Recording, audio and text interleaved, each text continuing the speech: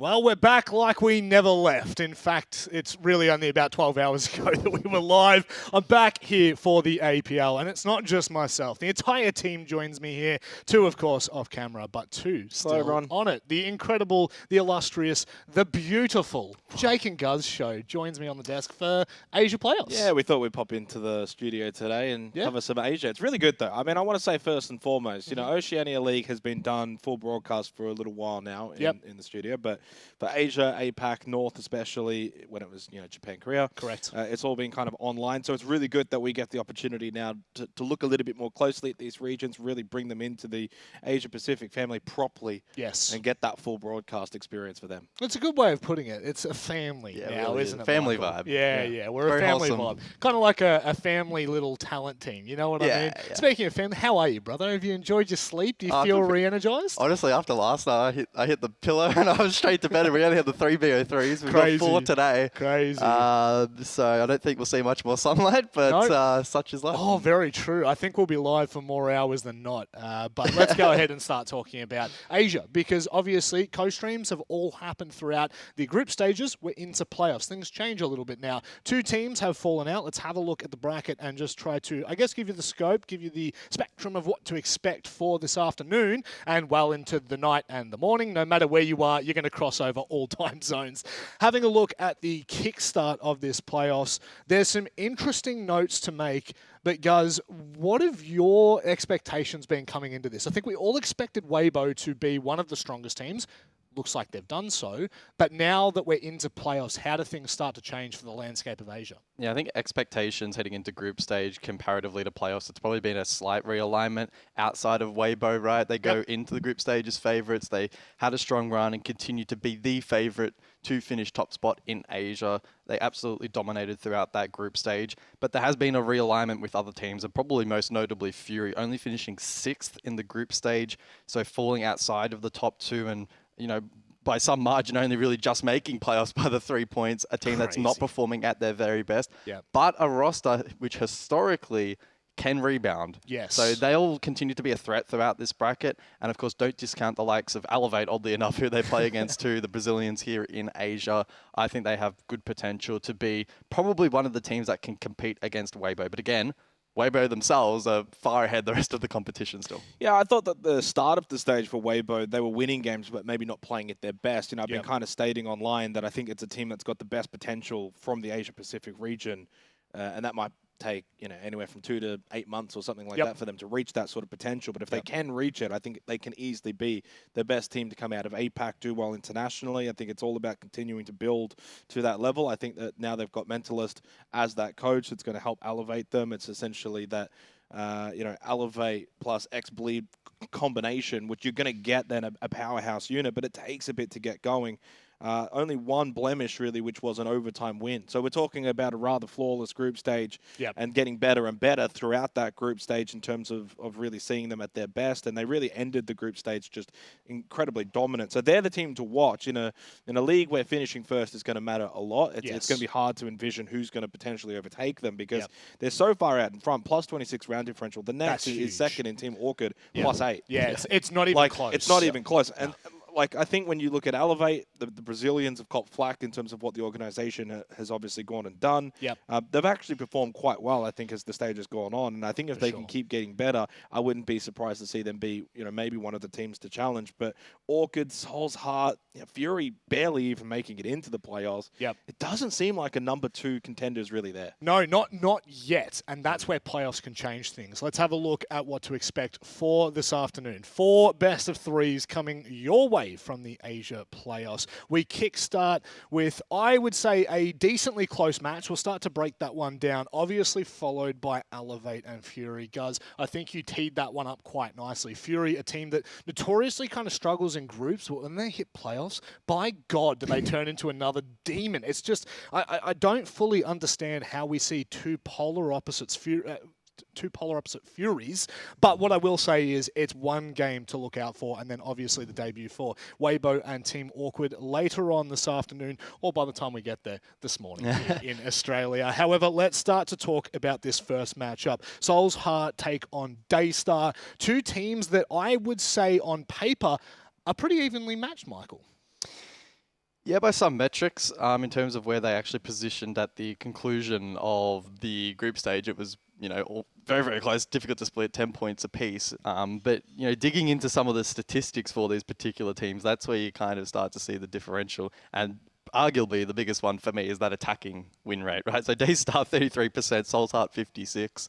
Massive difference in that regard. And it's such a classic trait of teams from Asia, especially up-and-coming rosters, finding it difficult to attack. And that's going to be the massive difference maker in this best of three. If you can't mount rounds on attack, you simply aren't going to be able to win. Yeah, I mean, one of the damning statistics to go alongside that, Rob, and sort of doubling down on it, you've got Soul's Heart, who's the best team in the league at actually getting plants down. Converting those into round wins, hard to argue. But for Daystar, last. So talk about the opposite sides of the spectrum there in terms of attacking. And not only that for Daystar, another concern is their entries as well, 7th. So you're talking about some really damning stats. If you're 7th, 8th, 7th in 3 of the stats, their best statistic, though, is defense, which is their second. Exactly. So and Soul's Heart is a little bit weaker on defense. So it does balance to an extent. To a degree, but I think it does put a lot more for me in the Soul's Heart camp, which is why I've gone for them in this matchup. I thought Daystar ended the stage a little bit better than they did necessarily start the stage. So they were one of the teams that were more capable of getting going as the stage went on, and I think there is a good roster there. But ultimately, I think Soul's Heart really should be winning a series such as this, especially when you look at the numbers here, all in favor quite extensively as well, might I add, in the head-to-head matchup there on that graphic in favor of Soul's Heart. So, when you kind of look at the players individually, for those that have been following the Asia region, you've got guys like Jogor, who had, 1, 2 incredible stages to the point where people were giving him accusation. Literally, the second he came in. You've got Pika, you've got Souffle, you've got Felix, you've got Seal. So a lot of members from like old Direwolves rosters, for example. Soul's Heart, essentially the old Elevate roster, DCH, I9 Mark, Mr. Punch, Scatman, of course, no Onigiri. So Soul's Heart is a team that's got really good experience, very good veteranship, and they've been in deep playoff runs before. Yeah, I feel as though it's kind of, for me, the way I look at this game is kind of like the old versus the new. And I know that it's not like that, right? Because obviously when you look at Daystar, yes, they've got a lot of players from the Direwolves day. However, this team for me just screams APAC South 2020. Like, it just, I look at it, I see the names on it, and, really, I guess DCH may be an exception there, but Mark, Mr. Punch, I9, Scatman, the players that have consistently been in this region and consistently performed, but feels like they've really gone missing over the last couple of years. This is a great opportunity to kickstart their run. Yeah, certainly a team that in the past has performed incredibly well, and they've even been able to garner a decent chunk of experience overseas as well at international events, but they have kind of fallen off the radar a little bit. They're now very much in the shadow of the Weibos of the world, and we'll have to see how they can rebound. Best of 3 meta has shifted significantly from those days. Will that lean into them? We're going to have to kind of wait and see. I think this game is a good litmus test, though, because if they're struggling against Daystar, there's no hope in taking down Weibo. And to add as well for Soul's Heart, a really poor end of the group stage. So again, the opposite sides of the spectrum, where for Daystar ended quite well, had some good results. For Soul's Heart ended up losing to Weibo, competitive 7-5, and then got smashed on the last day to Team Orchid. And like, you can look at that one result and think it doesn't really matter that much, but that's the difference between you being in the 2 seed, and you now being in the 4 seed. So, that game ended up having ramifications, and they got beaten quite badly. Look, the pendulum swings, certainly in Asia. You have good days, and by God, do you have some bad days. It's just how it happens. Daystar, the other team on this side of the coin. I really do think it's the same coin, just 2 different sides to it. You could argue the conversation for both of these teams have merit, but for me, Daystar just feels like that roster that will not necessarily upset. I feel like that might be taking away from them, but they're, for me, the roster that when I go into these playoffs, I probably wipe off a little bit. I don't really look too deeply into what this roster will be able to achieve. However, I'm excited because new formats always open up a brand new catalog to see. Giga Chad, I can't not So I'm pretty certain, by the way, that Giga Chad is actually Pika, and then they've got Azuki. I could be a little bit wrong, but I have been following the Asia region on the co-streams, and maybe Pendy can at me just to confirm it again, but I'm pretty certain Giga Chad is actually Pika. Well, I'm definitely certain that, unfortunately, that player is the lowest rated in Asia, so that could hemorrhage Daystar in this matchup. The other 4 have been playing very solid, and their stats reflect that, and they've built up quite a bit of experience and synergy between themselves at this point in time. So it's only going to be a case of whether or not all 5 players are able to show up today. that's the big win con for Daystar. Again, you need, especially on attack, all 5 players firing and having impacts. Yep. And that's potentially why we've seen that win rate really decline over the course of this group stage. Yeah, it doesn't have fear locks on there, so there's definitely some shenanigans there. Yeah. I think it's one of those kind of things where a player changes their name and then it starts to mess with the API in the system. And, Yeah, and we things love like that. We yeah. love players changing names. That's happening all across the board, apparently. I think that this graphic really sums it up for me. Just remove Giga Chad from the equation.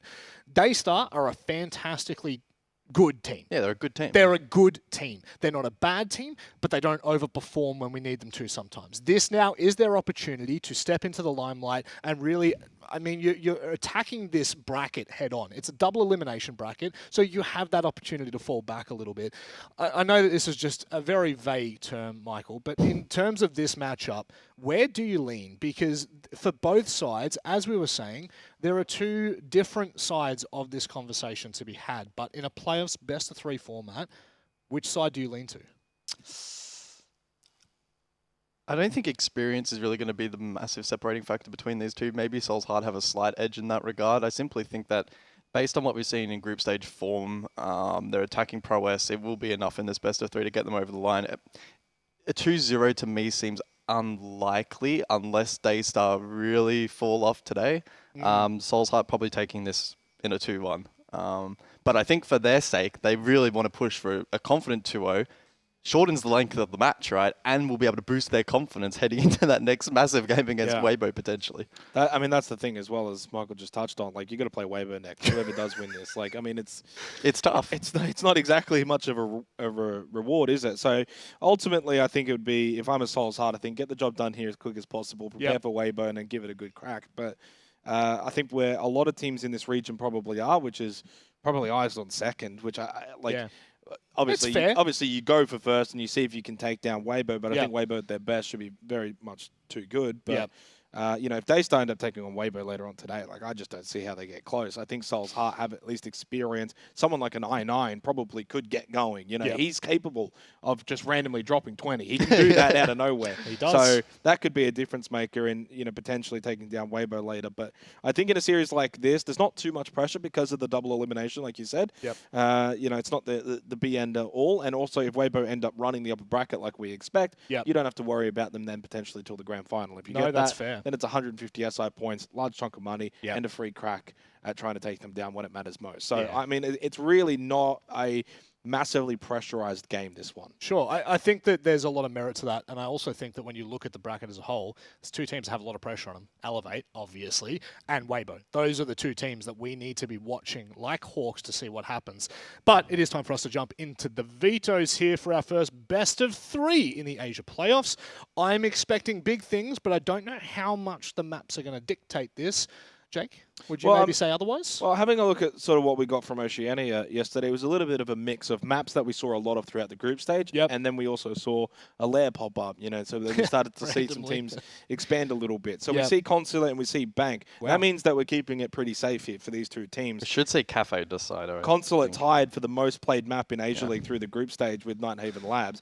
Bank second. And then Cafe's the decider, which also got played 3 times. Looking at that, studied the numbers. I mean, it was pretty clear to me that we were going to see Bank and Cafe, right? So for Daystar, it's their 4th and 3rd preference maps respectively, and for Souls Heart, 2nd, 3rd. So neither team's been banning it out frequently. That's why when Cafe was still available for the final 3, it was expected. So yeah. So we're expecting to go to 3 here. Well, I mean, I'm not saying it's expected to go to 3. I think Souls Heart could win this in 2. I think if Daystar would win in 2-1. Like, if I was to go for a double prediction here, I think Daystar 2-1, Souls Heart 2-0. So, I mean, Souls Heart are happy to play Consulate, but they've lost it twice. We haven't seen it at all from Daystar. I think that, okay, we love that. I think that there's a conversation to be had when we're looking at games going into best-of-3s where you see a team play it and lose it. At least they're comfortable going there. I think Daystar have seen weakness in those 2 losses from Souls Heart. Sure. They've been able to hide it, and they're like, screw it, let's try and exploit that. And maybe aren't particularly confident in their Cafe. I mean, they have a 1-0 record, and they did beat Elevate. So, I mean, that's probably not bad for them. I think in terms of the actual veto, Daystar have positioned themselves decently well. I mean, I will also counteract to that in saying Souls Heart did get the choice between Border and Cafe. as the decider. So when you ever have that choice and you've done your homework and you've done it properly, even if you've then looked at it and said, which is interesting because they have a 2-way record as well, border, yet banded out. Yeah, so like that's what I'm saying. You think, have to be making decisions based on other information that's not as privy to our information that we can see from it's intriguing past games. Yeah. Look, if they lose that though, if we go to that deciding map and Souls Heart lose that, then they lost it at the veto. I think what's good about the conversation here for both of these teams is so often do we hear about teams hiding strats and waiting for a better game. There's no better game. For all of these teams, no matter where you go from here, there is no better game than this opening game. You can't hold Except on you've to got these Weibo maps. watching the VOD right now who are going to counter everything you do. I don't think... I'll be honest, Weibo are probably chilling, bro. I don't think they give a damn. Saving strats is just the most asinine thing that you can do in modern Siege. I love that. You know what? Asinine. Have you ever said that in 6 years? Probably not, but first time for everything.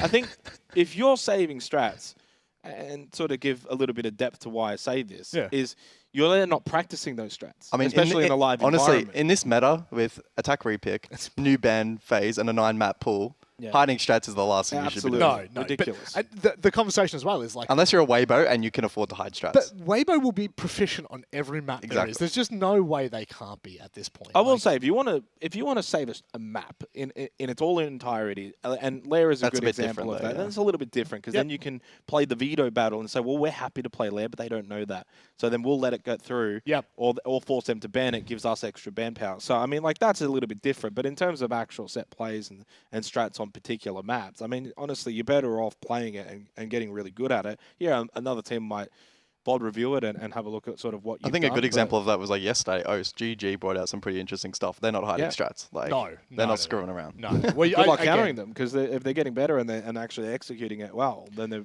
Well, there's no time like officials, right? We've always said this, no matter what happens. Like, yeah, you can scrim, you can prac, you can dry run as much as you want, but officials is where everything's on the table. Is the game ready or...? No, perfect. So I've got some stats here that I wanted to bring up a little bit too while we're getting into things. So Scatman, 3rd APS.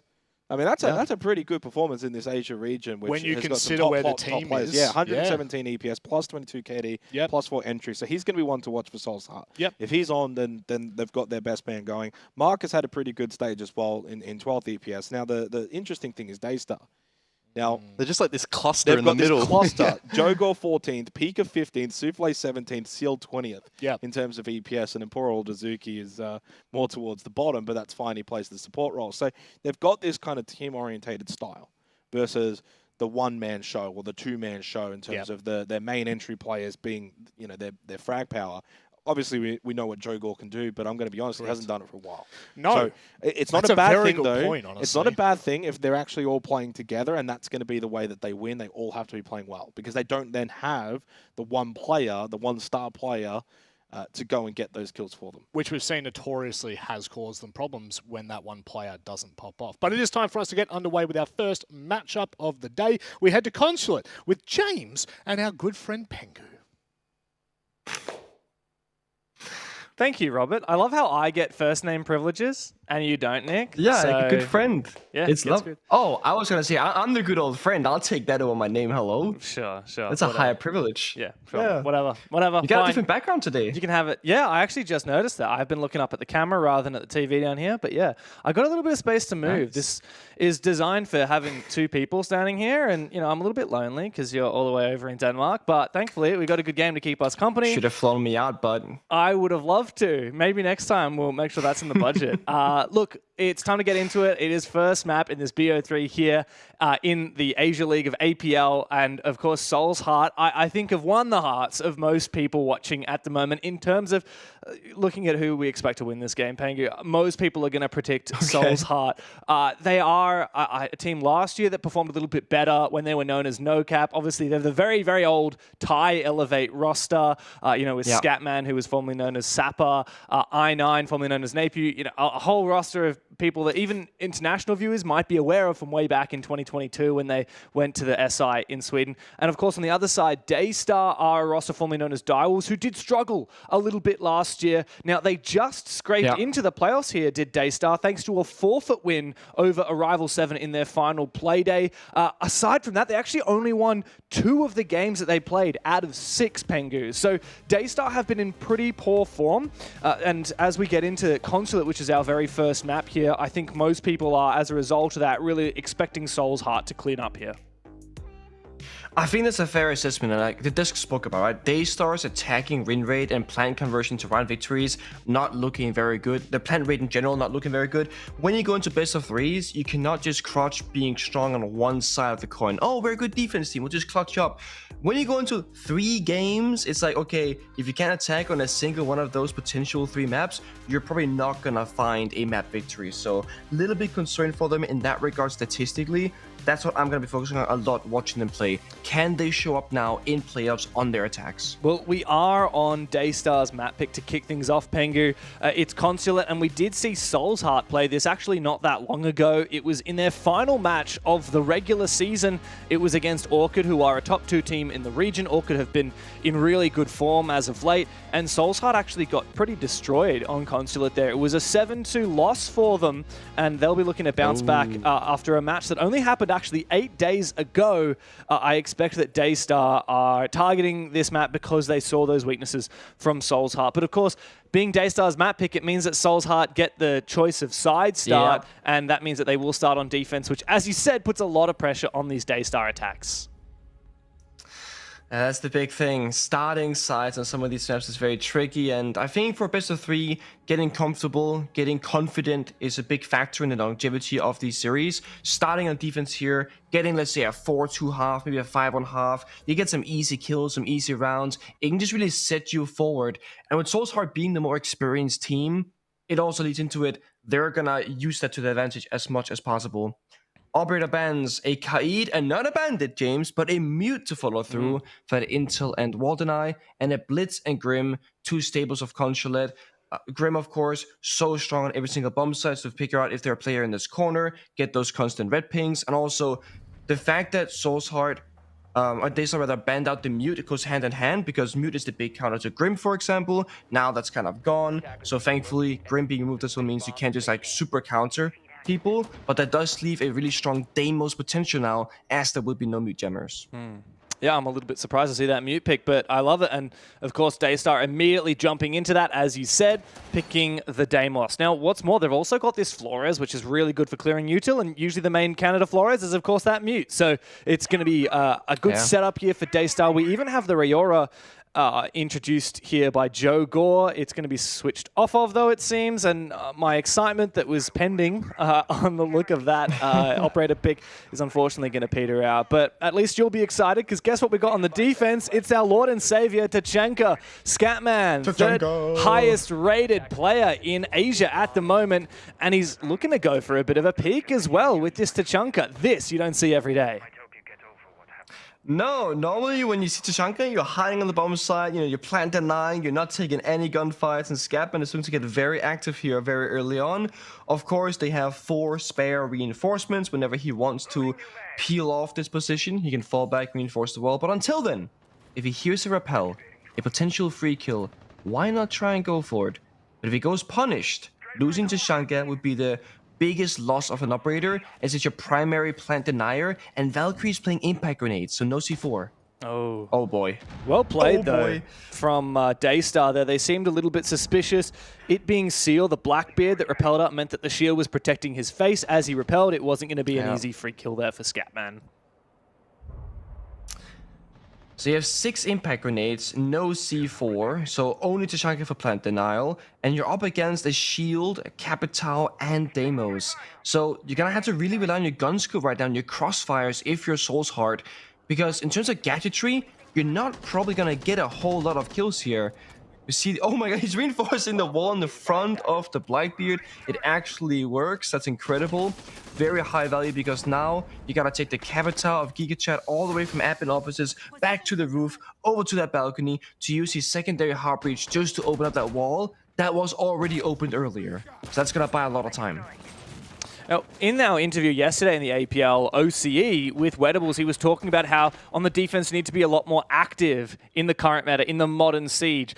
And we're seeing that here from Scatman on that Tachanka. He's already using some of his fire in these rooms surrounding the bomb site, even though Daystar are still quite a fair way away from executing on the bomb site. As I say that, they begin their execution onto the vending machine. Mark does get out of dodge and even find a kill on his exit as he retreats. It does leave Daystar, though, with a little bit more ground than they had previously.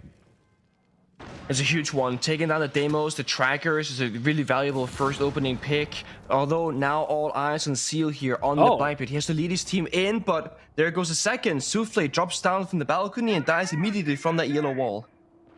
An unusual kill there. Here comes the fire, again being used very actively. 35 seconds left and ticking away. As Daystar look to try and poison the side. Hang on! I9, he snuck by the doorway and found a kill, traded back. Daystar, it's still doable. Oh, but straight into the crossfire here for Seal. He does fall. All up to GigaChad here, who will really have to demonstrate his name if he is to clutch up a 1 versus 3. Soul's Heart waiting, swinging. It's Mr. Punch. And Soul's Heart to find the first round. A great display there from Soul's Heart of both the crossfires, falling back when they have to, and of course I9 with the quote-unquote rat play in the corner. I had no idea he was there actually. I was thinking, oh, they're gonna jiggle the side door, maybe get a free kill. No, they were the 3 kill. They did not check the corner itself, and they go rewarded for their rat plays. Really good first round, though, I will say, for both teams. We saw a lot of problem solving. We saw Daystar able to do probably the hardest step of a top floor attack from the admin portion is to clear out that vending machine. They make sure the capital fires, the Wamai clear into the grenades. That cleared the position, but then we saw Soul's Heart get the opening kill first onto Deimos, and it kind of snowballed from there. You really ideally need either all 5 attackers alive to just overwhelm the bomb site once you get there, or you have to trade positively for the attackers. So going 1 for 1, so from a 5v5 to a 4v4, is still going to favor Soul's Heart on the defense. They still need to find themselves in like a 5 versus 4 or a 4 versus 3 with a, at least 1-man advantage. Otherwise, these rounds on attack, they're not going to get a whole lot easier. There aren't that many ways into most of these bomb sites, so if you're playing even numbers, there's likely always going to be at least one defender watching that potential entry path. According to Muzzy, we are the breaching buddies. What? No, we're not. Don't do that. I'm just listening into the little back and forth conversation. Was that Valkyrie suggesting something going on with Muzzy? All right. Oh, I forget about this. Yeah. I love that. See, when I play Rainbow Six Siege, I have like the limited sounds on, so I don't hear anything besides gun sounds, basically.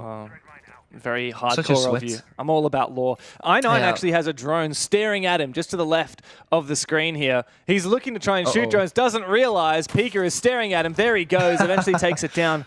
I'm a little bit surprised he didn't get swung, but perhaps Daystar didn't want to take the risk. Also, I9, phenomenal player.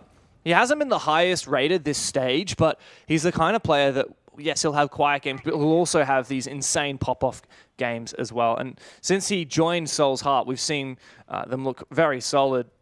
On the top floor, a bit of a roam clear. It's Pika making his move with the Monty. Yeah, but he's pretty much alone right now. There they go. His teammates are going to follow up, but he falls. The first one is Seal. ADS and the Monty gets a follow-up, though. That's a good trade. Not a good position to be in here for Daystar. They do lose that exchange on the roam. Yeah, you killed DCH, that's great, but losing the Monty was critical. And now I9 has found another kill as well onto GigaChad, trying to make this work here for Joe Gore. He swings the corner, the flashes are good, and the kill comes through onto Mark. Now he can hack the cameras in a 2 versus 3. It is winnable, though challenging for the attack.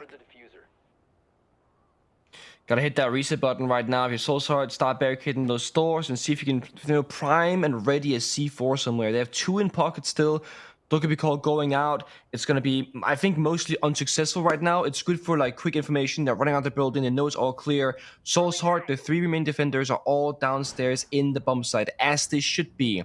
We spoke about even numbers and man advantages. When you have 3 defenders against 2 attackers, you can watch every single entry path and more. And when you win gunfights like this from these corners, it's going to be all that much easier. Yep, it's a done deal. They swing out first. They get the kills. They shut down Daystar again on the second round. Yeah, rough day in the office for Daystar in that round. And they're 0-2. on Consulate attack. Now, you mentioned coming into this that you'd be really looking out for these Daystar attacks, considering that it has been one of their weaknesses. A 33.3 recurring % win rate on their defensive side, the second worst of the entire league, only ahead of Latent Dragon. And you compare that to their defense at 55, which is the second best of the league. Yeah, Daystar have definitely been crutching on that defensive side and kicking off this series on their attack. It's not looking too pretty. It's not, but I will say this, Daystar are not getting choked out and stuck moving out the map. On the very first round, they took admin, they cleared Soda Machine, and then they lost by the bomb site itself. That's technically good. They didn't win the round, but they got all the way to the bomb site, and for Consulate, that can be tricky.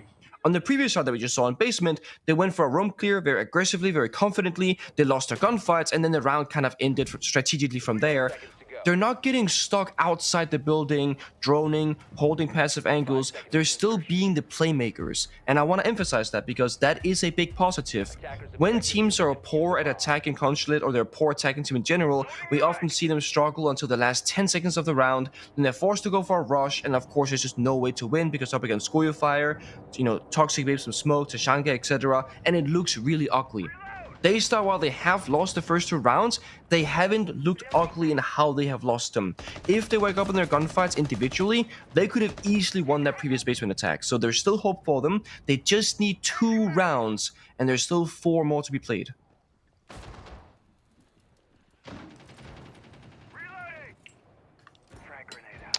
Yeah, I'm keeping an eye out where the attention is being paid here from Daystar, now attacking on the middle floor. Typically, you want to take a bunch of that top floor. Oh, it's actually Scatman on the stairs with a shotgun now. He's known for playing positions like these, Hell in a Cell shotgun positions. He was one of the players that really kind of made infamous that position on the laundry not laundry stairs, the freezer stairs on the reworked Oregon. He would always play that. We called it Sapper Spot at the time, and he was just unkillable. And now he's playing on the yellow stairs with Smoke, with that Shoddy and Gas Babes to support him. He's a player that I'm definitely going to watch out for in this round. Daystar will struggle to try and take him down. And you got Mr. Punch and the Pulse right now on the bomb side, just like scanning for all the nearby areas, lobby door, piano window, outside yellow maybe at some point as well, saying, hey guys, there's one guy over here, one guy over there, so there's 3 people missing. And then you have people like DCH upstairs who's like, okay, I see Demo's yellow, that's the 3rd guy. Oh. So they're slowly starting to map out where they are. Scatman actually aggressed up the yellow stairs, got that kill, and walks back down. Maybe you're right, James. Oh. Maybe he owns that staircase. Yeah, he does.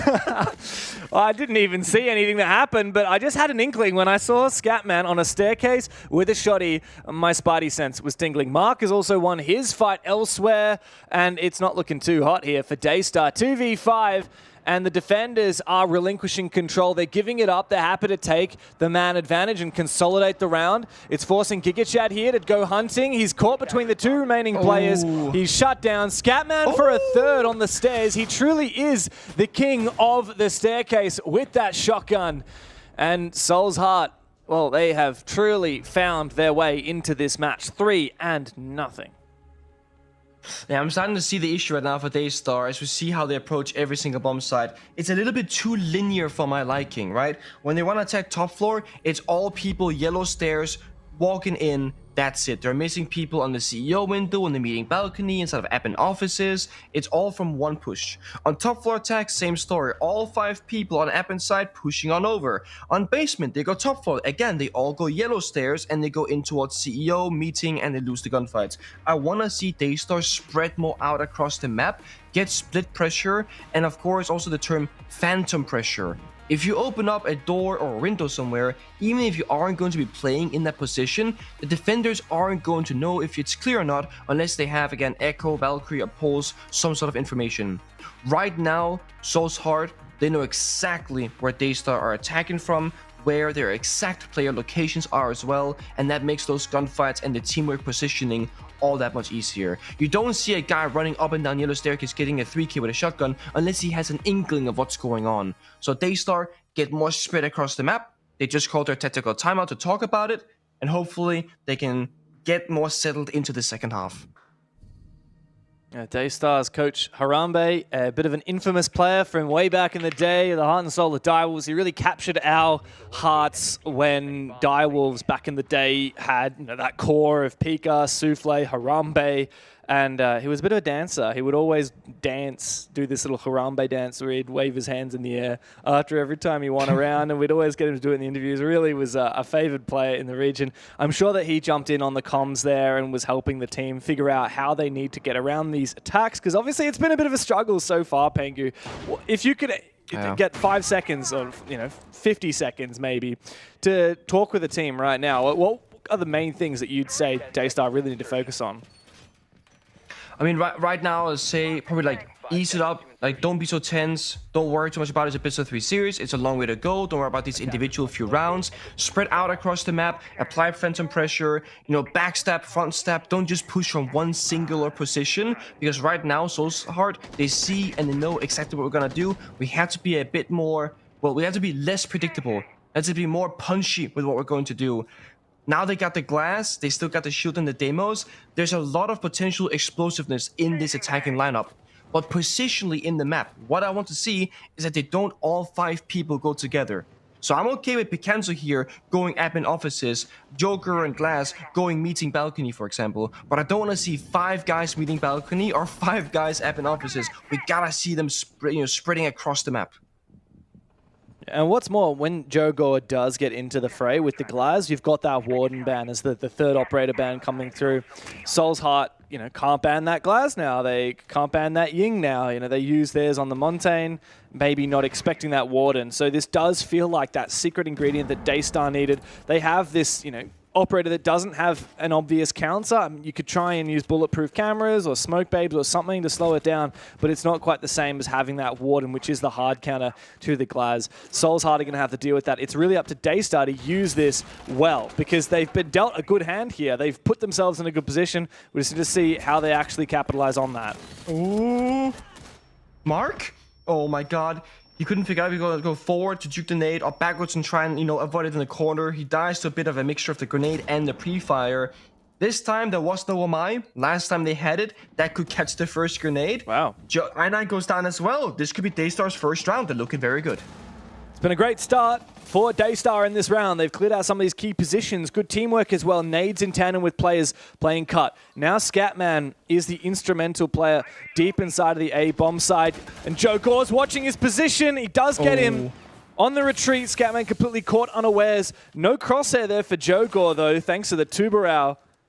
And this could be a bit of a swing here from DCH. Souffle is avidly watching it. DCH needs to time it well. Can't afford to lose this. Tries to bait it for a brief second. And now the plant going down. Mr. Punch gasses it out. GigaChad has to fall back. 40 seconds and Mr. Punch repositions. DCH is also repositioning. He does have a nitro cell. C4. He could go for some vertical denial here. And it goes in. He's not going to detonate it as of yet though. This is a dangerous play here from Soul's Heart. They don't realize that the team has gone deep. Joe Gore has found the kill with the Glaz. And now the plant will be confirmed, more likely than not, by GigaChad. It's up to DCH to make this comeback dream a reality in a 1 versus 5. He finds the first. A long way still to go.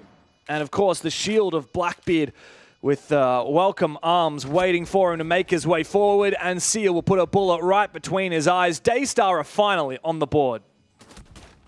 Yeah, and look good doing so. They actually had pressure in 4 different positions on that map. They had a person on the yellow skylight. They had a person in Visa. They had 2 people in admin. And then we saw Glass sneak in meeting door as well for that aggressive play. So for once, Soul's Heart didn't know exactly what was going on. They didn't have the right, counters essentially. And to make things even better, Daystar got an effortless opening kill onto Mark on that soda machine position. The grenade, the crossfire, Mark would either explode by the grenade and just die, or he would try running away and taking a gunfight against 2 or 3 different guns. So really good look there after tactical timeout, their second attempt at the bomb site. And that is why we can't fully judge a team until we see not just the first time they attack the site, but the second. That's going to be their adaptations, their counters, their hard, learned lessons from the previous time they failed. So really good thing here. Now they got to replicate that same success on the second bomb site of basement, and then they got the 4-2.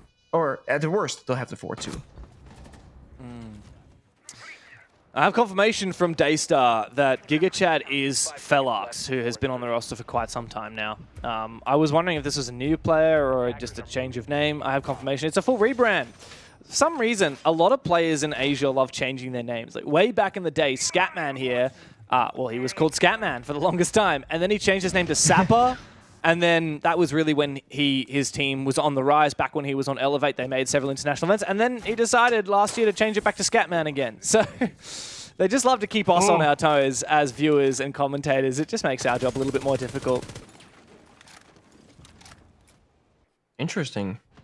You know, I guess there's no ruling against it because who would stop you from changing your name?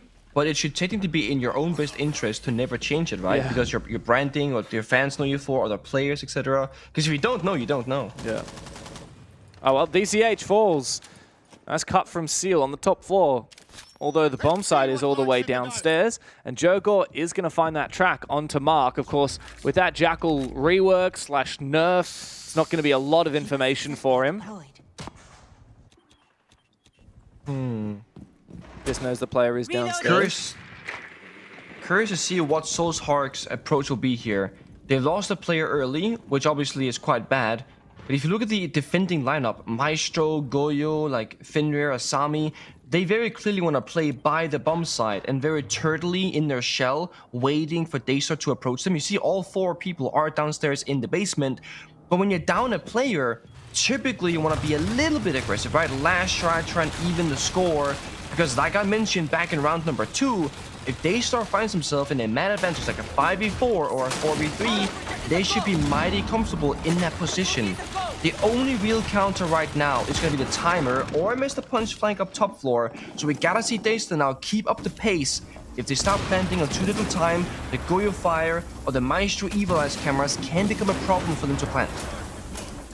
I'm really going to keep in the back of my mind Mr. Punch on this flank. He's actually gone back down to the ground floor. He has 2 impact grenades. This is a soft wall. There are 2 players on the other side of it.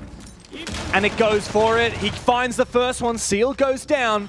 But now everybody knows where he is. A little bit of damage on the GigaChad outside of the breach. 40 seconds. There's still time to make this work. But there are also still players upstairs that Mr. Punch wants to flank, wants to deal with. Jogor, meanwhile, has abandoned his position. There's no more flank watch here for Daystar, at least not as actively as they would like. And that does open the gates for Mr. Punch to have a big impact. What we need from Daystar is to execute with aggression and with vehemence onto the site, overwhelm the opposition, and make sure that they can grab control before Mr. Punch can make good on his flank.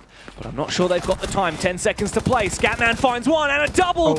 Another one. 2 more for Mark. It's a huge collapse onto the bomb site, and one by one, Daystar will fall. And the timing was perfect for Mr. Punch there, taking on the Capital, the fires, the smokes. Essentially, what happens when you get a flank kill like that, there's 2 options if you're Daystar. Either it's, okay guys, there's a roamer behind us, let's hit the bomb site right now, super quickly, and try and go like 4 versus 3, because there's only 3 people on the bomb site and 1 guy roaming, of course. Or you say, okay guys, we lost the Capital, what do we do? Think. 10 seconds goes by, and then you go for the execute. And at that point, Mr. Punch will either go back towards the bomb site itself, and you're back to a 4 versus 4, or Mr. Punch can go top floor this time, flank down yellow, go on the hatch below, impact the floor somewhere, and go for a secondary kill. Daystar, they definitely hesitated a little bit in that round, and when they walked in, the rest of Soulsheart, they are ready. We saw the keeper barriers, Scatman pushing up on the Maestro get a 2 kill, and then Mark getting the final 2 kills by yellow stairs as well. The issue is, as I said earlier on Consulate, there's not a ton of different ways in towards the bomb site unless you own the full map. So on that basement attack, they had the hatch above and piano, they had the main breach on garage, and they had the yellow door walk-in. They never took, Visa, bottom spiral, so that means all of Soulsheart can look in the same sort of direction and all hold the same angles together. Daystar needs that split pressure where they're picking apart every angle as much as possible. That's still what they're missing on their attacks. I think a lot of it also comes down to those opening engagements and how they can convert those advantages. The one round that we did see Daystar win, right? Like it was an opening kill on that top floor, and then a second kill, and then it was just slow and steady. Make sure that you just essentially bleed out your opponents, force them to make a move. And yeah, there's been a few rounds here where Soul's Heart have won the opening kills, actually those first 3 rounds in a row. Depends on the bomb site too. Maybe they'll have a little bit more luck up here. Yeah. Yeah, I mean, obviously we saw Soul's Heart lost a player last round basement. They didn't care. 4 guys on the basement stairs, just like they're chilling, or basement side rather, and then Mr. Punch flanking, and that was really good from them. So maybe Soul's Heart recognized if we give quote-unquote easy kills to Daystar, they will take them. They will happily match our pace. If we just sit in our corners and they have to problem solve it, that's when they struggle a bit more. So we might see some more sheltered roles. Jogor, not sheltered, drops down Yellow Scarlet as the glass player. Baron 9 in hand, looking for a kill or a flank watch, while the rest of his team drones upstairs. They hear a player in CEO. Jolgar, if you die as glass solo here on yellow stairs, that could be a bad thing for your team. With that being said, someone has to make the entry play. Oh, it might be him. The smoke goes out. Mr. Punch a little bit scared, worried that it is a glass coming his way, but guess what? It's Souffle jumping in from the bathroom that actually finds him. A second one for Souffle as well as Mark goes down. And this is not just the opening that Daystar needed, but the double down. Now DCH is desperate, looking for some sort of reply, but his position is locked down from the spiral stairs. And from Souffle as well. They start working together, making sure that they are ready to refrag all these positions. Slow and steady now in the 5v3. May well win the race, but not when DCH can get away with that. It's 1 kill and then a retreat after a bit of damage received. Daystar need to make sure that this lead doesn't slip any further. They actually had a drone on DCH there at the tail end. I'm curious if they saw him or not. No, bro! It's ugly! What? The beams, they blocked the bullets. I9 gets the kill instead. A good trade from Seal, but the damage is done. Only 1 player advantage now for Daystar with 20 seconds left. Not a good look there. You can't be affording to lose those with Joe Gore. That should have been a free kill. And yet, unfortunately, the DMR did not do him any favors. Now, GearChat has to jump in desperately. Scatman will know the position, and he's got that shotgun as well for it. He misses the first, but does take him down. Oh my God. Diffuser on the floor, and all that Scatman needs to do is survive. He finds another one, Scatman! He's in. He clutches it up for Soul's Heart.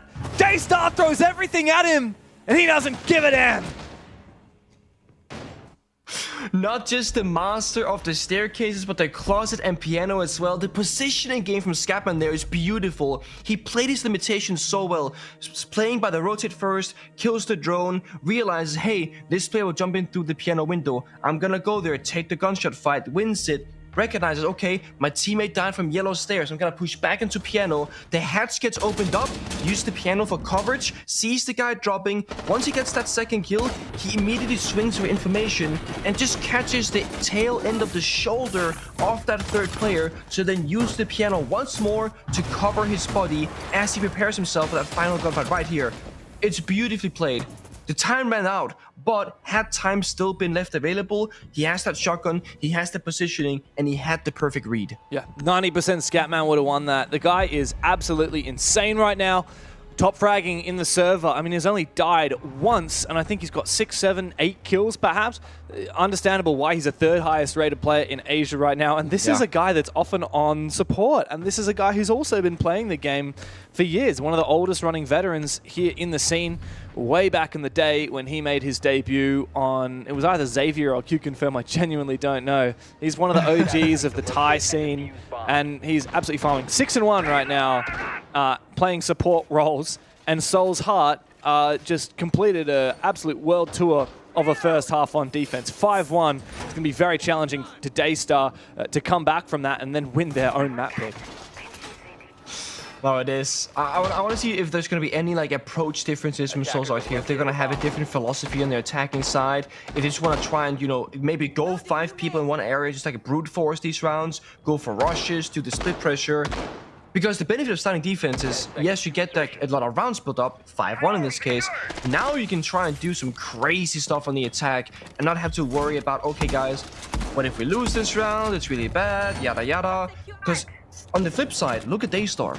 You're down 1-5. Oh, don't worry, guys, for defense. Woo! good, great. If you lose a singular defense round, you're looking down against match point. Lose a second defense, it's over. That map is done. You go second map. So you really don't have a whole lot of creative freedom now to take a ton of risk if you're Daystar. And Soul's Heart on the attack, they will have that opportunity. The first round for them will be a bit more passive though. They got both the Nomad and the Zero. They want to try and do this in a very philosophical way, right? Get map control, lock it down, watch the flanks, tons of information, and always have knowledge on the next play to make. I really like this Zero pick here from Scatman. And what's more, it also not just gives information or covers flanks, but it also has the potential to counter these mirror windows. I mean, there you go. Even if it was facing the other direction, he could have shot one into the mirror and then used it to drill through. It works the same as Ash. Speaking of, Mark finds his kill with the R4C. Jogor down. That's the Warden eliminated. Not an operator that would have had a lot of impact when there's not a lot of smokes and flashes on the lineup. Perhaps a few flashes. Speaking of, Giga Chad gets forced on back by one of those flashbangs. And Daystar are really looking on rough soil here. Soul's Heart are marching towards this bomb site. And man, do they have quite a setup to deal with everything that Daystar have brought to the table. Yeah, and see where the pressure's coming from. The Zero Cam from CEO window gets the mirror. Then the Scatman, same person, will go meeting balcony, breach the wall. Then you have people in admin offices. Oh, he's going to get the other mirror. Flashbang. Almost. Oh. Almost, yeah. So that's JC, there's so many things happening in the round. It's so much like Daystar. Where are they? Where are they not? As you said, 3 Zero Cams left in pocket. Arcus Cams as they're called that you can still use. Grenade from Blackbeard, Flourish drones. They got so much utility. And of course, they got the Ash, the easiest mirror counter. Now it's shattered.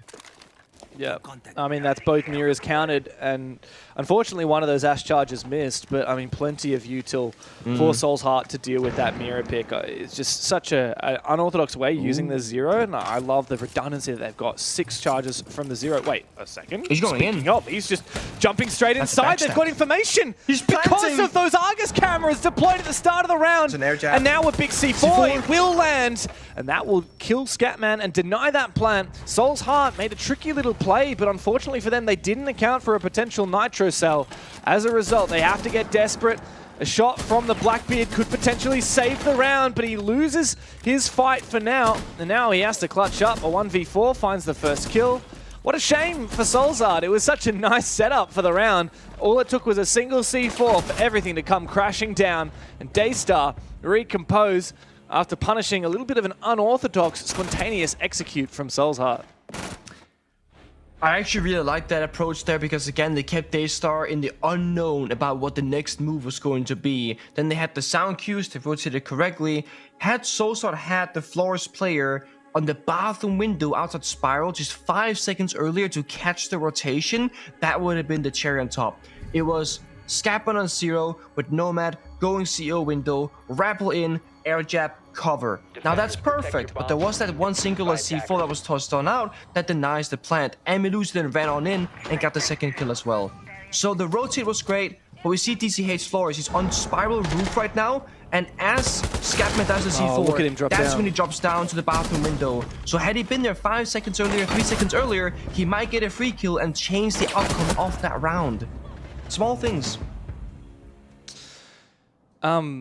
Now, I might be wrong. Can you see much from the old connector window that now just looks straight into meeting that people rappel on in and sometimes plant on? Can you see much through that? Like, could you peek towards the open mirror window and cut off into split on the top floor? I'm not entirely sure. It kind of depends on exactly how the soft walls are opened up, but I would say generally speaking, window you here. don't see a whole lot. So, yeah, I mean, you don't see a whole lot. But yeah, right. But that mirror was open, so surely you could have actually repelled on that window and had someone cut. Oh well, I mean, there's so many different ways they could have done it. It's incredible how a single point of failure can completely lose a round though for an attack, and in this case it was just not having a counter to that player rotating with the C4. But also, meeting balcony was open by the breach, right? So the issue is there. You need a guy on the meeting balcony watching the breach and a guy on the connector window watching the rappel. So that needs 2 people. That's where it gets kind of stinky because Scatman was there earlier, breached the wall, then he went CEO window. If the meeting balcony wasn't open up, then maybe because you don't have a fear of a run out. Same with lobby door, also risky run out area. But yeah, you're right.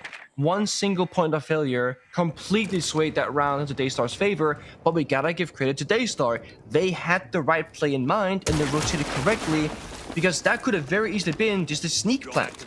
If you don't have a, if you have a little bit of hesitation there, that plant will go down, but they insta-snapped and went for the rotate. Yeah, credit to Daystar. Now they found their first round on the defensive side. Despite some tribulations, they look for a second. Soul's Heart attacking onto this top floor, just above the bomb site. Oh, spotting a player is Mark, but Souffle wins the engagement. The second duel likely to come out. DCH does trade and double down. It's a 3 versus 3 after the chaos ensues, and Daystar are left weathering that storm. However, they have lost control of that top floor. Basement is the bomb site, by the way. Soul's Heart still have to deal with some roamers, namely Pika, who's hiding in that closet near piano. I'm not sure they're gonna think he's gonna be there. Soul's Heart themselves, all people fell back towards the bomb site when the roam fell. Look at this, Joker stuck around. They have no idea. Yep. If Soul's Heart, they think the best thing to do is fall back, they might assume Daystar would do the same, but they don't agree with that play. They kept the roamer upstairs and they get rewarded for it with a kill. Now they have the verticality on the bomb side as well. A shield by Scopus on the yellow door. This is a near impossible task for Soul's Heart. Oh yeah, that Scopus shield is too powerful. It's essentially a mirror window. Unwinnable is that position, and now Scatman is likely to fall. He's left all alone in a 1 versus 3. The Glad's completely ineffective, having to move out of that smoke and take the fight against the Scopus. There's a player above him and 2 players nearby. He might win the first fight against Pika. He might even win this second one. Oh, GigaChat is down. There's still 20 seconds to play. He has the diffuser. This is actually all of a sudden winnable. The last player left for Daystar is upstairs. It's Joe Gore. He gets delayed by the air jab. Scatman's going to have a post plant. Surely Joe Gore can't confirm this. There's a kill. It's a 1v1 for Scatman. Can he reload the primary? Does he keep the pistol? Sees him for a brief second, takes a bit of damage, decides to fall back. Pistol still in hand, and no util to speak of. No more smokes, no flashes. He spots the player! It's a big clutch for Scatman! The second 1v3 from him this game! And Soul's Heart propel themselves onto map points. Seemingly unwinnable, not actually unwinnable. Again, Scatman's positioning is winning him so many of these gunfights. It's not clean headshots, it's not hitting every single bullet, it's simply being a positional god inside the server. Using that yellow pillar for the first kill, using the soft wall and the rotate for the second, and dancing around the bomb site, finding that off angle to get the third and final kill. He's just locked in, and he plans his next move every single time. Look at this. Use the pillar, use the rotate, gets that off angle, runs around the bomb site like a crazy person, gets the BP, gets the confirmed kill. It's so well played.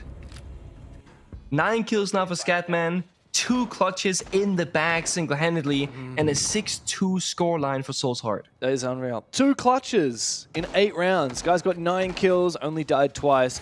On the bloody support roles, by the way. He's playing Smoke and Thermite.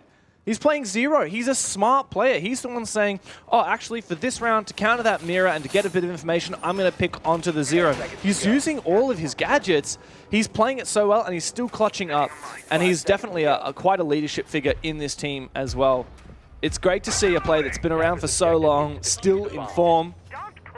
And, well, this is a better Soul's Heart than we've seen recently, considering that they lost this map 8 days ago to Team Orchid in a very convincing 7-2 fashion. This is the bounce back that they needed. And they're certainly going to need a bit of a bounce back from their stage form in order to take on Weibo later today, should they win this game. Of course, the best team in Asia is waiting them in that upper bracket semi-final. So lobby bomb site defense, potential final round for Soul's Heart if they come out victorious, of course. They got a Blitz, they got a Nomad, they got the Brava. This smells a little bit like a potential rush strat. Brava goes in, hacks any gadgetry, sees that there is none. If they want to, Soul's Heart could at any moment's notice just send in the Blitz and closet window, jump out the window, in Siege X, force into a hipfire, gets the kill. We don't see that all that often these days. He also got the Brava drone as well, the clutch. That's a big play there from Joe Gore. Very much needed here for Daystar. Scatman down. That's the #1 player here in the server, and the best chance of Soul's Heart clutching up these rounds. He's taken out. and no trade as well. Yeah, Daystar is going to be very happy about that. Now the question for them, will they play sheltered roles? Will they fall back? Will they keep fighting? Because strategically right now, they've done it. They've gotten that big lead. The second kill falls onto a punch on the blitz, and this is falling apart very quickly. Joker with a second. It's a 5v2. Mark and DCH against the world. Bit of desperation here. Mark goes for a swing. Joe Gore is on fire in this round. 3 kills. DCH against everybody from Daystar. And they seem to know where he is as well. A few shots through the floor. Seal just letting him know, hey, we know you're up there, and we're coming for you. Even one shot lands. Now he's looking scared. He's looking worried. A flashbang goes out. Nice pre-fire, but it's straight into the flash, and Souffle confirms a flawless defense for Daystar. That's exactly what they needed right now. Just keep the mental in there, get a nice and comfy, easy round on the tertiary bomb side. Now they can go back upstairs where they were previously victorious. So things are looking better. Now we see the Arbiter ban. We had Ying and Grim on the attack, Mute and Clash on the defense. That jump out from Jogor to start things off. No one's gonna expect a player to do that play these days. That's the thing. It's such a big kind of a wild card in the round. Had Jogor jumped out and died, however, I mean, he was supposed to get 3 kills in that round. He did. So that would have been a big change up on the scoreboard. Warden and Blitz follows those. They're both on the same idea of what's going to happen. Now, if Warden's gone, we're thinking Glass, we're thinking Ying, we're thinking Blitz. So banning one of those 3 operators in the Blitz makes a lot of sense to me. Also removes the shield, which they just played in that previous round. Is this the moment for Daystar to start building a little bit of momentum? It's 2 rounds in a row, now 1. Oh, wait, no, it's... Wait, did they win 2 in a row? I'm crazy. No, they won the first and third of these rounds. Of course, I forgot about the clutch. I mean, strategically, they still won that round with the clutch even as well. Yeah, I mean, in my notes, I put the round to Daystar and I just scribble it out and then give it to Soul's Heart because the clutch happened. I mean, they go There's no way, right? Surely. Yeah. They go from fumbling a 3v1 into winning a flawless round as well. So, look, a bit of momentum to build on the back of that flawless, but Soul's Heart still have 3 more chances to confirm a regulation win here, and like we said, it's Attacker's objective is to locate I had it as a bomb and Daystar's defuse map pick, but the overlay doesn't. Let me just double check that and I'll get back to you. Sure. Bubbity boo, bubbity boo, bubbity boo. I am curious if Daystar we'll see picked the Consulate, fourth bomb Soul's side Heart one. picked Bank. So the overlay is actually wrong. This is definitely Daystar's map. Soul's Heart picked Bank. So Also, yeah. it's starting sides, yeah. Yeah, that makes a lot of sense. So yeah, even more reason here for Daystar to really need this map, of course. Even losing here, they go onto their opponent's map pick. Okay. Curious if Daystar wins this round here on defense, if they'll go to the split bomb side or go back to basement where they were strategically victorious with Scatman clutched up, for example. Because we haven't seen the split bomb side being played from either team just yet. Soul's Heart didn't really want to try it themselves, didn't really need to. First 60 seconds burning the clock, just droning admin, get into the building. C4 primed and ready from Joe Gore, looking to be the hero once more with the early play. C4 goes out, takes out the drone, but not the player. That's worth it. We'll take that. Yeah, is that worth it? Yeah, I mean, C4 for a drone. I'll take that free drone. Better than nothing. You have 1 more C4, it's okay. I mean, 5 drones have been shot now, so intel is limited, but then there's a Twitch 2 extra drones, so you actually have 12 instead of 10. So there's still plenty of info here for Soul's Heart, I guess. That's the thing people often forget, but when you bring Brava and Twitch, you actually have more util, more drones than you would typically have. Okay, that's a wallbang and a half. Well played by Mark, and that's a worthy trade. Yeah, you lose the Twitch drone, but then he gets the last laugh and finds that kill. Now, numbers in favor of Soul's Heart. Oh, could this be another engagement? DCH is watching this angle. He's on the window. Has been spotted. He's forced to retreat. And he will survive to fight another day. But he is far from the bomb site. And Soul's Heart is starting to talk up this pressure here on the top floor. Here you see DCH on Visa window. With the right timing, could catch a free kill into Seal. With the wrong timing, he slips past. Oh, the timing speaking of. LS swings out, takes damage, but survives. Here comes the global util as well. The Lion and the Finker together. Jogor does peek for a kill. It's what Daystar needed. They were poking and prodding to try and find an opportunity to bring things back, but unfortunately it doesn't work out for Seal. Elsewhere on his flank, he gets taken down. Souffle can trade. Jogor has been the saving grace here for Daystar, and he finds another one. They're now in the advantage, and it's up to Soul's Heart to try and execute in a 2 versus 3 with Souffle low HP, but Jogor is the man of the hour. The fire comes through from Pika, and I9 tries to lock down Jogor's position with the flames. It seems to work for now, and he confirms that kill as well. Looking for Pika, around in the corner, he loses the fight. 2 low HP players for Daystar against DCH here with the DMR. He finds the first. Where is that second? Where is Souffle? He's gonna hide, and there's no diffuser for DCH. So Daystar will win the round. So close once again. Such a good job there from Ella, just like hiding, not getting involved in the gunfights, being 1 HP. They knew they could burn down the timer and just play keep away. And Jogor always swinging out, getting those kills. He is saving the early stages of these rounds for Daystar because he's putting his team back in numbers advantage, or at the very least in even numbers. Started off so well, so easy for Soul's Heart, and then very quickly it fell apart. 1 bullet for Pikenso, 1 bullet for Souffle was all it was going to take, or just a few more seconds on the clock for DCH to try and go for a plant, but he had neither. Daystar, they are closing the gap right now. Soul's Heart will call their tactical timeout. A lot to talk about here. Soul's Heart just need 1 more round to lock in Consulate. And what will they do? Is it going to be a pocket strat? I mean, having a look, where are we likely to be going for next round? I mean, it's got to be garage, right? The basement. So far. Yeah, perhaps they'll need to cook something up. That's why I really like the split bomb site here, because if you call a tactical timeout as an attacking team, you're going to be talking often about what are you most expecting. So, you know, Garrett's defense here, base and bomb site, sure, you can alter that now. Let's say Daystar picked the split bomb site for the very first time. What are you going to prep against? You haven't seen it yet. They haven't shown you it yet. So I feel like Daystar with a slight missed opportunity, but with that being said, the split bomb side of Archives Tellers is much more difficult to play and has a much lower win rate statistically across the board, at least in its international play, so it's also very risky. It's 4-6, Daystar still need 2 more rounds to stay in this, and Soul's Heart, just 1 of those 2 would be enough. I'm not sure what Soul's Heart needs though. I feel like gun skill, they're definitely stronger, except for Jogor, he's so good at swinging out and punishing them. So a way to, I don't know, negatively impact their opponents. Your Dogebi, Lion, Deimos, a shield operator, Blitz Spence, or maybe a Monty, that could all be good. They got the Lion, they got the Deimos, they got a bunch of soft destruction because of course a basement, you need that. What Soul's Heart needs the most is to gain map control without losing too many attackers and without losing too much time. They're always forced into a last 10-second rush in these last couple of moments. They gotta go a little bit faster or a little bit cleaner.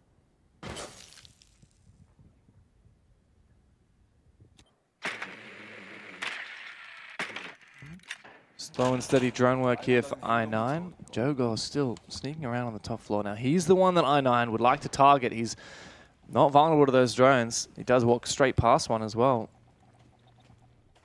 Looks like Soul's Heart seem to be a little bit aware. They're playing quite slowly here, hoping that one of these roamers will rotate into their positions. DCH doesn't know he's actually just around the corner from Jogor here.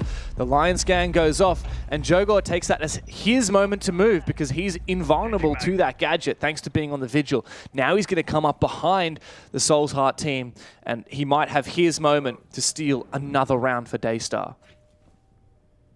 He's been so good in the early round. Standing still, he is not making any sound, but a yellow ping on Visa's stairs. They have an inkling.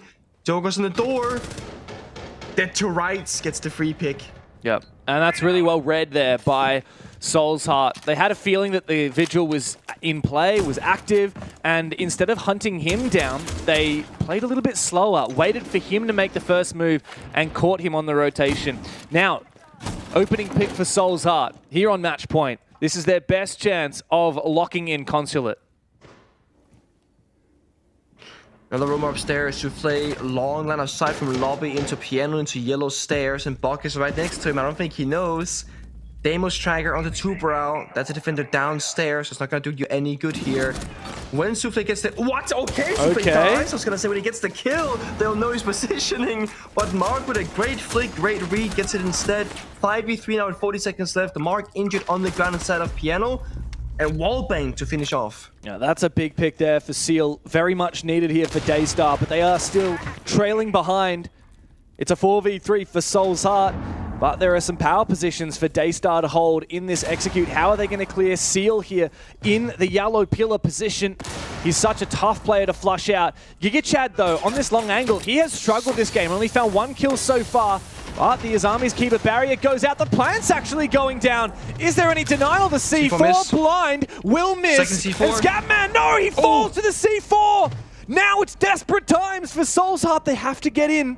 GigaChad doesn't know what's happening, but Mr. Punch overextends and he falls. There's nothing left to be done for Soul's Heart. Daystar have stolen the round again. It comes down to the wire, the double C4, and they did a great job at choosing different spots. The first one was a default plant position by the bomb chassis. That didn't get the kill. The second one went by the drone hole, right-hand side of the breach, and that we saw very much did confirm it. The second attempt there, the Lion goes on in, tries to plant in the same corner, the smoke disappears, he goes, okay, I can't plant without the smoke. Had he gone in deeper before the smoke expired, maybe they get a chance in that round, but such a good job from Seal locking down Yellow Pillar, standing by that yellow door, not overswinging, not getting too aggressive. He killed the second planter, and then gets the Deimos and yellow afterwards. So Soul's Heart, they get the early round, they get the 5v3, they get the full map control, and still they are unsuccessful in their plant attempt. I feel like they're trying to play these rounds clean, play them simple, going for a default plant, but there's also a world where you gotta just kind of balls against to the wall, you know, drop down that hatch, run in yellow door, you can smoke off more deeper towards the bomb site to just destroy those long lines of sight and take down the yellow stairs player of Seal, who is playing by that pillar itself. Yeah. Now it's final round for Soul's Heart Regulation. Yeah, exactly. Well, even the Azami there, just like using her gadgets to fortify that position, lock out, nullify the presence of that yellow door player.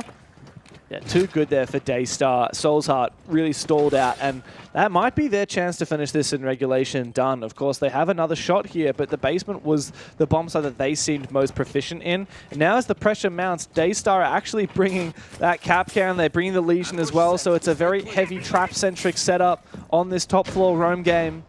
And it could catch Soul's Heart. However, for now, it seems to be a very quick and explosive execute. Now, unfortunately for them, there's no soft breach available, but if I'm not wrong, that wall is not reinforced. And it could have been very quick of a entrance onto site if an Ash was in play. Yeah. An Ash, a Bok, a Sledge, a Blackbeard, anything just like blow that wall right open. The thing is, on defenders, there's only one spare reinforcement, so they didn't even forget to reinforce. It's a stylistic choice, if anything. I like the Monty in play here from Scatman, but I do have the fear that is this pressure getting to them? Is Monty like a bit of a last resort because nothing else is working? What if they had Monty last round? All those questions come to mind. Bit of a slow one. Deimos, rappel on into admin to join his teammate of Mark, the Lion. Shoddy damage. They gotta start working the map here. Oh, here comes a nade. This is good. This is exactly what they need, but no! The timing is a bit off. Doesn't seem to matter because GigaChad still gets caught in that nade. Soul's Heart have, once again, got that numbers advantage, but 2 rounds in a row, they've found the opening pick and still fumbled the round to Daystar. Another fumble here means OT. Gotta get that Monty involved. He's coming up service stairs. That's bottom of Visa right now, I believe. Look at the Valkyrie and the Pulse. 2 players below with C4s. Yep. Oh, well, Pika doesn't have his anymore. Ooh, fortunately for Souffle. Takes a bit of damage, but he does get out of dodge. Can he continue retreating? Joe Gore, C4 is perfect onto Scatman. Completely caught unawares through the wall. That Nitro Cell will take down the Montaigne. Now there's no C4s left though, but also no Monty. This Pulse of Joe Gore has a shotgun primary. Very limited in what fights he can and cannot take. What do we have left? No Lion scans. Deimos Tracker recharging this very moment. Oh, it's some out. sort of lobby control and a little bit upstairs. They might try and just go for a plan with DCH locking down the verticality, but right now there's a gap. Seal has access to all the vert above the bomb set itself. Souffle has a flank. He's standing right next to DCH. This gunfight could determine everything because it gives access to the attackers to maintain top floor control. Whoever moves first loses here. That's the problem. There's two of them, and Jogor knows about it, so it's going to be a pre-fire here for Souffle. And they trade directly. Jogor's the last one standing, but he is above the bomb site, and he is the pulse. Mr. Punch has to plant, but he's right next to the Valkyrie camera, which means that Jogor will know exactly where he is. Mark has to cover. He's upstairs. The shotty gets the kill. The plan is down. It's a 1v1 with low HP. Jogor to clutch up the Daystar, and we're heading to overtime. The pull shotgun flank top floor somehow, some way gets the guy watching the flank, gets the plant protector, gets the guy who planted right after as well, and takes us all the way to OT. There's a Valcam as well, so they have Valkyrie, red pings, the pulse scanner, a lot of mini plays happening in that round for Daystar. And again, despite Soulsword having opening pick, having a good read in the situation, having a Monty earlier on, they still don't manage to stabilize. And Daystar, the thing is, they're staying on defense. Soulsword on the attack. Daystar might just steal this entire map back because of these small things. Yeah, I mean, the one reason why Daystar is still in this game at this point is because of Jogor. He has been unbelievable 100%. And a massive 1 versus 3 for him as well to reply to the 1v3 we saw previously from Scatman. 2 1v3s from Scatman, now 1 from Jogor. It's been a game full of clutches and full of tense moments. It's been a real seesaw this match, hasn't it? Back and forth, and that's 4 rounds in a row from Daystar, from 6-2 down to push us into overtime. Yeah, it cannot be understated enough, like, how many rounds Soulsword could have and would have won if very, very small things would have gone their way. And Joker, like you said, usually they gotta stop them right there. Seal had a moment, Souffle had a moment, but 1v1s, 2v2s, time running out. Scatman, mind you, also clutched 2 rounds that he had no business winning, both being 1v3 clutches. Had that not happened, we're looking at like a 7-3, a 7-4 situation comfortably for Daystar at this point. We gotta say, clutches back and forth for both teams just justifies it so much more. It's a closer match, closer series perhaps than what we first came to expect, because it looked like Soulsword that 5-1 half, they're gonna steal this away. How's Scatman been down? He is injured on the rappel. That's not supposed to happen. If you get injured while you're rappelling, you're meant to die instantly. Die? Can he res him? Can they res him? Yeah, I don't think How so. How not dead? Jogor was a bit confused because I think Jogor went and spawn peeked him and got the injury. I mean, look, to be fair, he should be dead. If he got injured, he's now standing. Yeah. Is he not? But he's going to die. Okay. That was strange. And the round goes Can't on. revive. I mean, to be fair, I don't think there's any reason to dispute that. Obviously, there was a bug, but if you get injured when you're rappelling, you just die instantly. So I don't think there's no injury, Yeah, so Scatman actually, he's dead fair and square. Jogor did kill him and continues, by the way, being the main reason why Daystar's still in this. We're going to rehost that, apparently. Rehost. Okay. Wow. Okay. I'm curious on the order of what happened essentially. If it's gonna be like he was rappelling and then he got injured, which means he should die. If he got shot at and then he started rappelling. Like, I'm very curious on what the exact order of things were there. I don't think we have a replay, but either way, it does seem like you're right. We're gonna be rehosting the round. I'm glad we're not looking at my face because that is, it was so much prettier. What do you reckon? I love that table, I was tossing up, by the way. Should I go for this? Because I've also got a little cardigan I've got in the other room. Maybe I'll bring it on between breaks. What do you think? You bring multiple pieces of clothing for a single day of work? So the thing is, Pengu, it is winter in Melbourne. So when I go outside, right, I don't want to be wearing this. So I've got like one of those. Temperature. 11 degrees maybe, I'm going to guess? It says 14 C, 58 Fahrenheit. 14 C, there you go. That's winter for you? Yeah. That's weak. Very cold here in Melbourne, 14 degrees. Is it actually very cold, 14? Yeah, that is cold. We get a lot of winter. Single-digit days. And the single-digit days are the really cold ones. Like, sometimes it even gets to 0, Pengu. sometimes. I was gonna say 0 is like where I start saying, oh, it's cold outside because the freaking water's freezing over, etc. So, all right, so I'm just gonna have a look at some notes here. I'm getting calls from the admins. Now I'm not sure what I'm allowed to say, so say it all. I've messed up. You can mess up. Okay. As per global rulebook, a rehost has been requested due to a bug. That is the line they're saying. Obviously, we're not admins. Okay. But yes, like we were saying, my understanding is when you get injured when you're on rappel, you die instantly. So the fact that he got injured and wasn't able to be revived doesn't, in fact, affect the gameplay. In my view, but obviously the admins, and they're the ones that get to make the decision. And we just tell you what happens because, of course, we have to follow the rulebook. The rulebook is God. So that's what we do here. Yeah. As I guess like a small footnote here, usually how rehosting works, if there hasn't been gained a significant advantage when the bug occurs, like everyone's alive, usually you'll rehost the round. It was like 20-30 seconds into the round, I think. Nobody had died, but technically a player had been injured, but also maybe because of the bug. So it's a bit of a unique situation here because we don't know the exact order of the rappel, the injure, the whatever happened there. Because I didn't see it. I don't think it was shown on stream. We flicked to him being injured, right? If anything. Yeah, absolutely. So I don't know. This has been a bit of a long and arduous series, and I mean, credit to Daystar. They have been going so hard, 4 rounds in a row to bring us into overtime. Straight as soon as we hit overtime, we've got a little bit of a roadblock, of course. We're going to get the game rehost. We'll be back with you in just a moment, so stick around.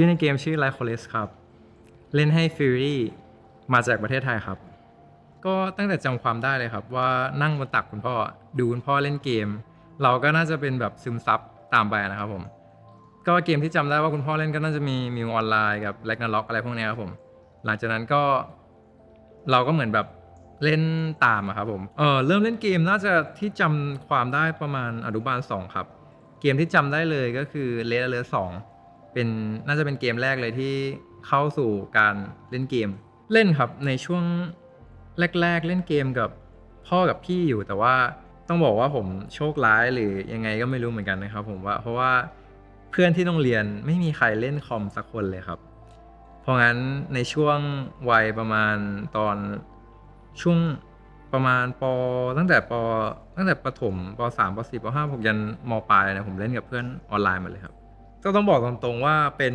เด็กติดเกมของแท้เลยครับแบบว่าการเรียนโยนลงถังขยะไปเลยครับผมก็คือตอนช่วงป.5 ป.6 นี่แบบว่าหนักครับผมเรียนได้ประมาณ2แค่แบบผ่านเลยครับผมหลังจากนั้นก็เริ่มโดนจี้แล้วเพราะว่าเอาจริงคือแบบว่าอยู่บ้านเล่นเกมอย่างเดียวทั้งวี่ทั้งวันจะส่งไปเรียนโรงเรียนประจำซึ่งตอนนั้นเราก็ตรงๆว่าไม่อยากไปครับผมแต่ว่าก็บรมครับผมก็เลยบอกว่าถ้าต้องไปจริงๆอ่ะผมแบบไม่ไปอยู่ประจำนะบอกว่ายังไงก็ต้องขอแบบกลับบ้านอ่ะคุณแม่ก็เลยยอมถอยให้ครับผมก็คือไปเรียนที่ศรีราชาแหละแล้วก็ถ้าพูดตรงๆก็มันก็ค่อยๆเริ่มดีขึ้นนะครับผมก็เริ่มการเรียนเริ่มพอได้บ้างแล้วก็ยังเล่นเกมเหมือนเดิมต่อไปเลยครับแต่ว่าการเรียนดีขึ้น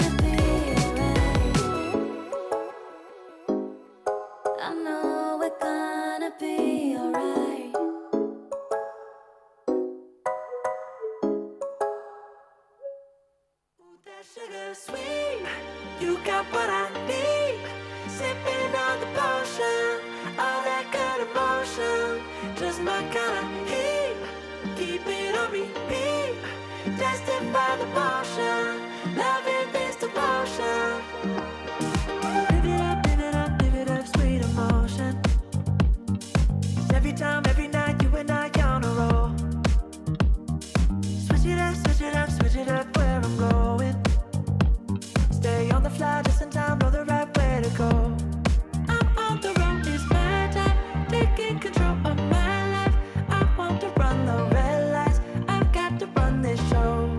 You always take me so high, you always make the highlights. I love the way we vibe, you're like a centerfold. Ooh, that sugar sweet, you got what I need. Sipping on the potion, all that good emotion, just my kind of heat. Keep it on repeat, tested by the motion, loving this devotion. Ooh, that sugar.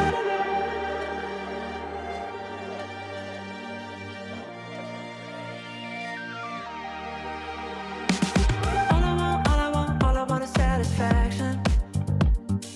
Make a move, baby, you got nothing to lose.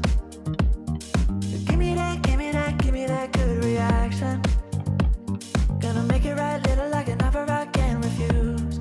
I'm on the road, it's my time, taking control of my life. I want to run the red lights, I've got to run this show. You always take me so high, you always make the highlights. I love the way we vibe, you're like a centerfold. Ooh, that sugar sweet, you got what I need. Sipping on the potion, all that good emotion, just my kind of heat.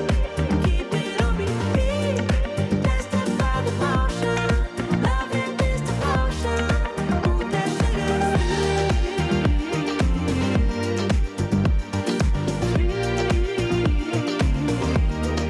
Ooh, that sugar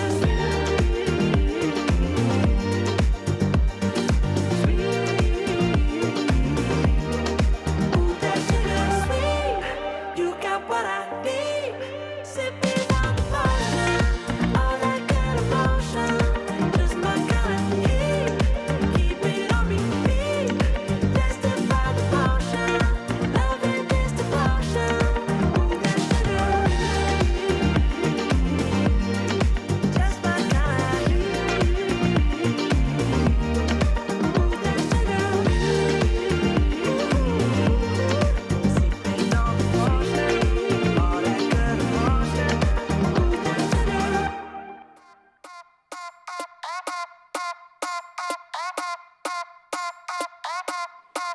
I've been thinking, I've been thinking, I've been thinking, I've been thinking, I've been thinking, I've been thinking, thinking about you.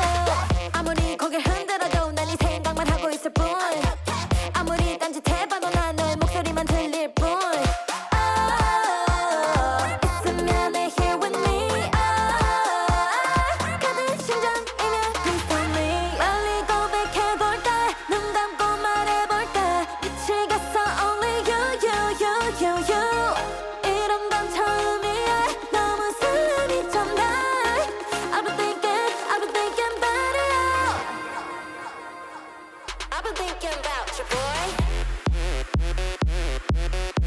Yeah, yeah. All I think about is you, boy. All I think about is yeah. Yeah, yeah. All I think about is you, boy. All I think about is yeah. 나만 아는 사람 손들어 하여 우리 눈엔 완벽한 lover. 나만 아는 사람 손들어 하여 우리 눈엔 완벽한 lover. 다가가도 괜찮겠지? 다른 애들보다 내가 훨씬 단단하게 걸어가면 다들 속닥 속닥 My confidence is shooting through the roof. 아무리 고개를 흔들어도 난 네 생각만 하고 있을 뿐. 아무리 딴짓해봐도 난 너의 목소리만 들릴 뿐. 있으면 내 here with me. 가득 심장이면 please tell me. 빨리 고백해볼 때, 눈 감고 말해볼 때, 미치겠어 only you, you, you, you, you. 이런 건 처음이야, 너무 숨이 좀 나. I've been thinking about it. I've been thinking about you, boy. Yeah, yeah. All I think about is you, boy. All I think about is yeah, yeah. Yeah, yeah. All I think about is you, boy. All I think about is yeah,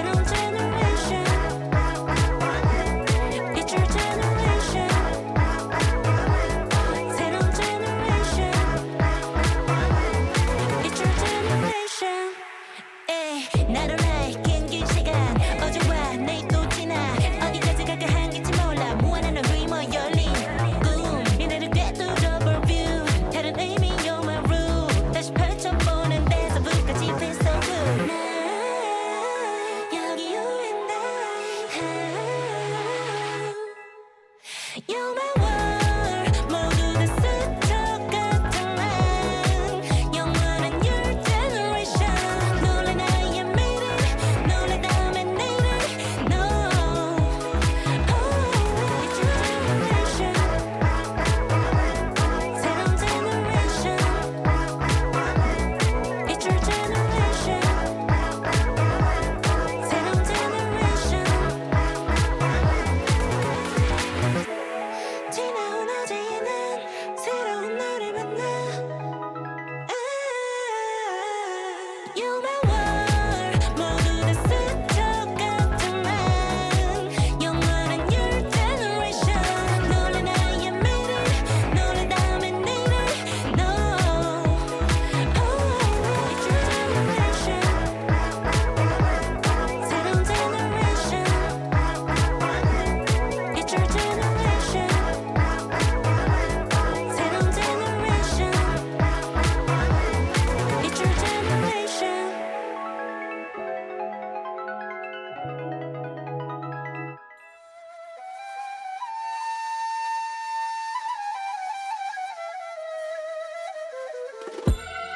Banger after banger, tell 'em Tina, Mina, do it better. Banger after banger, tell me who could even do this better. Banger after banger, tell 'em Tina, Mina, do it better. Banger after banger, tell me who could even do this better. I can do it better. I can do it faster. 내리에 스며들게 주문을 걸어봐. Yeah. I can go much longer. I am so much stronger. 내리에 스며들게 주문을 걸어봐. Yeah. They provide me shade and I really thrive on it. 오늘도 역시 괜히 기분이 sunny. Sipping lemonade from my lemon tree honey. Let me spill the tea on all these haters all love me. 누가 봐도 killing it, winning attitude. 당당하게 올라가, see my altitude. 나랑 맞서 싸우면 baby you would lose. If I wasn't me, I get it, I would hit me too. I can do it better. I can do it faster. 내리에 스며들게 주문을 걸어봐. Yeah. I can go much longer. I am so much stronger. 내리에 스며들게 주문을 걸어봐. Yeah. 자신과의 싸움에서 지면 야구르지. 매일매일 일어나서 부터 보는 거지. Look in the mirror, say you're a winner. 주문을 걸어봐. Yeah. In a bad mood, 바꿔버려 in a hurry. 꿀꿀한 기분 털어버려, I don't worry. Get through the weather, feeling get better. 주문을 걸어봐. Yeah. I can do it better. I can do it faster. 내리에 스며들게 주문을 걸어봐. Yeah. I can go much longer. I am so much stronger. 내리에 스며들게 주문을 걸어봐. Yeah. Banger after banger, tell 'em Tina, Mina, do it better. Banger after banger, tell me who could even do that better. Banger after banger. Banger after banger. Banger after banger. Banger after banger. Tina, Mina, do it better. Who could even do this better? I can do it better. I can do it faster. 내리에 스며들게 주문을 걸어봐. Yeah. I can go much longer. I am so much stronger. 내리에 스며들게 주문을 걸어봐. Yeah. Banger after banger. Banger after banger. Banger after banger. 주문을 걸어봐. Yeah. I had a feeling, why am I not surprised? Shattered the ceiling, the glass in my eyes. I'm turning gold. Hello, everybody. Welcome back to the APL. We're here for the first map, the culmination. We're into overtime here between Daystar and Soul's Heart here in the Asia portion. We're into the playoffs, and I'm Dev, and you're Pengu. And hi, Pengu. What's good? How you doing? How's life? Hi, Dev. How are you doing, man? I'm just stating a bunch of facts. You are Pengu. I am Dev. This is APL. Daystar and Soul's Heart are at overtime, and yes, we had a rehost, and yes, we are replaying the start of that round due to a game-breaking bug that occurred. So we are replaying that round, and we're getting stuck into it. Only facts are spoken right there. How we got into overtime. Another fact for you. Joe Gore, massive pulls primary shotgun clutch in a 1v2. It's been a very confusing game of Consulate. Soulsheart started off in a 5-1 half on defense, playing really well, in full control. They go on the attack, and things look pretty good for most of the rounds, yet Daystar keep winning the rounds with clutches at the tail end with the last 5 seconds in the rounds on the clock. And now we find ourselves all the way to overtime. Joe Gore is still going to be the big talking point now, playing Echo Shotgun, by the way, on defense. He has been so good at just getting Daystar back into a round from a losing point into a winning position. Oh, sorry, Picantus on. Yeah, I was a bit sworn it said Joe Gore and Echo. It could be because we have 2 obsers and the 2 it players. Flips the order, right? Flip the order. Yeah, so you might have been a bit confused with that. But yeah, Joe Gore has been insane. He got 12 kills in the first 12 rounds, and obviously a big 1v3. He's been very, very gnarly. A lot of big 3Ks as well for him. On the other side, it's been Scatman who's been doing a lot of the heavy lifting for Soulsheart, who are now on the attack. You know, it's been a very heavily defensive-favored game so far. 10 rounds of defense, 1 to only 2 attacks, and now Soulsheart are the ones that have to do a double attack. So it's a massive benefit to Daystar, who pushed us the distance here to OT. Stick around. Let's see, a bit of a break there from the players with the rehos to sit with their thoughts and figure out what are they going to change up and how are they going to approach things. Soulsheart got to figure out how to break these defensive rounds without losing players early. Scatman, I think, the last 2 or 3 attacking rounds that died relatively early on. He's alive for now.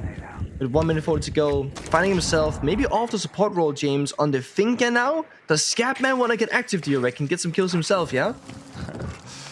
I'm sure he'd like to.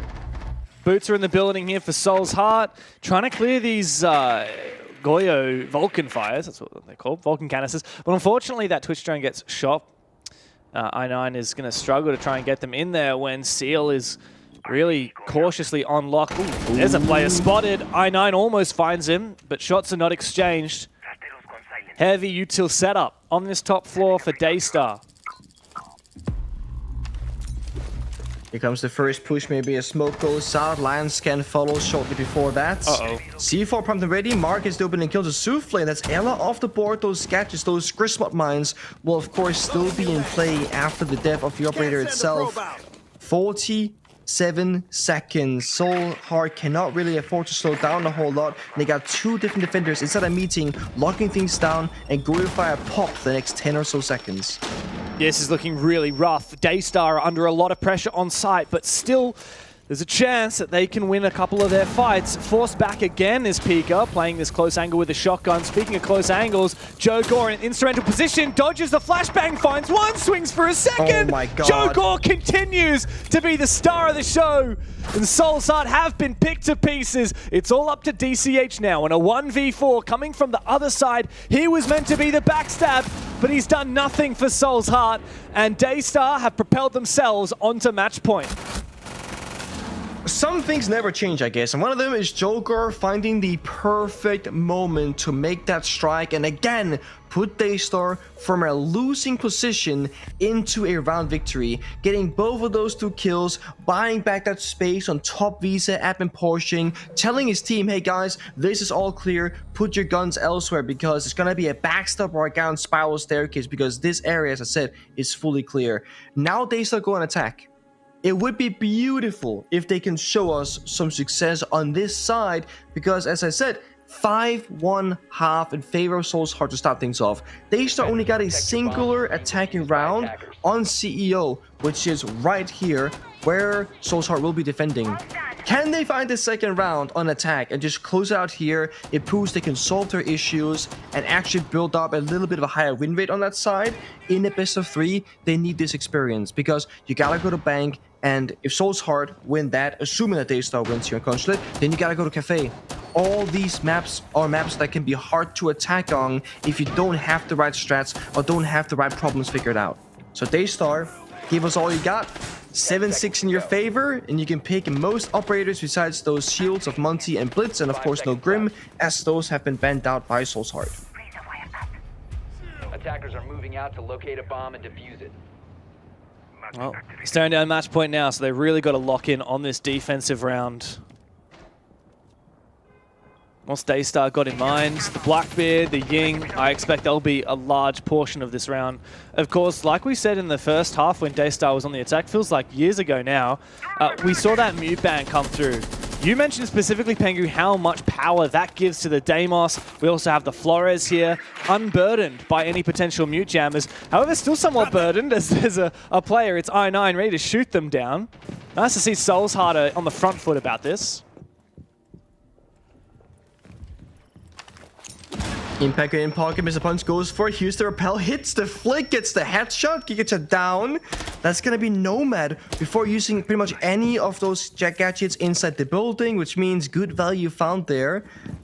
This might just be how defenders are winning. Lash out, play proactively, get the early kill, fall back, play by the bomb site, set up those crossfires, and once again Daystar, they have to attack from behind, just like in the first half.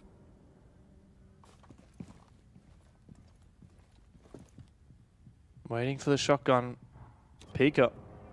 Attacker with a shotgun on Deimos. Not something you see every day. It's a lot of patience here from Daystar.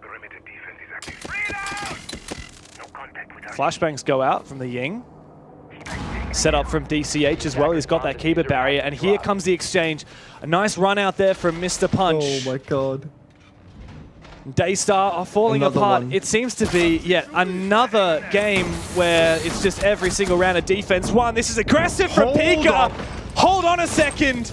In comes the shotgun Deimos, and boy, does it have an impact. The flames come out and lock him back into position. Scatman with that Tachanka, maybe able to pull Daystar back in, reel them in a little bit. Low HP on Pika, but he is below and he's on that Deimos, which is a great operator to play vertically. 50 seconds, still enough time for Daystar to work with. No diffuser though. I think it's dropped in the Visa portion of the map. Oh, that's a lovely door. DCS with a great swing. Takes down one player of Souffle. And Seal walking up spiral. Pika downstairs. 1 HP on Deimos.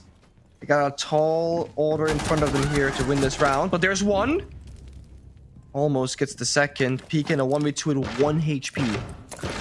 Oh, and the fire is going to kill him. Surely there it is. The Tachanka burns him alive. And of course, we go the distance. It just had to happen, Pengu. We're going all the way to the 15th round. And it will be another challenge for Soul's Heart. They might have won on their defense, but it flips back over again. And it's time to see whether they can hack it on the attack. Daystar pushed us the distance to OT, and they got the advantage of having the double defense. All they need to do is pull through with something that they've succeeded in 6 times before, which is win a round of defense. Let's see here. Garage. Garage has probably been Soul's Heart best looking bomb set attack. Granted, they've only won it off the clutch previously on Scatman, but still, like, they usually get to the bomb site, they start planting, then they lose a round to a C4, to a lash out. Whereas on other bomb sites like a lobby, well, the rounds end very early for Soul's Heart. They normally struggle to get in the building, get that first initial foothold.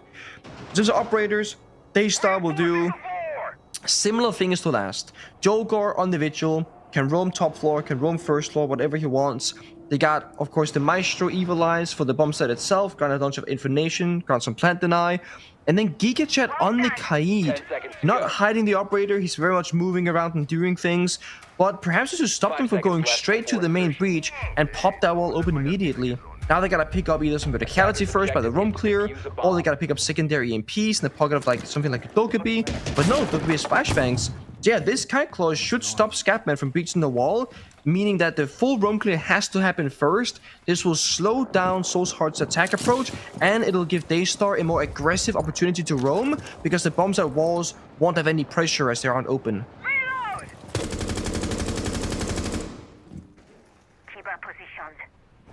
Jogor back on that Vigil. It's a dangerous place for him to be if you're on the Soul's Heart squad. He has been red before. Remember that round on that top floor where they just waited for him, baited him into making the first move? Yeah. Looks like they're going for a similar kind of tactic at the moment. He's roaming in a very similar position as well. They got the good read. Now, Jackal rework, or Jackal nerf, I guess you should say, you get a 1 single red ping scan here. There it is. I don't know what it's Dokkaebi call. I didn't see the Jackal track at all, actually. When you scan the footsteps, you get a 1 red ping track with the gadget. Phone call goes out instead. Mark hears that Joker Look is at his somewhere inside of admin. This is a free He's kill for Mark. breakdancing. And he's going to see his feet in a brief I moment. mean, There they are. He spots him. That's a lot of damage, but not the kill as of yet. Eventually, Oh Joe my Gore God. goes down, and that is the critical kill here for Soul's Heart. But the thing is, Pengu, we have seen them struggle on this basement bomb site regardless, even after they killed Joe Gore on the roam, because these power positions, especially that yellow pillar, especially operators like that Izami, are very difficult to clear on out. Now we've got the Maestro to worry about as well. Soul's Heart, they might be in the advantage, but don't get too excited. The job's not done yet. And don't forget the kite claws. They cannot get the walls open necessarily. They might be able to get the hatch here. We'll see how they will deal with it. There is a triggered thermite. There's a soft wall next to the hatch. You can exothermite charge the wall, and the area of effect explosion will also get the hatch afterwards. Souffle's got a long angle though. The wall has been opened up. Okay, they get the first kite claws. They get the main breach. They can't necessarily get the hatch though. That's the big thing. Did that get impacted successfully? I didn't manage to see that. I don't think it would have I don't been. believe so. Very tight though. Ooh, hello, what an angle from Souffle. DCH is done and dusted. No more Jackal to try and spot where these players are, and that does afford a little bit of roamability here to Daystar. But that pick on site might open things up. It's the Izami as well. That's the critical player. Mr. Punch has been traded. This is the moment where Soul's Heart can erupt onto the side. 1C4. And Scatman is forcing that plant down, but he's worrying about the Maestro. C4. The Evil Eyes come through. C4 doesn't find anything. Still 2 players up. And these Evil Eyes are so difficult. Scatman is having to shoot them himself. He's taken down one of them, but there's still time for Pika to clutch up. He's the last one left. He can't stay on his cams anymore. He's got to go for kills. Knife comes out. The trade from Mark. And Soul's Heart will win it on the attack. It's map 1 done for Soul's Heart. It gets into a 1v3, Bailiff out, goes for a knife kill, spins around, looks for the second, but then gets shot down. The Evil Eyes sapping down the planter of Scatman down to less than 20 HP. Down to the wire.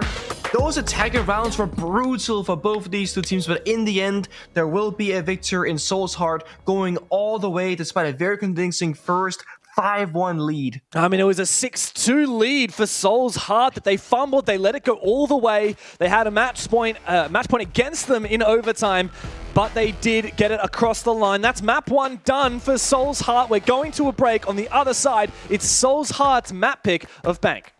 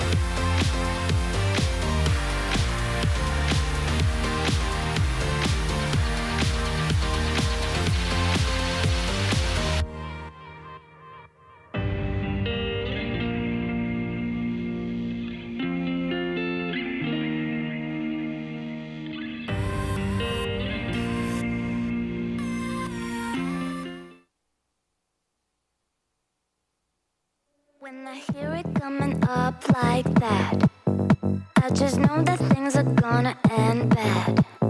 When my body only moves for the beat, you've been waiting for me. I'll just keep dropping it, like there's no stopping it. Then walk with it, la la la la la. I'll just keep dropping it, like there's no stopping it. Then walk with it, la la la la la. I'll just keep dropping it, like there's no stopping it. Then walk with it, la la la la la. I'll just keep dropping it, like there's no stopping it. Then walk with it, la la la la la.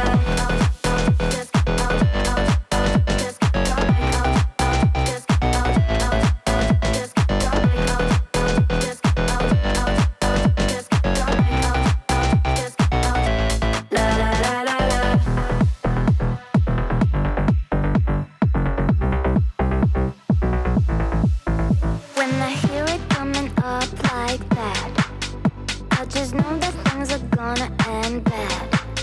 When my body only moves for the beat, you've been waiting for me. I'll just keep dropping it, like there's no stopping it. Then walk with it, la la la la la. I'll just keep dropping it, like there's no stopping it. Then walk with it, la la la la la. I'll just drop like I'll just la la la la la. I'll just drop like I'll just la la la la la. I'll just keep dropping it, like there's no stopping it.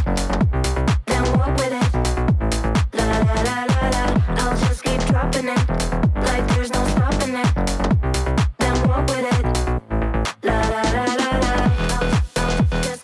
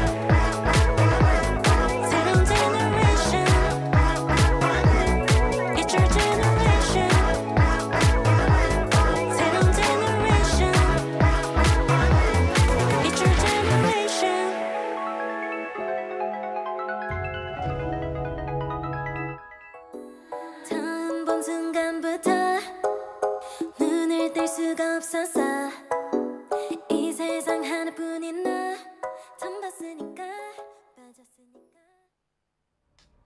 Welcome back in, everybody. It's Daystar versus Soul's Heart. We're getting into map number 2 of our first BO3 of the day here in APL. We're in the Asia region. I'm Dev, and Pengu, do you read me?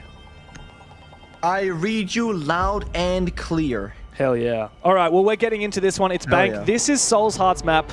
It was a bit of a tumultuous first map over on Consulate. It looked like it was going to be clear-cut. Soul's Heart were up 6-2, and then there was a behemoth of a comeback from Daystar, and really thanks to one guy, and that, pardon me, that is Joe Gore, who was just unbelievable in the second half of that game. Joe Gore versus Scatman. That's going to be the headlines for map number 1. We'll be seeing what kind of headlines we can make here on map number 2 of Bank. Now, Consulate as a map plays out where it can be very hard on the attacking side to get a foot in the door initially. Bank, it's not going to be an easy time on the attacking side, I have a feeling about, for both Soul's Heart and Daystar, but getting that first foot in the door is going to be a lot easier. But it's going to come much more down to bomb side executes now. Bank is all about the plant on the attacking side, whereas Consulate is simply just making it in the building. Soul's Heart will start once more on defense, this time statistically the less favorite side, but like as I said, it doesn't mean attack is easy if you are a bad attacking team. And statistically, Daystar, they don't meet the bar there because their attacking stats for this stage hasn't been all that good, James. Yeah, and we've only seen one attacking round, one so far by Daystar in the entire 15 rounds of the first map. Of course, they had 7 chances to win attack rounds, and yeah, they only won 1 out of the 7. So now we see what will happen on Bank, and it's basement for Soul's Heart kicking things off all the way down the bottom, but that doesn't mean there won't be a roam game. Of course, it actually looks like the roam might be quite central to this defense. Judging by the operator lineup, we don't even have a smoke on the board, Pengu, so I can only hazard that we're expecting to see a lot of value out of Mark and Mr. Punch on this roam. You know, it's kind of crazy that they opted to ban the smoke when we know Scatman is a Shanka goat. He was playing like for 2 or I think 3 separate rounds on Consulate to great effect, mind you, every single time. So, but this is the thing. Banning smoke against most teams have a very big effect. Maybe with a specific one, not so much because Scatman is so efficient on different operators. We saw Blitz earlier, rushing up top floor, taking fast map control. Like I said, getting in the building on Bank is pretty easy. That's not going to be the pain point for Daystar. It is when they get closer to that roam objective of open area and the bomb site that follows shortly after. Mr. Punch reinforcing that final wall inside of open area, making sure that he can play in the corner by copy number 4, as some would call it. While Souffle is droning out. Drone in open area, drone in main elevator, drone inside of servers.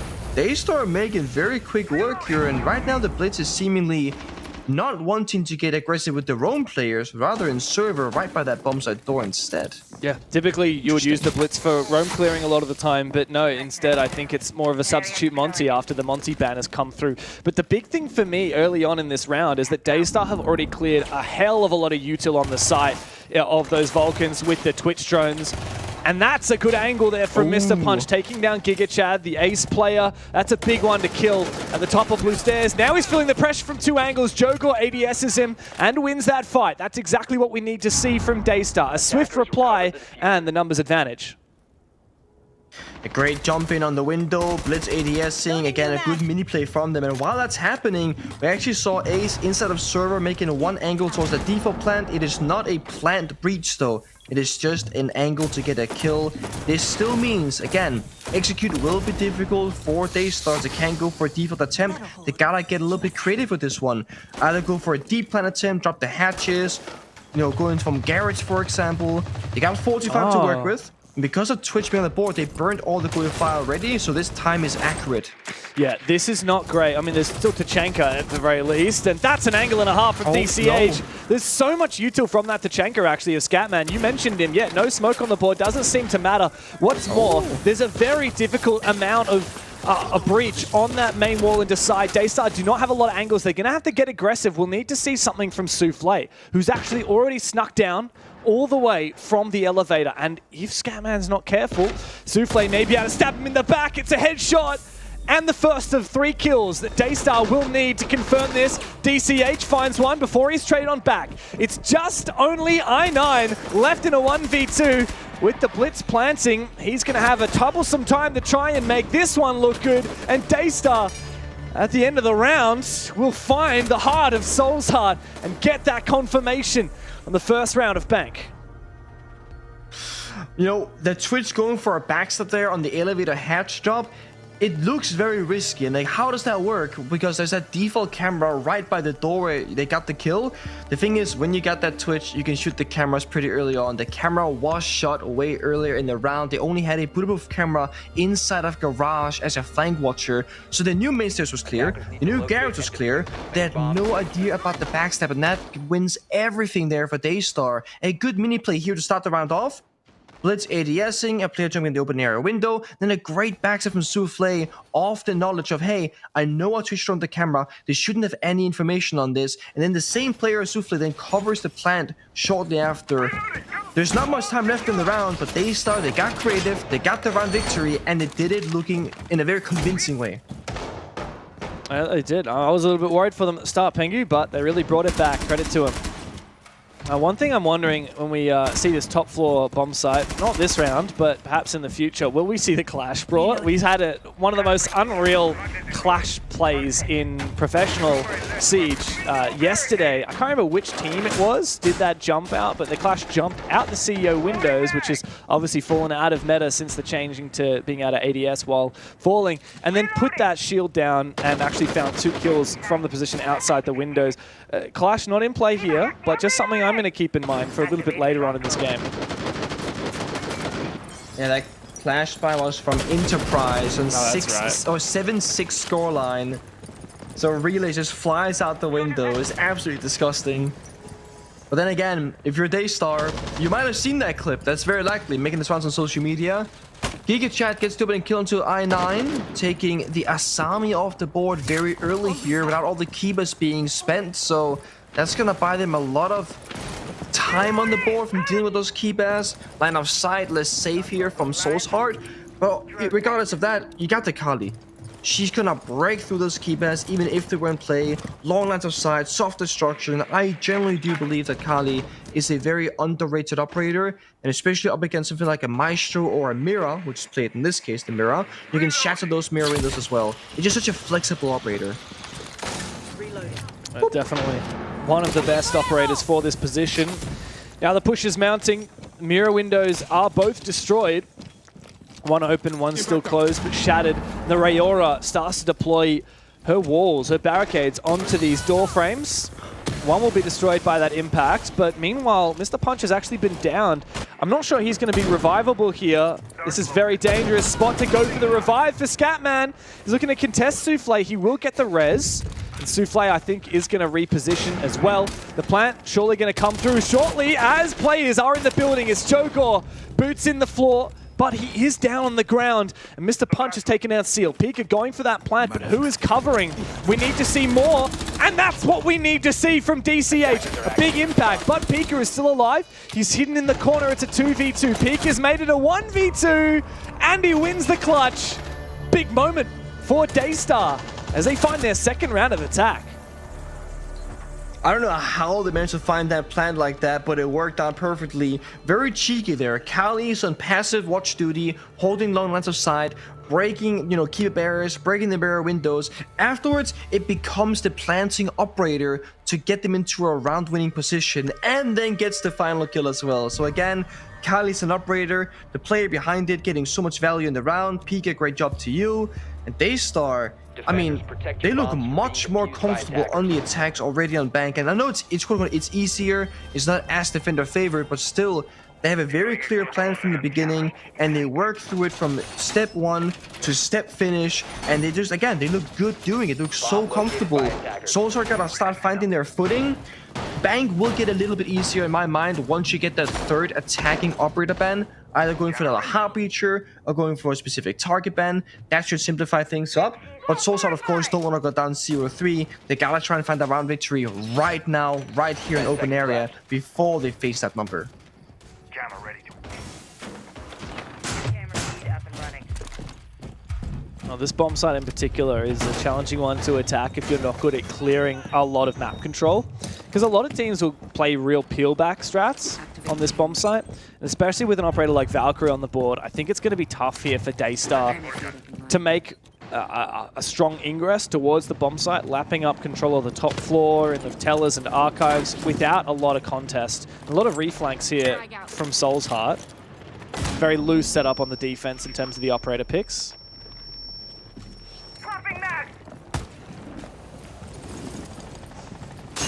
See, Seal can use the ramp boogie drones if he wants from outside the building. If you're thinking there's a roam downstairs into the archives. A regular drone goes out instead though. Scouting for information. DCH upstairs behind that castle window. Smoke's going out. It's gonna fall on back a little bit here. The worry on bank is of course all those rappel angles from lobby, from ATM, from CEO. It's a lot of different pressure points. And those Castle Barricades doing a great job at protecting DCH and Scatman upstairs. But DCH is looking to try and hold on to his position a little bit longer. There's some client-side debris. It's quite clear he definitely can see through that. On our client, it's obscuring his vision, but not on his. Does a little bit of damage against Seal. Meanwhile, Joe Gore, who enters top square, is actually vulnerable to a C4 from... who was that? Mark, I guess. Mr. Punch actually has decided to bring impacts instead of Again. the C4. I'm not sure why that is. But Joe Gore will likely be revived here. Those.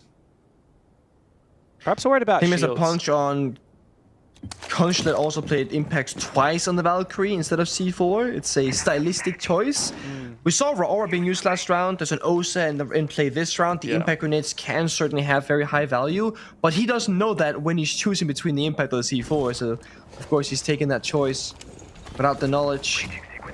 Jogor getting injured definitely bought a lot of time here, reviving him, covering the flanks, the angles, and they know there's probably going to be a Valcammer somewhere, but it's not where they're looking, so they may not find it. There is no IQ in play. Soft destruction upstairs to do a bit of verticality. The thing is, there is no real good ways to open up all of these hard reinforced hatches or walls. Only Ace in play, all Selma spent. It's kind of on Pika now on the flex operator of Osa trying to get a plant down somewhere. With 30 seconds left, they gotta go very soon. I just don't think this Osa is very well equipped to deal with this bomb site position. Very different to all of the other shields, and it looks like Daystar are about to run into a couple of crossfires. The first one being here in the E1 hallway. It's Scatman. They know where he is. They go for the swing, and two players do win that fight. Now it's up to DCH to try and rotate back, but he's caught from Electrical. Another kill for Joe Gore. It's just two players left. I9 finds one. Can he get the second? He does. The fire. Another one for I9. Soul's Heart will clutch up the round on time. I can't believe it! They stole it from Daystar! And you see that hatch at the end there. The hatch was closed on the bomb side. Why are they walking down the staircase? It's because they had to. They didn't have any secondary heartbeat gadgets. They only had the ace, and they couldn't get the hatch opened up. The Goyo fire was down. They had to sprint through it. Time was not on their side, and because of that, they will have to suffer the consequences. Again, Goyo is such a tricky operator because it can have so much value if the Goyo canisters aren't destroyed early by something like a Twitch or a grenade. And if they are destroyed early, well, Goyo is just completely ineffective, just a gun. I9 played in the corner by the bomb site, and he single-handedly, with the operator and with the kills, won his team the round. Daystar calls a tactical timeout to figure out how they can maximize their attacking round's potential after what we just saw, and what I believe has already happened. That third operator ban was a Warden and a Twitch, interestingly enough. So Twitch from mirror windows, Goyo canisters, any bits of utility, even the Valcams honestly can stay alive much longer now. Straight into that tactical timeout for Daystar. Yeah, wow. I guess they really want to protect those Goyos and mirror windows, which are both left unbanned. With that Twitch ban, it's not a common ban. You know, even things like the Warden, you know, becoming quite a common ban, it's quite obvious. You ban that Warden, you're going to be leaning into your smokes, whether it's Glaz or your flashes like your Ying. But that Twitch is not something we see often, but yeah, damn, it's so powerful. And I expect that maybe it's influenced this Flores pick a little bit here from Daystar. Try and hold on to not just the Goyos, but even in this case, like the Maestro as well. You're probably going to want to hide that if you're I9. Make sure that we don't see a repick onto the Brava. A little bit curious about the Warden ban. We haven't really seen Warden being I was gonna say effective, but I don't remember seeing one, period. Although I could be wrong. And they're not really hovering any smokes right now on the attacking side. No glass to speak of, no yings either for flashbangs. So this could of course come to effect later on other bomb sites perhaps. Basement might just not be the case. Blitz will always be great, of course. If you get close enough, that flashbang will do a great bit of blinding. If not, you should go for a melee or an ADS. Go for a kill. We saw Jogor having so much success on Consulate. Already 4-1 now in the first 3 rounds on Bank. This guy is not slowing down anytime soon by the looks of it. He's doing great today. So now that you've seen a little bit more of these teams, Pengu, what are you expecting coming into whoever plays the Weeaboo game later? I've seen Weeaboo play a couple of times. I think they're gonna win. Weeaboo are phenomenal. Like individually, they're just so much better than the rest of the region, I would say, where their individual guns can get them so much further. Well, it looks like it's a cheeky execute here from Jogor. He's a bit confused in the smoke for a second. Up he goes with the flashes. That's a big kill from GigaChad, though. A 2-player taken down by Souls, on the Souls Heart side. Daystar has a numbers advantage now. They only lost Pika, which, to be honest, isn't a lot of util. And to clear out all of this control on the basement bomb site with a minute down is incredibly rare and very impressive. And checking right now, yeah, Deimos has picked up the can openers, the secondary Harpies destruction. That is huge. There's also why Deimos is getting more and more pick rate in professional play. You have frag grenades or can openers, which means you can, you do, utility clears, a bit of soft destruction, etc. But you can also get the hatches in the case of a Hibana and or A-Span. So right now, Seal can get the hatches most likely, and then GigaChad on Ace can walk down server and get the walls. Daystar this time will be in a perfect position to go for a default plant execute, and they got numbers advantage. Now they're up against a C4, some Goyo canisters, one of which is popped, and of course the Evil Eyes. If the Evil Eyes won't get destroyed, this plant shouldn't be going down, but because they have 4 attackers alive, they should have a gun they can put just to watch that for next time it zooms in, and hopefully they can take it down. Yeah, I'm not convinced here that Soul's Heart have a good grasp on this defense. I think that Daystar have done enough to take the advantage here. I do think that DCH burning as much time as possible with his Tubarao is really important, though. He's got one more in pocket that he can use to keep that hatch solid for as long as he possibly can. 20 seconds on these explosive fires from the Goyo. And yeah, again, the Maestro is doing so much, but the Dokumi call will ring out. And that hack does mean that it's going to force Soul's Heart off their cameras and onto their guns. Daystar still aren't going for that plant as of yet. Jogor is the one with the diffuser. Off-flank opportunity, but Scatman wins his fight. That's a big kill. Now Daystar are going to have to worry about the flank. A spray through the smoke, but the turtle plan from Jogor will be successful. And it's now a retake scenario for Soul's Heart. They can go for a flank after they took down the flank watch, but guess what? There's another one lying in wait at Souffle. Scatman is going to have to best him here with the slug shotty up against the SMG-12. That's not a fight you're expected to win, and he doesn't. Souffle gets the better of him on the flank, and Daystar can now pretty safely lock in this post plant. Not unless if DCH has got anything to say about it. That's a nice shot on the player upstairs, but Souffle can still sneak up above, drop down the hatch. There's no time here to get on this diffuser. DCH! Oh, he got down to the last seconds! Massive clutch from Souffle. There's no time for I9. Holy moly, that got close for DCH. Way too close for comfort. I mean, I think there was less than a second, right? There was 0 point something left on that counter defuse timer. I honestly didn't think he was going to get it. With the weapon in hand as well, the SMG-12, a lot of recoil, you can whiff a lot of bullets, it doesn't do that much damage per shot. No, he actually clutches up in the very last second. Both teams, they actually figured out how to navigate that pretty well. They saw, okay, there's only gonna be a Maestro Evil Eye camera for the default plant position. So if you walk into the left-hand side by the soft wall, they can't see us. We can go for a free plant. Then, of course, the counterplay is Maestro starts, spraying through the smoke, trying to find the blitz. Doesn't do anything.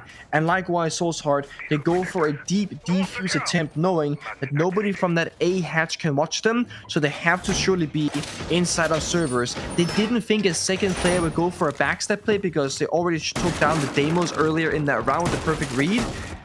That was a very close one. Daystar, though, again, showing us they got much more potential on their attacking side on Bank than on Consulate. Yeah, I mean, 3 rounds is already looking pretty good, Pengu. Especially because there's a decent chance they could gun for a 4th or even a 5th here. We know that this is a much more attacker-sided map than, well, everything else in the pool, arguably. But considering it's Soul's Heart's pick, considering Soul's Heart looked like a much better team in the attacking side, at least, on the first map, yeah, I definitely was not expecting this at a Daystar. It can only go up from here now. Soul's Heart really need to lock in this 3-3 half. We expected a favored game towards them, maybe even a 2-0. And if Daystar keep this up, that is certainly not going to be the case. It's all about setting the pace and controlling the momentum in the server.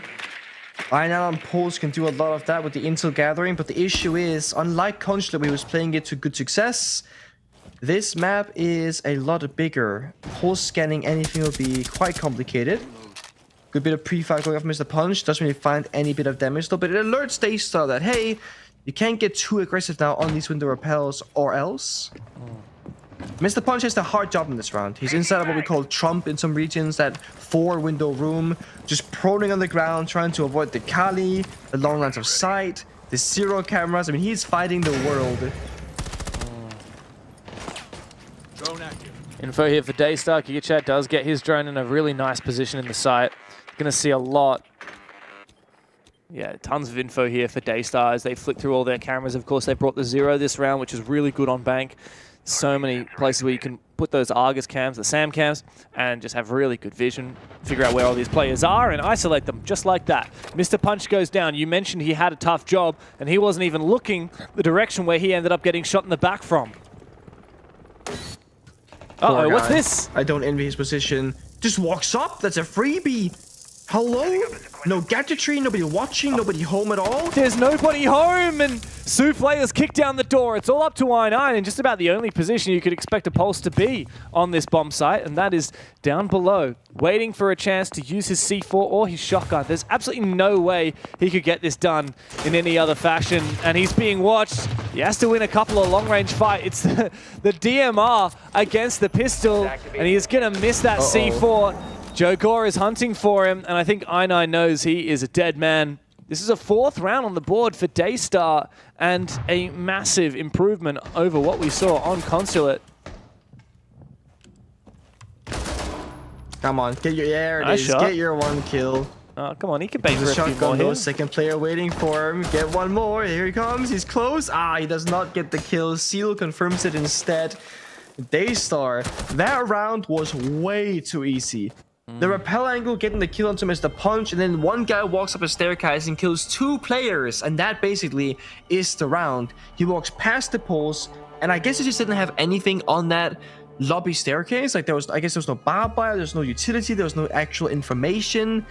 It was a good gap finding by Daystar, but a gap that perhaps shouldn't have existed in the first place from Soul's Heart. Yeah, absolutely. If there was any way that Soul's Heart could have won that round, it would have been putting a stop to the player creeping up the stairs. But yeah, big gap that Daystar found, and a huge improvement, like we said, over the attacks that we saw, not just on Consulate, but throughout the whole regular stage so far. Like we said, coming into today, Daystar only won a third of their attacking rounds that they had played across the 7 play days, I guess 6 play days, since they had a forfeit win.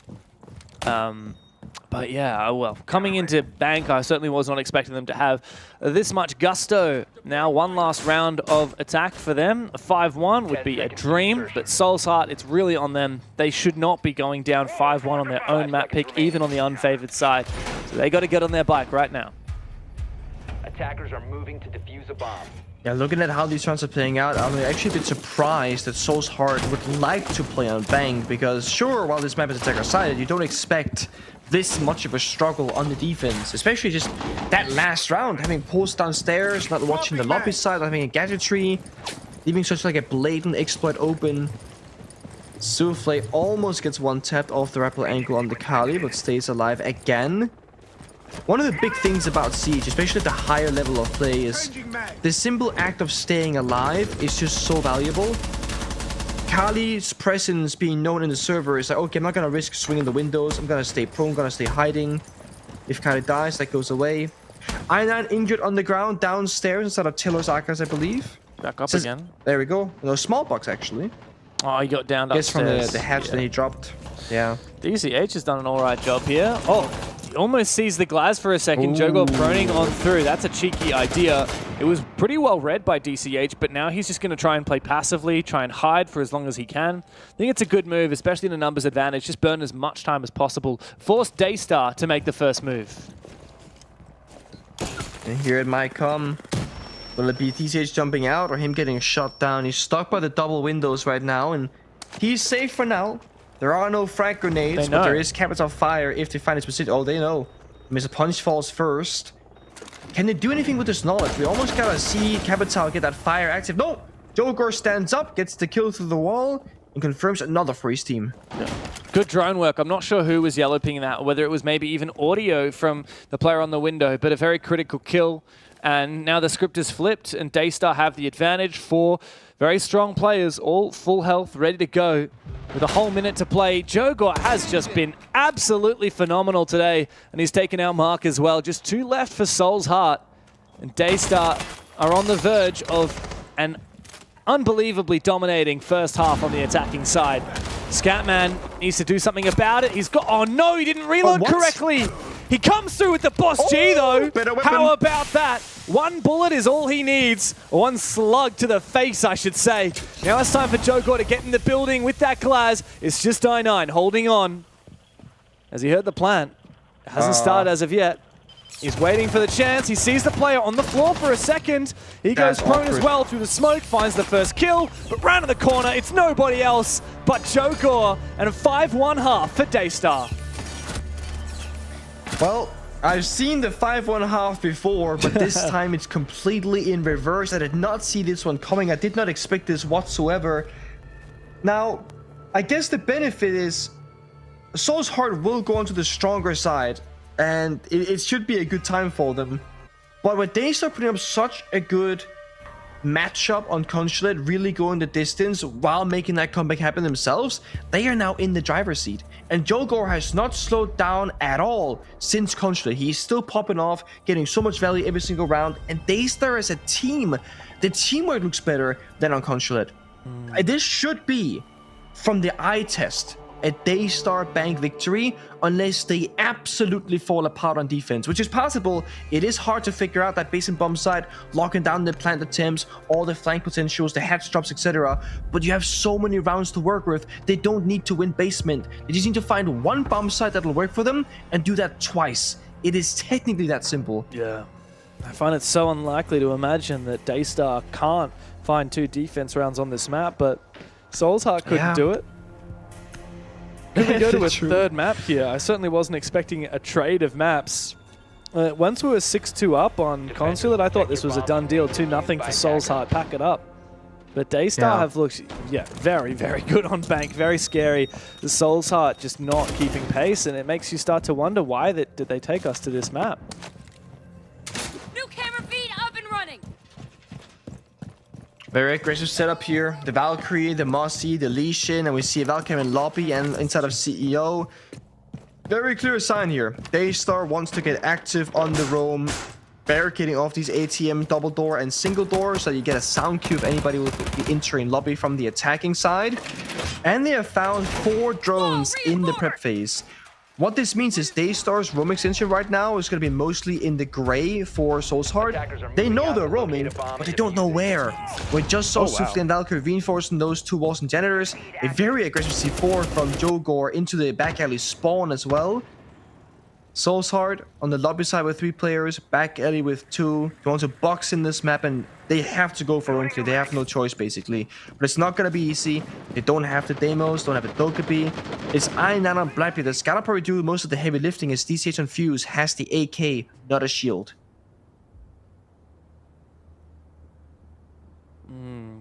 Well, we'll find out very soon whether Soul's Heart have the same level that Daystar do on their attack. Good info gathering onto Pika, but now I think he knows there's a drone nearby. He knows that his position was exposed. He's looking for that drone, sees it for a second. Oh, there it is. I don't think he's able to get it as of yet, though. Straight on in, it's just only I9 on the Blackbeard. DCH following will take down Joe Gore. That's the dangerous player that we've been worrying about all day. Also, they've got to keep in mind that Souffle's on 8 kills. Why is GigaChad here in the elevator? I hope his hatch is open. Hatch must be open. Yeah, it's a very dangerous place for a smoke to play. Speaking of Souffle, he's on for a big flank. He's found 8 kills so far in this game, and on the top floor, he might be able to find a few more.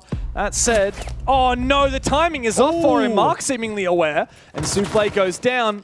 Don't overstay your welcome here, GigaChad. He's found one, but now he's left all alone, and he has to go for broke. Sees one player, eventually goes down, and Souls Heart will win the round without even going down to the basement. A dominant attack to kick off the first half of attack for them.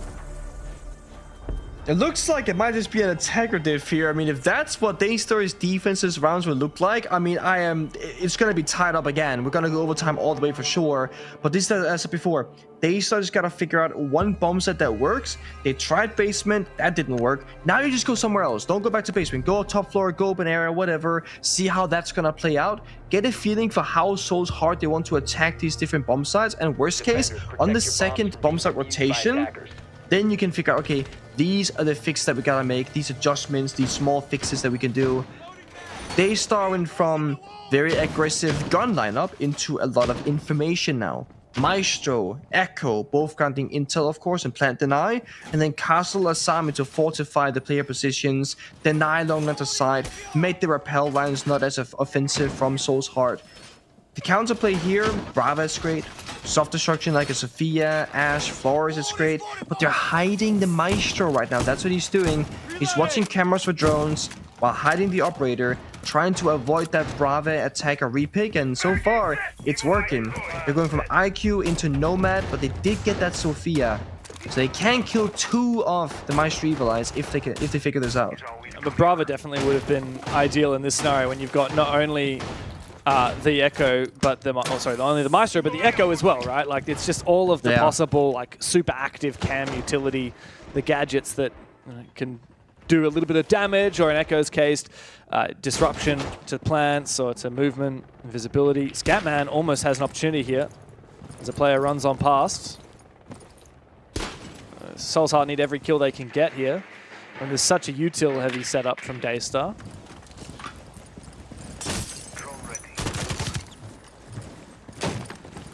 The thing about Bang that's kind of interesting as well is you can shoot most of the cameras from outside the building. Like Lobby Cam and Heaven Camera, Scala Cam can all be shot from the exterior, plus all the 3 defaults. That's half the cameras in the entire building, by the way, before you go in. So, just means much more of a need for operators like the Maestro, the Echo, and the Valkyrie. Yep, who needs defaults when you've got the Maestro and the Echo in tandem? Valkyrie could have been played, but I think that would be a little bit excessive. What's the cook here from Souls Heart? Oh, there we go. First one down. So Gone 6, that's one thing we didn't account for, of course. The 2 Zephyr explosives, but also that Gone 6. This one inside of the site, though, just left of the windows, is going to be very hard to clear. Now that the breach is open top square, though, we're starting to see what looks a lot like a very old school type of attack here for Souls Heart. Yeah, but they don't have what we would say like the plant condition. There's no shield, there's no OSA, so the only thing they can do is use smokes and try and get into a safe plant spot, but then you got the Evil Eyes, that's a problem. You got the Echo stunts as well. You got Jogo with a nice long line of sight from Trump again. This is not going to be easy because I think they got good operators on attack, but not the ones they need for this very specific moment. They've at least cleared out a lot of these Maestro Evil Eyes. And there is the coverage from the Capitao on the windows. They know Maestro is in Janitor. Scatman doesn't know. Is he going to be the one to march on forward and try and kill him? No, never mind. Souffle's got the angle. A narrow one as well. The Logic Bomb rings out, but Daystar have a 2-player advantage, and Souls Heart do not have a way to clear these positions. It's desperate now for DCH as he looks to repel on inside. He finds Joe Gore. Needs a lot more than that. I9 as well coming up from the lobby. He will fall, but he does trade himself out. DCH now needs to find 3. But he's staring down a hell of a lot of utility on the site. The Evil Eyes, of course, still operable. There's also, not to mention, an Echo drone in conference room that Pika is watching right now. DCH doesn't know where these players are. Souffle turns around, and Daystar have found their first defense. Only one more required to send us to a 3rd map. Oh, it's fun because yesterday we saw different teams attacking here on Bank, and I think it might have been Enterprise themselves, I'm not entirely sure, but how they do the capital fire arrow inside of Janitors is they will shoot the soft wall at the very top of Janitors from sea or rappel, and the capital fire will hit that ceiling and the fire spreads down. What we just saw from Soul's Heart is that they tried to use the capital fire just from the rappel into the rotate or the hole in the wall, and the fire completely missed that reinforced position where Maestro then got 2 kills from later in the round. So it's one of those things where small ways to do these executes different and get you a ton of value. Had Maestro been killed in Janitors or forced away from that position, maybe the outcome of that round will be in favor of Soul's Heart. But right now, Daystar, they pick their setup, they stay in their positions, and they don't make any unnecessary like over rotations or big moves around the map unless they have to. They're very good at recognizing when they're safe and when they're in danger, because Souffle had 3 different people trying to kill him, yet he stayed in that spot the entire round because he recognized, I don't think they actually can. And he was right, they couldn't. He was the better player in a better spot, and he got his team into that round. And now Soul's Heart take their tactical timeout. They've had a minute to talk between them, also to talk with their coaching staff and figure out, okay, what is going on, what's going wrong, and how do we get back into it on the attacking side. But like you said, all Daystar need is to find one bomb site that they can successfully defend twice. I found that already. And now all they need to do is wait for it to come back to the top floor, win it again, which, by the way, they won it quite convincingly. Or how about we just give these other bomb sites a crack? We can go back downstairs, even though we lost it last time. Maybe we'll just play a little bit more passive. Maybe we just won't throw everything at the roam. They just have so much affordability here. It's actually, Pengu, the exact same pattern that we saw on map 1, where Soul's Heart were up 5-1 on their attack, and then lost, and then won, and a defense. Sorry, they were up 5-1 on their defense. Move on to the attack, they lost 1, and then won 1, and then they were at 6-2. Daystar brought that back into overtime, and then lost it anyway. So surely Soul's Heart can't bring this one back, especially not on the attacking side. Only time will tell, but it does feel and look like Daystar's got this one more figured out. Now, if and when we gotta go to that third map, it's gonna be Cafe. And Cafe, unironically, is a bit of a mixture of Consulate and Bank in my mind. It's hard to get a foot in the door like on Consulate, but it's also very execution heavy like Bank will be. So it's very much a bit of a hybrid. And again, anybody's game, anybody's map. Soul's Heart, as you said, tactical timeout, could speak about their problems. They have now picked a very similar lineup as in the past. They walk on in, 1-for-1 kills, Seal goes down, and as does I9. And a second, just like that, really, in through open area window, 2 players go down. They didn't reach the hatch above yet. They haven't done verticality. I think they were too quick to punch here. I think they were just a little bit too eager to get into a gunfight, because that's not even the main hold for Daystar. They're playing an elevator. They're playing server stairs. They got all these other fortifiable positions. Now GigaChad, with that 2-player kill, he's gonna drop downstairs and just play numbers advantage with his team. Yeah, I think this might be a done deal on Bank. Crazy to think that this is Soul's Heart's map pick, and Daystar have bounced back with a vengeance after map number 1. Cameras hacked there by Mr. Punch. Still, though, a lot of ground to be taken. Hatch open, the second hatch is also open, so really it's about figuring out how do they plant, and Stepan will be taking control of the blue stairs, where currently Pika is sitting, holding onto his shield. The hatch can be opened here quite easily by Scatman, but how are they going to clear this shield position? Not easy to do. Flashbangs are countered by the Warden. There's no explosives available for Soul's Heart to clear that shield. It's gonna have to be a great shot from the attackers or a great bit of teamwork. Punch goes down, injured on the ground, has to be revived. Outside that, Gary's too far away. And there's not gonna be time. He's confirmed 2v4, 35 seconds. It looks very much like Cafe is needed for this one. Yeah, that's exactly right. Souffle has put down Scatman. It's all up to Mark, and he's trapped in the elevator with 3 players more to find. Bit of damage dealt, a C4 tossed his way, and the confirmation from Joe Gore, who has been phenomenal today. It's a dominating 7-2 victory for Daystar on Bank to push us to a third.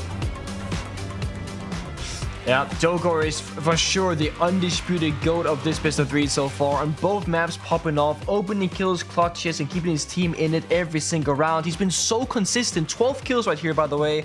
Of course, 14 from his teammate as well. Didn't see exactly what player it was, but overall, Daystar, they showed up much stronger on Bank than on Consulate. Yeah, a massive performance from Daystar. They've pushed us all the way. Soul's Heart, well, they might have won the first map by the skin of their teeth, but they had no such luck on Bank. Cafe is coming up after this.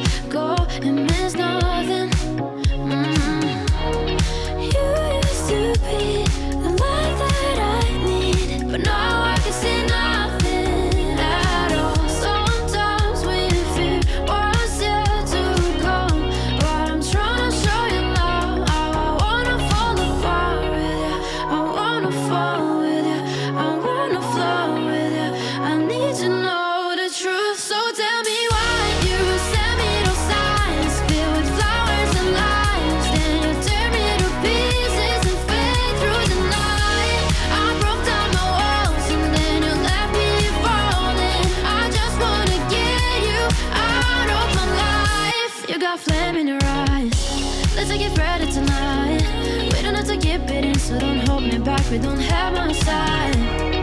Why can't you be the light that I need? Can't you see what you've done to me?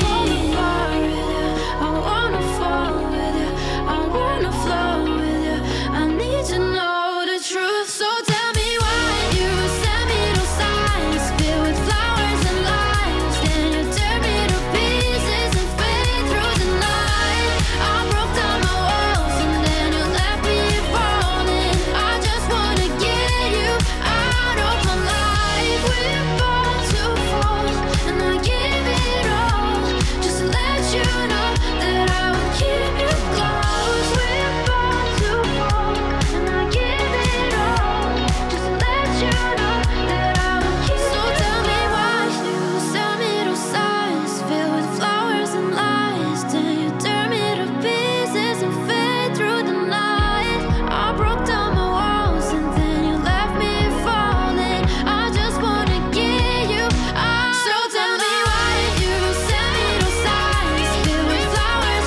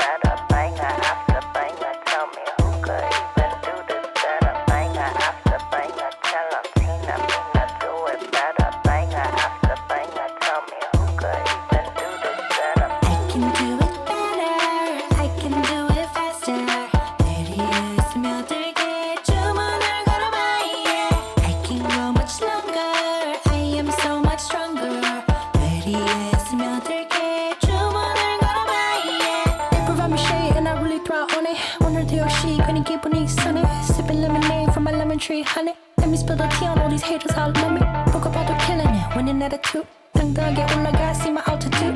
나랑 맞서 싸우면 baby you would lose. If I wasn't me, I get it, I would hit me too. I can do it better, I can do it faster. 내리에 스며들게 주문을 걸어봐, yeah. I can go much longer, I am so much stronger. 내리에 스며들게 주문을 걸어봐, yeah. 자신과의 싸움에서 지면 야구를 지. 매일매일 일어나서 부터 보는 거지. Look in the mirror, say you're a winner. 주문을 걸어봐, yeah. In a bad mood, 바꿔버려 in a hurry. 꿀꿀한 기분 털어버려, I don't worry. Get through the weather, feeling get better. 주문을 걸어봐, yeah. I can do it better, I can do it faster. 내리에 스며들게 주문을 걸어봐, yeah. I can go much longer, I am so much stronger. 내리에 스며들게 주문을 걸어봐, yeah. Banger after banger, tell them Tina Mina do it better. Banger after banger, tell me who could even do that better. Banger after banger, banger after banger, banger after banger, banger after banger. Tina Mina do it better. Who could even do this better? I can do it better, I can do it faster. 내리에 스며들게 주문을 걸어봐, yeah. I can go much longer, I am so much stronger. 내리에 스며들게 주문을 걸어봐, yeah. Banger after banger, banger after banger, banger after banger. 주문을 걸어봐, yeah. I had a feeling, why am I not surprised? Shattered the ceiling, the glass in my eyes. I'm turning gold, why you so cold to me? Some of the words get harder to find. Swallow my feelings, they don't sit quite right. I'm like, what's the point? You disappoint me. Only showing up when it's convenient. Why is no one here to save me? Moving pieces across the board like it's a game. Or what a way to frame me. I know I shouldn't care, but I'm over being you. And maybe it's all in my head, 'cause it's time for something new. I'm not even famous, but all you blaming on some lame excuse. And maybe it's all in my head, 'cause it's time for something new. I needed new friends when you didn't show.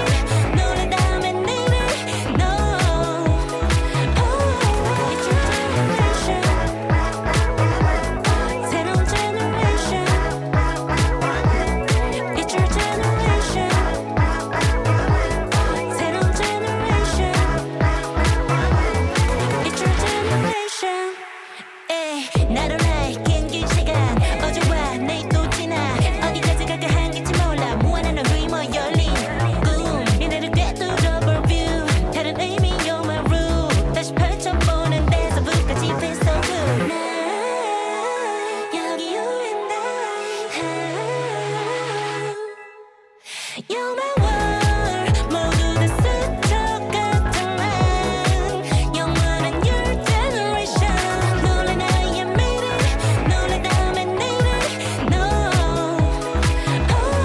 It's your generation 새로운 generation It's your generation 새로운 generation 지나온 어제는 새로운 너를 만나 You're my world 모두 다 스쳐갔지만 영원한 your generation 놀란 나의 미래 놀라다면 내일을 No It's your generation 새로운 generation It's your generation 새로운 generation It's your generation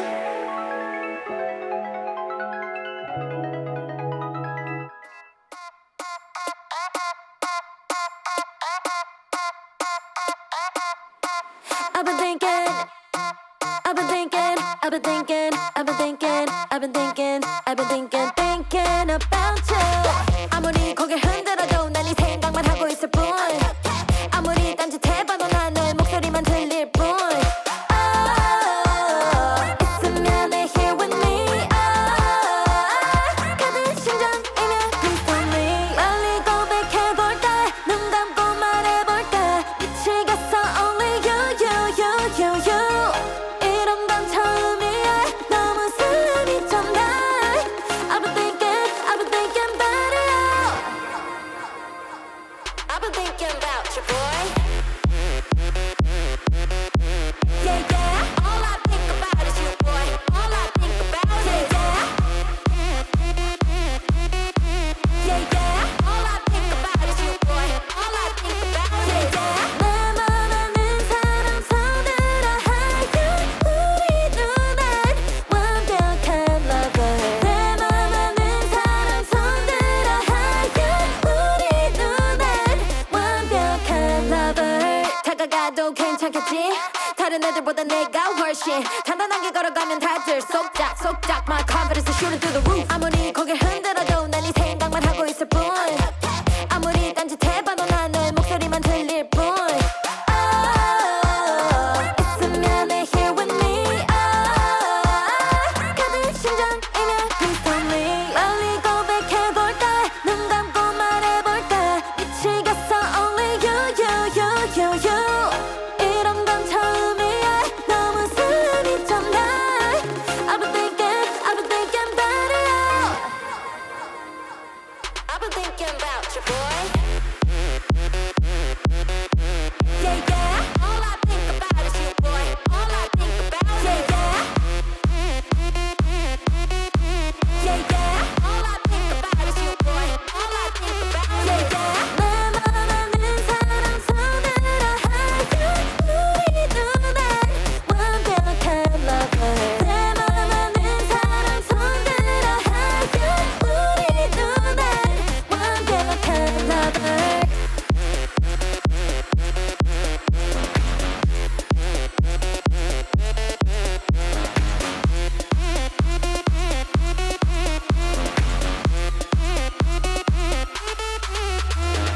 Hey boy I can sleep at night so 내가 한번 해봐 이리 와서 Hey boy I can sleep at night so 내가 한번 해봐 이리 와서 I've been thinking I've been thinking I've been thinking I've been thinking about you I've been thinking I've been thinking I've been thinking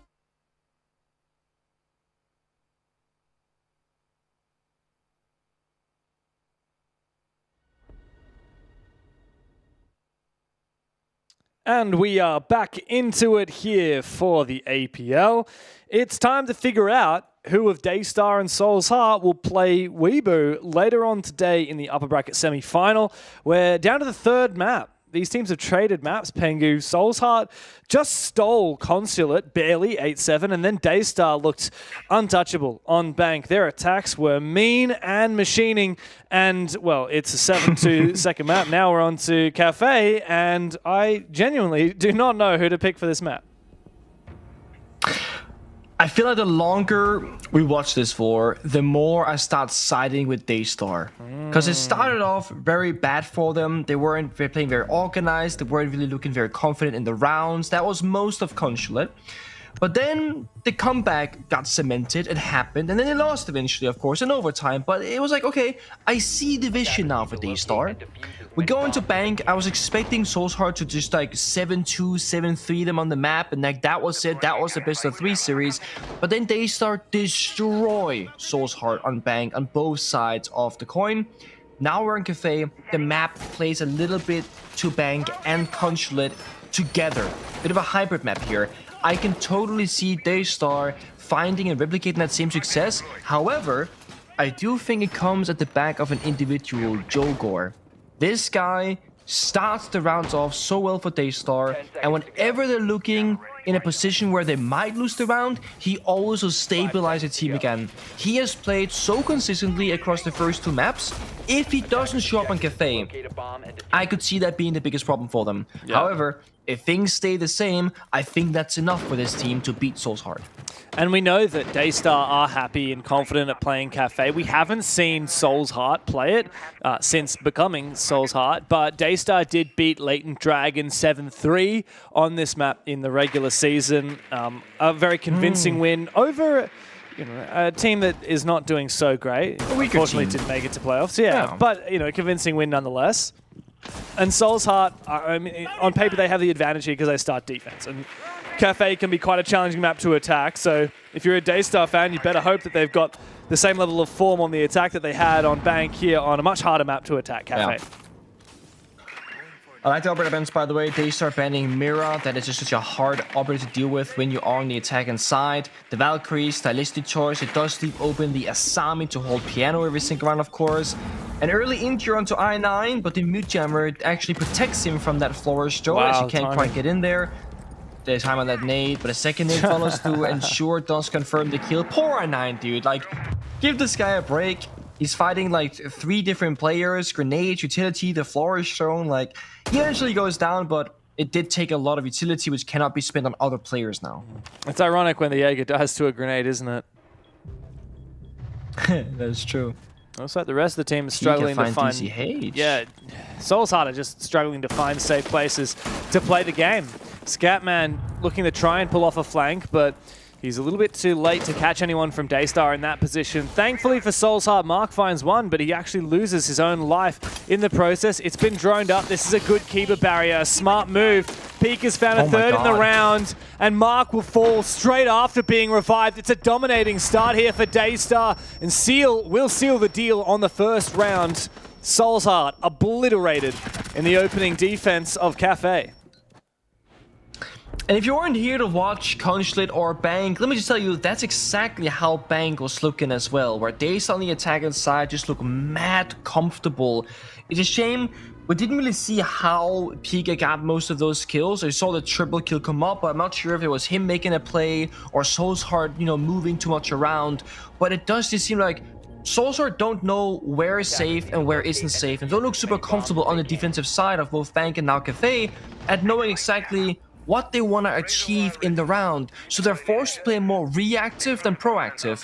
Reactive is when you see what your opponent is doing and then you react to it, but at that point sometimes it's a little bit too late and your reaction can only be a bad play or a less than likely to win play.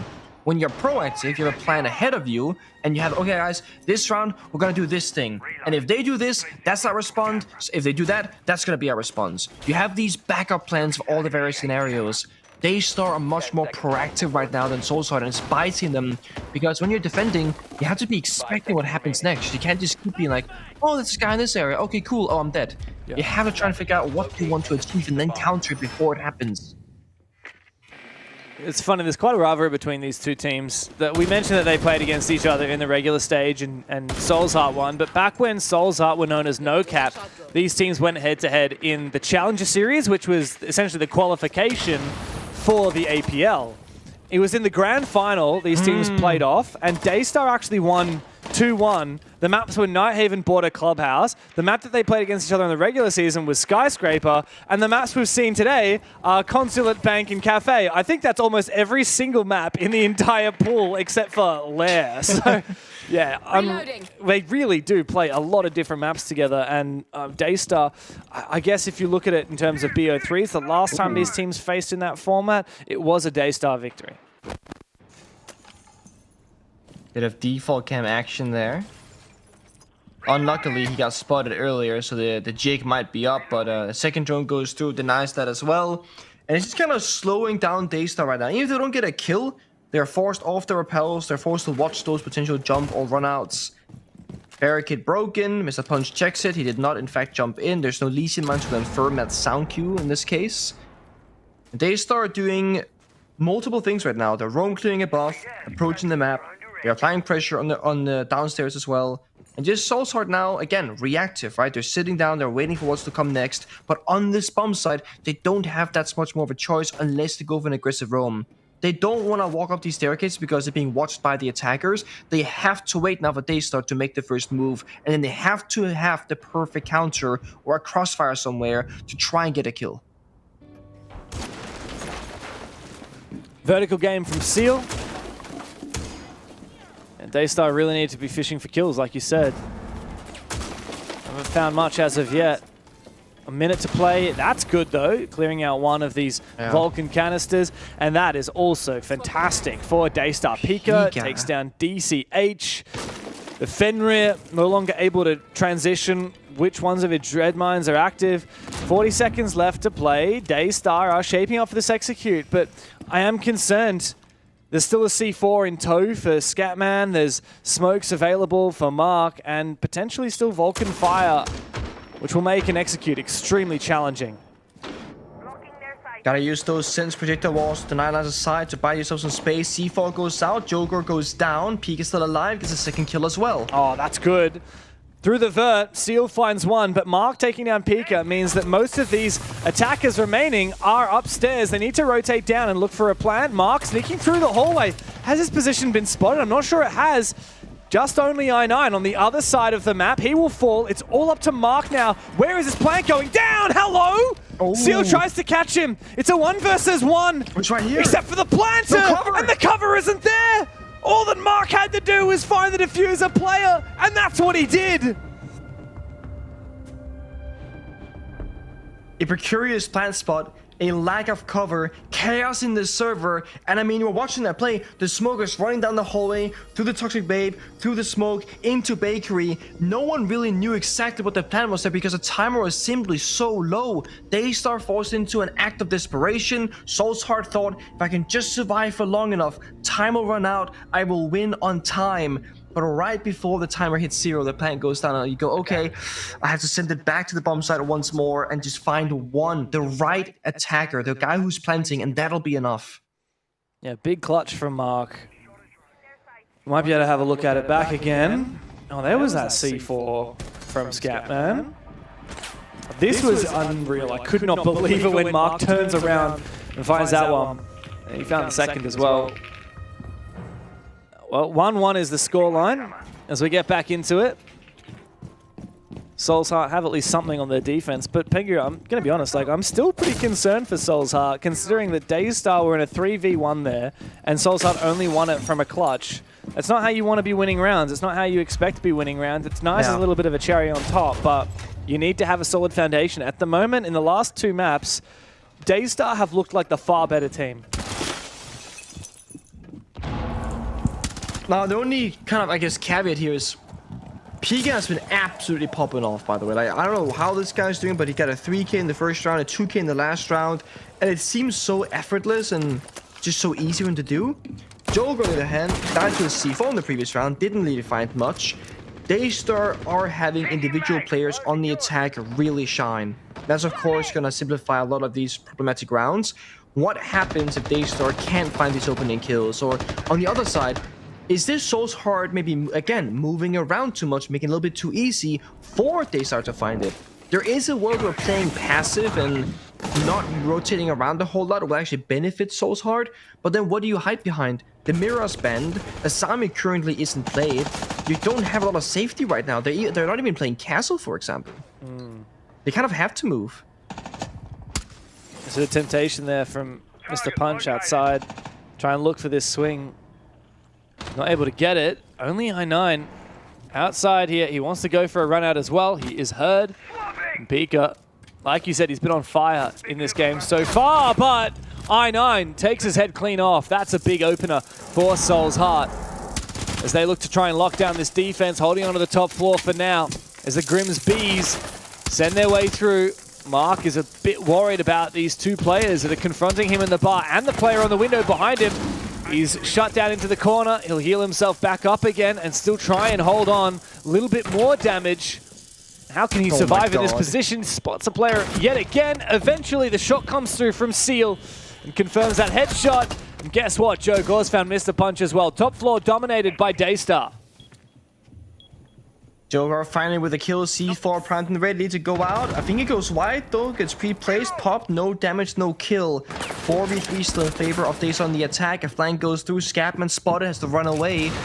Daystar locking down the flanks, advancing upstairs, doing radicality. They are doing everything at the same time right now, and they find I9.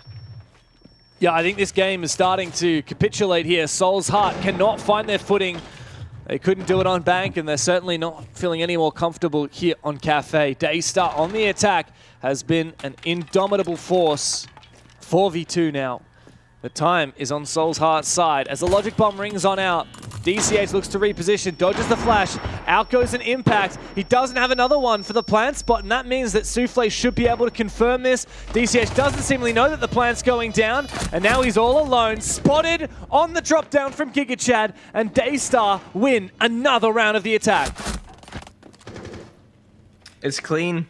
I mean, yes, they lose a player there in the beginning to I9, but then they make up for it. They get kill after kill after kill, and once they find the foothold in the map, they just simply do not slow down.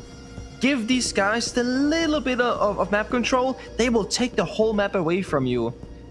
After the third round being played, of course, we gotta get our next set of operators being banned, one more defender and one more attacker. But before that, some replays here. Oh, so just swing out on the snow door. That's how it happened. Okay.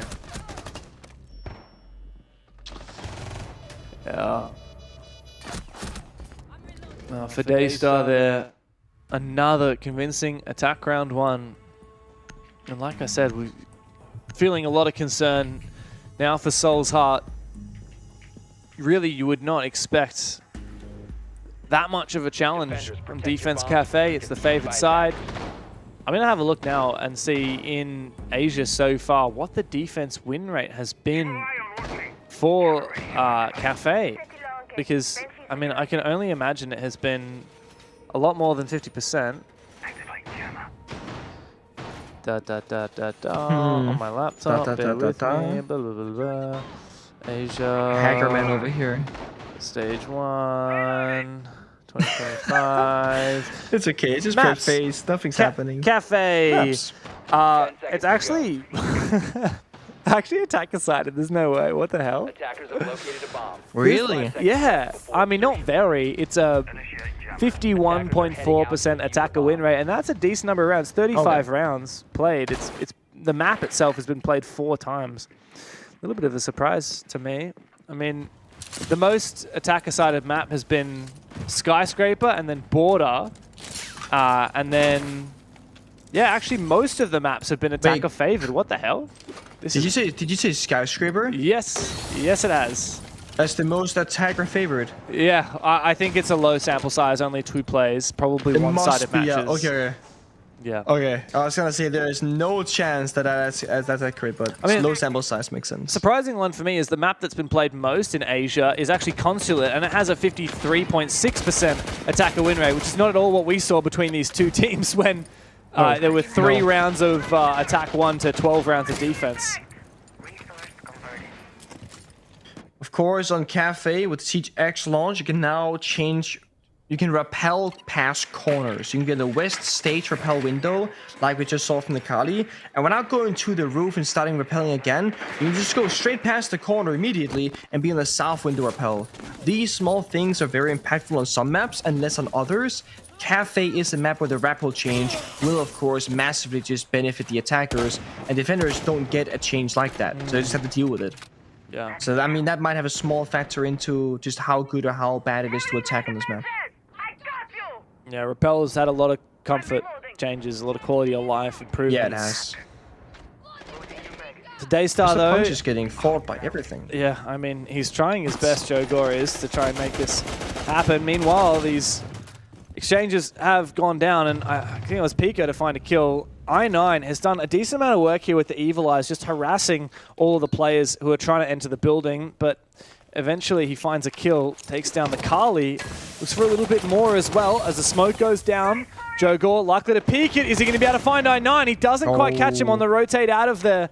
And as he starts to move on forward, he's about to meet his next point of ingress, which is I9 around the corner. Souffle finds him. Scatman, the trade. Scatman unaccounted for by Souffle. Will find a second one, and Seal is left with it all to do. A 1 versus 2, but Scatman is very low HP. And yeah, you're right. He's got a grenade. Scatman is already low HP. He baits it out with the nade, makes it a 1v1. DCH is just at the top of White Stairs, a hair's breadth away from Seal.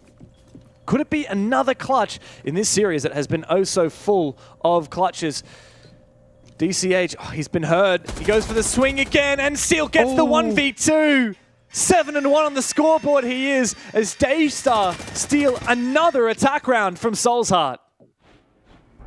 Again, it comes down to a 2v1, and somehow there is no crossfire, no help on the defense of Soul's Heart. You'd expect this team with all that experience to have these kind of fundamentals figured out. I don't know if it's a bad timing, but when you get the mute inside of Freezer and you know the last operator's a gridlock, there is a good chance at least one frag grenade will be available.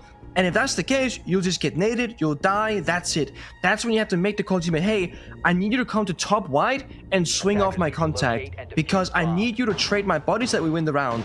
Of course, you can also just tank the nade, die, which is kind of what happened. Then you get a 1 versus 1. But why not try and force the 2v1 and leverage your teammates before it goes all that way? Daystar, they are doing a better job at that. They will walk in, 2 people making a play. We saw it. The Glass used the smoke, walk into Freezer, and was shooting towards the Maestro. Then we had a different attacker from that cocktail window or in that cocktail area also swing the door opposite of the angle. So the Maestro is fighting 2 different attackers at a 180-degree turn. He can only pick 1 fight at a time. That's a great mini play from Daystar. We're not seeing that from Soul's Heart, and we need to start seeing that on defense. They're down 1 and 3. They need these rounds to work right now, because going down like 4-2, 5-1.5 into Cafe attacks, despite being attacker favorite right now apparently, I wouldn't want to do that.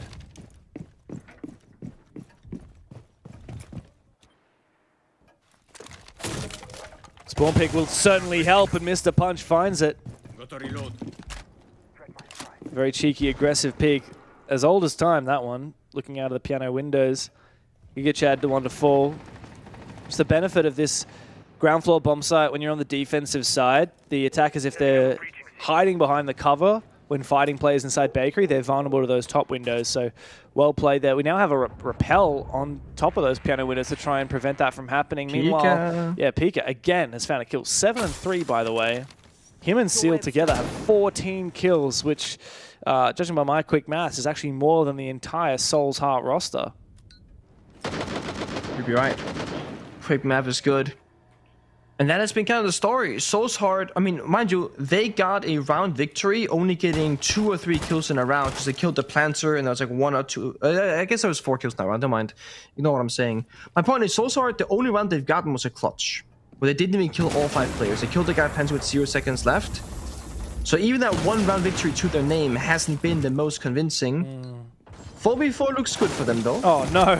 Jump out. That's a... What? That's a terrible idea. After the siege exchange, you can't aim down sights. Mr. Punch was completely vulnerable there. And, of course, he'd already found a kill from those windows, so Daystar was clued in that he was going for something aggressive from that top floor. Bad read from Soul's Heart. Daystar put him down, punish him, and now have an advantage One player up. Scatman needs to get aggressive, needs to find something, but he's backstabbed by Souffle, who sneaks in through prep. Goes from bad to worse for Soul's Heart, who are on the verge of losing their 4th defense on Cafe. Desperate for I9. Out with the impact and in with the flank, but now he has to go and potentially retreat upstairs. I9 will find a second kill. 1v2 now is winnable in the post plan. 1v1 after a 3K from I9. He spots the last player, but Seal spots him first. Daystar are 4-1 up on the attack of Cafe. And I think it's just moments away from us seeing them take down Soul's Heart and knock them into the lower bracket. Very nice try from I9 there in what seemed like an impossible task, but again, he found headshot after headshot and made really good pace there in the round. Punch with a good pick early on, but the jump out here, I mean, you have to go for a literal hip fire kill because, as you said, you can't ADS in Siege X when you're in free fall. Seal is too good right now. Perfect guy for the 1v1. 8 kills to his name after that. 4-1, they're going reading again. Last time that was a very one-sided bomb side. Soul's Heart aren't showing us a whole lot of differences in their setups either. It's the same few operators in the same few positions. I don't know if they believe that it's very small things that are losing us these rounds, but I don't think they'd be wrong if they think that. It does feel like the individual gunfights are determining way too much. In that last round, for example, Seal just walked in prep and kills the guy in the corner on the bomb side. Like, no one's watching it. Daystar are walking in very effortlessly, without a drone half the time, and just winning gunfights. Soul's Hearts, they gotta start showing up. DCH 1 and 5, Mr. Punch 2 and 5, with one of his kills being a spawn peek. They're not getting very many kills in the actual rounds that matter. And most of these kills, like from I9, he got a 3K last round in a post plant. In a 1v4, he gets 3 kills, then he dies. He's technically 2 and 5 just based off that statistical fact. Yeah, wow. Oh, what a do for Soul's Heart. One last chance on this defensive side. We go to reading. They're up against operators like Deimos and Blitz. It's not going to be a fun time. At this point, what are you saying to the squad? Like, all right, play aggressive? No. All right, play passive? No, play off each other? Like, nothing is working. Play off each other. That's the one. Playing off each other always works if you do it correctly. Of course, you can fail. But I think it's the recipe for success. Especially if you have 2 people who have a bad time getting kills. You combine them both in the same fight, they have a decent chance of getting a kill, right? Yeah. So definitely play together.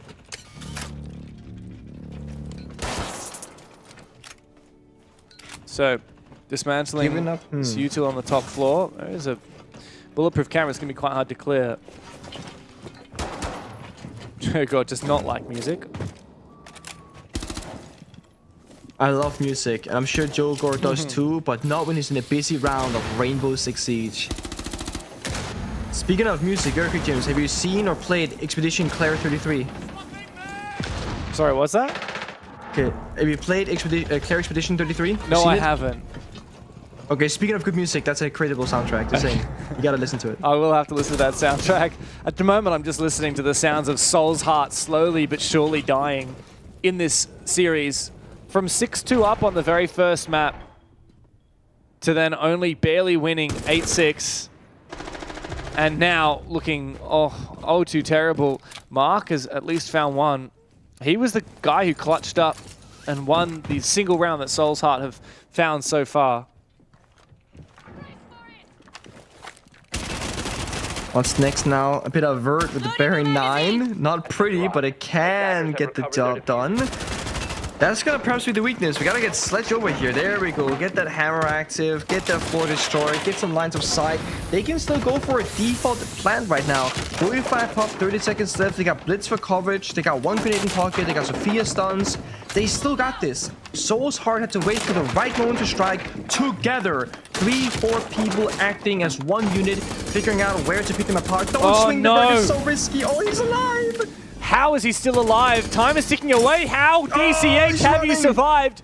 Joe Gore now trying to force this plant down. Mark's found another one. DCH cannot deny the plant. The smoke comes out. The swing will surely finally deny that plant. Where is the rest of Daystar? It's too late to be playing the vert. You got to get in the building. Soul's Heart scrape away with their second defense round win. But, oh my god, there's still such a long way to go to make this good. You know, as crazy this might seem, I think Goyo won the round for the entire team of Soulsheart. He wasted 12 seconds sprinting around 2 or 3 full magazines, and they were still looking for him while the Blitz was planting. So there was no cover for the actual plant spot, and guess who killed the Blitz? The damn Goyo! The guy was just 6 seconds back and forth. I was gonna say, if you swing the vert there and you die as a defender, I mean, the bomb surely goes down, but in the case of a bit of a whiff there from the attackers, you can't confirm the kill, it really ended up paying off. 2-4 is definitely worst case scenario in a realistic world of cafe defense. That's where Soulsheart find themselves. They gotta put out everything they have into these upcoming attacking rounds, or it will be over for them. And what this showed us on Bank was not enough. It has to be something else. Yeah, no, we need to see a lot more. Now, just a testament to how well these two teams are reading each other. We see two bans directly to counter each other. So the castle ban from Soul's Heart, knowing that Daystar will probably want to use the castle, and Daystar banning Sledge with the hope that they will themselves be using that castle. So I really like that. Credit to Soul's Heart for having the forethought to ban out that castle, because if Sledge had been banned but they hadn't gotten rid of castle, then it would have been really challenging to clear those castle barricades. You know, you chuck a mute jammer behind them and then you can't even use like the Hibana or the breaching charges on them. So yeah, really good move there from Soul's Heart to at least read into it. It's funny, those two bans kind of nullify each other. Yeah.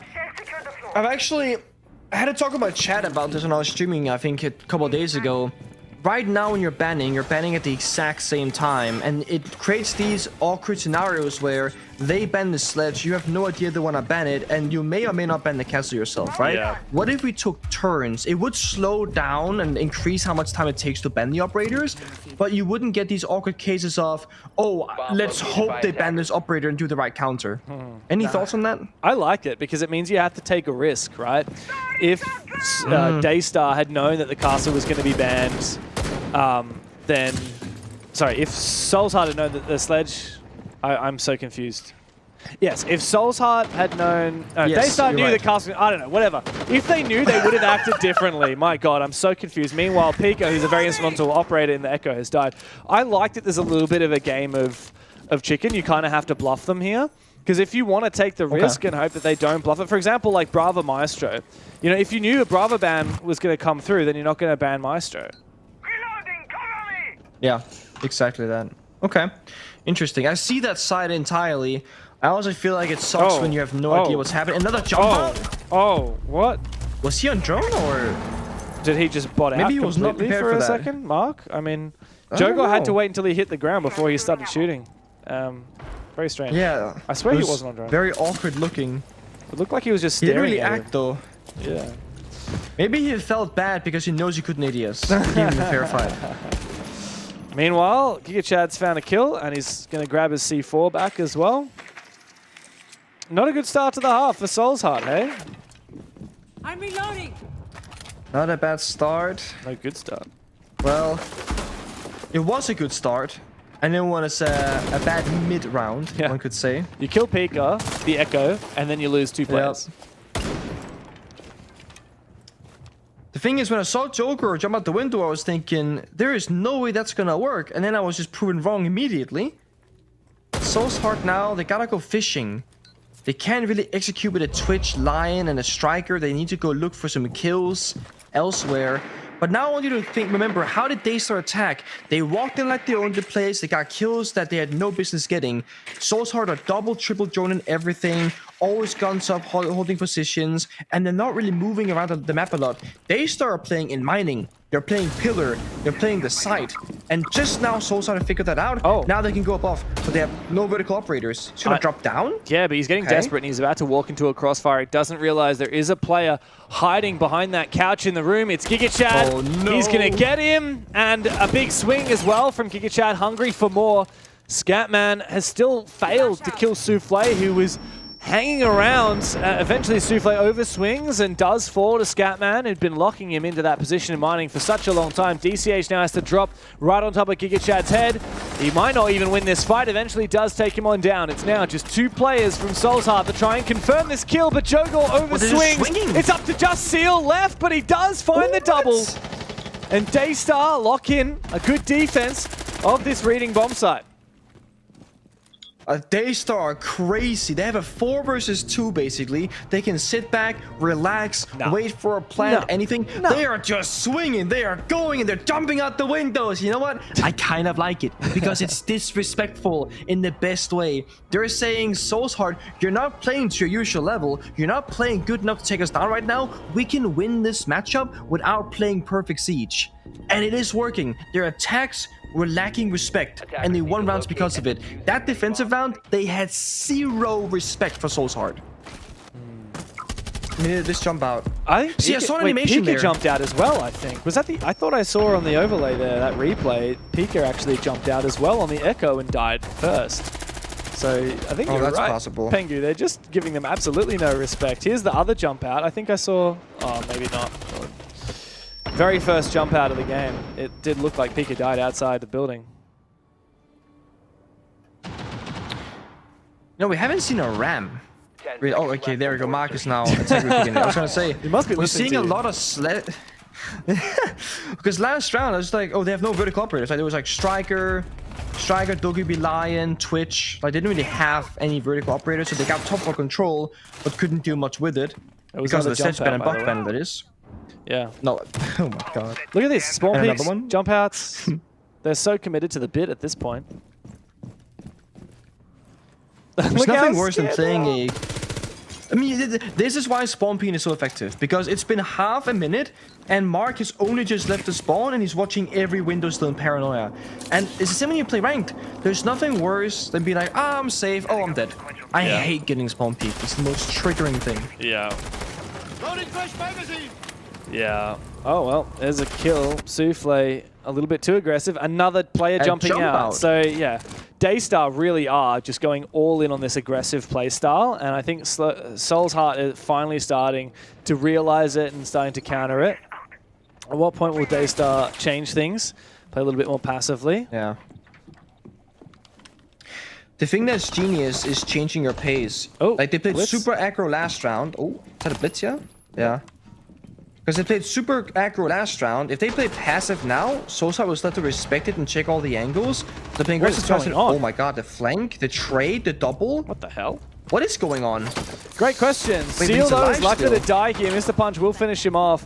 Jogor tried to save him, but could not do so. This has been a very weird round. But, of course, most of that has gone down on the roam game. And as Daystar now retreat back to the objective, Soulsheart have a minute and a half to drone out the site, figure out how they're going to execute. At least the ram is dead. You got soft breaching charges on the ace. The hatch already opened up. Jaggle scanner 5 in pocket. Blitz. This is pretty good for Soulsheart. They have a way in. They're able to get information. They have a bit of self-destruction. They can get everything on their checklist. They just gotta play together. I don't want to see Blitz dying alone or somebody else walking around alone. Leverage the fact that you're a 3 versus 2 and leverage the fact that you have a Blitz. Right now, this C4 Primed already can do a whole lot of damage if timed correctly. Blitz onto 1 HP now. 1 toe shot, he will be injured or killed. Mr. Punch, be careful. He can't do much because of it. You need to be able to tank a little bit as the Blitz. Oh, the timing is not there. Jogor, though, does eventually go down. Now it's up to just Giga Chad left. The stave off, match point. Scatman, DCH, and Mr. Punch together. C4 doesn't land, doesn't find its mark. He spots the first player. There's the kill as the Blitz starts rolling in towards him. He sees DCH. That's the last player alive with a rifle. Takes a lick of damage and then retreats. All he needs to do is land 1 shot onto this Blitz. Meanwhile, he's worrying about the other side, but Mr. Punch wins the fight. ADSing on the Blitz and keeping Soulsheart in this game for a little bit longer.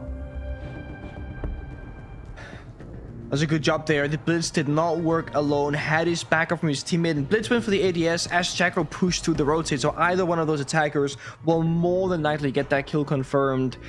It's a very tense round. And again, I feel like Daystar, they helped Soulsheart getting that victory more than anything else. Jumping out those windows, staying aggressive. What would have happened if they'd taken that 1 kill, fallen back, and just relaxed? Now Daystar, we gotta see them make the right call. They've played super aggro, Soul's Heart, they are afraid of it, they're watching angles, they are respectful. If Daystar just stops playing passive, Soul's Heart will likely still stay respectful and spend those extra seconds covering angles, covering windows, because they know something's gonna happen. Like here, 1 guy, 2 guys, 3 guys dies, 4 guys dies, and Blitz shows up, confirms the other guy. Like, it was crazy how many people died on top brown, top red stairs.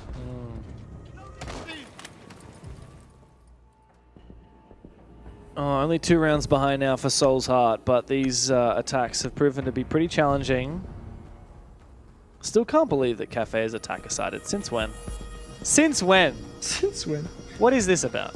Was that just this region, or was it like the stage for across the board? Like, I can check a couple of other regions. Why don't I have a look? So, well, we're talking at APL for now, so let me have a go and look at OCE. Attackers have located a bomb. If I can remember how to type on my keyboard. Oceania. Scrolling on down. Cafe has been played twice, and it's heavily defender favored. Okay. And what about APAC North? APAC 10 seconds left. APAC North. Scrolling on down. 5 seconds left. Cafe. It's played decently and is actually attacker-sided as well. Attackers objective. How funny. Okay, interesting. Yeah, so unusual. But I mean, that's always the thing about stats, right? We can look at a map and go, oh, Skyscraper has an 80% victory for defenders, but then we see like a 6-0 half for an attacking team because they're absolutely cracked because they're called Face Clan. And then it's like, okay, never mind. So while stats do show the overall story, every single matchup, operator bends, teams' play styles, how good they play on a given day, any clutches, those things are obviously never fully accounted for. Right now, I don't even think it's about sides between Daystar and Soul's Heart. I think it's about performance. Daystar have been the better team more rounds than Soul's Heart have been across this best of 3 in my mind. And if they keep being the better team, they will be victorious on this map as well.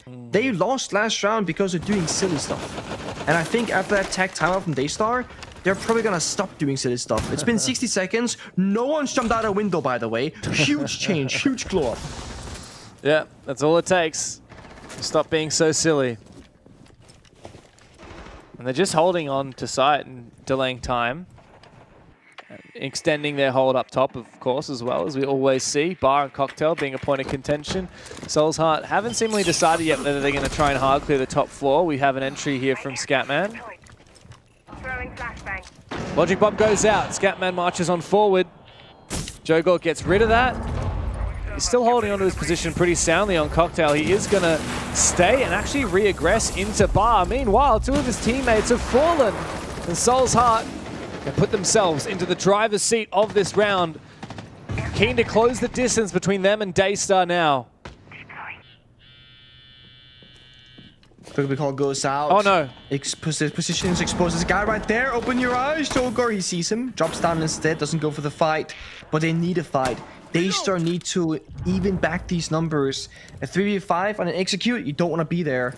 Seal, GigaChat, or Jogor has to go fishing now for a kill somewhere. But look at Soul's Heart. They're watching their drones. They're holding their angles. They are very much ready for a lash out of a play. Yeah, they're playing very slowly.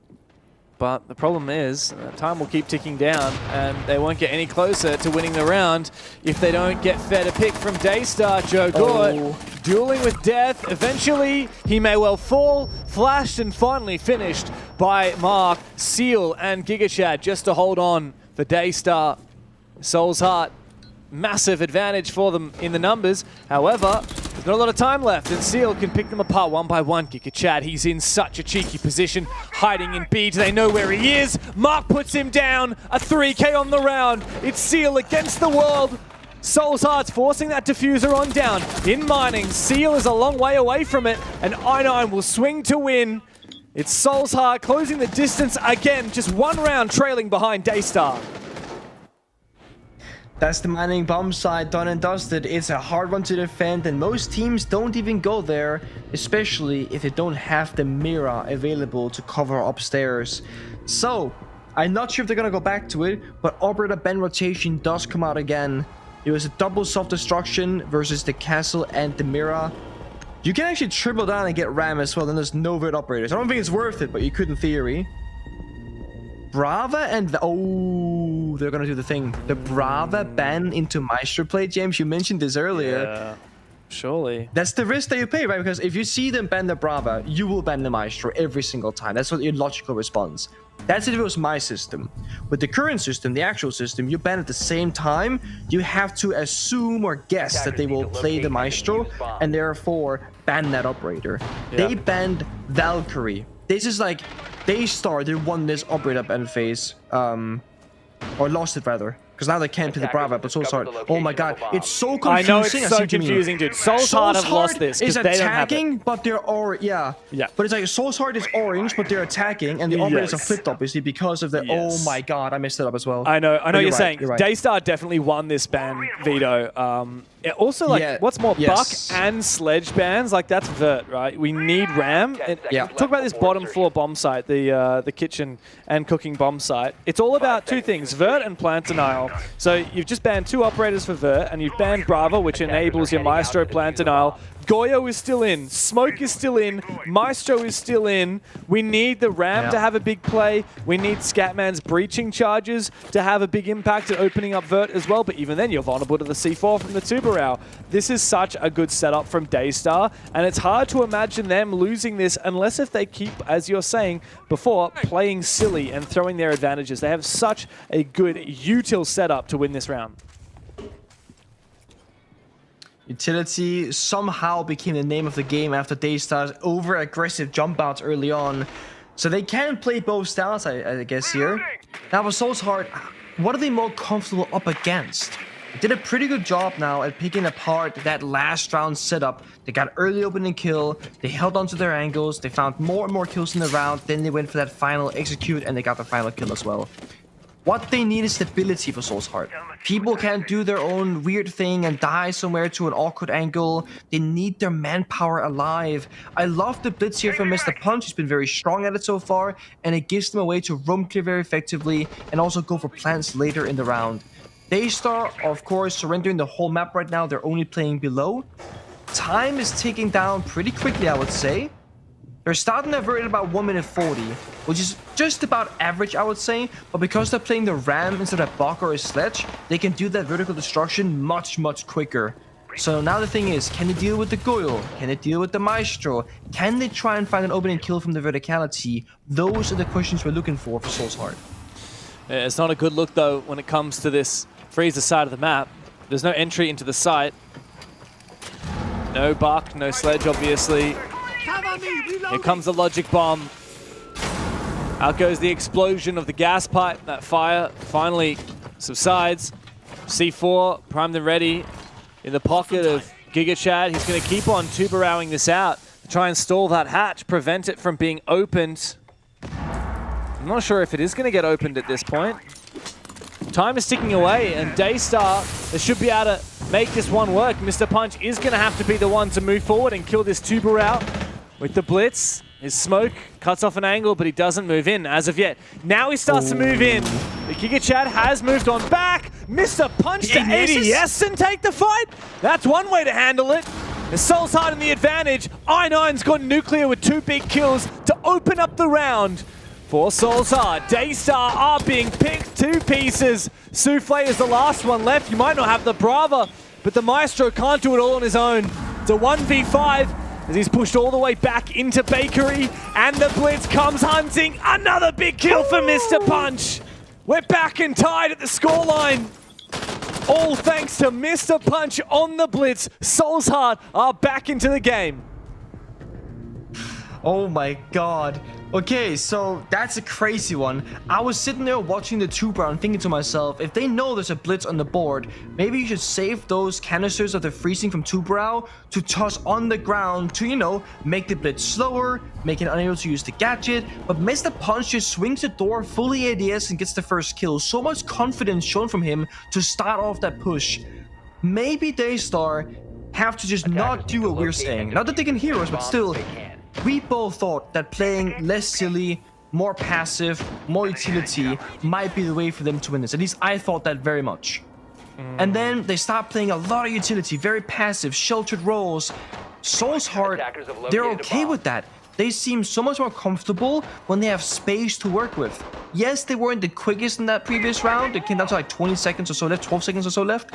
But when they get going with 5 attackers up and alive, they can get the job done. There is a world where Daystar might need to shift back to what they were doing before and try and disrupt Soul's Heart. Kill 1, maybe 2 attackers, make it a 3v3, something like that. Because then Soul's Heart can't go for actual proper bombs that executes.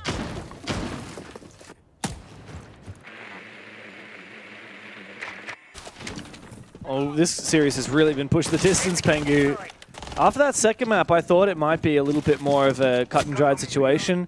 Daystar, especially after the first half, looking so dominant, 5-1 on their attacking side. Turns out it's just a very attacking favored Cafe. Still a chance for Daystar to right the wrongs of this half and get it done on defense, but Soul's Heart have only looked better as the game has gone on.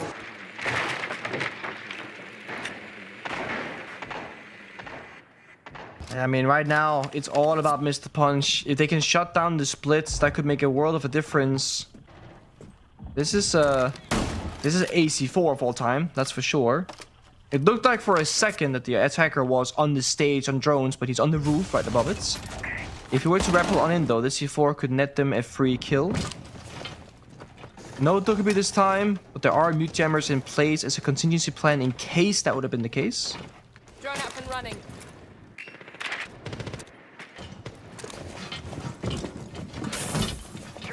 Up into Newbalg. Is Rooney is going to make things a little bit difficult. Burnt now by the smoke. The Ram goes out, opening up a lot of vert down into the floor below, nearer the bomb site. The train, of course, this is reading bomb site.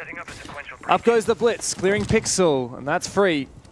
Most of the presence from Daystar is further back. That's a big down.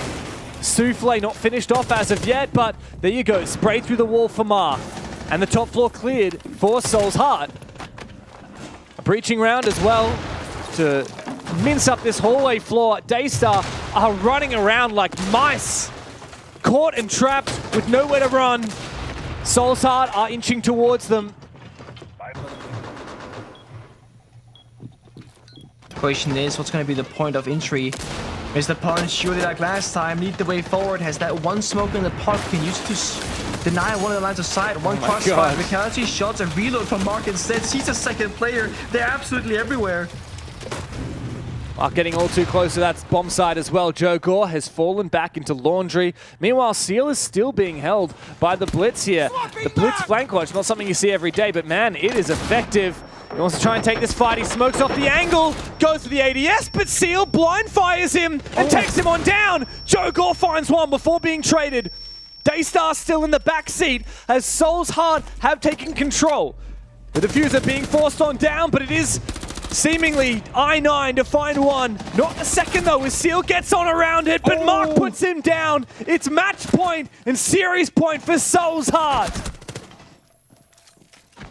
Mark came up massive in that one, finding the opening, getting down the plant, replacing the player reading door, doing verticality. I mean, this guy is doing every person's job. While that's ongoing, Mr. Punch, the distraction game on Wide Staircase, having 2 different defenders just focused towards him on that spot. There's so much happening in that round for every single player. The communication, probably crazy. You gotta play off your instincts and off what you think is actually gonna be happening, because every single person is trying to yell out what they see, what they think is the most important. It starts off, thankfully, for Soul's Heart with that early opening pick and injure to buy them the numbers advantage. They were planting, the planter died, but it worked out in the end.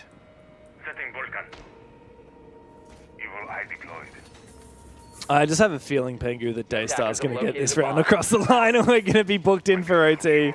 I got to get an admin call on which side is which in OT. Yeah.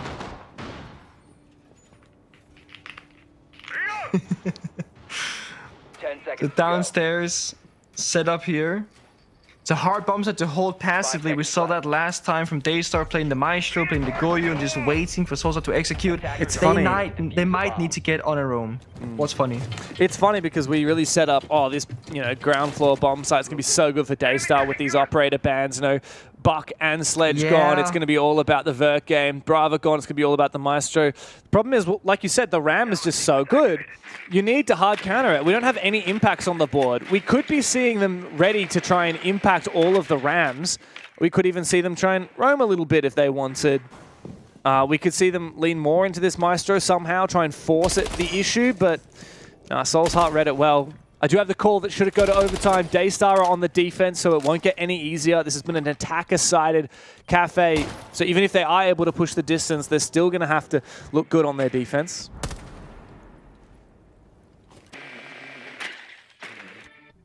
It's funny because I'm thinking back right now. Imagine you ban the Buck and the Ram. You would have only Sledge to verticality. And you see 4M. But then it's like, you probably want to ban the Sledge. Yeah, exactly. But then you want the Sledge to be banned because you want to play the Castle. Yeah. But then both teams actually with a Castle and a Sledge ban at the same time. So I feel like that's made this match very awkward in that case. It's essentially just nullified 2 of the bans, right? The Sledge and Castle ban are kind of not necessary at all. But regardless, there is one last chance for Daystar to send this the distance. Otherwise, Soul's Heart will put them to rest right now. But Seal, if he's got anything to say about it, wants to play a little bit more Siege. It's a big flank on the top floor. Not sure whether he was unaccounted for, whether they cleared from top down, or whether he slipped through their awareness. Oh, this is very, very risky from Joe Gore, going for a barricade. I know it's going to take his head clean off. Meanwhile, solo roam hunting upstairs is Mr. Punch. He's finally seen Seal, but not before Seal takes his head off. 15 kills on this man. It doesn't matter that Joe Gore's in the dirt because the top fragger for Daystar is still at large on this roam. With his phone ringing, Soul's Heart look to hunt him down. Or rather, will they turn their attention directly to the bomb site? Gotta hit that reset button right now, just stabilize. Things get a little bit too hectic. I gotta figure out what's the approach gonna be here for the attackers. What is this? Go for the roamer. You gotta catch the the timing. Oh, he gets the second player instead. It's all up to Chad. He's got to do everything. He must live up to the name now. In a 1v3 with I9 on the floor, pistol comes out, but Mark, he finally ends it. Finally gets Soul's Heart across the line. It was a valiant effort from Daystar, especially on the second map, but Cafe was all Soul's Heart's game. A 7-5 and a massive comeback with 6 rounds in a row to seal this deal and book themselves a date with Weibo later today. I don't even know exactly when and what happened, but Mark seemingly out of nowhere became the best player in the server on the attacking side for Soul's Heart and single-handedly won them 2-3 rounds. Incredible showcase from the team of Soul's Heart, which had a really, really weak start on Cafe and generally speaking, an awful previous map of Bank. Yeah, but they still managed to get it across the line. Soul's Heart, maybe the result we expected in terms of the winner. I certainly didn't think it would go like that, and we'll break it all down on the couch. Yeah, what's crazy for me is Daystar's biggest weakness throughout the entire group stage, Michael, flips on its head. Like I said before we started, the pendulum swings like crazy here.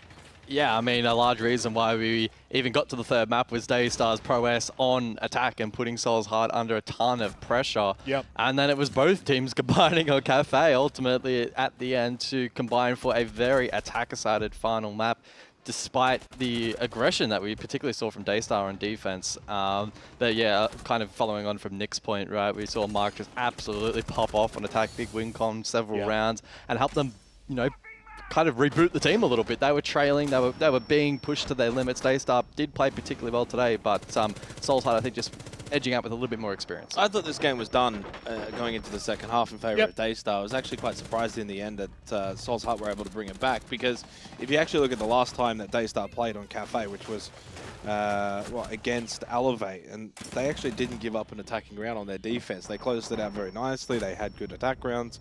And unfortunately, they just couldn't get the job done here where it mattered most. And as you kind of alluded to in terms of the attacker win rate flip when it came to Daystar, especially on that second map where they were just exquisite. And boy, they played well. And they'll be very disappointed to ultimately now lose the series. But really, you got to hold your head high if you're Daystar. You've still got a lower bracket to run through. I think some really good quality Siege.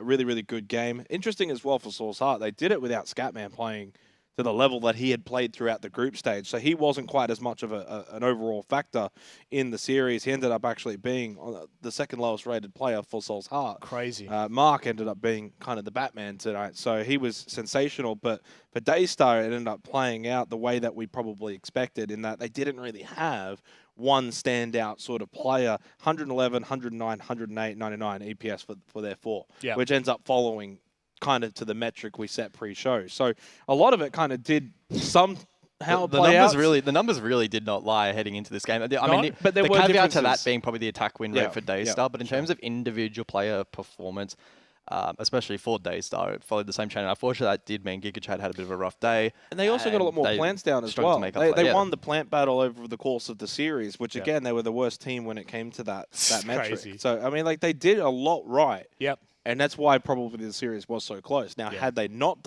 improved in some of those areas, it probably ends up being a 2-0. Yeah, well, I mean, you've got to be a little bit devastated for Daystar. Like, it's just on the back of everything, like all the stats that you've given there, it's just a little bit heartbreaking for them, because they were going into the game. Look, in my eyes, and I'm sure the eyes of many, probably the lesser favoured, but they still managed to keep it close. What I will say is, yes, Scatman may not have performed across the series, but he's a pivotal reason as the whole point that we managed to get OT for Seoul Heart in map 1 was because of 2 1v3s that he managed to clutch up. So, like, it's just crazy how this region continues to pan out. I guess looking forward a little bit here for Seoul Heart, Weibo is up next, Michael. This game is going to be very difficult, because not only are you going to be dealing with, let's just keep it to this game. You're going to be dealing with, like, the Daystars attacking prowess of these maps, but then you're going to be dealing with solid foundations on defense for Weibo. So where do we now go for Seoul's Heart? Like, how do we break this down? I mean, it's going to be a real challenge. I think probably the most concerning thing for me is, due to the fact they've already played a best of 3, it's more than likely that some of those smaller mistakes we kind of saw throughout that series, which likely made it so close, there's the opportunity or the potential for the frequency of those mistakes and maybe even the severity of them to increase. And you combine that with the prowess of Weibo, who are not going to throw rounds, they're not going to throw those opportunities, and they will punish mistakes that you make. It's very difficult to make a case that Seoul's Heart have a chance in this matchup, a realistic chance. They're going to have to play absolutely amazingly, even better than they already have. When they played last, which was the second last play day, it was on Consulate, and Weibo won 7-5, and we saw Seoul's Heart win that Consulate today. I wonder if they maybe might look to go back there again. Banker's got to probably be out if your Seoul's Heart after that performance today against Daystar. But wasn't convincing. No, it certainly wasn't convincing at all. But I'm having a look at it just now in terms of the maps for Weibo, your cafes, your chalets. They got a deep map pool. So I wouldn't be surprised, though, if it's quite similar. Like Weibo played quite a lot of cafe throughout the stage. They played a border. They played a lab. So it's going to be intriguing to see. Seoul's Heart will want to try and go for the comfort maps. And because they've played today, Seoul's Heart would probably not be, afraid to play the same maps again, a Consulate, a Cafe, for instance. So I wouldn't be too surprised. But big win for Seoul's Heart. And their reward is they play another best of 3 in about 3-ish hours or so. Whereas the reward for Daystar losing is they're done for the day. Yes. We love that. That's fantastic. See you later. Let's go ahead and bring the interviewee in. It's time for us to break this one down a little bit more. I know, lovely to see you, my friend. Hope things are going well. Are you happy with the performance? It was a close one in the end. Yeah, it's really close. We try to try my best and play like it's just video game. Whatever we play or competitive, just have fun. That's it. I just wanted to ask, in terms of the Asian region, right, a lot of talk has been in regards to Weibo and where they kind of sit. What's the internal view, though, from the other teams in the region as to the difference to the strength of Weibo? Do many in the Asia region kind of look as they are the team to catch? Pardon?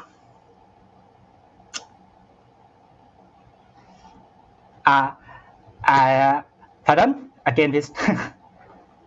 Again. Sorry, Weibo right now in Asia, Weibo Gaming, a lot of people look at them as the #1 team in the region externally. So for those outside looking in, but how do the teams and the players view Weibo within Asia? Do they think it's a gap that's quite large, or do you feel as if that you can really challenge them, especially considering you're going to have to play them later today?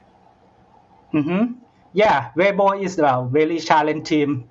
They have the best player in the team like Third and Speak Easy who play in competitive scene in for 5 or 6 years. Yeah, I think in Asia they look them like the best team. Yeah, I think so. But it's very challenging to winning them also. How do you beat them? That's the question. Yeah. How are you going to beat them? How do you win? I think we practice for a month. Just prove yourself what we practice and believe that we can do that. Yeah. That's it. I think. Belief and have fun by the sounds of it. Nano, is there anything you'd like to say before we let you go? Anything to the audience that are watching?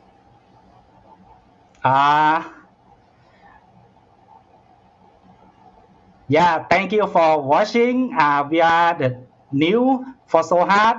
Thanks for support and hope you guys support us. Go along.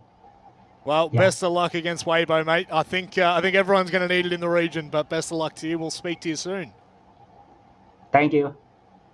Lovely little insight, I guess, from the camp of Solheart that are taking things light and easy. It feels like they're part of the Oceanic region. They're chilling. I think, look, that the Solheart as a team, they've always, like, just the iterations of this roster that we've seen throughout the years, they have always had a very light-hearted spirit to them. This might kind of throw you under the bus a little bit here, but do you also feel as though that potentially holds them back? I mean, I think that kind of attitude has been one that has been perpetuated throughout the entire APAC region for quite some time, probably to its benefit at detriment at times. You know, being chilled and relaxed is great, but I would say that kind of attitude probably only really works when you're at the top, right? And you know that you're good enough to have that more relaxed approach to some extent. Yep. But I guess on the flip side, if you want to see it as a positive, going into a game like a Weibo where you're probably not expected to win, you may as well enjoy that experience, have fun, take something away from it. And then if you are unable to win the match, then you can use that going forward. Yeah, I guess looking at the series as a whole, 8-7, 2-7, 7-5, the only thing I think that would stick out to most people is just the Daystar performance on Bank. I think that one is very much like a spearhead for the conversation moving forward for Daystar. It's very clear that they're a lot more diverse than what we saw in the group stages. I mean, my takeaway is that really Daystar could have, and maybe even should have, won all 3 maps. I think, could absolutely. have easily won Consulate. Absolutely. They had the lead. They had the big lead on Cafe. Yep. I mean, there's a lot to take away for Daystar, and this is not to detract from Soul's Heart. I ended up, thinking they were going to win. I predicted them. I think we all predicted them. Sometimes it's the manner and the way in which you can win. Yep. There are good elements, though, for Soul's Heart in the sense that they didn't require a Scatman to go and pop off, for example, and it was still close. So they can find improvement, certainly, and they're going to have to do it quickly because now they're going to go take on Weibo later tonight. So I think, for me, it's the kind of game that you can actually walk away from and find a lot of positives in terms of both the loser and the winner in this instance, which is sometimes a bit of a rarity. But for Daystar, it certainly can't be a case of now drop your heads, we lost. You got to run that lower bracket. And I genuinely think whoever Daystar play next, whoever that ends up being, they could end up winning that game. I don't think it's a foregone conclusion. Weibo's out on top for me, but the rest of them are all pretty close. Yeah, very quick final thoughts on not this game, but the one we've got coming up, because I know you boys are about to swap over. Elevate and Fury. I mean, I have a lot of thoughts, so I don't know if I can compact it into one sentence. We've got 3 hours together. Exactly. I think I'll save it for the 3-hour date. But Elevate look exciting. Yeah. Fury concerns. Yes. Yeah. And Fury, that was very concise. Thank you very much for that, Michael. Fury obviously notoriously have been quite good in playoffs, so hopefully they'll be able to kickstart this playoff series, this campaign in the right fashion. They take on Elevate after this. ตอนเล่น4แรกๆก็เอาจริงก็ไม่กล้ากดแรงเพราะว่าคือตอนที่เริ่มเล่นแบบว่าเล่นกับเพื่อนแบบเกมมันแบบดูเล่นยากมากเลยแบบว่ายังกลัวๆอยู่เนาะเราก็เล่นแคชชวลไปอยู่พักใหญ่ๆเลยจนอยู่จุดหนึ่งที่รู้สึกว่า แบบว่าแคชชวลไม่หนุกละอยากได้ความท้าทายเพิ่มเติมก็คือต้องไปกดแรงก็เลยเริ่มเล่นโซโล่ตั้งแต่นั้นมาเป็นช่วงผมจำซีซั่นไม่ได้แต่น่าจะก่อนเป็นซีซั่นก่อนวิจิลครับผมก่อน Operation Hell ด้วยน่าจะช่วงหลังน่าจะช่วงแจ็คเข้าเริ่มหยุดแคชชวลไปเล่นแรงเพราะว่าใช่เริ่มเพื่อนๆเริ่มแบบว่าไม่ครบตีละเหลือคนนึงอยู่ที่อยู่กับผมประจำจะเป็นที่แบบบ่อยๆเลยนะก็เป็นมินครับผมส่วนผมน่าจะเป็นคู่กับมินซะส่วนใหญ่แล้วก็มาอยู่ตีนี้จะมีวันหนึ่งที่คนนี้ไปชวน PD Boom หรือว่า Producer Boom มาก็บูมเขาก็ทักอินบ็อกซ์มาถามว่าสนใจแข่งอาร์ติกไหมเขาบอกว่าเขามีข่าววงในมาว่าแบบเดี๋ยวหลังจากนี้มันจะมีทัวร์เรนโบว์ซิกในไทยเนี่ยมันยังไม่มีแข่งที่เป็นแบบทัวร์ออฟฟิเชียลหรือว่าทัวร์ใหญ่ๆส่วนใหญ่มันเป็นทัวร์แบบว่าเล็กๆแบบว่าจัดกันเองอันนั้นก็เลยเป็นจุดต้องบอกว่าเป็นจุดเริ่มต้นแล้วนะผมว่าเราเริ่มเข้าสู่วงการแข่งเป็นหลักตั้งแต่ตอนนั้นเลยเพราะว่าบูมก็ถามขึ้นมาว่าแบบว่าอยากจะทำทีมแบบเอาที่1แบบว่าสนใจไหมผมก็แบบว่าสนใจแบบว่ามีคนมาชวนที่แบบว่ามีโปรไฟล์ดีขนาดนี้มาชวนเราก็ต้องไปอยู่แล้วตอนนั้นแหละครับผมที่เป็นจุดเปลี่ยนสำคัญที่ผมได้ตัดสินใจก้าวเข้าสู่การเป็นผู้เล่นระดับ professional Sugar sweet, you got what I need. Sipping on the potion, all that good emotion, just my kind of heat. Keep it on repeat, tested by the potion, loving this devotion. Live it up, live it up, live it up, sweet emotion. Every time, every night, you and I on a roll. Switch it up, switch it up, switch it up, where I'm going.Stay on the fly just in time, know the right way to go. I'm on the road, it's my time, taking control of my life. I want to run the red lights, I've got to run this show. You always take me so high.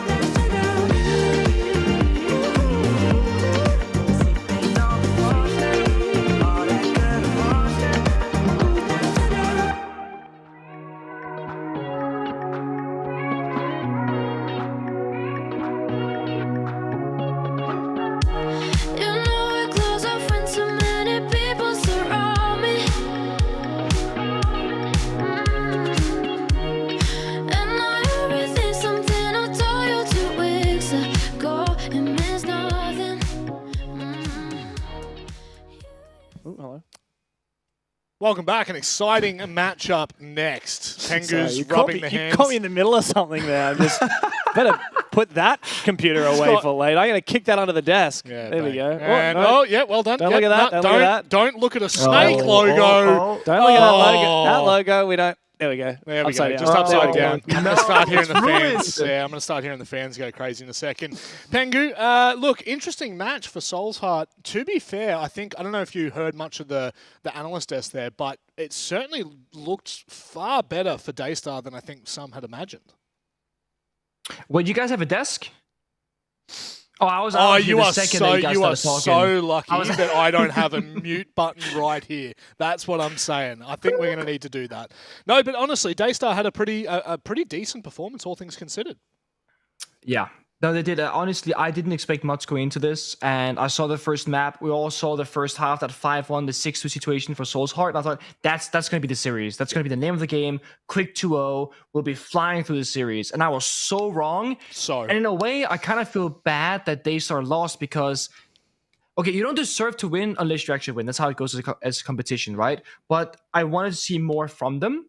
But again, the benefit of losing is that you don't play more today, you play in the future. Yep. The upside to winning is that, hey, you go further, you step up bracket, but now they got a much harder game later today against Weibo. So, did you really win? I don't know. That's a really great point. I think Daystar might actually win that series overall when you look at the repercussions from it. But, Dev, we move on to one of the matches that I would say this is match of the day for You me. reckon? I think so. Well, look, the game against Orchid, whoever wins this, that could be interesting. Yep. But I think the Weibo game is just going to be a quick 2 and done. Elevate Fury. The Orgs have a lot of rivalry here, but in particular, we are looking at the demons, the villains of Elevate, the imports versus the tried and true method of Fury. It's an exciting, regardless of whether you actually look at that, it's kind of nice to have a storyline like it. I'll never forget being in Rio for Reload to kick off CJX, and everyone's like, obviously we've got all the partner teams here. We got, G2 and these other ones from EU. We got Space Station, these other ones from NA. We got FaZe and these other ones from Latin America. And then we got Elevate and these other ones from APAC. And I'm like, excuse me, hold up a second. No. Elevate is a North American organization with a team comprised of entirely Brazilian players, and they weren't even scrimming in APAC. I don't think these players had even been to the Asia-Pacific region up until they actually started playing Stage 1 here. And of course, now they have been competing in Asia. They've been in the region for quite some time, and the only scrim practice they get is here. So they are finally starting to perhaps earn their APAC banner, but really they're kind of just infiltrators in the region, aren't they? They are. Imports. We, of course, have a world champion of Psycho from the Ninjas in Pajamas days, and he won SI in 2021. And the rest of this roster have proven that they are pretty solid. Stemper's a new addition post-reload, but these guys, they made top 8 at that event in Brazil, obviously, where they're from, and now they have had a mixed experience since actually coming to the league. I think they've realized there's a little bit more competition than we expected here in Asia. Yeah, Pengu, that's actually a great place for you to pick up. Obviously, this roster coming into Asia as a whole, we expected very big things from. Obviously, a hammer holder himself in Psycho, and the rest of the Brazilian roster, which coming from a region that dominate globally, I think many expected them to overperform and absolutely dominate, be up there with the likes of Weibo. But you can see just from the stat lines themselves, now the stats never tell the full story, but you can see that they've kind of hummed along. They haven't overperformed, they haven't underperformed.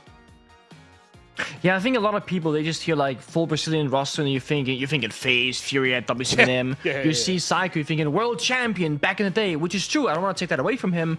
But this roster is, yes, while they're Brazilian, these are all the people that couldn't really hang domestically back in Brazil anymore, or maybe didn't get a shot in that region because there are better players than them. So this is what we would call a tier 2 Brazilian roster, which is of course a tier 1 roster in most of APAC. I think they have slightly underperformed at worst, but I also think getting third, tied on points with Team Orchid, only getting third place and then losing to round difference isn't that bad. And they had 3 overtime losses: 7-8 to Leighton Dragons, 7-8 to Weibo Gaming. Those are not bad scorelines by any means. No, and I guess that setting the expectations moving forward here, Elevate are 100% Titan killers in this region. They will go on to at least come top 3 in these playoffs. That's the expectation, which puts a lot of pressure on their shoulders. But speaking of pressure, Fury have been here time and time before. They have always showed up in the playoffs. Sometimes they have disappointed, but for the most part, Fury seem to turn it on when we get to best of 3s. They seem to do a little bit better. Maybe I'm just heavily on the copium at the moment. Dave. I mean, they did just barely scrape into the playoffs. They ended up in 6th place. They only won 3 of their 7 games.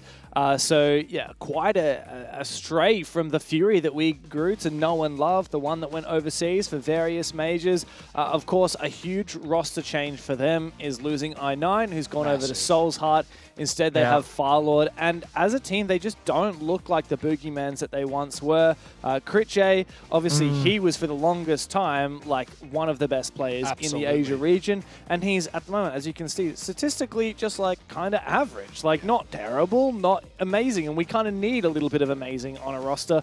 Firelord, unfortunately, has just not quite been it, and certainly not a replacement for a star player such as I9. They had a over the whole rough stage. Like I said, they only won 3 games. It was against Latent Dragon, Orchid, and Daystar. They even lost to A7, who didn't make playoffs. Their final play, they actually played Elevate and lost it as well. Yeah. So Fury are really, honestly, just lucky that A7 and Latent Dragon didn't do better. Otherwise, they wouldn't have qualified here. It's a little devastating to think, Pengu, that we wouldn't have had a Fury in playoffs. But now things can kind of change. From your perspective, how good are the chances of Fury, after such a average group stage, to be able to turn it around so quickly for playoffs? Yeah, it's a hard one because if this was like a best of 1, I would say there's a pretty good chance they can cause an upset. And I still think they can cause an upset in an individual map basis. But in a best of 3, we gotta speak about that Brazilian experience, the World Championship in Psycho, etc. That's where I get a little bit nervous. But I also think, granted that this is a best of 3, it's the perfect opportunity for Fury to show us exactly how much has changed and how good they can be. If they fall short today, it's not the end of all, but it certainly comes down to how big of a loss are they going to be losing by, or how big of a win are they going to be winning by. It's about margins. Yeah, head-to-head, individual 1v1, I will take Elevate every day of the week at the moment. However, for sure, whether things start to change at the moment, that's where we really need to see Fury rebuild in this period. Because you've got, you're playing this across 2 days. So you've got that time to really knuckle down and find these moments. I feel as though this... I love head-to-head graphics, especially for teams. It gives you a nice overarching comparison. Dev, I don't know how much I take from best of 1s anymore. I used to take a considerable amount, but you're just talking about a different beast. As Pengu just said, a 1-for-1 basis, Fury can upset Elevate, but that's a very tall order across the BO3. Look, I partly agree. Fury are not in a good form right now, but I also just want to remind everyone, neither are Elevate. Like, they went to Reload in Rio. They made it to the quarterfinals, but the only 2 teams they beat there were PSG Talon and Skies. 2 APAC teams that aren't even doing that well in APAC North right now. And you look at how these guys Elevate have done so far as well in the stage, right? They only won 3 games. They beat Fury, they beat Orchid, and they beat A7. They lost to Latent Dragon, who didn't make playoffs. So it's actually kind of a mirrored story between both of these teams. Both of them only won 3 out of their 7 games. Both of them lost to a team that didn't make playoffs. To Elevate's credit, they did actually push Soul's Heart and Weibo to overtime. Sure. So that's why they were more safely into the playoff spots. But I just don't have a lot of confidence for either Elevate or Fury, to be honest. So that's why I do feel like this could go either way. I think this is likely to be a tight game. But if last matchup taught me anything, it's that you really can't predict things because not in this region. Especially Bang last series like Daystar, I did not expect them to run away with that over SH. 5-1 attack, like what? Yeah, and then a 6-1 lead, 5-1 lead, for them on Cafe that they then got reverse swept on 7-5 by Soul's Heart, winning a flawless set of attacks. So it's very hard to predict. I just think in terms of setting expectations, obviously Fury are a shadow of their former selves. Elevate are a new team as of just prior to Rio when they picked up that Brazilian roster, who are I think, no doubt, have not met expectations yet. Like, if Elevate are making the investment to import players all the way from Brazil, it's not just salary costs, but actually physically, like, housing them and importing them. It's very expensive, and I think that they need to do a lot better than how they've done so far in order to prove that they're worth the investment. They do have the Uwu skin, though. That's what you're forgetting. They've got the Uwu skin. Let's go ahead and have a look at expectations for the maps. It's important for us to set the tone here for this series. Pengu, I'll go to you with this one for the vetoes, because I do want to get your... You have a very unique perspective on just the overarching, I guess, view of the game. You've got a little bit of a brain on you. You've kind of done some incredible things. Where do Fury have to go here to find upsets against Elevate? I think the most logical, without knowing their exact map pool, is like the simple maps: Chalet, Border, Oregon, back when that would be in the game, for example. Yep. Whereas for Elevate, I would love to see Clubhouse, or there's Clubhouse actually. I'd love to see Clubhouse and something more complex like a cafe, or skyscraper, or a lair. All those are gone already, so Nighthaven Labs will be the decider, of course. But so I love the Clubhouse, I love the Chalet. These are so logical, and I think the tertiary map comes down to a matter of comfort. I think Nighthaven Labs is actually a great middle ground for both of these two teams. Whereas if it was going to be in favor of Elevate, as I said, it was going to be Sky, Cafe, or Lair. And in favor of Fury, I was looking for a Border or probably a Nighthaven Labs. So Dev, pretty good. Anything on your side? My main thing to think about here is like Fury, we haven't seen their Clubhouse, but they do have quite a high preference, and Elevate lost it recently to Soul's Heart. So I think they're really targeting that. As for Elevate's map pick, it's just a repick of the map that these two teams played against each other in the final play day of the Asia League, and obviously Elevate won that. As for Nighthaven Labs, I'm a little bit less certain. We did see Fury beat Daystar on that just a week ago, so perhaps this is a good look for Fury. You know, maybe they've learned something from that Chalet game. Maybe they'll look better. Maybe Elevate have actually been hiding Clubhouse, and that won't be as good for Fury as we expected. But honestly, like I said, even though Elevate are the higher team on the standings, I think that this is a pretty neck-and-neck series. I wouldn't be surprised if a Fury winner. I wouldn't be surprised if we go the distance all three maps. Now, speaking of predictions, and I guess starting to set the tone for viewers at home, Pengu, yourself, me, and Dev have all gone for Fury in the socials predictions. Do you maybe regret that now that we're looking into this series? Well, the way that I do it is that usually I will predict one team in my standings and then say the other one on the desk, because you're always half right in that case. Yes. And the other one is that there's a heart and there's a brain. Yesterday, I was gassing up Chiefs as like the team that I would like to see win, but I did predict GG for my statistical factor off stream, of course. Yeah. I'm in a similar boat today, but I do want to have a little bit more faith in Fury, so I've locked that in for this one. Seeing the map picks, I do think Elevate has the advantage, I will say this. I think Clubhouse is great for them, even though Fury picked it, and I think Chalet, they can outmatch them in gunpower, and Nighthaven Labs, I think, also just favors the better team, so I think I voted wrong, but I'm going to stand by it. Fury all the way. Dev, for you, just a quick one? It's Fury. I'm not using my head, I'm using my heart, and it's all Fury. Yeah, 100%. I've gone with heart. I'm not about this import life. Speaking of import life, Pengu, I'm sick of seeing you. Let's throw it over to Jake and Guz. Bye.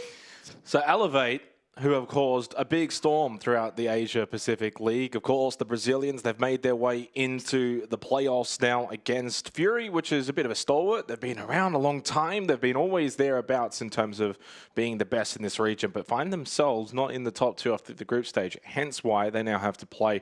Funnily enough, these two teams, of course, played each other in the very last game of the group stage as well. It was Elevate who ended up winning that one, on Chalet too, might I add. So I think this is very much shaping up to be the kind of series that has all of the hallmarks of saying this goes 3 maps. Yeah, I agree to some extent. I am anticipating Elevate to be quite strong in this particular matchup, but most of my attention is going to actually be focused in on Fury. Do we see the Fury that we saw during the group stage, which is clearly a team not playing anywhere near full potential, or do we see a reinvigorated and ready to go Fury that may be able to catch Elevate off guard? Yeah, I think that when Fury are at their best, we know what their quality is and we know how good they can be. I think Elevate have constantly shown improvement throughout the stage thus far, so we haven't quite probably seen them at their very best yet in terms of a new iteration roster. As we head to Clubhouse first up, it is actually the second least played map in the Asia region of APL. The only other map that has seen less play is, well, Lair, which has not been played at all so far. Only once have we seen Clubhouse in the group stage of Asia, so we get to see it up close and personal here for this match. Winner, of course, moves on to the upper bracket semi-finals. They'll take on Team Orchid. later tonight, and it'll be a late night as well for the winner of this. The loser, of course, then drops down to the lower bracket. They'll be back next week to basically go on that gauntlet run in the lower bracket. Fury and Elevate renewing pleasantries only a week on from that previous game on Chalet. Elevate won that one 7-4. Fury will be looking for the response here to begin on Clubhouse, but it is Elevate that do start defense. And like I was saying before, I feel like this Elevate roster, they've really started to get into their strides. They actually beat Team Orchid and then beat Fury to make playoffs. And I say to make playoffs, guys, because but prior to those two games, the start of the stage that they were having started to get a lot closer to the drop zone in terms of the bottom two, and then bang, they beat Team Orchid out of nowhere, and then they finish off and beat Fury and sees them end up in a pretty decent position coming into the playoffs. So they're getting better as they're progressing and having more time playing with this roster. I definitely feel like they could definitely take this series. Attackers need to locate and defuse bombs. I eat Bandit, double hard breach, Ace, Maverick, the bans for this matchup. So heavy focus in terms of hard breach, both denial and the hard breach itself, which has become pretty commonplace here on Clubhouse, given just how critical those reinforcements are and opening up for the attacker, keeping closed for defense. It's basement round 1. Elevate will be looking to get off to a good start here on the defensive side. Should be a defensive bias on this style of map. 10 seconds to go. Of course, the data for Asia Limited, it is only its, I believe, second appearance for the stage. Well, the modern iteration of Siege has certainly seen attacking teams find more success on Clubhouse. It hasn't quite been to an extent, yeah, cut and dry, where in the past you could easily sit back, say defense favor, but definitely expecting Elevate to start well here. Elevate not choosing this map. It was Fury that selected Clubhouse. Elevate, the fact that the Chalet was allowed, I mean, we're talking about a 1-week differential here, and that's on the board, and Elevate beat Fury on that map. They now get to choose it here for this series is certainly surprising, because, I mean, 7-4, it's a decent result. Fury may look at that, though, and think, okay, we'll VOD review it, we'll figure out some of the issues and definitely get a second crack at it. Nighthaven Labs, if required, the deciding map of this series, and the way that so far the APL playoffs have been going, I think you'd be safer to bet for a 3-mapper than a 2-mapper, especially in a series such as this one. I mean, I don't think there's a lot separating these two teams. And the big one for me in this series to watch is probably Firelord. He's copped some criticism so far in this stage. Many kind of view him as the weak link when it comes to this Fury roster, his ability to impact and have noticeable impact in games.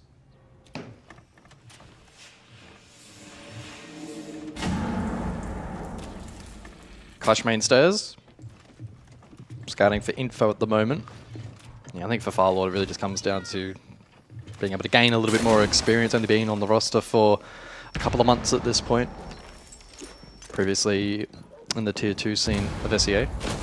And Crit J hasn't had a great group stage either. We know how good Crit J can be. 96 in terms of EPS, 27th ranked player. That doesn't seem like Crit J numbers. Minute to go in this round, and so far it's a rather default basement club. Pretty much bunker down, especially when you look at that operator lineup for Elevate. It's all about the bunker strategy. The Clash will be a nuisance in trying to block off that Montang from being able to push. It is Dark that finds the opening kill. But what a stage he has had so far. 7th for EPS in the Asia region, 115. He finds the opening pick onto Romeo. That's the smoke removed. 50 seconds. Now the Quan Hive Launcher can send those bees out, get some information. Psycho has been pinged out. And it should be hatched up. Crit J may hit Ashwall. Romeo dying early here could prove costly.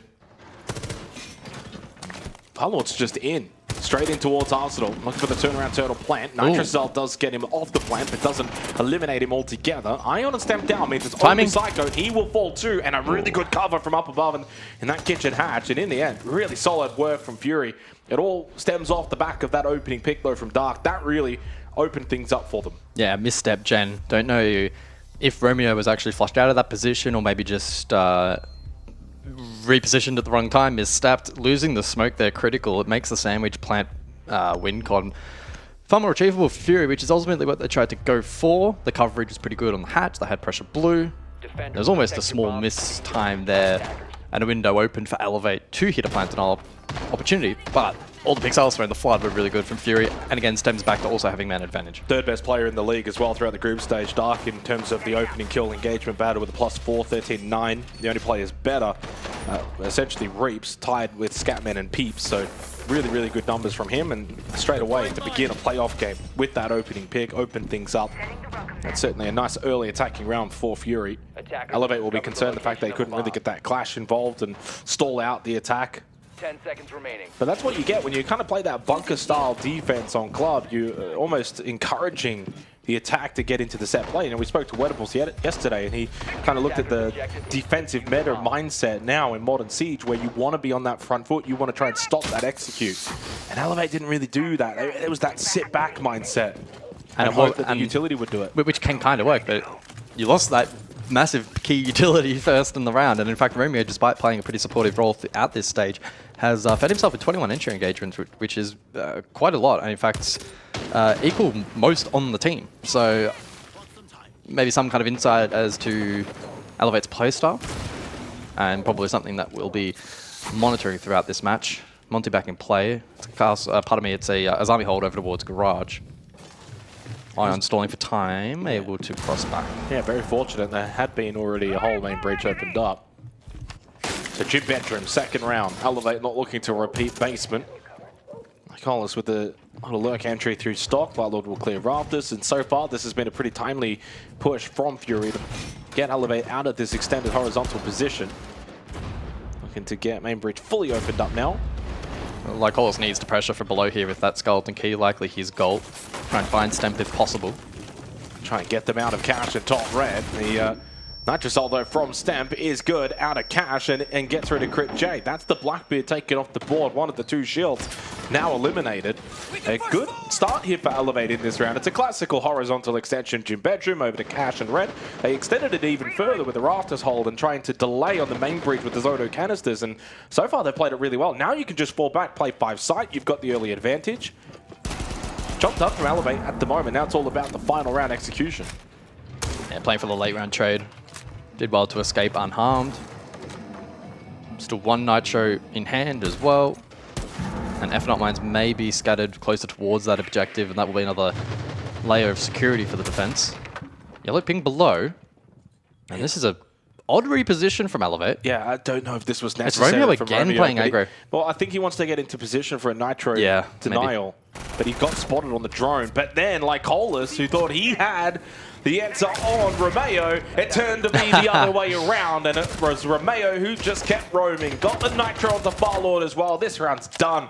So far, some clinical siege from Elevate. This is a very, very resounding round win.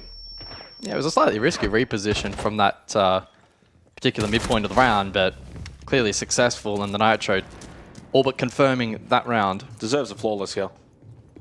Yeah, I would say so. Yeah, I mean, clean start to the round, good peel. Fury didn't catch anything on that rotation. Left a little bit stagnant, tried to make a play work below, and maybe a bit of a shortcoming in info. Jump out to confirm it. I believe a 2K as well for Stemp. Got a Nitro as well, so I mean, double Nitro. Good rotation below, good peel. So a lot to get excited for Elevate in that second round at least. Far more clinical than round number 1. The big thing for me is actually also the playstyle difference from Elevate defensively. The opening round, it's all about bunker defense. It's the way that you certainly can play basement, but you're on the move a lot more there in that second round because you have to be. Do they look better with a more peel kind of mindset? Maybe we'll see that on the basement reattempt, which is inevitable. Which you can play that kind of way for basement. You don't have to just necessarily play 5 bunker. That was the Nitro immediately after as well from finding that kill.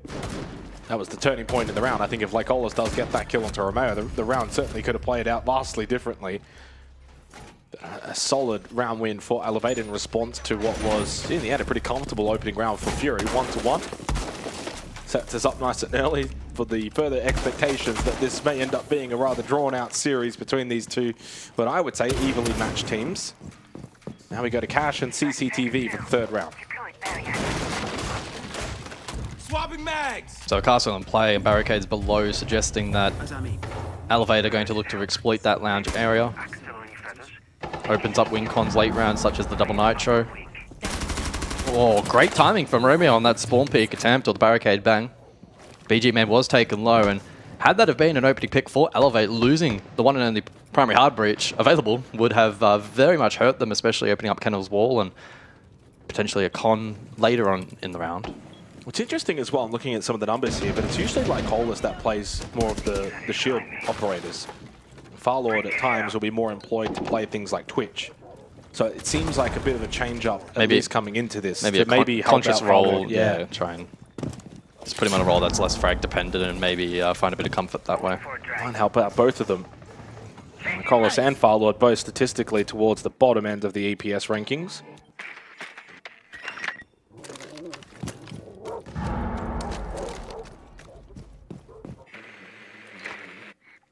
Nothing too crazy from Elevate, but they will certainly focus on keeping that lobby control. They still have 2 mirror windows and 3 Zodos.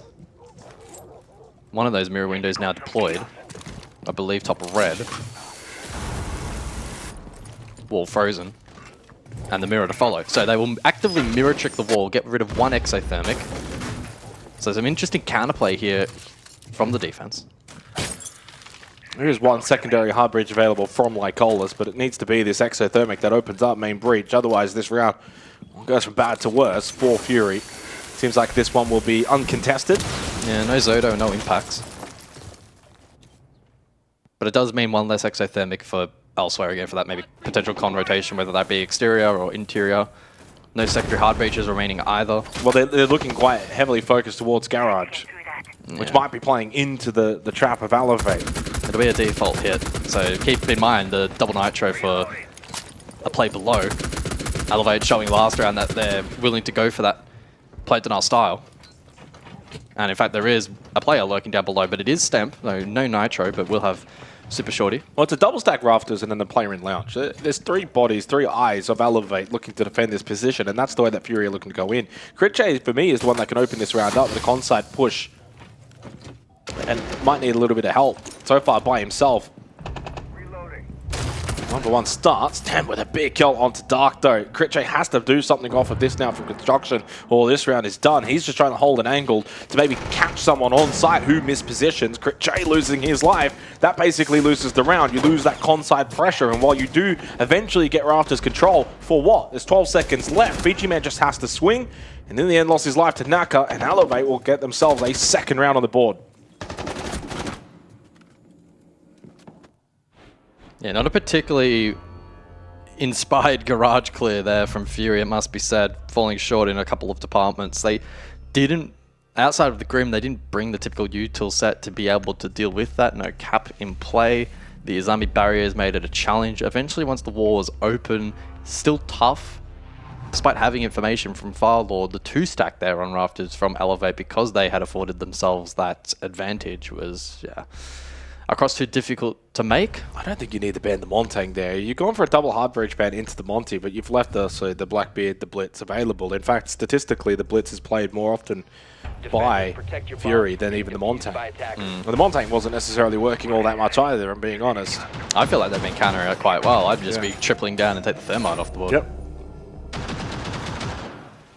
Or potentially one of the entry ops. I mean, to be fair, on basement, it was a slight challenge, but even still, I don't know if I'd be focusing my bans on this particular objective. We still have the Clash available as well, but no more mirror. So 2-1, the only round won so far successfully by Fury down in basement. But the rounds that Elevate have won, they've looked really, really dominant, really, really good.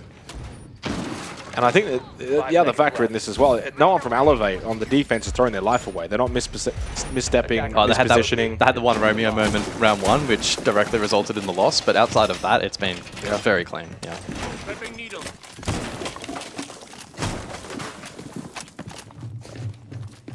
This is, of course, the map pick for Fury. Chalet to follow after this, chosen by Elevate. Won by Elevate, the final game of the entire group stage. It's always a bit of a rare one when you have 2 teams play each other, but then play each other again in the playoffs. Ducked down temporarily was Romeo to avoid the early fire.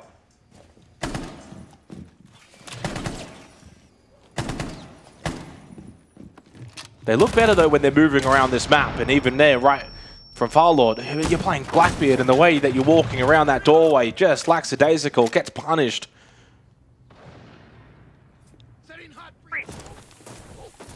Blackbeard is one that you really want alive for that site entry.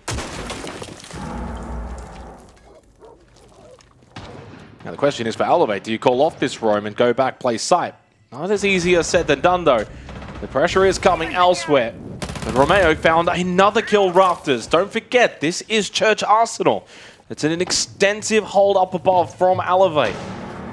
Now the question will be, can Romeo exit this area alive? And Crit J now too falls inside of construction. And while that's happening, outside here from BG Man outside main bridge has been lurking to try and find and cut off this exit. And while he does eventually get the kill onto Romeo, he finds himself all alone for the remainder of this round, and it's basically done. That garage rafters hold from Romeo seals this round. Not a bedroom defense, it's basement. Yep. Fury didn't get within 100 meters of the site. Nope. Concerning. I don't even think we ever ended up seeing basement visually outside of the prep phase. That was about it. Timeout, Fury. I feel like every 30 seconds I was having to consciously remind myself, not bedroom, not bedroom, not bedroom. It was Church and Arsenal. And it is a Fury timeout. 1-3 down.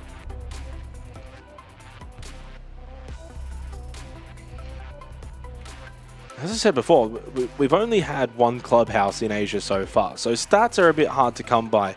But there is a region that loves clubhouse. It is our region in terms of Oceania. It's been played 11 out of 37 times. So every 3 games of OS, it's clubhouse in terms of maps. And statistically, it is still, it's actually evened out now to 56% defensive win rate, 44 to the attack. So it's still very much around that figure where 4-2 halves in favor of defense is a bit more of the normality. And that's very much still on the cards here for Fury. A second round is really all they really need.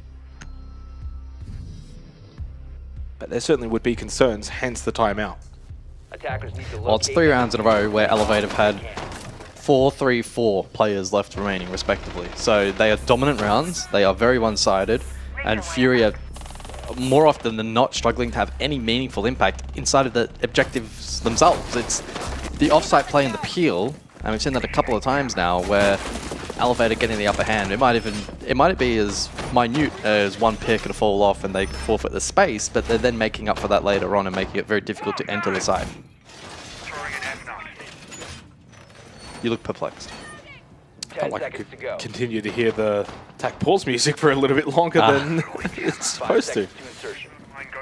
Yeah, 6 and 2 for Ion, but it was honestly been 2 really big rounds from Romeo. You think about we've had 4 rounds played. He's actually been heavily involved in 3 of them, 1 negative in terms of the opening round, but then the Rafters hold that we just saw, and then before that it was the mainstairs flank into the double kill with the Nitro.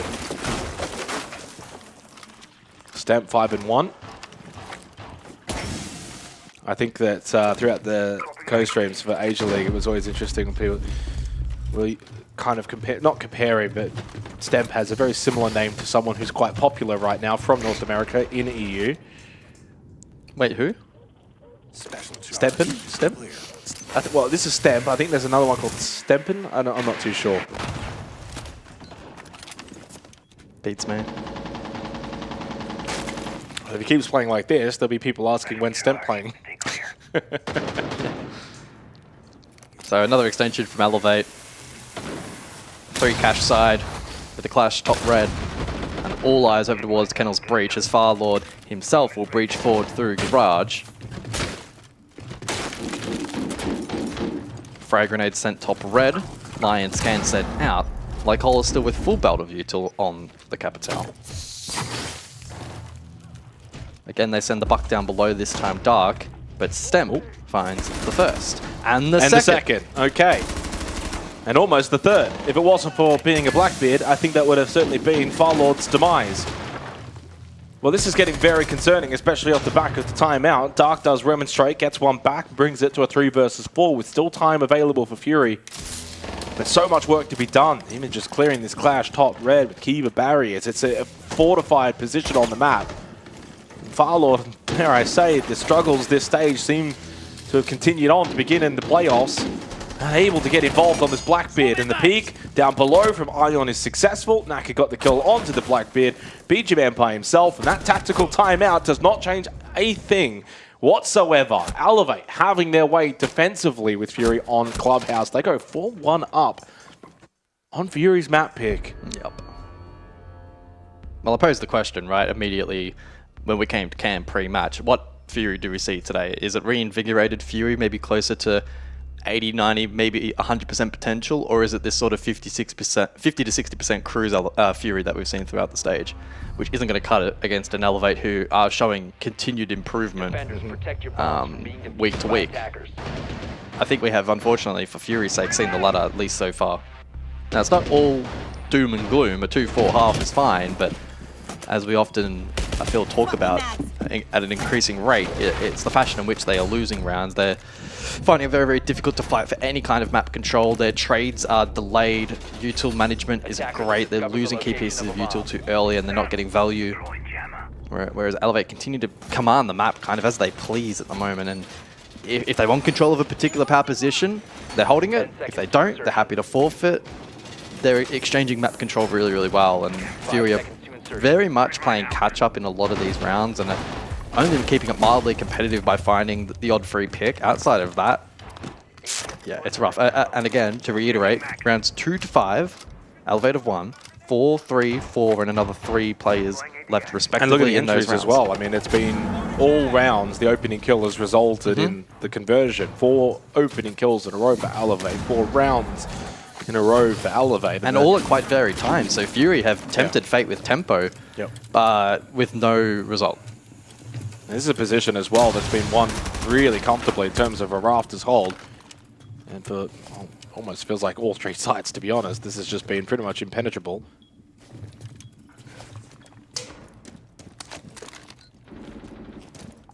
Well, they've been to Kali for the final attack, so we'll see how much of an impact that's able to have.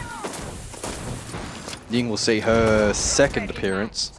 It was brought back on basement. Critche 1 and 5. I mean, he's had a average stage, average in all sense of the word, where he's quite literally middle of the pack when it comes to EPS numbers for a player we know is, you know, well renowned in the Asia region. It's been a real struggle, but it's also been a team struggle now for Fury in this match. Elevate have just been absolutely electric. Can they close it off and go for a 5-1 half lead? Another opening pick, this time Psycho. Ion traded, but they do lose the Kali in response. Advantage kept with Elevate. So again, the opening aggression in these rounds, it's just constantly going one way. You've got to find that kill, and like Colas. That's better. They're catching the peel this time around. They at least get one back, and even at 3-3, in rounds gone by, that player gets past 4v3. They lock down sight. Elevate have shown, once again, they are happy to play brutal siege off-site to try and hold map control. 3v3 with a minute remaining. This is the closest Fury have probably been for some time in being capable of winning a round, and even then, it's still not going to be a given. The battle is Romeo, won by Dark, starts to redeem he and his team. There is a chance as well against Naka. Top Rafters, Stento towards Red Stairs, and he's the one that's got to be watched with a keen eye. 8-2 so far, feeling like a chance to get involved once again, but this time playing from behind. 40 seconds left, it's a stack over towards Con. Or BG with the pick, like Colas with the Candela, and Naka in a 1v3. You don't lose these though if you're Fury in a 1v3. Plant going down from like Colas, Candela's to go out as well to keep Naka blind. He goes for the Rafters drop, rotate through Lounge, but that plant has already gone down successfully for Fury, so now becomes a post-plant situation for Naka in a 1 versus 2. And it's just going to be the prone hold from Dark just outside this Con window. Colas low towards bedroom. Does Naka clear this quickly? And if he does, he could find this kill. He's going to try and long arm it. Try and bait out. Feet will be spotted. That's an easy kill. Flames, and he does know where the last player is. Lycolas already made a little bit of contact. Well, the veteran in Lycolas is able to get what was a much-needed second attacking round for Fury. And such is the case with Clubhouse. 2-4 scoreline.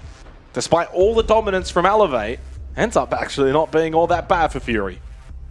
I'm still concerned, but they have an opportunity to fight back if their defense is clean. Again, Elevate, brutal offsite, ultra aggressive. Fury, they're able to catch the peel. Romeo, again, giving away a freebie, probably the second in the series so far. Not to negatively highlight him too much, but just one of those moments where he gets caught out of position. Naka to 1v3, valiant attempt. I thought it was like Cole's prone outside, but I misread. He was actually the one left alive in the 1 versus 1 and was very low on HP. One stray pistol shot, he would have been downed. And it could have been a very, very, very different circumstance we find ourselves in. But fortunately, he clutches up. Good experience and composure. As we prep for round 7, it's the Monty Blitz off the board. So shield focus this time, as opposed to hard breach. The Kaid and the Bandit, though, will persist. Yeah, really, really well played by Lycolis to just kind of fall back play time. There wasn't a lot left. You have to force him to come to you. And a good line of sight onto the kid as well. Yeah, but 2-4, I mean, Siege is very much a game of two halves, more than most.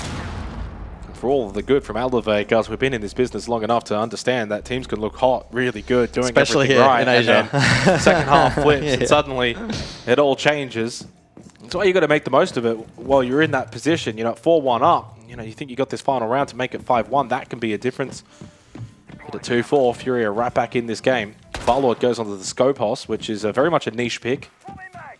Don't see it all that often. He's over towards Strip at the moment. 5 seconds left.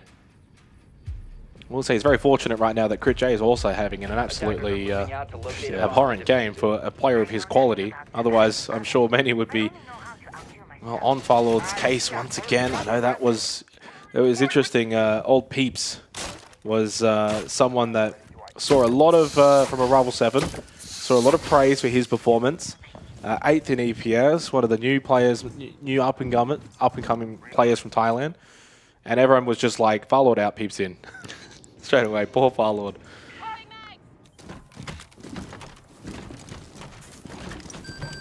Naka with Diffuser here. And Romeo on shield 2 blue.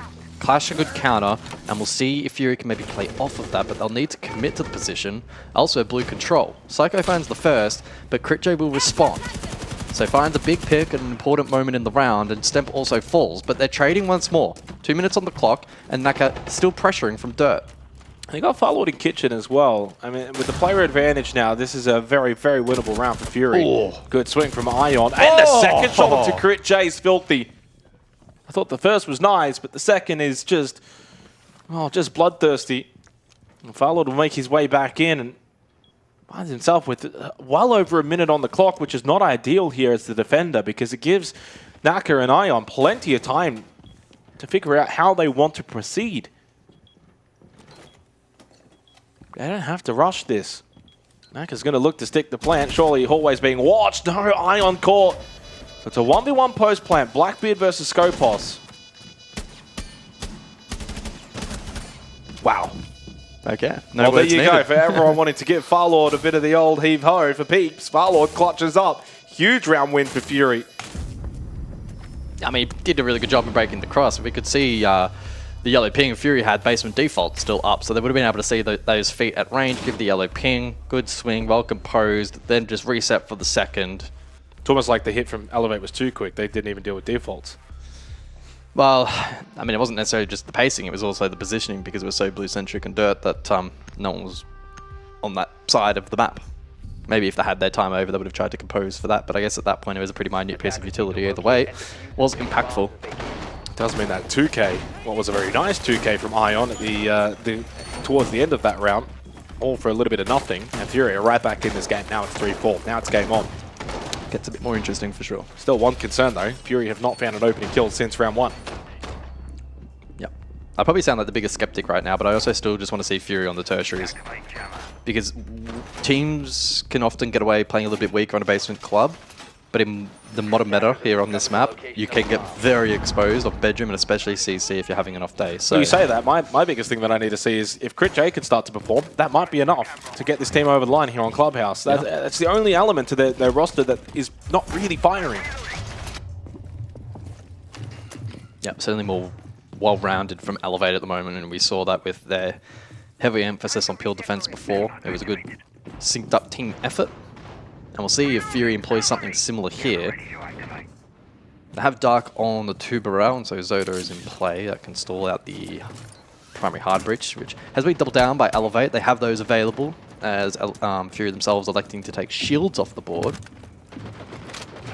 Immediately looking to open up Jacuzzi. Mute Jam is in play, but that wall not disrupted. Maybe Elevate will look to simplify here a little bit. Maybe go for a more Jacuzzi-centric Logi drop play as opposed to going for the full map clear, which I think is perhaps the correct call. I mean, it's a 3-stack Jacuzzi at the moment. Did they just send it? There's no one top main. Could be weakness here for Fury, like Holes does, just like a little bit for the Logi rotate. Haven't cleared out bathroom though. You've got no pressure logistics. I think it's, and now known there's a player inside a gym. At that point, you can't really just try and run this through a Jacuzzi. Oh, awkward flash. Flash basically does nothing. They're still concerned about somebody top main. And I think that's the correct call from Elevate, but little do they know it is in fact clear, and a drone may confirm that. I think if they know top main's clear, they probably go for it. They already knew the player was inside a gym. The drone doesn't change much. The nade, though, well, does help. And they're certainly trying to push Crit J around. He is getting bullied inside a gym. Thought maybe for a second he might go for the vault out. I think he was tempted, and maybe if it was ranked, he would have. But not here with a minute left. It's all about the survivability on the Fenrir. Keeps himself alive. They're very focused on trying to get this kill.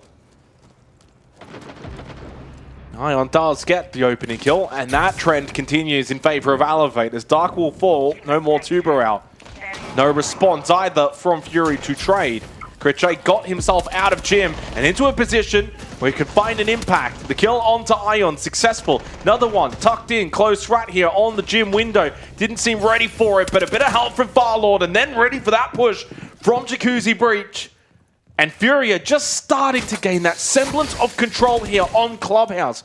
Really, the only element missing is the opening kills, but it seems as if that isn't going to have much of an impact for them anyway, as they look to tie things up for Romeo in a 1v3 with 20 seconds, but can't spot Farlord. Furia coming. I'm glad we highlighted Crit J, right? Sure, the opening kill column still looks bad, but Crit J now showing signs of improvement. Key stakeholder in the round. He was able to lock down gyms. Elevate were incredibly focused on trying absolutely everything they could to find that kill, to likely then follow that up with the Jacuzzi Flood. They had the util to flush out bathroom, and they probably would have had free route for the weights plant, but with that Crit J in the grave, it was made very difficult, and he did a really good job not only to find picks, of course, but able to waste a lot of time, just position himself in such a way that he could, again, waste time, make himself impossible to kill. The rest of the team acted accordingly and supported from the likes of CC. A good, well-played round there from everybody on Fury. And things are just starting to feel a little bit rejuvenated now for them. Sometimes you can just prove your worth in weight. Just being able to survive in a moment like that from Crit J. Just survive, survive, survive. Then you put yourself in a position to make an impact. He does that wonderfully. 5 seconds left. Attacker's objective is to locate a bomb and defuse it. Certainly a case if you kind of look at a lot of the EPS numbers right now, it's all in favor really of Elevate, but it's a 4-4 scoreline. Fury have just kind of shown the capabilities to scrap and keep fighting their way in a match where maybe things aren't playing to the best of their ability as a team, as individuals. But as they gain more and more confidence and get this game closer and closer, especially on defense second half, it's looking pretty good. But that is still the one concern. They've been playing 5v4 since the opening round. Yeah, losing the smoke early. Far a lot off the back of a 3K in the prior round. We'll see the grave first, which is disappointing for the defense. Crit J catches the timing onto Psycho, but Blackbeard, well, being Blackbeard, able to survive that onslaught. And so there'll be quite a few routes now open for Elevate to try and exploit with that player down. They have the cap for the garage clear if they so desire. They have Sense as well, who can play outside main breach and cover the cross once they have garage control. So a slight evolution on the default here, I assume. Crit J still looking though to contest up close with BG Man in support. Crit J, gets it. Wow. And that's the Capitao as well. And so BG Man will be very thankful for that kill. That's going to make it a lot more difficult to clear out this Rafters position. And BG Man, as you said, thankful. But no, as soon as that keeper barrier pops, head in the way. And Psycho will claim it. And a headshot though for Crit J as well. As he gained elevation from those stairs, he was able to find an angle above the shield of the Blackbeard. We're all tied up once again, 3 versus 3. Back and forth in this 9th round. He's building confidence. He's continuing to find these he's kills, make activating. these plays, and Elevate now under pressure. RU to go out from Stemp. Got a couple of them to block off some sightlines in towards CCTV. On the other side of it, Romeo looking for the vault in. There is a bulletproof camera, and that is going to provide some information as to his location. Nicolas will play off of that. Kuche will lose his life now down to a 2v2. Blow for blow in this 9th round. Still 2 ROUs, so the cross can be covered again, and then Stemp can watch it. Naka will need to go for the plant. But you haven't dealt with the BPCs, though. Like Hollis will be able to nitro, though. The BPC is just right in the middle of CCTV. Naka with the kit over towards Rafters. Nitrocell available for Lycolas. I like that. Pre-place. 20 seconds remaining. Oh, so Stemp will not go breach, instead push main. But there's barbed wire. He wants to do. Oh, okay, that's kind of smart, but you've only got 13 seconds remaining. But it does allow Naka to go for a bit more of a default kind of plant, or at least plant behind this rack here. 7 seconds. Now you got to get on it. So far, so good. Stemp has some ROUs available if he so wishes to choose it. Of course, that Nitrocell no longer available to be activated. Denial blow, but it missed. Dark does get the kill onto Naka, so he doesn't make his way out. And while the plant was not denied, he does find the planter. 2 versus 1. Stemp will stay on Repel, expecting the run out from Garage. Here's Lycolas, that's going for the shoulder peek as Dark gets closer, pistol in hand, not required because Lycolas and that older head is too sharp. 5-4, and Fury make it 4 rounds straight. Looking a lot better here on defense. Fury able to make that round work. We saw some really good individual plays from Elevate. You think about the garage clear with the Capital dead. That was great timing and coordination. We saw off the back of, I think, a drone in garage giving the call to clear to Nitro late rounds so they could play at default.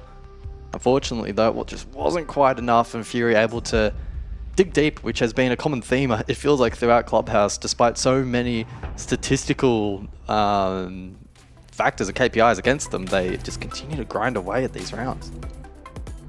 Look at the spread even performance as well now for Elevate. Everyone's on 6 kills, except for one who's got 7, which is fine. 8 opening kills in a row to Elevate. Yeah, I mean, that's 8.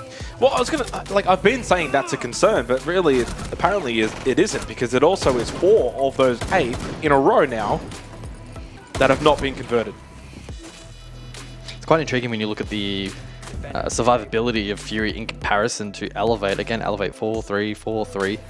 For Fury, 1-3-2. So the rounds are arguably well, it's what closer. happens as well when you're losing the opening engagement. You know. Exactly, that's the follow-on, right? The margin of the rounds is close. It doesn't matter in Siege if you win a round flawlessly or with 0 players left, which can happen. The number at the top is most important, and Fury currently leading the charge. We head to Church Arsenal as well for this round, which, as we know, historically on this site, it's not easy to attack into. And looking at the lineups as well for Elevate, they have been trying different things and different lineups. We saw it obviously with the Sens in the previous round, and I mean, I wouldn't really say the ROUs had all that much impact. They brought the Fuse last time out on this site. This time, no.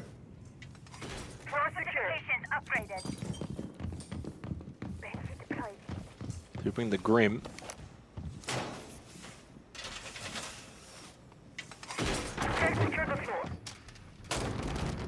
Yeah. You have 5 players on Elevate that are 97 plus EPS. And lowest, they're trailing. And there's only 2 players above that metric for Fury. And it's not like BG Man, who has the most 104 EPS, is really like ultra dominating and carrying the workload. It's like the numbers are suggesting that Elevate really should be winning take this away game. Take away the 2 numbers at the very top, and it's like, how are Elevate losing this match at the moment? It is quite intriguing. Firelord finds himself on the Scopos once again. Last time he clutched it on this very site as the Scopos. Elevate thought about the Deimos, but elected to bring second hard breach with the ace to pair with the Hibana.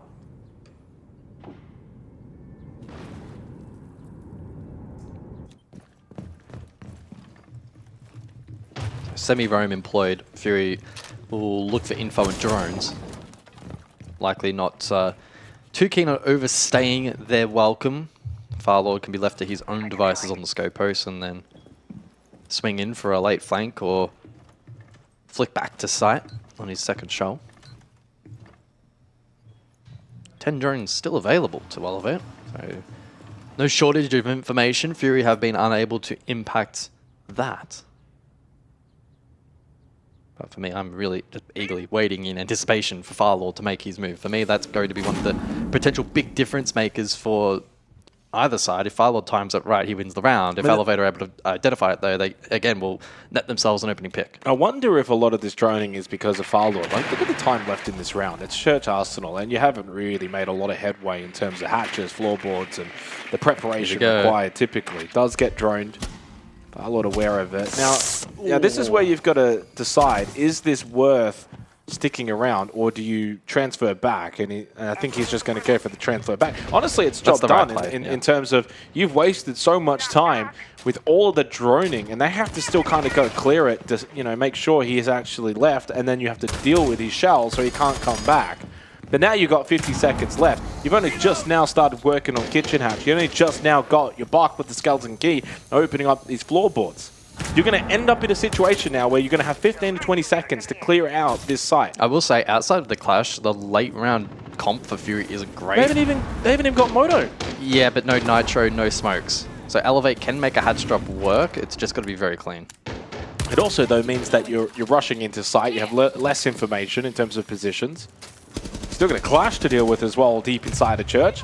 But it is another opening kill that goes the way of Elevate, as has been foretold, apparently, since the opening round. That is now apparently a requirement for Elevate to get the opening pick. But their odds of winning this round still short by the second. 3v3 into red time we go. Now a 2v2. They dealt with the clash. That's pretty nice. But BG Man tucked in nicely inside of Arsenal, and it leaves Ion with absolutely no hope in any chance of finding that round win. Why? Time. Like, you had 40 seconds, and you're only just starting to work on hatches and floorboards. No wonder you run out of time. You sounded like the coach of Elevate. I mean, you could see it coming, though. Yeah, you're not wrong. Like, groundwork took a long time, and I think the additional layering of the scope posts really compounded that, made it a challenge. I was still convinced the late round comp from Fury was going to not be great, but I probably did underestimate the power of the Azami as well. We saw that inside of Church, and that was great in counteracting the push through blue. There are a lot of safe positions for Fury to be able to play. Difficult for Elevate to clear. I kind of wish Elevate had have got the opening kill on the first round, because it could have been 10 straight. I wonder what the record is for opening kills in a row. I want to know what the record is for most opening kills resulting in a map loss. It's this. I think we might be watching it. It's 9. Someone out there smarter than us. I'm looking at Sprabuni. You need to find that stat. 9 opening kills straight. 9 of 10 overall. And they're about to lose this. That is an insane metric.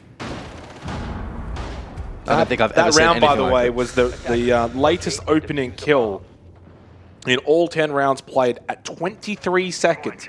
So even though they got the opening pick, to follow up on that and then to try and control the remainder of the round, you got 20 seconds. You're in a gunfire fight that's just back and forth all around them. It's like old school Siege, 20-second meta. It doesn't fly these days. And they were also fortunate to deal with the clash relatively early in that little scrimmage. Like, imagine if the clash is up there with 5-10 seconds left and it's just blocking you from doing anything. 6-4. Fury, they deserve to win this. They deserve to win this, not based on a lot of the actual statistical numbers, but on another one. On what we're seeing in terms of the eye test. At this point, you may as well just give them the opening kill. Flash. Pipe is a hard bug, just for reference. That pipe not active. The res is active though, so BG Man back up. Fury still with 5, and the Nitro Cell also now reappears. The map extension though from Fury is at this point essentially non-existent. Yeah. Which is a concern at this point of the round. Yeah, it certainly is, and Jacuzzi's already opened up as well, but you do have the clash, full health like Hollis. So wherever the pressure may be, you can kind of rotate the Clash in that direction. Right now, he's also standing pretty deep in Jacuzzi Breach, so you can get some good information out towards the balcony. So you can kind of relay back over to the team and say, well, they're not really stacked here. They're going to be going con side, Logi side, prepare and get ready.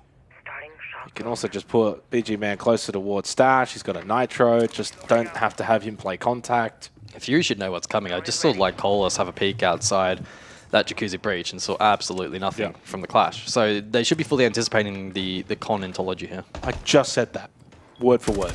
Did you mention like Colas? Yeah, I did. Really? Word for word. Rob can attest to it. It's been a long day. It's already been a long day. We're not even halfway through it. Sorry. Well, Crit J low, 40 seconds. But it's good that we're on the same page. Stamp does get the opening kill, by the way, for those keeping note at home. And it is though 3v3. So with 30 seconds left, all tied up. I think it might be a con hit, Jake. Well, Ion is actually top main stairs at the moment, and he is full health. A couple of flashes available to get himself in towards site, but needs to deal with logistics. Valor, well, he went for the peak. Loses his life. Naka's the one that has got the kit. Towards Jim, could go for a wait plant here. Dark in bathroom, needs to make his way out, get involved. He can get the sound cue. There is one inside of Jim. Nitro is available for both of these two players, but he's opting for the swing instead. Now, Psycho does get down, but BG Man traded by Naka means Elevate finally stopped the rut. 5 rounds straight for Fury, but no more. Elevate get themselves a 5th round. So winnable with Nitro. Did he not hear the sound cue? He heard the sound cue and he had the yellow ping. Yeah. Don't know what we're doing there. Playing Siege. I can't talk after my throw that round. Did you actually say that? I did. I was so locked in looking at everyone and just zoning out of what you were saying. I was like, I'm surely he's not saying that. Why? Am I not big brain enough? Like, nah, he wouldn't. I underestimated you. 6-5 though, and I tell you, there's still every world in which for as good. Like, this has been a game of momentum swings, really. You had the 4 rounds straight from Elevate, followed by 5 rounds from Fury. Elevate break that deadlock now. They keep their opening kill streak going. They've gotten now 10 in a row. That's the only thing unchanged. Nothing's changed in that regard. And that too, by the way, was the opening pick at the 40-second mark. But the difference this time around, Elevate had certainly done their prep a lot better in the round. And look at that survival statistic. 2, 2, 2, 3, 1, 1, 3.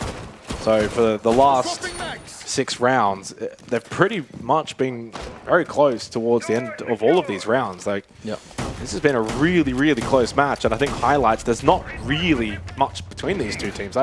You can't really put them on a different level. How did you find something so obscure? Attackers dropped the diffuser. So it's Cash CC for the final round of regulation. Last outing saw Fury win it, of course, with 2 players up. Opening kill was at the 2:27 mark, so there was early contact in that particular round. Went the way of Elevate, and early contact again, and I was about to say perhaps again going the way of Elevate, but not to be. Well, the only thing I want from this game now is for that opening kill streak to continue. How long until it gets broken? I mean, if we go all the way to max OT and they win every single round, that has to be a streak somewhere.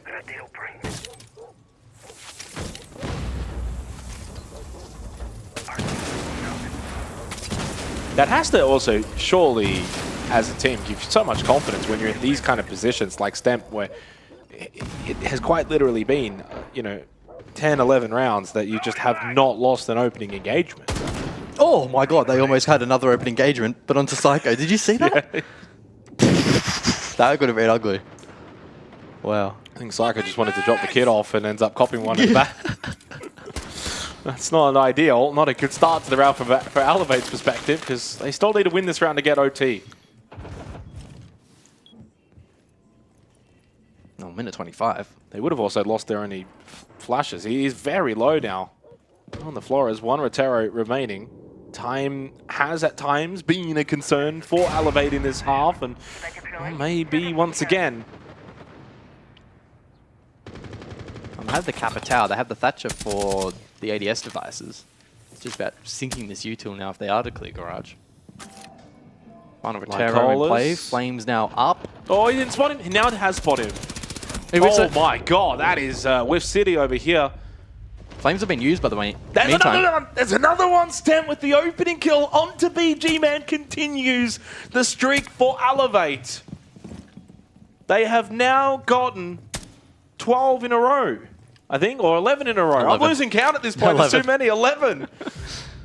Ion, well, they might win this round and could look for 12 in a row if they don't get stopped in the final 30 seconds. Final gas bait from Farlord. Oh, gun barrel through the doorway and a peek onto Romeo. Crit J activates in lounge and suddenly changes the complexion of this round into the final stages. Plant denial, though, very limited here for Fury. And the ROU goes up as well. Shield screen to block off the vision. Naka, though, down towards Rafters. Claymore gets rid of Crit J. Ion the only one up, and then now becomes a 1v1 with 1 second. You just gotta hide, but he can't hide for now.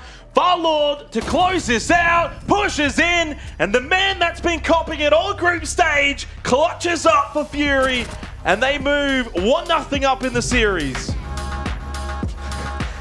That map has got to be the epitome of just grinding your way to the win. Rounds straight for Elevate. In terms of opening kills, they lose the map. It is unprecedented. I have never seen it before in my time at Siege. It is. I don't think we'll ever get beaten either. They were playing Siege on hard mode that entire time. Fury won a game where they were 4v5. Quite literally. Basically, the whole entire game. That is absolutely insane. They deserve that one, but now they've got the task awaiting them, which is Elevate on Chalet, which they lost that only, 7 days ago, Gus. Yeah, I don't know how long Fury can really sustain this play style. It's going to be, a rough series for them still, of course. All right, short break. Chalet on the other side.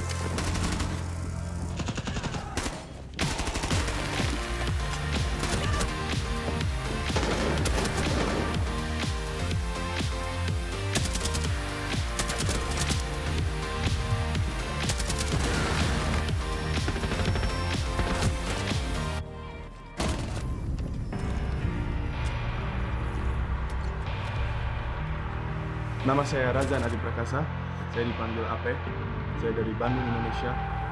Saya bermain untuk Weibo Gaming. Saya mendapatkan nama AP itu dari kakak saya. Jadi sebenarnya saya mengambil nama AP itu dari kakak saya. Itu bukan nama saya, jadi saya mengambil dari kakak saya. Saya lahir dan besar di Bandung, Indonesia. Saya sangat menyukai game, sangat menyukai game. Saya mulai bermain game dari umur saya kecil. Saat itu saya baru umur 6 tahun. Saya belajar bermain game dari kakak saya melihat dia bermain. Saat itu game pertama saya adalah Counter-Strike. Dari situ saya mulai sangat menyukai game. Saya bermain game hampir setiap saat. Setiap saya pulang sekolah, saya bermain game. Saat itu saya tidak punya komputer sendiri, jadi saya harus pergi ke warnet untuk bermain. Waktu itu saya masih SMP kelas 3. Saya mulai bermain game ke warnet hampir setiap hari. Dan di saat itulah kehidupan sekolah saya mulai rusak. Saya hampir dimarahi setiap hari oleh mama dan ayah saya karena saya terus bolos. Saya bohong pergi ke sekolah karena waktu itu saya ketemu sama teman saya, salah satu teman saya yang waktu itu dia adalah pro player juga. Dia dari Bandung, nama dia Kenodi. Dialah salah satu orang yang berjasa menurut saya yang memperkenalkan saya terhadap game Rainbow Six Siege. Dan di saat itulah saya punya tekad untuk menjadi pro player.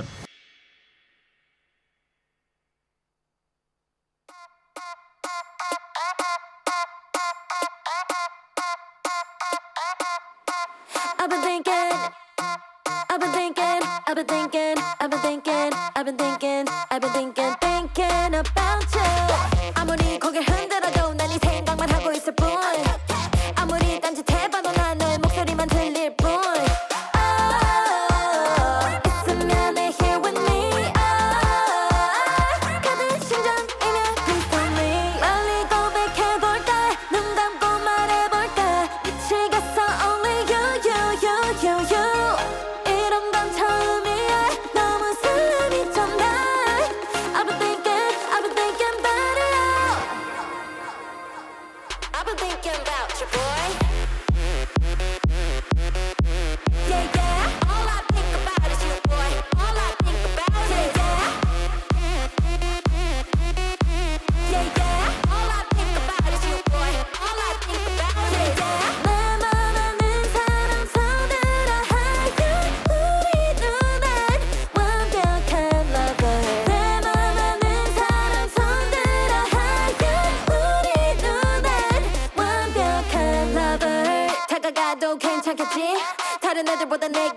대신 단단하게 걸어가면 다들 속닥 속닥 My confidence is shooting through the roof 아무리 고개 흔들어도 난 이 생각만 하고 있을 뿐 아무리 딴짓해봐도 난 너의 목소리만 들릴 뿐 있으면 here with me 가득 심장이면 please tell me 빨리 고백해볼까 눈 감고 말해볼까 미치겠어 only you 이런 건 처음이야 너무 설렘이 좀 나 I've been thinking about it I've been thinking about you boy Yeah, yeah, all I think about is you boy All I think about Yeah, yeah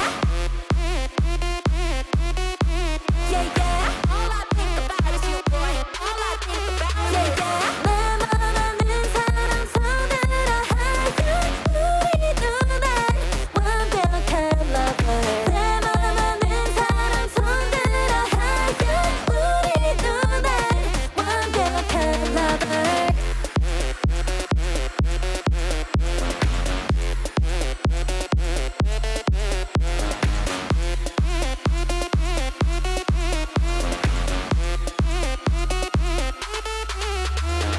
Hey, boy, I can sleep at night. So 내가 한번 해봐 이리 와서. Hey, boy, I can sleep at night. So 내가 한번 해봐 이리 와서. I've been thinking about you. I've been thinking about you.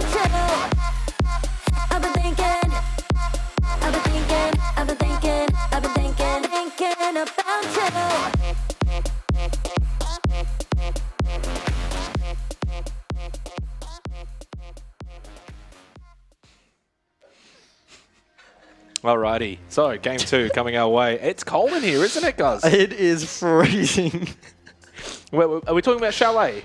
No, I'm talking about the studio. Ah, right. It's a bit chilly here in Melbourne. Yeah, it is, 11 degrees Celsius outside. I don't know what that is in Fahrenheit. Maybe about 50, 11 60, degrees I don't know. Celsius in Melbourne also feels like about 3. Yeah, true. Building's not well insulated. It's also Chalet too, so we're going to get a little bit more frosty. Elevate won this very map for what was the very last game of the group stage against this very team in Fury. And look, the opening map of Clubhouse was just one of the more bizarre games that we've covered in a very, very long time. It takes a lot to say the word bizarre as well, casting. And it certainly was bizarre. I mean, you save it for the right occasions. 11 opening kills straight for Elevate. I wonder if they can continue the streak here in Chalet. And if so, does it count? I would count across the series. Longest opening kill streak in a Rainbow Six Siege esports series. Well, it didn't seem to mind Fury that they were essentially playing as a 4v5 for the entire map. Still won it out. So Fury 1-0 up in this series after taking their map pick of Clubhouse. I still think, despite everything, this series is shaping up as a 3-map map. Yep. Until proven otherwise. Chalet was a map, of course, that Elevate already got the job done. Now, there is always that old adage, which, you know, these two teams played this very map. The losing team can kind of look at what went wrong and try and fix those things, especially in a very short span of time. So it's still fresh in the minds of Fury in terms of how they lost this and what they can do to better it, hence why maybe they allowed it through.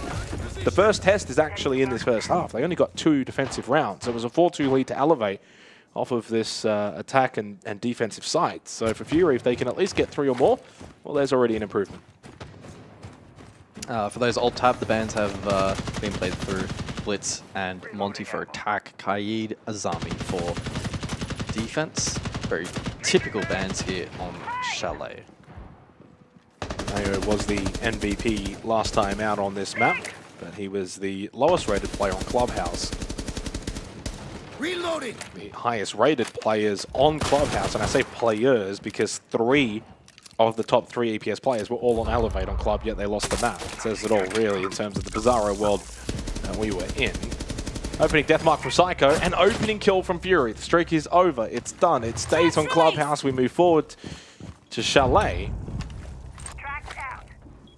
It's a 4v3 advantage. What happened? Someone just died, but it didn't show up. Okay.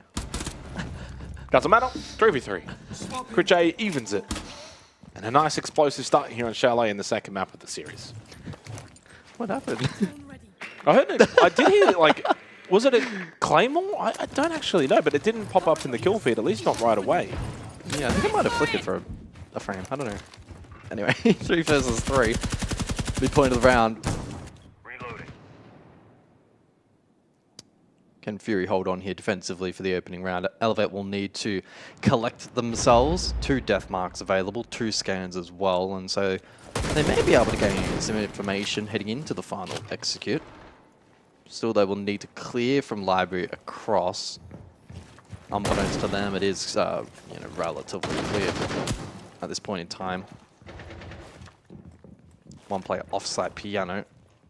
While Locolo's in the side itself respectively, but they reposition, reshuffle a little bit here to re-aggro inside of piano, maybe sensing an opportunity to gain an advantage. Well, one thing that Elevate were good on back on Clubhouse were when they were moving around the map, both defense and attack, when they got stalled out and they got stuck in certain positions, that's when they were certainly at their worst. And immediately you look at the lineup, the way that they're playing this round, seems like their pacing's already a little bit better. They got the early advantage.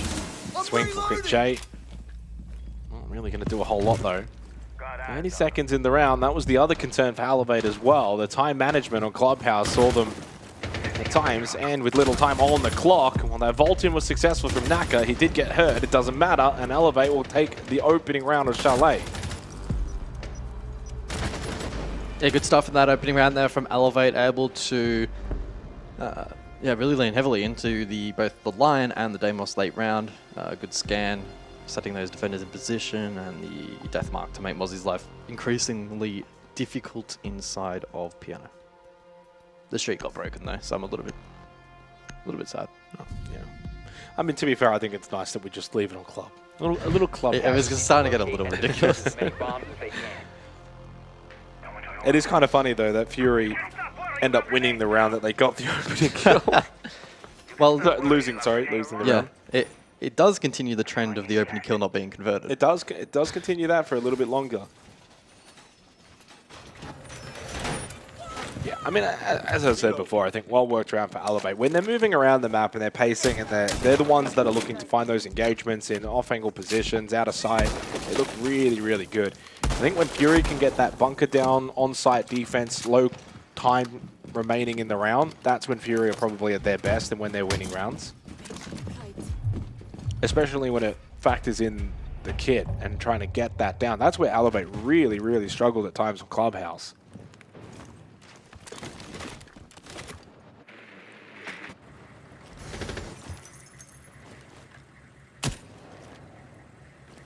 Of course, Chalet and Clubhouse, 2 very different maps when it comes to attack defense, and so far throughout the Asia League, slightly in favor of the attack, ever so slightly, 51%. So quite a contrast to Clubhouse.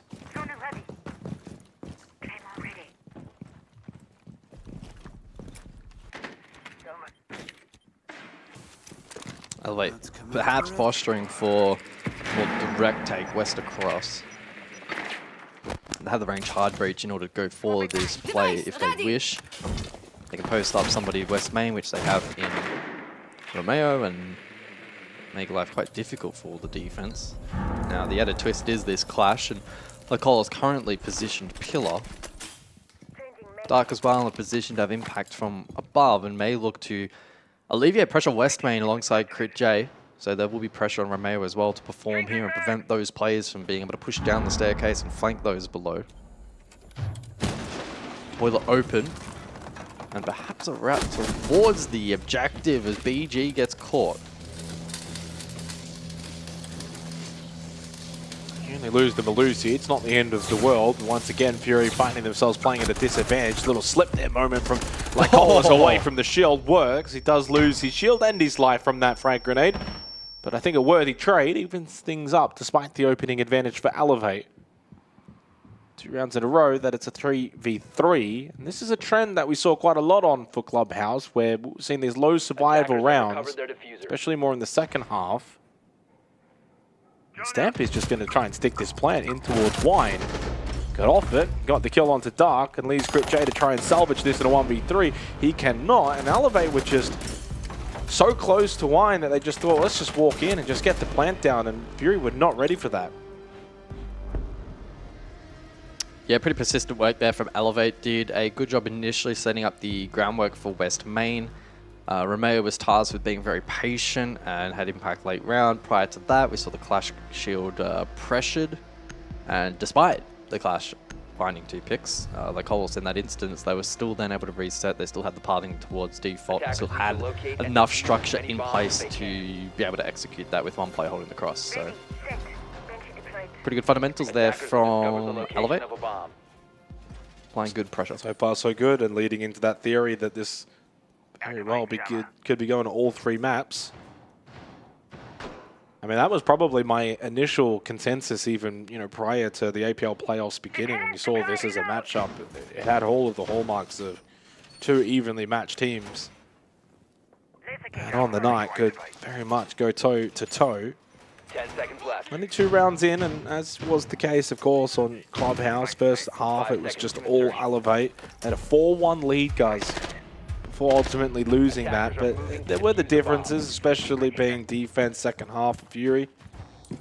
What's Fury's attack going to be like in terms of the second half to come?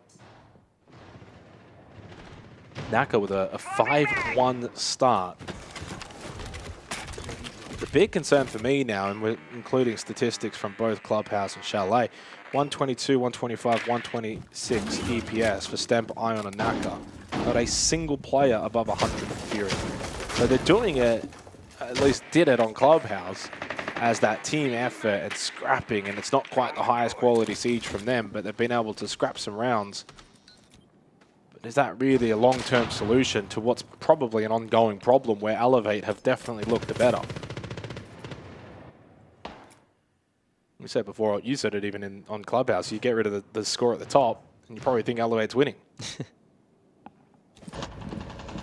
Yeah, I think I also commented at the conclusion of the map, how sustainable is this for Fury? At the moment, they are being exposed. Naka again, open kill, Elevate. That's back-to-back for him.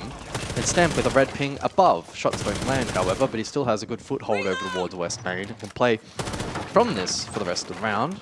Nobody on site. Everybody above for Fury. You can just plant.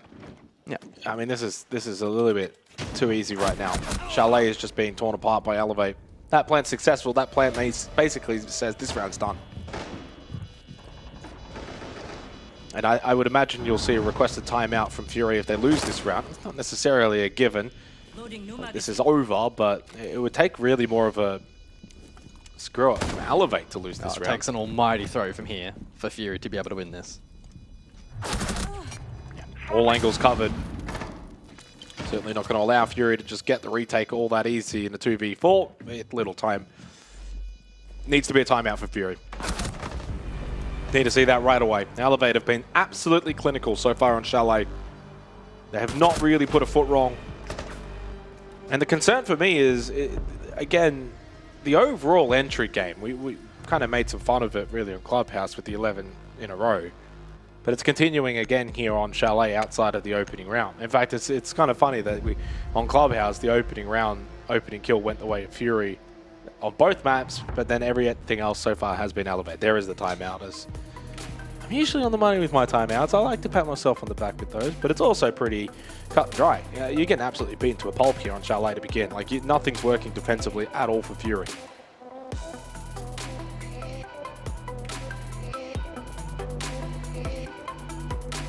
It's been very rough for Fury. To some extent, it feels oddly similar to the first map, but again, flipping roles, defense is more unforgiving. So yeah, they're not going to get away with this. But it's not as cut and dry. Like, it's not quite to the same statistical level as Club. No. The Clubhouse is certainly more to that 4-2 category. I'd say Chalet's closer to 3-3. You've already given up 3. And this was the issue as well. Last time they played this map, as I mentioned, it was a 4-2 half in favor of Elevate. Well, right now, you haven't really got any wiggle room to better that now. You essentially have to win 3 straight. Defenders, protect your bombs from being defused by attackers. So bedroom and office for the 4th round. Additional bans in play are Grim and Clash. So the Clash in one instance back in the basement round. Black Hole's playing that pillar position, and the Grim with 2 appearances, rounds 1 and 3, and that first round, of course, being this particular objective. Naka getting a 3K back on that particular occasion, and so Elevate will want to prevent that from reoccurring if possible. We saw as well the impact of the line and the Deimos in that instance, and helping clear up Piano late as well. They had to rotate quite deep into the round, Elevate from Library across, but still able to make it work. And probably highlighting the versatility and experience that this roster does have on offer. Amaru in play though here for the 4th round. They also throw the Glaz into the mix. Maybe indicative of a faster style play. Could even open up Solar as potential for being pressured as well. And I think there's a repelling play currently, so. Elevate seemingly just dabbling in a couple of different ideas to open up the round, and they'll kind of go for whichever avenue opens up.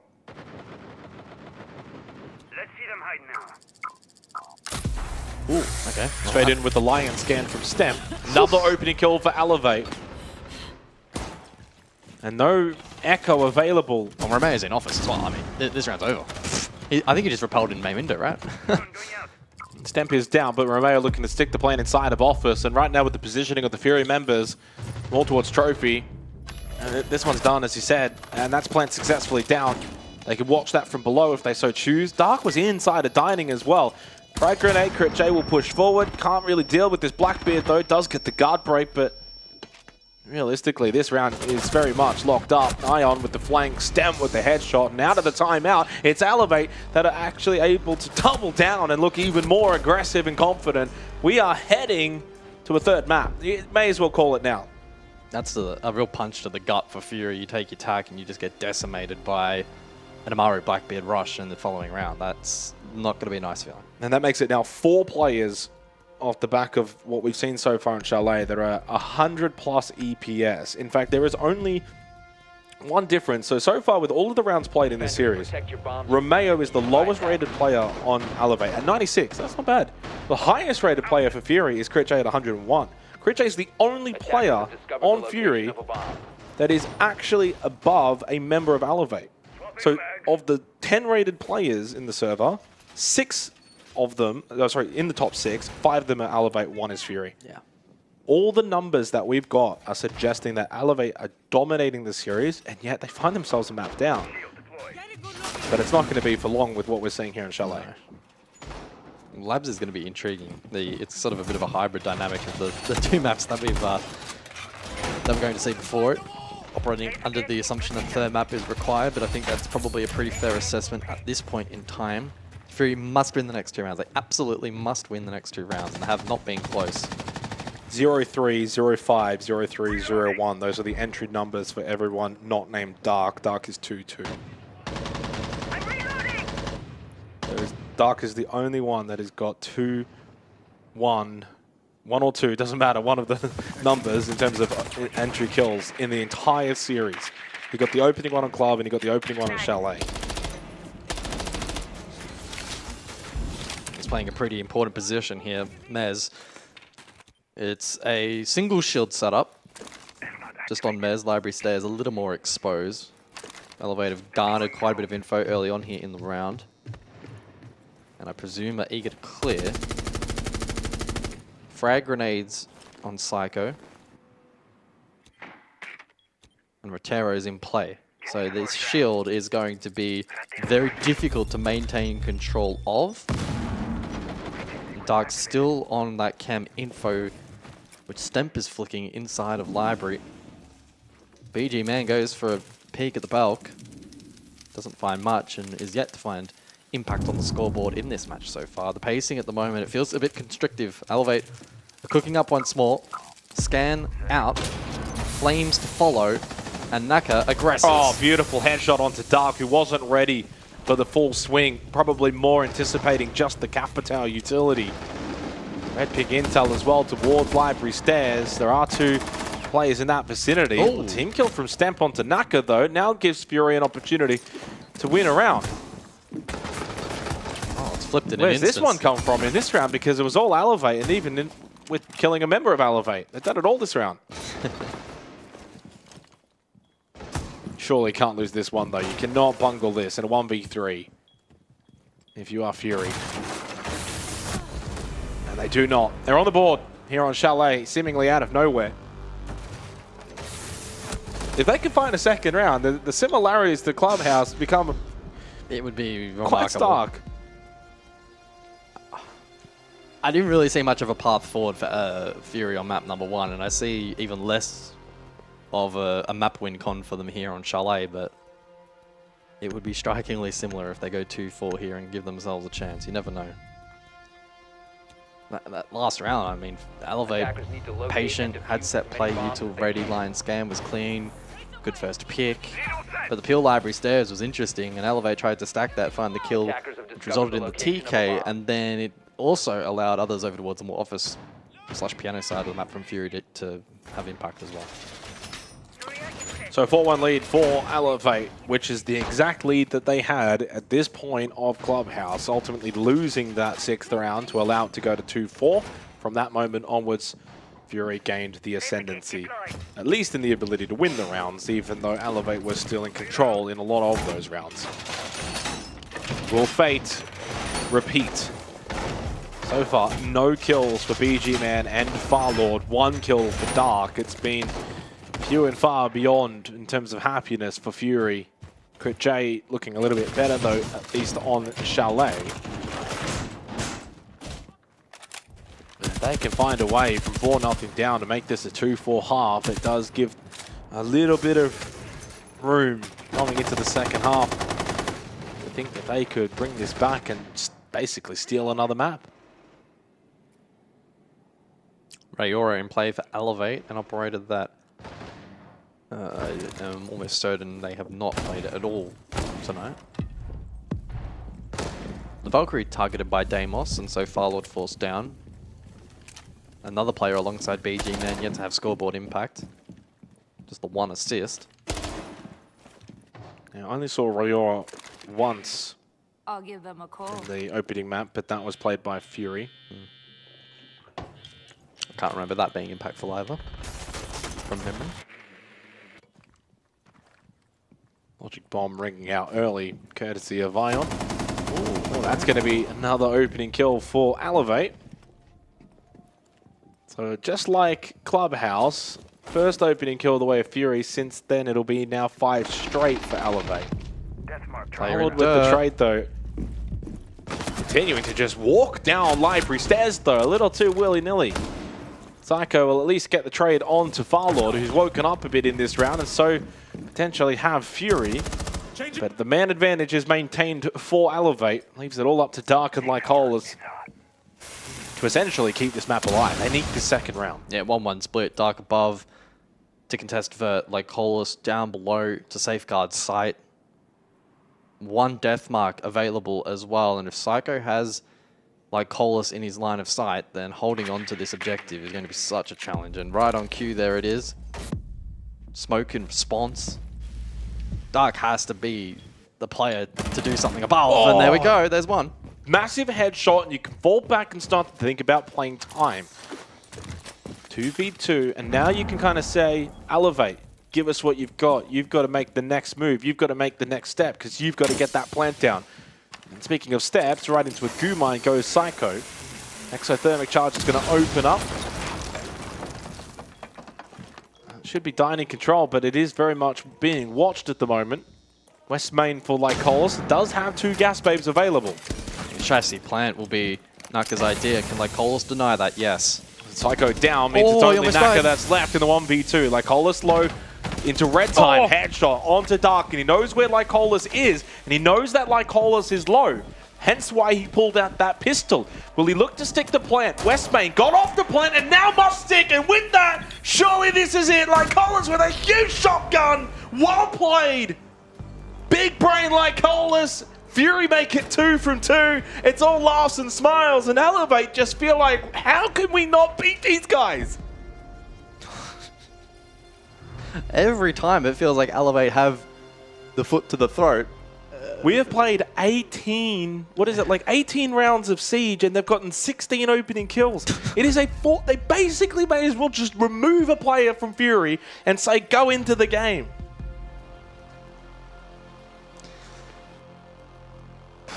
It's got to be so frustrating to continually have advantage and then not convert.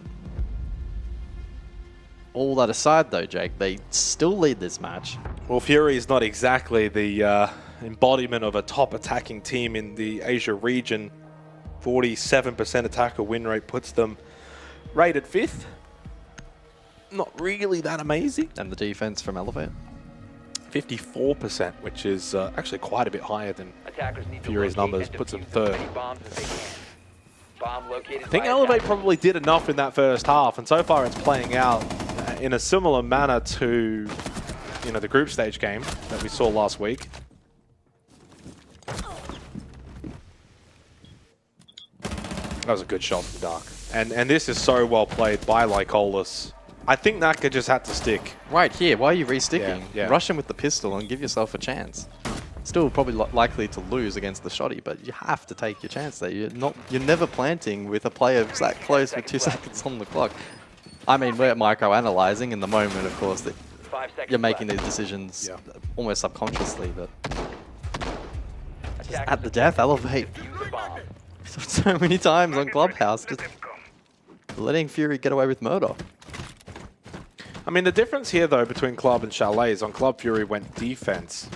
And it's a little bit easier to sit back and feel comfortable on defense. You got to attack now to bring this game back.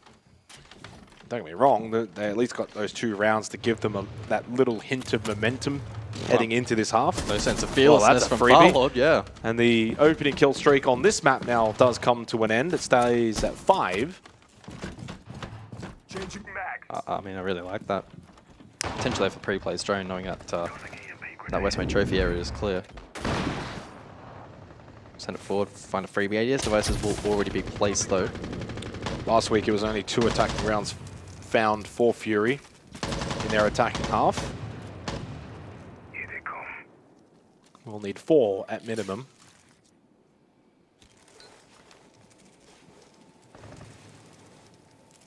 Oh, trying to just find the little head angle. Oh, he saw it, I think. No? Oh, it was so close. All it would take is to wear the wrong headgear and you're in strike there. Would have been at least spotted. Either way, though, as we approach the midpoint of the round, Fury retain their man advantage. Psycho still to hold Mez and Stemp in support from Library. Clash Shield able to scout for info from Piano, but also down below that dining corridor, which still remains a lurk threat. On site, Naka plays bar stock. He'll be critical late round. Fury now to draw their attention towards the clear. There's a yellow ping office. They seem a little concerned, but it is in fact clear. Let's see how they go about dealing with this clash. Did myself this time. Device is going dark. Critchay hasn't really moved from this position.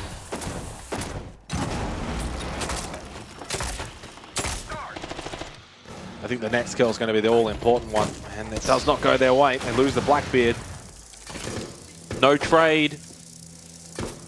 Now a little bit more difficult as well to go for this pinch. Top Library starting to get concerned as well for the time management of Fury's perspective. I think Critchay is trying to prep for the vault here to offer support, but we'll see if that's successful. 30 seconds. Kit just making its way down the library hallway. Dark, though, goes wandering, caught by Romeo. But only 2 up now for Elevate. A couple of trades in favor of Fury, and suddenly Naka's the only one left alive. Deep in bar with a Nitro. And a little bit of information from up above. The red ping intel. He will look to rotate, reposition down into the game's hallway, and expecting them to go for that bar plant and looking to then thus deny at the last second. But BG Man is watching the hallway. 3 rounds straight for Fury. Nitro in pocket. Could that have been the difference maker? Perhaps unreliable from that position. Nonetheless, we'll never know. Fury now trailing by a single round. Wow. From 4-0 for Elevate to 3-4 to Fury. This has been bizarre. This is one of the most resilient performances I've ever seen inside of the server. There's so many numbers and so many indicators that Elevate should be dominant. All the metrics say that Elevate should be a round or 2 away from winning the series. And they're several rounds away from losing it. This is like in sports where you got the expected goal ratio, expected score. Elevate have had 30 shots on target and they've landed 1. Fury have had 3 shots on target and landed all of them. Yeah, exactly. That's a staggering match to watch, but it's also very entertaining. It's been a lot of fun. Setting up. And I have no idea where it's going to go from here. Yeah, I mean, again, if you follow the numbers, you probably expect this to go to 3 maps, and if you just follow the storyline, you probably expect Fury to close this out. But it's when we start to then follow that storyline of a team like Fury who are doing it in the unexpected way, that's when it falls apart. So we just stay neutral. Yeah. So Brava in play for the 8th round, and Lycolis will be pretty eager to identify some of that information and take it off the board, most namely the F-Not mines. Banshees to an extent, default cams 2. Dark looking to deal with default in garage, exchanged a couple of shots with Ion. He pops up elsewhere at 6-3. Kucho has been an interesting player to watch throughout this series and now finds himself with some confidence. Lord with the opening kill as well, back on that power attack. Oh yeah, it was like really, really solid, but then also was near the opening death in the previous. Another opening kill for Elevate though. So what are we up to now? Is it? Well, the streak is over because the previous round Fury got the opening pick. 16 in the series though, I think. It's so far only been 3 attacking opening kills for Fury. So, sorry, 3 opening kills for Fury in the entire series. And yes, that graphic at the top is correct. They did definitely win the first map.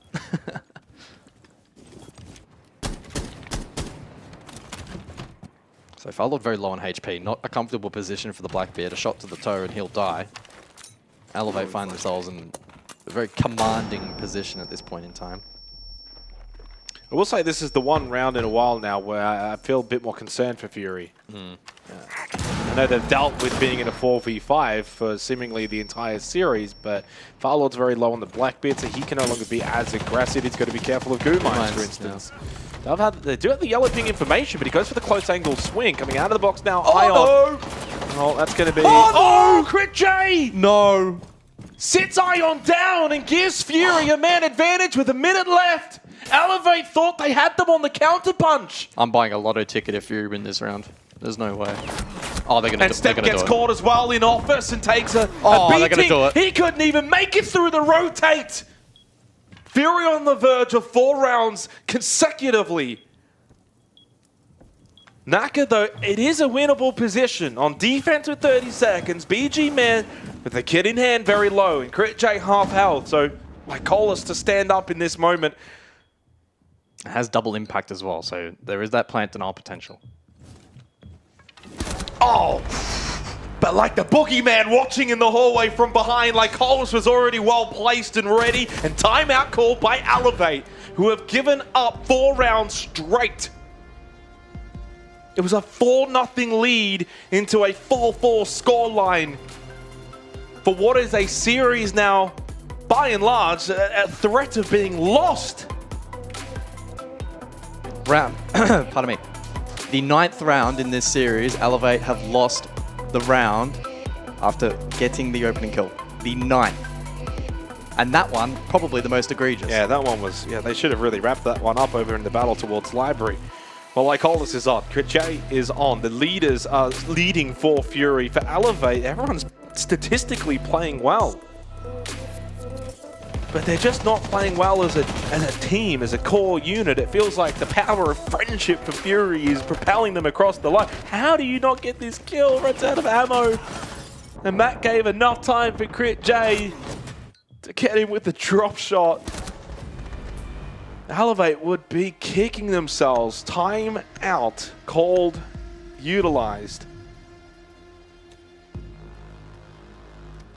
It was 5 rounds straight back on Clubhouse after a 4-1 lead for Elevate.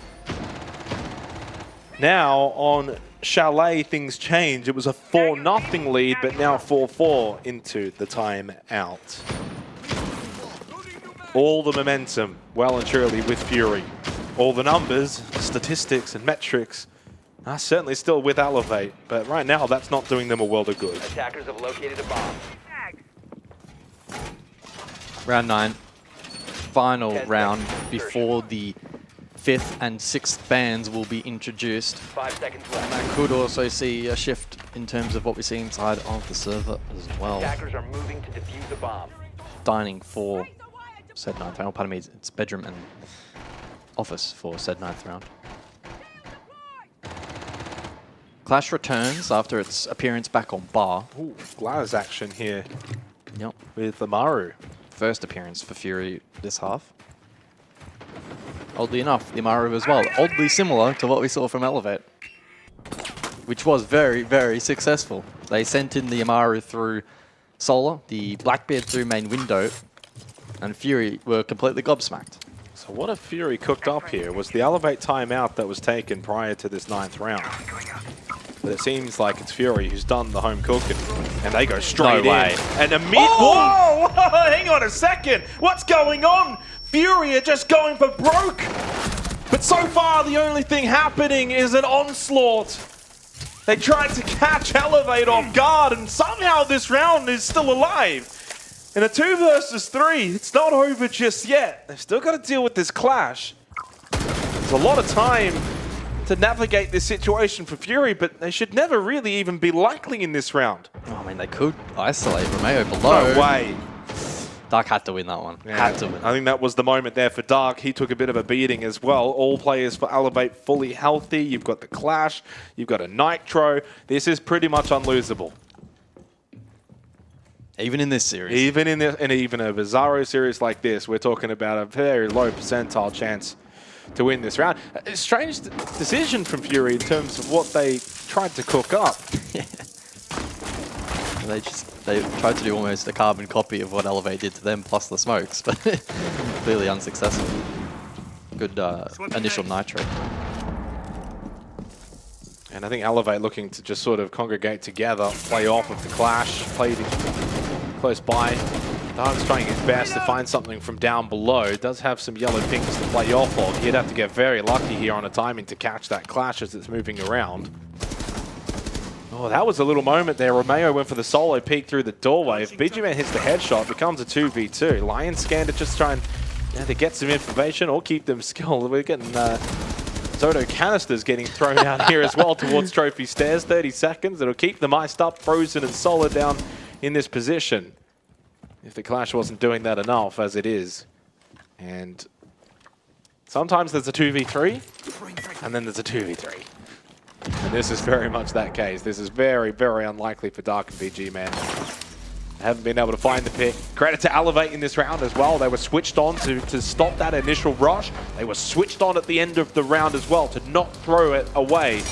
And they stopped the onslaught of Fury after 4 rounds straight. Finally, Elevate are on the board once again, retaking the lead, 5-4. So the final ban phase then for this match to follow. Clash Blackbeard, maybe? That's my I punt. definitely think you get rid of the Clash. Ooh, Fenrir ban and Grim ban. Fenrir only played on a single occasion. Keeps the Blackbeard. Keeps the Blackbeard. Yeah. Grim did appear twice. Maybe Elevate confident that they... I was going to say, pardon me, I was going to say Fury, maybe confident they could close it out before the reappearance of that side and not too worried about the Clash, but that's of course not possible.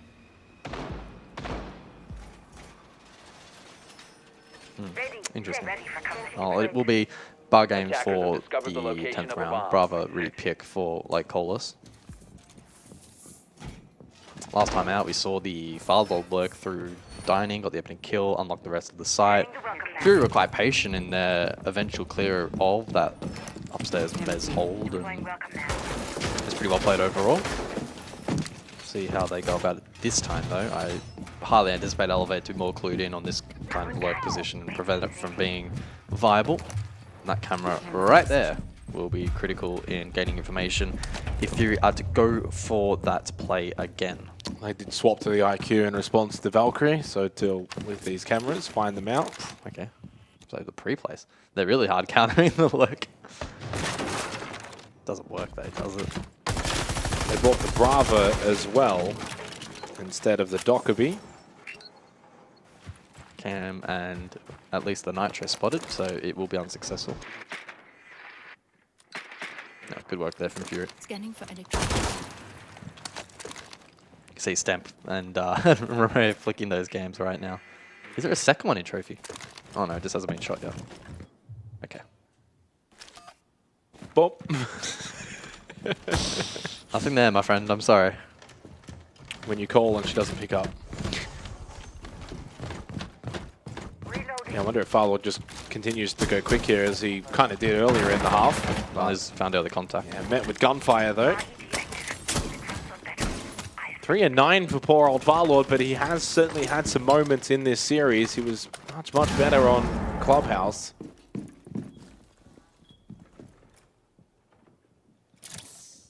and 17 in the series so far.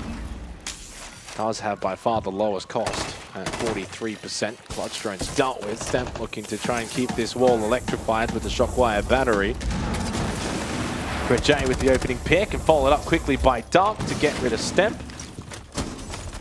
Advantage Fury in the 10th round. Really good job clearing out this office position. And not much that Psycho can do from the mezzanine. No real angles to find trades from. And it just leaves the 3 remaining members of Elevate pretty much stuck having to defend this site and not being able to get involved and get on the front foot. And now that Blackbeard shield is going to be bearing down on them any second. Ion, of course, no longer has that Nitro either. He'd pre-placed earlier and then lost his life on the peak. And it's a flawless round from Fury in response to what was the opposite of whatever flawless is in the previous round after they bungled that quick entry top floor. They respond beautifully, and we go 5-5, all tied up for the second map in a row. This should be possible. It should not be possible. Well, the round that we just saw, if that was more frequent, we wouldn't really feel like it shouldn't be possible or in this bizarro world, but we haven't seen rounds like that from Fury. That's got to be a concern for Elevate. They've been, very few and far between. Very infrequent. If we actually go back to the opening map, at no point did they get a flawless. Their best round in terms of survivability was the opening one with 4 players left alive. So, I mean, that in itself already kind of speaks volumes as to how close these rounds have been throughout this game. Even on this very map, they only had 3, 2, 1, and 3 for survivability round wins until that flawless just then. And also another opening kill. Certainly goes a long way for Fury looking to win this series. Their prize, of course, is to play later this morning to come against Team Orchid. Well, I say this morning in terms of our local time. It'd be later tonight for them. Tomorrow morning. I can actually say that. We're going to have some games tomorrow morning, guys. In a couple of hours. Very true. Very true. Rayora in play along with the Glaz. Vigil roam top mez from Psycho. Elevate wanting to get more on the move here. It's a basement roam. But will it be a fast hit by Fury? They bring the Thatcher and they bring the Thermite. There is a world in which this could end up being a rather quick open. Smokes go out, go for the plant. The Rayora gates to block off positions like Blue Hallway. Yeah, it's got to be quick. And there's a lot of roamers for Elevate. They're not going to have a lot of numbers here, so this utility needs to be the main denial right now. The flames are stalling them out though, so it's a challenge, and Elevate should be rotating. Well, should. Psycho's still top mez, now in towards Fireplace. He's made his way down. The entire attack is outside here. There is no lurk threat. Elevate don't know that, but that perceived pressure is maybe still a positive for Fury. Well, just trying to creep a little bit more forward here on the Blackbeard. They've still got 4 smokes available between Crit J and Dark. There's no Nitro. There is no Nitro for defense. There's 1 impact, and that's it. Which is really bad. Vulcan canister popped. Arrow gate activated there on the storage position. Ion can pop that with the impact. That's the last piece of utility you've got. Fury give up on the idea. Oh no. It would have worked. Surely, right? Attackers drop the diffuser. They have 4 smokes into no nitro. There's still a minute left. It doesn't Attackers have necessarily mean recovered this their has to be a full-scale push back, but... Oh, they're going to be so frustrated when they watch back this VOD, I think.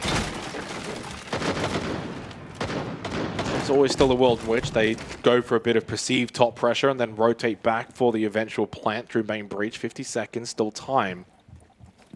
You need to show some kind of presence up above to get some players away. All And right, that seems they're like cooking, what they're they've gone and done. Here we go. Away they go, straight back to main breach. But they lose Crit J. They lose the Glaz. They lose 2 smokes. Oh. They lose BG Man. They might just lose the round. Claymore, though, catches Stemp. Going for a little wander outside. They need to get this kit down. It's the only win condition, but Farlord no longer feels safe. 2 smokes available, courtesy of Dark, but you can't now be offensive with those. They're purely defensive smokes. Ion towards Fireplace Stairs has got the close angle and should get the free kill. And in the end, Fury have absolutely butchered this round. Absolutely butchered it. Elevate will get themselves map point on Chalet. I think that round encapsulates this series. Fury have these rounds and have these moments that have you scratching your head, yet they remain competitive. That round was an absolute farce. Your biggest win con there at the end is the smoke play into the Glaz, the smoke play to cover con. Get that plant down at Bins, which has been reinforced with the protection, and they just completely bundled every single part of that. I love the little readjustment to maybe try and get some perceived pressure elsewhere. Like, that's pretty cool. But to then lose the Glaz first? How? How is that happening? Of course, it could have been off the back of a lucky shot, in which case, so be it, and that happens. But my God.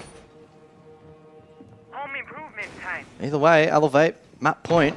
And Elevate get away with one there because they did not really have the utility. No, they didn't. To deal with that hit. But No Warden, no Nitro. Like, you don't have a win con there. They had the way forward, though, regardless. They were able to get the round win, and with that, gets them certainly into a position. To me, this has all the hallmarks as well as if we go to a third map. How many more rounds could Fury keep pinching from positions that are disadvantaged? It can't happen for a third map in a row.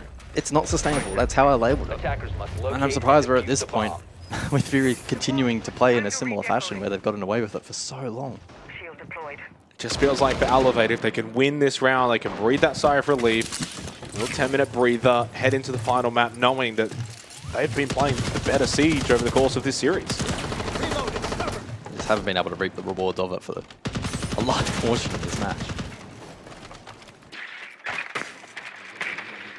Still an opportunity here for Fury. 1 round to push OT and keep Elevate on their toes. The Clash reappears. It has been impactful. It's been strong for Elevate, and Fury elected not to ban it out heading into these final rounds. Firelord to aggress on the Blackbeard, and that will be library control. Bedroom sight for this final round of Rogue. Stamp aggressing outside at Ego, okay. Can just scan for info. And they have the mirror set up down below, which is impactful. Romeo with Nitro for late round. Fine as well in flank position. Reloading. Fury largely ignoring all of that and going direct.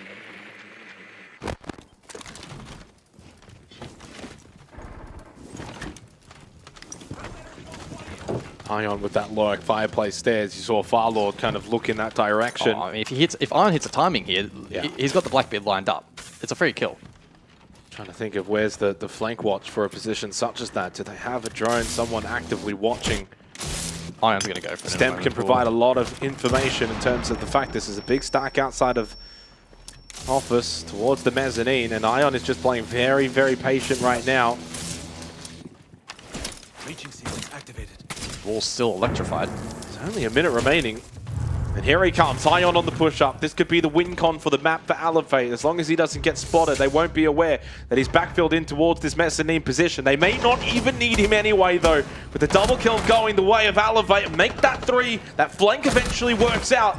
And with Lycola's falling, only BG Man is left up, and it seems as if that we need that third and final map to split these 2 teams.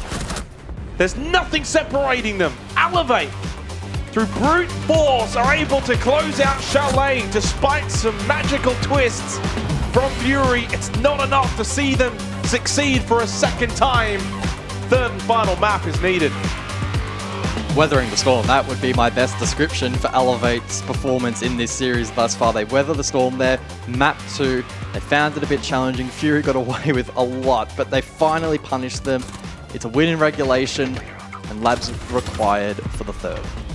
Yeah, it's absolutely staggering that we've gotten to probably the position we thought we would get to. It's kind of how we've gotten here, though, guys, that I'm a little bit perplexed. But ultimately, this was always a series that it just felt natural. It felt right to get to this third map. On the other side of the break, it is Labs.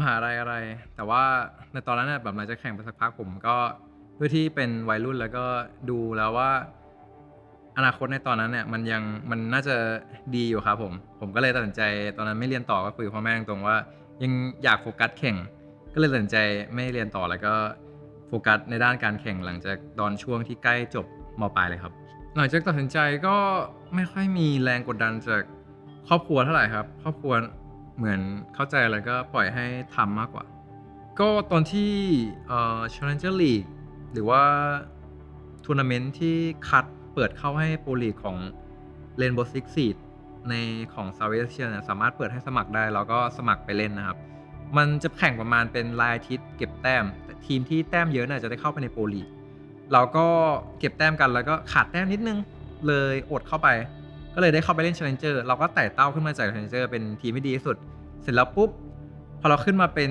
ทีมที่ขึ้นมาจาก Challenger มาเป็นทีมในโปรลีกในซีซั่นนี้ผมจำไม่ได้ซีซั่นไหนนะแต่ว่าซีซั่นนั้นเราแบบระเบิดพลังเลยเราแบบตบทุกทีมชนะหมดไม่มีทีมไหนไหวแม้แต่เอเลวูฟที่แบบว่าครอง1เป็นทีมสิงคโปร์ที่ครอง1มาในโซนนี้มาตลอดก็เอาเราไม่ลงทำให้ตอนนั้นเราเป็นเอเลวูฟกับเราได้เข้าไปเล่น APL Playoff ที่ญี่ปุ่นเป็นครั้งแรกแล้วก็เป็นประสบการณ์ไปต่างประเทศที่แบบไปแข่งครั้งแรกของผมด้วยก็เป็นอะไรที่ตื่นเต้นมากเลยครับเราก็ได้เรียนรู้อะไรเยอะจากการไปแข่งตอนนั้นเหมือนกันรู้สึกดีมากที่ได้เป็นทีมที่เก่งที่สุดใน Southeast Asia เป็นความรู้สึกที่บอกไม่ถูกครับรู้สึกว่าเก่งที่สุดรู้สึกว่าไม่มีใครเอาลงรู้สึกว่าเจ๋งประมาณนั้นแต่ว่าจะบอกไงดีมันก็ต้องบอกว่าในช่วงเวลานั้นเนี่ยการในทั้งทัวร์นาเมนต์แล้วก็อะไรหลายๆอย่างเนี่ยมันยังไม่ได้โตมากนะมันก็ยังไม่มีผู้เล่นหน้าใหม่เพิ่มยังไม่มีทีมยังไม่มีสปอนอื่นๆเข้ามาเนี่ยมันก็เลยทำให้ยังไม่มีคู่แข่งเยอะครับก็เป็นช่วงที่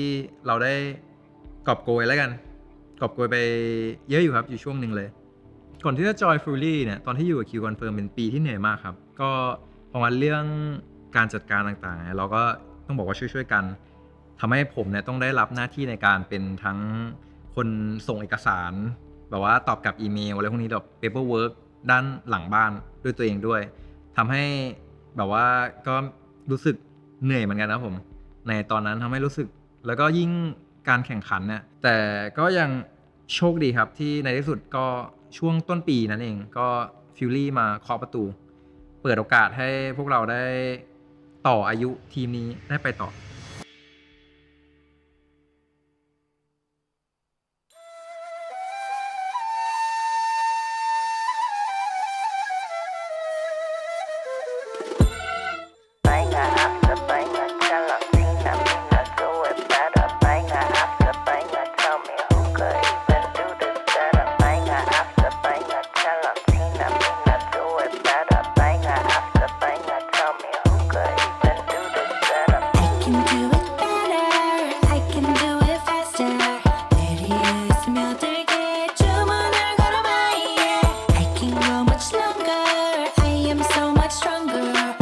ready 스며들게 주문을 걸어봐 yeah. They provide me shade and I really thrive on it 오늘도 역시 괜히 기분이 이상해 Sipping lemonade from my lemon tree honey Let me spill the tea on all these haters all love me 누가 봐도 killing it winning attitude 당당하게 올라가 see my altitude 나랑 맞서 싸우면 baby you would lose If I wasn't me I get it I would hit me too I can do it better I can do it faster ready 스며들게 주문을 걸어봐 yeah. I can go much longer I am so much stronger ready 스며들게 주문을 걸어봐 yeah. 자신과의 싸움에서 지면 야구르지 매일매일 일어나서 부터 보는 거지 Look in the mirror say you're a winner 주문을 걸어봐 yeah. In a bad mood 바꿔버려 in a hurry 꿀꿀한 기분 털어버려 I don't worry Get through the weather feeling get better 주문을 걸어봐 yeah. I can do it better I can do it faster ready 스며들게 주문을 걸어봐 yeah. I can go much longer I am so much stronger ready 스며들게 주문을 걸어봐 yeah. Banger after banger, tell 'em Tina Mina do it better. Banger after banger, tell me who could even do that better. Banger after banger, banger after banger, banger after banger, banger after banger. Tina Mina do it better. Who could even do this setup? I can do it faster ready 스며들게 주문을 걸어봐 yeah. I can go much longer I am so much stronger ready 스며들게 주문을 걸어봐 yeah. Banger after banger, banger after banger, banger after banger. 주문을 걸어봐 yeah. 처음 본 순간부터 눈을 뗄 수가 없었어 이 세상 하나뿐인 너 처음 봤으니까 빠졌으니까 Then you got me sinking low 사랑이란 단어로 썸도 아닌 썸을 타며 행복한 줄로 친구들이 다들 바보래 사랑 표현 못한 벙어리 한 번도 안 해봐서 어떡해 honestly Cause 1, 2, 3 중요한 건 you and me 내 곁에만 있다면 Baby can't you see 자꾸 쳐다보면 boy 말이라도 걸어봐 속마음을 표현해 I know it's gonna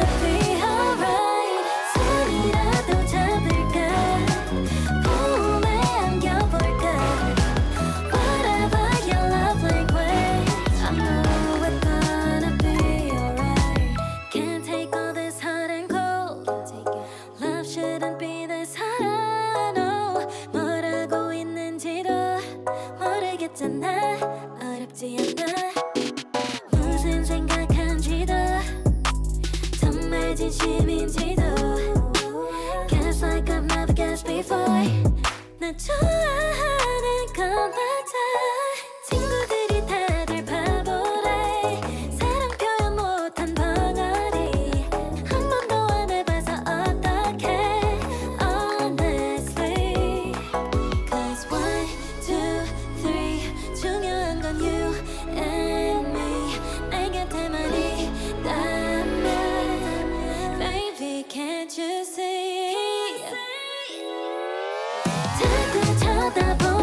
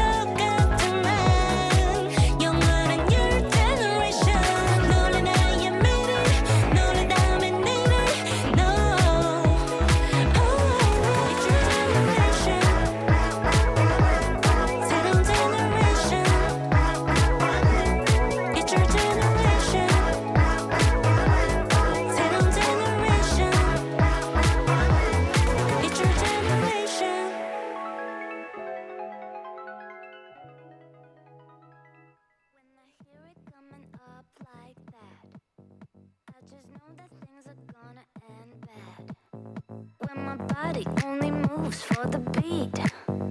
Y'all been waiting for me. I'll just keep dropping it like there's no stopping it. Then walk with it. La la la la la. I'll just keep dropping it like there's no stopping it. Then walk with it. La la la la la. I'll just keep dropping it like there's no stopping it. Then walk with it. La la la la la. I'll just keep dropping it like there's no stopping it. Then walk with it. La la la la la.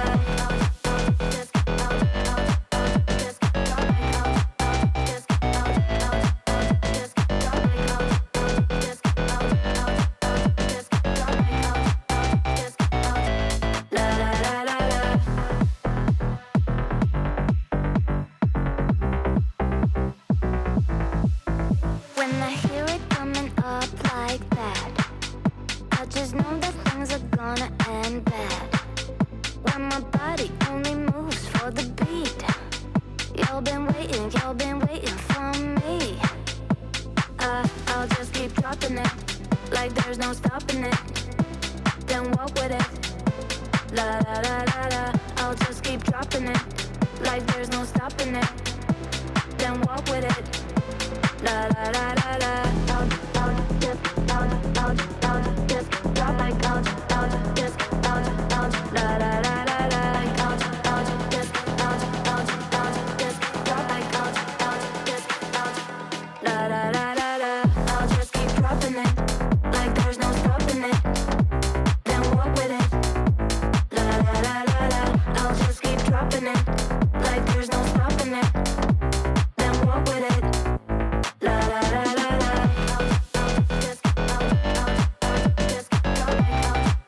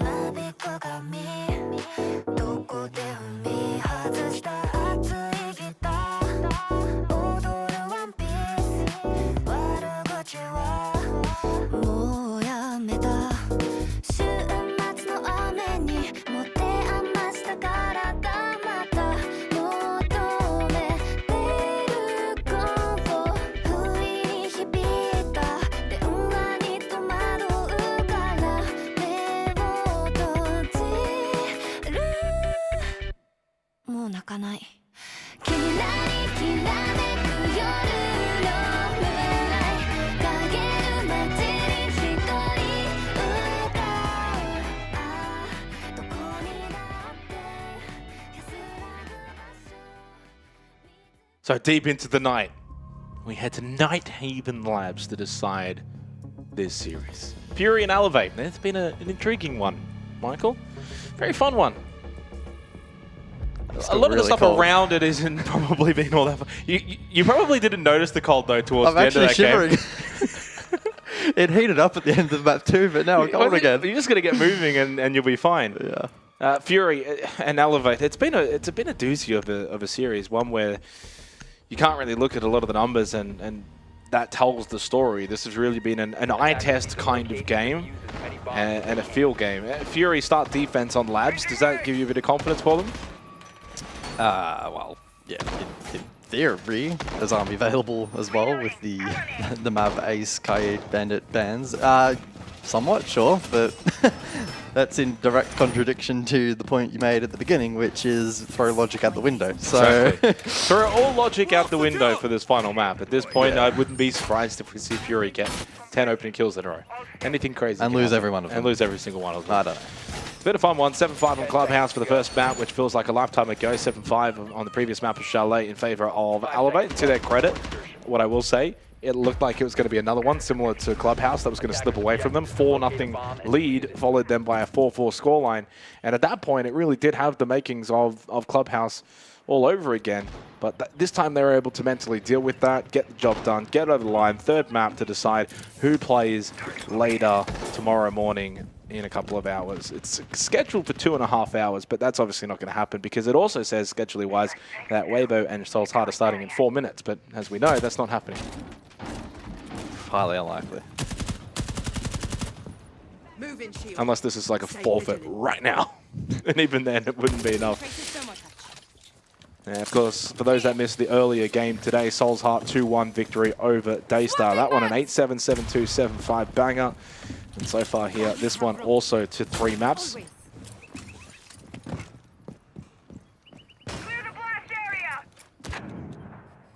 Elevate have certainly been statistically the better of the two teams in this series, and if you were to just go off the stats, it really should have been 2-0. But Fury looked like the team playing with a little bit more heart. And certainly a hearty opening kill from Dark onto Romeo to kick things off. Deals with the buck down below, so less vertical pressure available for Elevate in this round. Considering the lineup that Fury do have employed defensively, and considering their site choice, this really should almost be foregone conclusion territory. It really wouldn't take much more to solidify this opening round. So the clash in play, and CritJ can scan for info on that portion of map line below. Ooh, potentially spotting the barrel of that gun. Mirror window, red pings, and 4 players available to put that death mark on. Window is popped. BG able to fall back, and with that keep barrier alongside, have coverage. Enters an engagement through Con. That Psycho taking a tick of damage. Clash now targeted, but you know exactly where the clash is. Of course, that's for the player down below. For the Vert, though, is it a success? While CritJ still survives, BG Man in the meantime swings, but he'll fall to the hands of Stamp. And so it's a 4 versus 4 with 40 seconds on the board.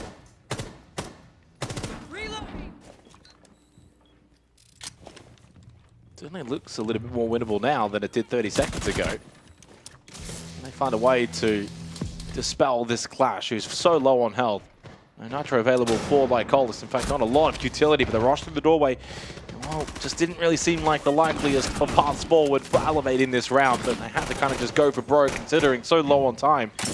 3 players so low on health here for Fury, but with that headshot from Crit J, who's played the Clash well this round, it will very much give Fury the opening round win here on Nighthaven Labs. That's a good way to kick off the 3rd and final map. They'll be very, very content with the way that they've started here. Opening pick, good sight hold defensively, didn't break down defensively later in the round. Coming into this final map, all 5 players of Elevate 100 plus EPS. And 2 for the side of Fury, like Hollis and Crit J. We know Crit J started quite slow in Clubhouse, but he's got himself up to a positive KD. I thought he played the Clash really well in that round. Defenders, protect your bombs from being defused by attackers.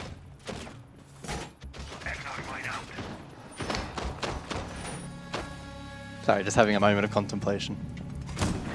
Contemplating what we've witnessed in this series. Well, we've so got a far. long way ahead of us, guys. Maybe after this series, we'll go back to the desk for the next game, and then we've got a couple of hours. We'll go buy a heater down at the local store. We can chuck it here in the igloo. What local store is going to be open at midnight, Jake? Saturday night. Maybe we could go to Revs. We could, that is. Or we could just be like, hey, can we borrow your heater? Or you could just go inside of Revs. I mean, if we go into and Revs, warm up that way. if we go to Revs, I'm not coming out for 3 hours, so.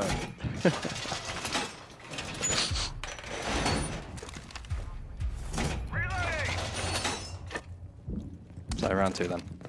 And the Blitz in play for Elevate. We haven't really seen a ton of Blitz throughout this series. No, we haven't actually. Have we seen it at all? It has been banned at various times in the series. Yeah, true. Blackbeard has certainly had a reliance, and the Blackbeard as well, but Blitz far more limited. So we'll see if Naka can use that to maybe shift the tempo a little bit in this round and use that shield as a tool of aggression. Shock drones as well in play, and well, here is some of that aggression on display. Naka in through Cafeteria, closely followed by Romeo, and well, closely contested by the defensive Fury, who will peel. Not wanting to give up the ground necessarily completely for free, will look to recontest with the cross established alongside Crit J. Keep in mind, like Cola's also in control. So a 1-3 split. Firelord as well, 2nd floor for this basement defense. Crit J Dark not finding a lot there on that Oryx roam. Balls back towards basement. Logic bomb from Ion. Played a lot of the Dockerbee so far tonight.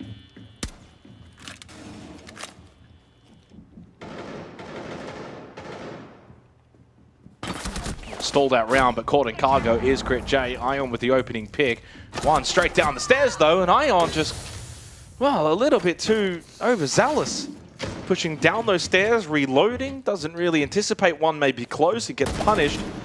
And a good swing though from up above, Stamp catches like Olas, and with BG man down elsewhere, Elevate are going to get their first round. And Firelord, who was on that 2nd floor the entire round, quickly dies as he looks to transition back towards side. A 1-1 scoreline. Well, so far it's been a series that's certainly had a lot of momentum swings. If you go back to Chalet, 4 rounds straight for Elevate, then 4 straight for Fury, and then 3 of the last 4 in favor of Elevate. And back on Clubhouse, it was very much largely the same as well in our opening map of this series, where we saw Elevate get out to a really, really good lead, 4 of the first 5 rounds, and then 5 straight for Fury. So it's all really been kind of one team at a time in terms of dominance. It's not really been back and forth, 1 for 1, 1 for 1. This 3rd round to follow is going to be really intriguing to see if that trend continues, or if we can get a bit more back and forth here on Labs, which honestly would not be good for Fury. They're on defense. And here in Labs defense, you certainly want to be always aiming for those 4 defensive rounds. It's been also the most played map in the Asia League throughout group stage, now coming into playoffs. 62% defensive win rate. Which map has a higher defensive win rate, guys? Without looking. For Nighthaven Labs, which map has a higher defensive win rate than Labs? In Asia? Yeah, in Asia League. Consulate? No, nothing. No. What's your question? That wasn't very fair. Was Consulate 2nd? Consulate is nowhere near 2nd. Okay. It is surprisingly Bank that is 2nd. Okay. Yeah. And Bang has been played quite a bit too. No, I set you up with that one. Yeah, well, that was not... Whenever you ask a question like that, there's usually the, you know, assumption that there's a map that actually has beaten it. Trick question. 1-1.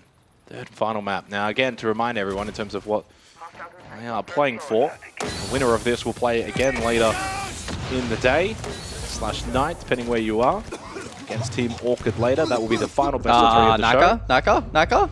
Okay, he got out. Well, it's very much choking inside of the gas from the smoke.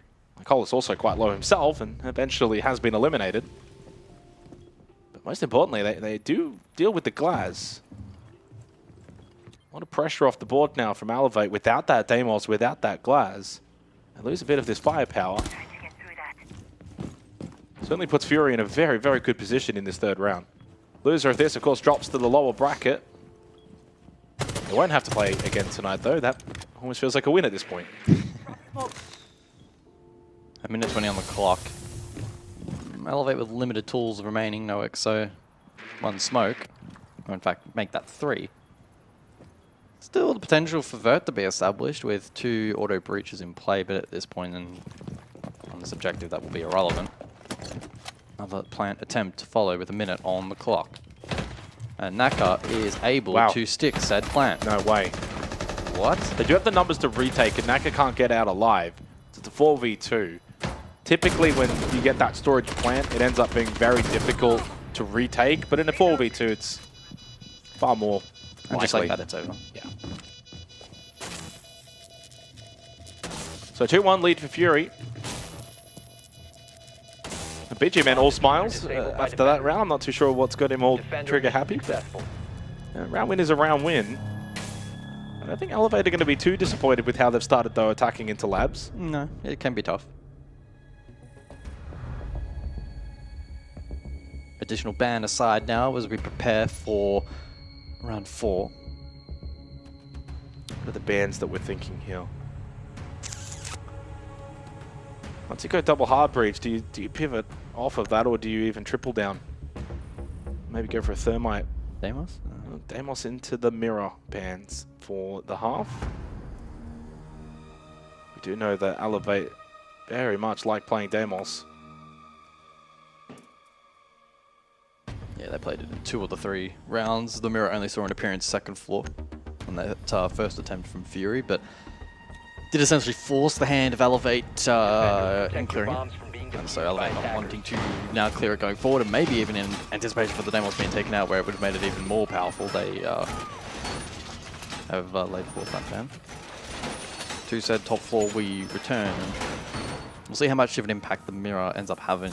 The Clash closely followed in impact. You think about the inability for Elevate to push through Electrical, especially late round. That Clash is posted up close once a lot of that utility had been expended was very frustrating. Well, you leave those shields available, and it looks like Elevate thought about potentially playing both the Montang and the Blackbeard here. They've hovered off of the Blackbeard though, and Mayor will actually switch on over to the Striker. But Psycho now onto the Montang does bring a shield for this round. Top floor command server. The Clash employed does mean that Montang isn't necessarily as strong as it may be without the Clash on the other side. It's like a rather default setup here from Fury. Jay can hold Electrical, but very much could rotate around the map depending on where he feels necessary to hold. Elevate have to go on double hard breach. If they want, they can go obviously open up IT, but eventually flank for a conside hit.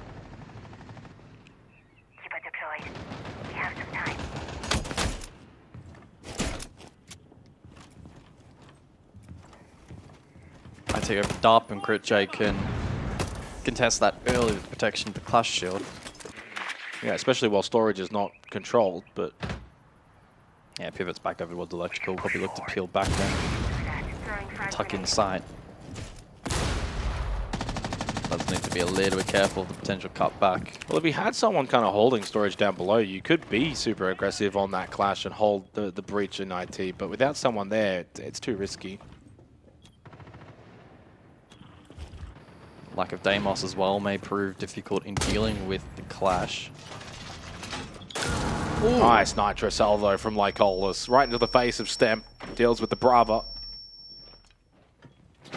Deep into IT now, though, for Psycho. They still have so much control here, Fury. And they have the positions to set up these crosses. Critch watching for the con side hit, which has allowed Psycho to waltz through IT. And towards Rafters now, and allowed a couple of others to make their way through IT. So it's an IT-centric hit, but the clash is nowhere to be seen in terms of that side of the map. Does not matter. They catch Romeo, and with that, it's a two-player advantage now for Fury. And the Goo Mine stepped on as well for good measure for Psycho. Naka does find a kill onto Farlord. They deal with the Warden. Oh, no. And Ion captures out Dark, straight into Server. Oh, a whiff there. Ion should have died. And Psycho pulls the pistol out along with the Goo Mine. And suddenly the Clash loses, a lot of its strength. And Crit J just goes for the turnaround and Turtle and dies. And the round is won by Elevate. On top floor, command Server. Until maybe now. No.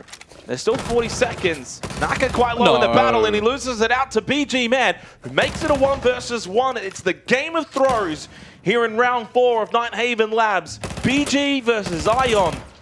To see who can close out this 4th round, it's honestly far more important for Fury. And I mean, that mine's going to make the plant now very, very difficult. Ion likely needing to go for the kill. And Ion is already cleared out that left corner. Good knows flash. he's now inside of IT. The flash, the prone. What is BG Man doing? He just doesn't need to move there. don't pull the audio apart.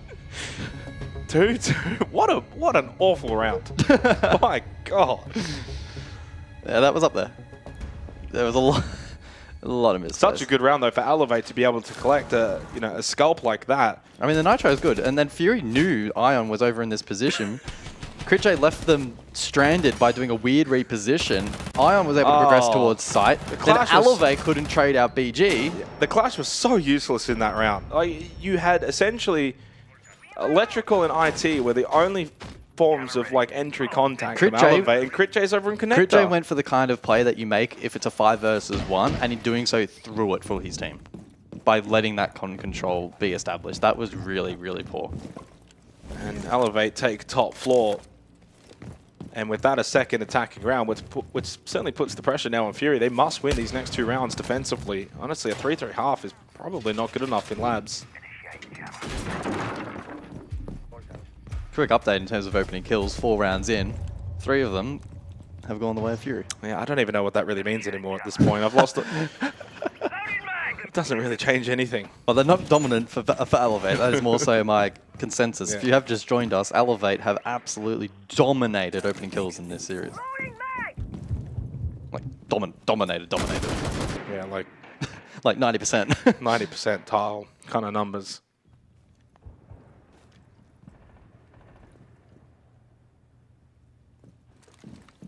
Aggressive hold here from Farlord in his basement here for the 5th round. He's all the way Rafters. There is 1 player basement, and it's EXO.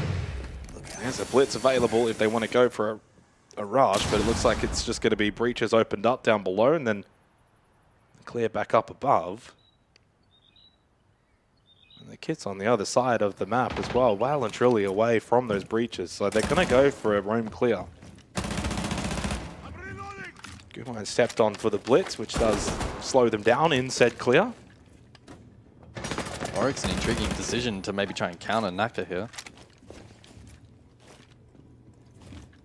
Has the added benefit of late flank potential through hatches, but I don't think that will be an impact. I wonder what Naka does in the face of this Oryx. Has to maintain a level of distance and ensure that his team is covering, and that is the case. Mayo looking for the angle. With the opening pick though, and it's on to Farlord, who was playing Rafters as army for basement side Labs, and he can't stay alive. Psycho does lose his life, so it does mean even numbers. Heading into the final minute of this 5th round, barricade up from BG Man in assembly. And Naka's in EXO. He's got Romeo as well. They've almost got the same amount of players in sight right now, the 2 teams. Oh, had. Reloading. Cover me. Activating override. They could literally just push forward if they really wanted to, but they lack the information. Okay, it's stalled out. 40 seconds. Vulcan canister. Flames bursting. But you can see kind of what Naka wants to do in terms of the plant once those flames are extinguished. And with that kill onto Dark, he gives the man advantage. And no nitrocells available either. And you've got Stemp already in position to watch this cross through. 95% elevate round win here, surely. Surely. Into position. So far, Naka has not been denied until that moment. PG Man does stop him. Ion is very low. He is excruciatingly low. And Crit J will steal this round for Fury. 95% chance. I don't know what I'm talking about. Well, there's a 5% chance in that. With no Nitro and the cross hold from Breach, I don't quite understand how that has been able to play out. I mean, just clean shots from Fury. Elevate getting caught on swings, that's essentially what it's boiled down to. And with that, a narrow lead, heading into second floor for the final round of the half. Defenders, protect your bombs from being defused by attackers. Coming on again. Clash returns. Rayora brought in from Elevate. Looking to mix things up. Last time we saw this site, not too long ago, it was a bit of a fast from both teams. So I think both rosters will be looking to really minimize mistakes. That's going to be absolutely critical. They bring the Clash again as well, and we know that that had little to no influence, but to be fair, it's an easy... play it properly. If they play it properly, it's an easy fix to solve. Just don't go... Easy fix to solve? You want to have another go? Easy problem to fix. Easy fix to problem. Not even halfway through the show today. No. Can't even say it's been a long day. What time is the sunrise in Melbourne at the moment? I think it's got to be about 5:30 or 6 a.m. One of the two. Really? Yeah. I thought it was a bit later. Well, either way, we could be walking out to the sunrise. No, you know what? You might be right. Maybe closer to 7. Maybe by the time you drive home. I reckon by the time I'm home, it's going to be dead set morning. I'll probably get home, have breakfast, and go to bed.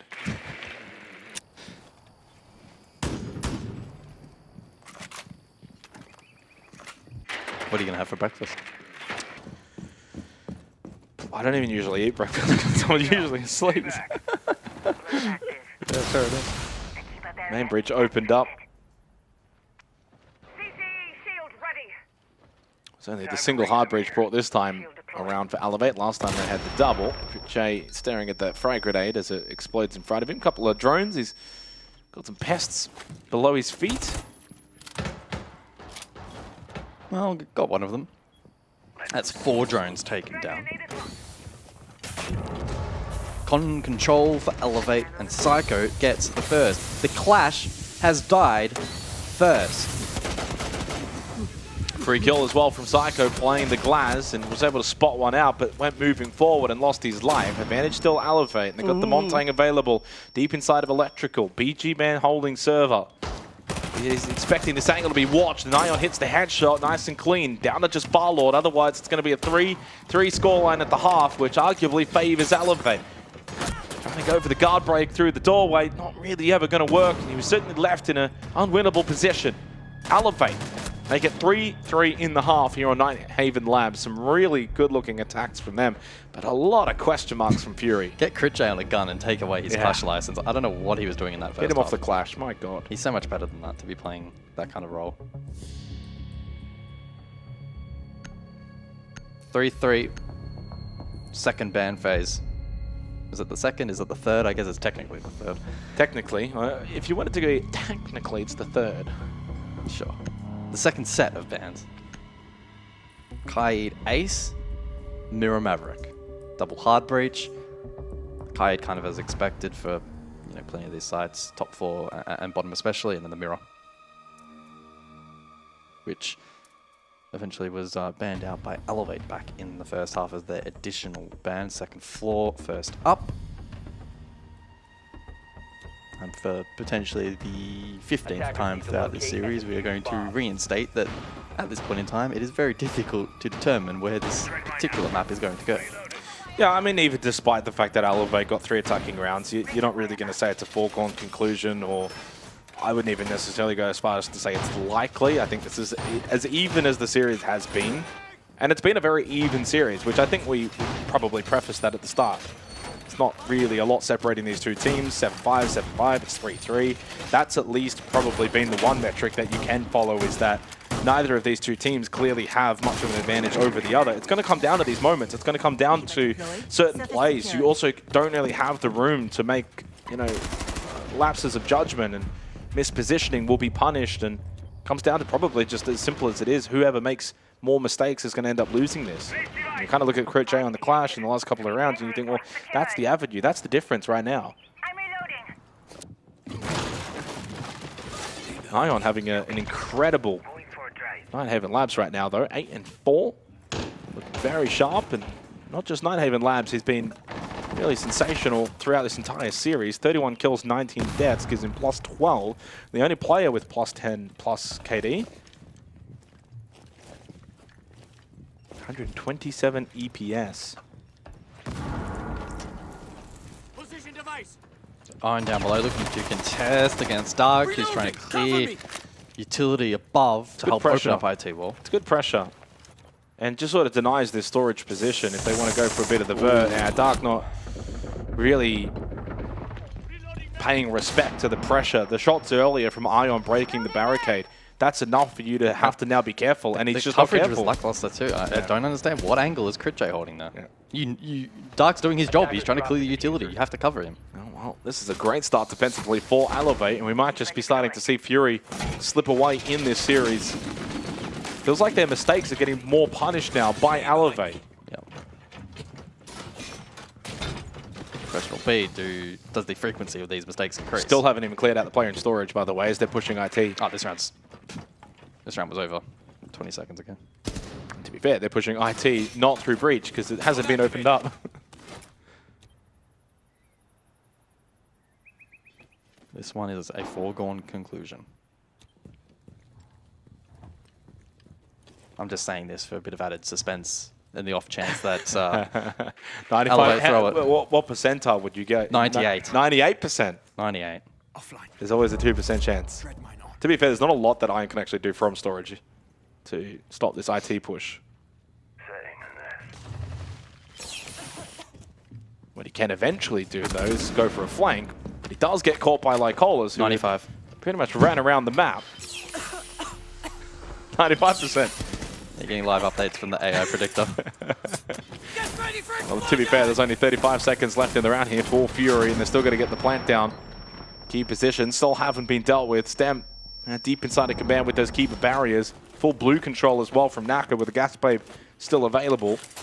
Really, it just comes down to Elevate. Just don't throw this. Nade to try and dislodge and play off of that, but doesn't seem like Romeo had to move, but he does lose his life. Needed to hit that headshot into Electrical onto Psycho. That would have changed the complexion of the round, well and truly, but with unable to find it, the round now certainly is done. There's no time left here for Farlord. Even if he had have got that kill, it wouldn't have changed anything. Elevate starting to take the lead here on Nighthaven Labs. I think that prediction was pretty good. Yeah. Basement for the following round. Elevate cooking on defense, at least in that initial attempt up above. Pretty clean work across the board. Mistake minimization. Elevate failing to open key walls. Had to try and brute force late round. Defenders, protect your bombs from being defused by attackers. Elevate able to skirt around some pieces of utility. Think about the frag grenade late, for instance. Romeo still able to find a kill and just didn't throw picks necessarily for free there at the end. Really forced Elevate to work forward, and being in the position in which they were, it was never a particularly strong, commanding position at that. So Bandit in play again here for Basement. We'll see what tools Fury like to bring to counter that, provided they want to open external walls. Elevate are establishing a bit of a roam game here. They have rotations aplenty, hatches open. Just want to add, by the way, North America starts in 7 hours. We still have 2 best of 3s. Yeah, no. Has anyone thought about this, by the way?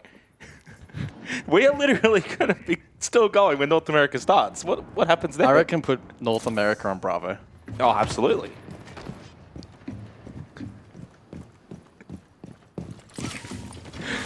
I had to double check it because I was actually thinking the point I was actually going to make is we got APAC North after this. And I realized, hang on, isn't North America on this morning? They could wait. Surely we're going to go for another 7 hours, though. Surely not. Well, it's the fact that you said another, because it's going to be 7 hours for the first 2 best of 3s. We've got 2 more, and they're going to be some good ones. Weibo win 2-0, though, right? I would imagine. Well, they have been known to sometimes troll. Been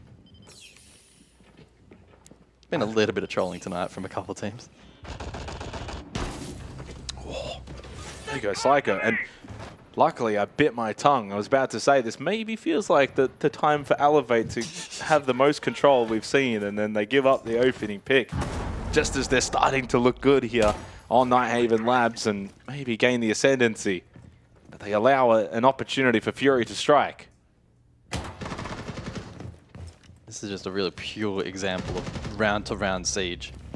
Momentum seemingly having very little impact as Fury doubled down and gained themselves a 5-3 advantage, but that cut short. Romeo onto BG. Man, right elsewhere, Ion forced down blue.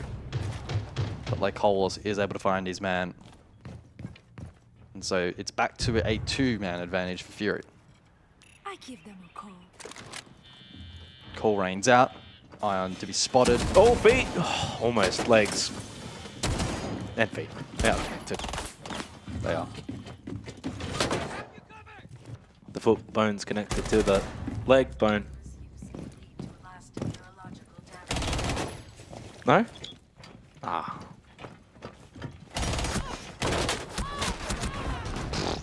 That was rough. I've heard the tune, but yeah, I don't know where it's follow from though. That's why I kind of just left it at that as well. Must be from my younger years, which before you were born. It's about 40 years ago. Yeah, 38. You're not that old. I will be soon. Shit. A couple more years. After this broadcast, you might be Oh, 38. mate, the grey hairs are going to be there after this broadcast. You might have more than me. 4-4.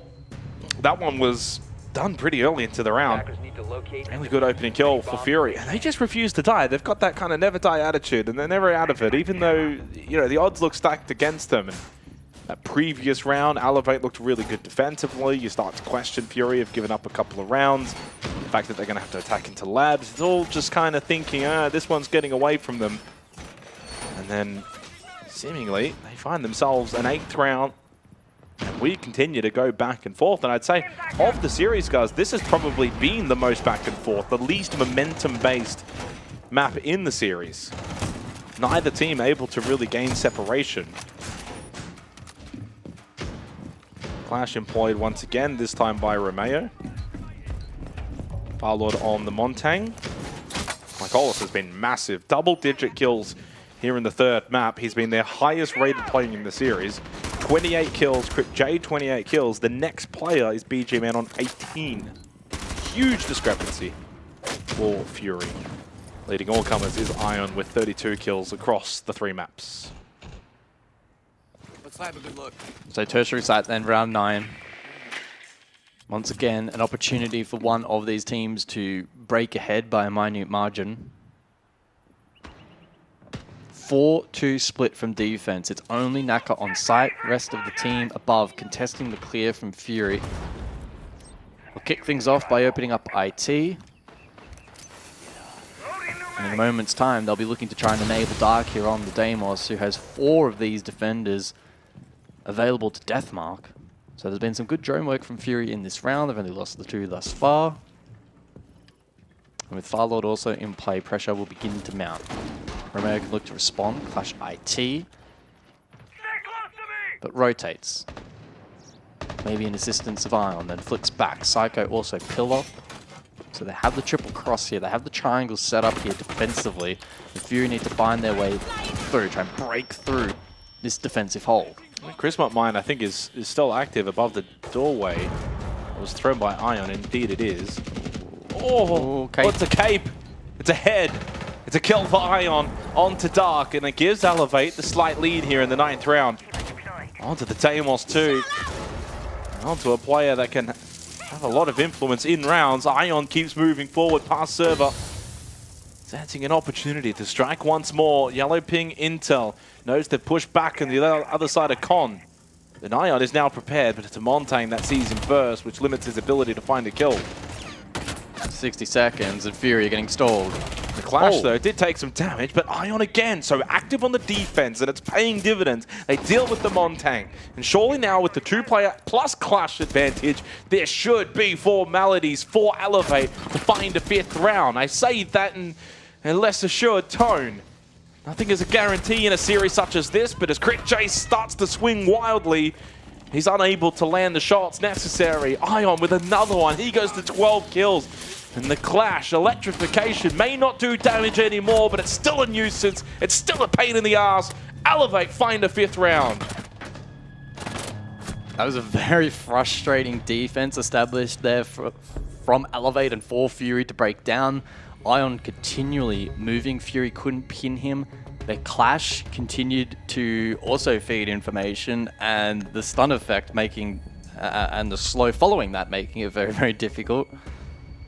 Despite that, it won't be banned. It's banned instead to try and enable more hard breach potential. Monty in response from Elevate. Timeout. Tap timeout Fury.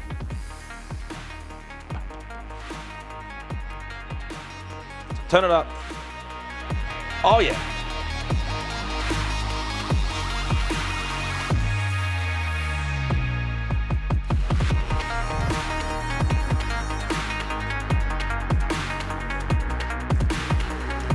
It is one of the better tech timeout songs we've had. Can we keep it? Is it ours? Like, do we just get it now? I want to keep it forever. I'm not dancing if I'm Fury. Like Hollis is dancing too. Yeah, I think that's more of a shaky leg situation. Well, like Hollis has been playing really, really well in this series. Okay, lock in time. Well, not quite. Gotta wait till the action phase. So we go to command and server for the 10th round. Elevate being on defense, set up nicely. And I said before, it's been a series of momentum, but so far in this particular map, no one's actually won more than 2 rounds in a row. And the only time that was done actually was the end of the first half into the start of the second half when Elevate won rounds 6 and 7. That's been the only difference. Otherwise, it's quite literally been back and forth here on Labs, which is a full contrast to what we had in the opening 2 maps where we're talking about momentum swings of 4 and 5 rounds in a row, then switching to the other side, 4 or 5 rounds in a row. And certainly in terms of the opening kill conversions, we're still seeing kind of similar metrics, but this time Fury have gotten far more involved in opening kills. And the kill timings too, in terms of opening kills, have all been largely around the same kind of time, 1.5 to 2 minute mark. We haven't seen any kind of late game scenarios, 30, 40, 20 seconds. Been a really, really good series. The winner of this will get a 2 to 3 hour break, probably closer to 3 hours. Yeah, have a midnight snack. Now, my understanding is, I think Singapore time is about 2 hours behind us. 2. So it's 9 PM there, so you've got to wait 3 hours. So you essentially got to wait till midnight. And then off you go. Rev up. Pop an energy drink. Ready to go. All 3. Shit, I might need one too.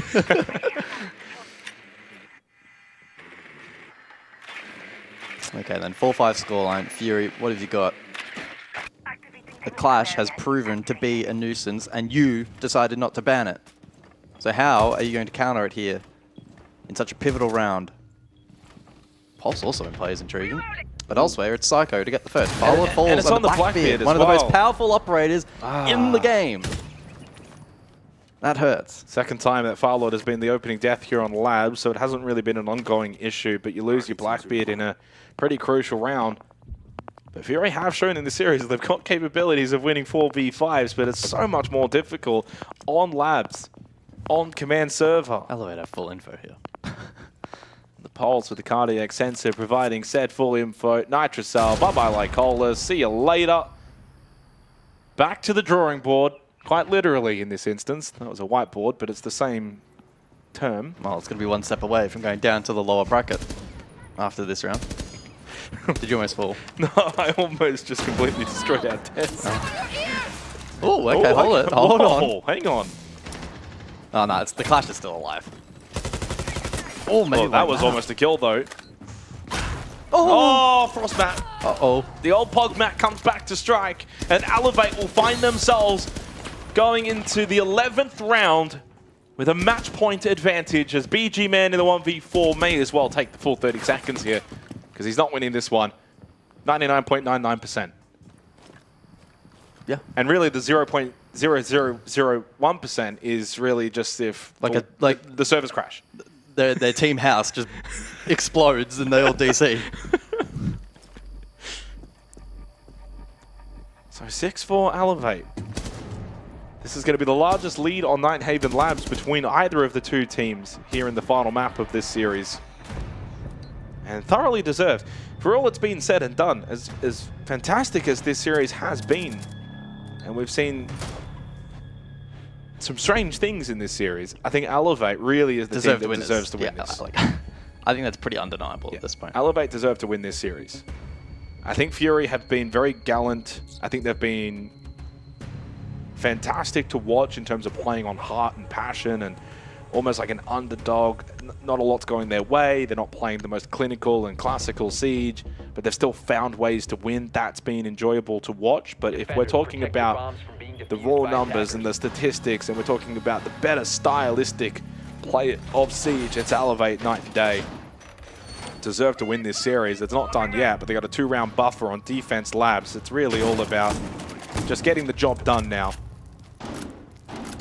And their reward will be a match against Team Orchid in a couple of hours' time. Team Orchid, of course, finishing second in the league. Got themselves a direct spot into the upper bracket semi-finals.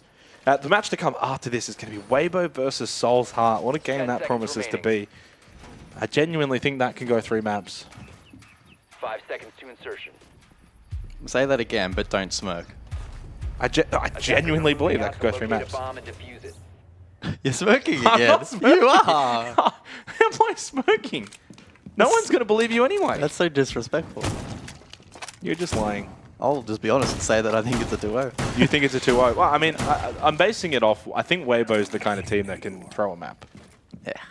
They certainly can. I was looking, by the way, Elevate did end up being Team Orchid's second last play day. This was roughly about a week ago. That one was 7-5 on Bank, so they will renew pleasantries in a couple of hours' time. If, of course, Elevate get the job done here.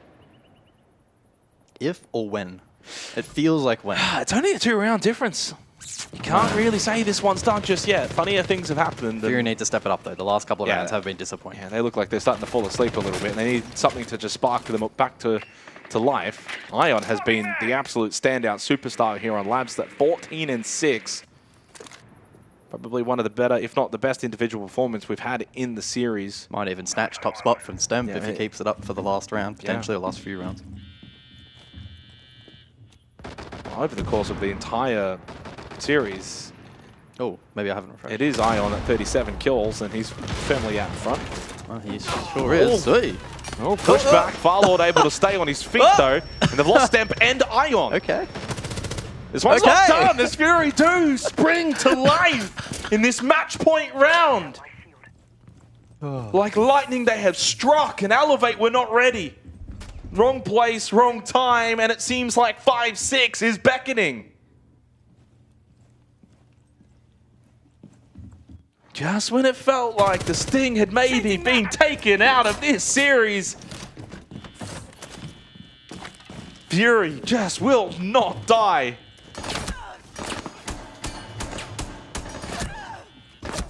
Flawless. Got to do it one more time to force overtime. Now, who's got double defense here on a map where defense is, well, as we know, so strong? I'm not throwing you under the bus. I'm still talking. I haven't necessarily thrown it to you just yet. I might actually... How long can you feel? How long do you need? Shit. Well, so far, it was, of course, three attacking rounds in the first half, so it's not as if neither team can say that it's been an ultra defensive masterclass. Fury defense. Fury defense. Attackers need to locate Well, 3-3 first half. bombs as they can. Sorry, elevate defense. My apologies. OT side selection, elevate defenders. Well, I was going to say anyway, it probably doesn't have quite the same meaning as it typically would. A 3-3 first half, and if Fury can force OT, that's a 3-3 second half. So it puts you into that 50-50 kind of position anyway. But you would rather double defense. Reloading! Yeah, Fury just have the dog in them tonight, I'm saying. They're playing with raw passion. Playing on friendship. Playing on friendship. That was the first and only flawless round here on Labs. 10 seconds to go. Had one as well on Chalet from memory. They did lose that map. 5 seconds left. Have we got an OT in us? Attacker's objective is to locate a bomb and Maybe. defuse it. What are we thinking percentile-wise? You're asking. It is control storage. It's 5-5. It is. This is 5-6. 65% elevate. I'll take those odds. Sure. Aggressive hold from Stampede. A lot of importance is probably still on Firelord, not to get kills, but to stay alive on the Blackbeard, be that nuisance. Pressure. It's all about pressure. Pressure, try and clear out the IT position if they're going to go for a storage hit. Looks like they're going to map there. So playing into the Stamp, Psycho, Romeo, Ion. Playing into the roam. Yeah. Take cover. It's hot. Stamp is, of course, towards Rafter's position. They do open up IT. Exothermic charge goes off, and with that, IT breach opened.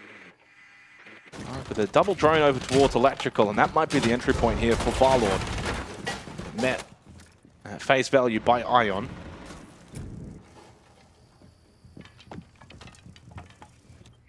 Okay. I'm just a bit confused as to what he was looking for. Maybe was it a frost mat or something? Might have been. Of course, frost mat in play. Potentially goo mine. Nor is the pulse as well, which fed info 9 seconds. That is a Blackbeard though. Impact. Still, you're not getting through that shield. Well, the Clash is covering the other side though. And then the frag grenade as well to push back Ion, and they've lost the Clash. The Clash is down. Shield's still up. One shield beats the other. But as you said, Clash's shield remains, but for no more. The swing, up close, Ion, headshot is clean. Elevate take the lead, and he wants more blood. Dark Corner connector. Ion goes to 15 kills, but so low on health, and still 60 seconds in this round. Plenty of time. They're not panic, but Dark is swinging the doorway with the pistol, and that might be enough to seal this series. Lycolis and BG, man, need to pull off something special.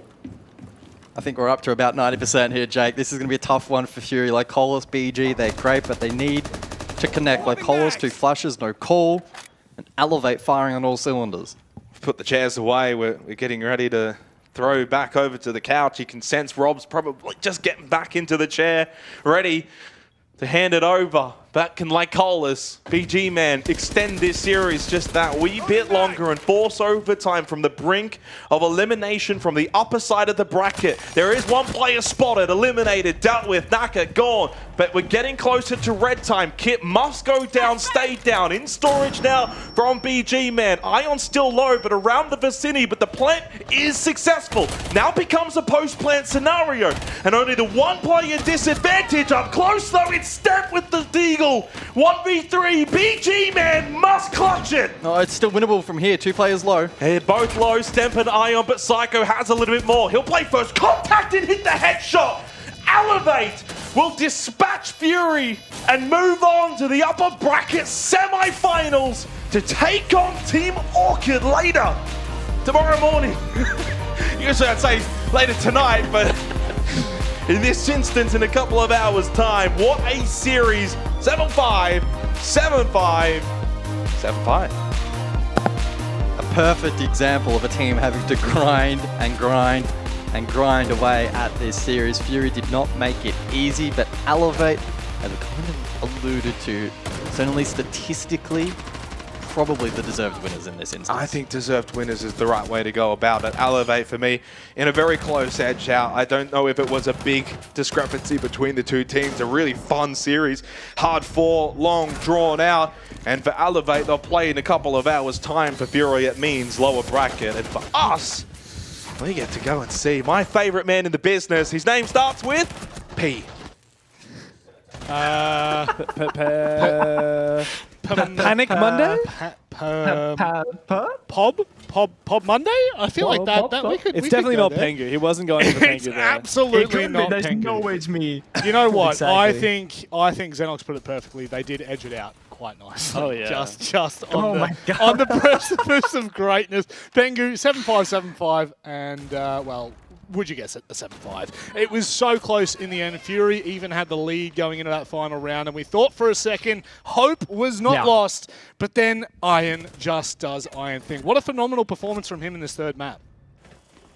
It wasn't, but I do want to say one thing though. Elevate, I feel like I don't know if it's a lack of respect maybe for the matchup against Fury, thinking they're not like that good of a team or something, but they were just, when Elevate were defending on all maps, they are running at Fury, just taking gunfight after gunfight. Even here in the very final round in that 3v1, they're still ego peaking, ego challenging, and Elevate had to really work for this one. Yep. It was the double heartbeat ban with the Munty that ended up choking Fury out. The problem solving a bit too difficult, navigating the map a little bit too difficult, and they got Elevate over the finish line, but I thought this would be a bit more convincing for Elevate. Yeah, I think we would have thought that as well, Dev. I mean, the fact that it was so close, every series could have gone over, every map, sorry, could have gone overtime. We'd be here until 7 a.m. But it would have been deserved, in all honesty. The way that Fury kept that game as tight as it was, given Elevate and given the quality of players they have, you're going to take your hat off. Yeah, I mean, you look at how we were at a 6-4, and then Fury were on the verge of pushing us into overtime and actually did so with a flawless round. It goes to show this was a very competitive matchup. Unfortunately for Fury, and very fortunately for Elevate, Iron was on point today. 15, 16 kills by the end of it, and a really solid retake in that last round as well. It goes to show, even though the rounds kind of go a little bit back and forth, Elevate looked like they were in control. Fury managed to plant that diffuser. Elevate managed to hold their composure and get it done in the post-plant. It's a real testament to both of these teams, but as the guys on the cast had already said, it's still going to be a rough slog out from here because Elevate actually have another match later tonight. It will be tomorrow morning for us, at least, by that time, against Team Orchid. So there's a long bracket to run, and the same could be said for Fury. Down at the lower bracket, but not out yet. No, not by any means. There's still a long way to go for both of these teams. This is going to be an absolute slog. Pengu, looking back at this match, do you have a highlight in particular? Oh, that's actually a really good question. I'm not ready for this at all. No, it's okay. I won't throw you under the bus. Look, I think the conversation... No, if you've got something. Okay, how about Farlord clutching up after being, really like negative on the desk and expectations were low and the cast was like, oh yeah, Farlord the player, he actually played really well today, had clutch moments himself individually. I think that's my highlight. Yeah, no, I think that's totally fair. I believe, did he close out the first map on Clubhouse? I think that was him in a 1 versus 2. Yes, he closed out the first map on Clubhouse. I mean, these are the kind of things, like when you look back, obviously these series go for a very long time. It's hard to remember back to map 1, but it's those instances where you talk about at this level of the game, that's the difference maker that you can have. This could have been well and truly done in 2 maps, but I guess when we look at individual players, a couple do stand out. I've got to say, Lycolis is still at the top end of SEA after all this time, Dave. Yeah, so we've been casting Lycolis since he was playing for Q-Confirm back in 2018. The Paris major qualifier, I'm going to say, was like the first time I remember seeing him and his team. Back when you were at your peak, actually, that was your best ever event, Pengu, and it was also Rob's first time in the studio for Rainbow Six Cast. Good old days. Oh, was it? You actually had a chat with Lycolis recently, and something you pointed out to me is Lycolis is how we've always said his name. Yes. Phonetically, it's how it looks. That's not how he says it. That's not how he says it. I didn't know this for like 7 years. I know. I'm going to address this. What does he say? So it's kind of like Legolas. That's how I remember it. Legolas. It's Lycolis. So no, doesn't he say? He said he says Licolis. Well, yeah. We're not going to say that because, to be frank, it sounds bad. Yeah, I'm going to say Lycolis because it sounds better. But it just sounds like your name, Nicholas, but with an L at the start. That's the way I think about So it. that's probably a better way of looking at it. I think I've stumbled probably 4 times already. But honestly, at the top end of this game, I think that the 2 players obviously standing out, Nicholas. Oh, no, we can't do that. I actually, no, it's got to be like It doesn't work. no, but like Iron's performance, 3rd map, maybe, that's a bit of a ridiculous kind of highlight, if you will. But the fact that the consistency is there for this roster is a little scary going into the rest of this bracket. And, well, speaking of scary, how about we bring in Psycho for the first time here on the APL broadcast. Psycho, a very close game in the end. Did you expect it to be so close? Yeah, to be honest, though, we don't expect it at all. We thought it would be a easy game because we play against them in best of 1 and they play super different right now, so they're playing better. Dev? Yeah, Psycho, welcome to APAC, by the way. It's the first time we've had you on the official broadcast, the first time we've had you here for an interview since you guys moved into the region. Obviously, we already saw you play with Elevate at Rio, but it's quite a different phase for you now in your career. Obviously, you've won World Championships. Now you're here, you're playing in the APAC region. Can you talk to us a little bit about what was the decision behind that, joining up with Elevate, and what it's been like since you've come and you've been playing in the APL? For me, it's a big opportunity playing here because we have like a good spot, a good chance to go to majors and Envy, and we have like when Justin, the owner, the CEO of Elevate, comes to me, he was super good and he listened at all me and the coach to bring the players we want. So we build a strong project. So I'm super happy to be with these guys, and that's it. Pengu? Nice seeing you compete again, And Psycho. it's my first interview in English, so I'm... No, you've been perfect. You've been amazing. Doing And great. it's so good to be able to speak with you as well. Obviously, Yeah, it's strange. I've been following your games since you debuted way back in the day in Brazil, obviously in the lead up. And Pengu, you're obviously playing against Psycho time and time again back in the day. Yeah, Pengu, I'll let you ask your question, mate. Yeah. Now, I was going to say, what's the team dynamic like right now? Is it you being a big veteran, kind of having leadership and guidance for the other younger players, so to speak, or is it more of like a team effort? Do you feel like you are the leader of this one, or is someone else taking the leadership role in the server? No, I think the most leadership become with the coach, and I'm learning a lot with them. And to be honest, in the other teams I have, especially in AP, we don't have this type of situation. And I don't know, I just here to learn and improve my game. That's incredible to hear, even after becoming a world champion. You're still looking to learn. That's absolutely nuts. I've got to ask you, obviously, I think the biggest question on everyone's mind, obviously, is how are you settling in? But I think for many viewers, this is the first time we've seen such a significant kind of import come into the region. It's a whole team. How have you found the teams in APAC? Now that you've been in here for well over a month, you've had plenty of games, plenty of scrims. Where do you see APAC nowadays? Yeah, the main difficult for me is because here a lot of teams play in different play styles, and we don't know the teams so well, so we don't know which map they are playing so good. So, but all the teams are playing super good. I think we scrims a lot with Brazilian teams when we are in Brazil. So, to be honest, in Brazil everybody thinks the APAC teams are super bad, but that's not what I see here. They are just, maybe they don't have a lot of strats like Brazilian teams and some stuff like that, but they are good players, individually good players, Well, there we go. I don't think we ever. We never need to do another broadcast again. We'll cut it here. That's a great way to live. Any questions from you, Dev? No. Pengu, anything from you, mate?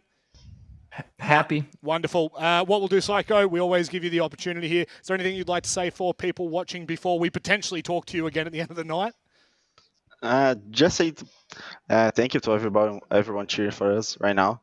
I know don't have a lot of Brazilians because at this time in Brazil is super early, so but thank you to everyone. Psycho, thank you very much, mate. Best of luck in your match later.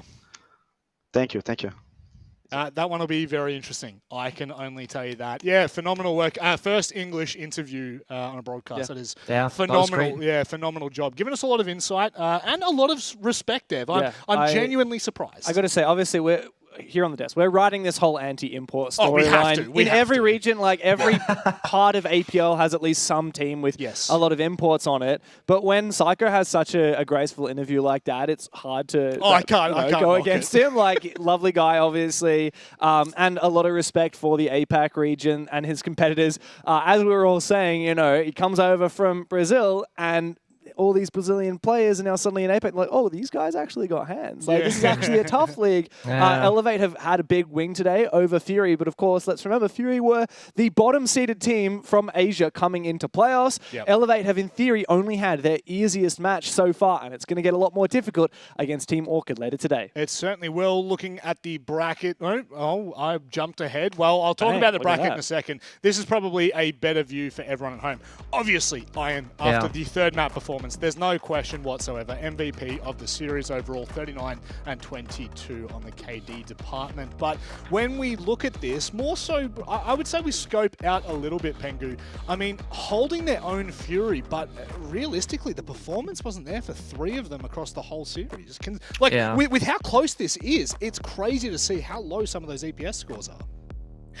Yeah, and that's why I think it's like valid that myself and others we're a bit critical of Elevate, because I don't think they played their S game today, so to speak. And Psycho said himself, we don't know exactly what playstyle the teams have, what maps that they're good at, and perhaps that affects their drafting, their decision making.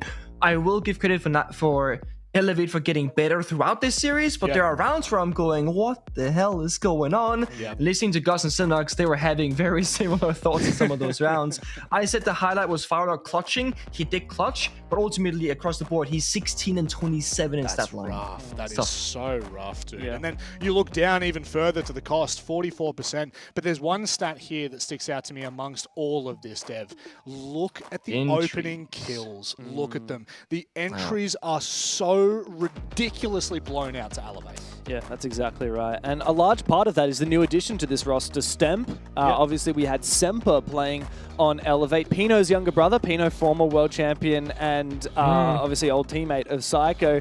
And Semper obviously got dropped following reload, unfortunately for him. Stemp's come in and he's been a real consistent performer. Obviously positive on the KD, doing all right on the EPS. And as we saw, 6 and 3 on the entries. Similar for Psycho, 6 and 1. Naka didn't die once on the entry and found 3 himself. And Ion, his stats speak for himself, +5 on the entries. It's a whitewash in terms of that entry stat.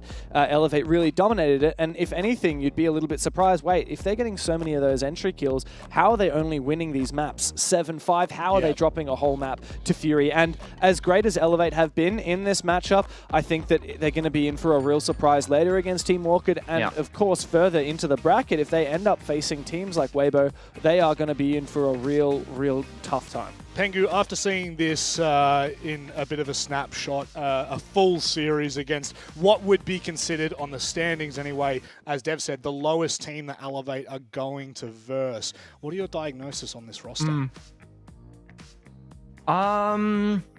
I thought they would be stronger out the gates, but it might be a case of them needing more time. Maybe not so much together, but just again, in the region, figuring out what the opponents look like, what the opponents' playstyles would be. And then I'll also say this, again, the respect level. Not to say that Elevate are not a respectful team, because we saw the interview with Psycho, super respectful guy. But in the server, I don't feel like they're giving enough respect yet to their opponents, with the ego challenges, with the peeking, almost saying, hey, I'm from Brazil, I can gun you down.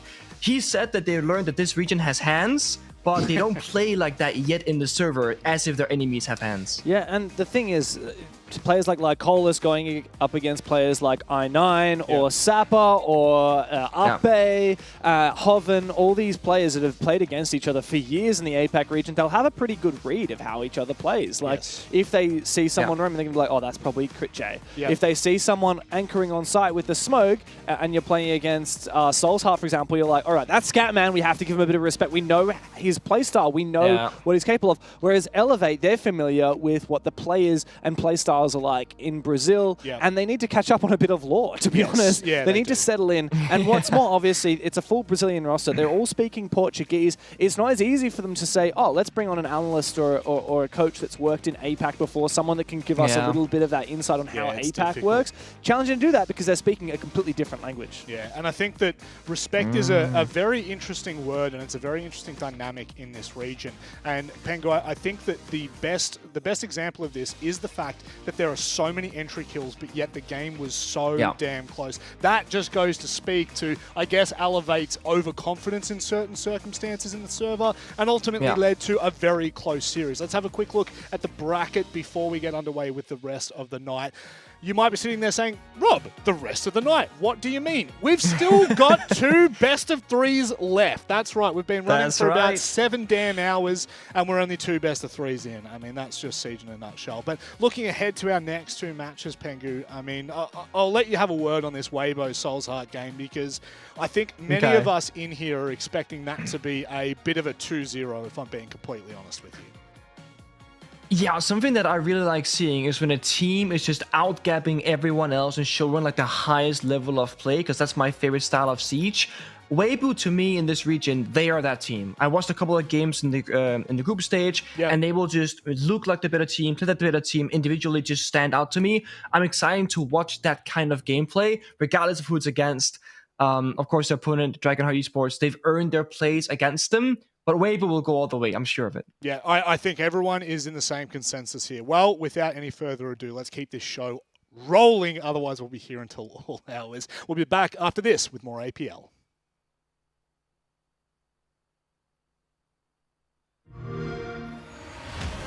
You know how they say, it's not the destination, it's the journey? And the journey of 1,000 miles begins with a single step. And you know what? They're right.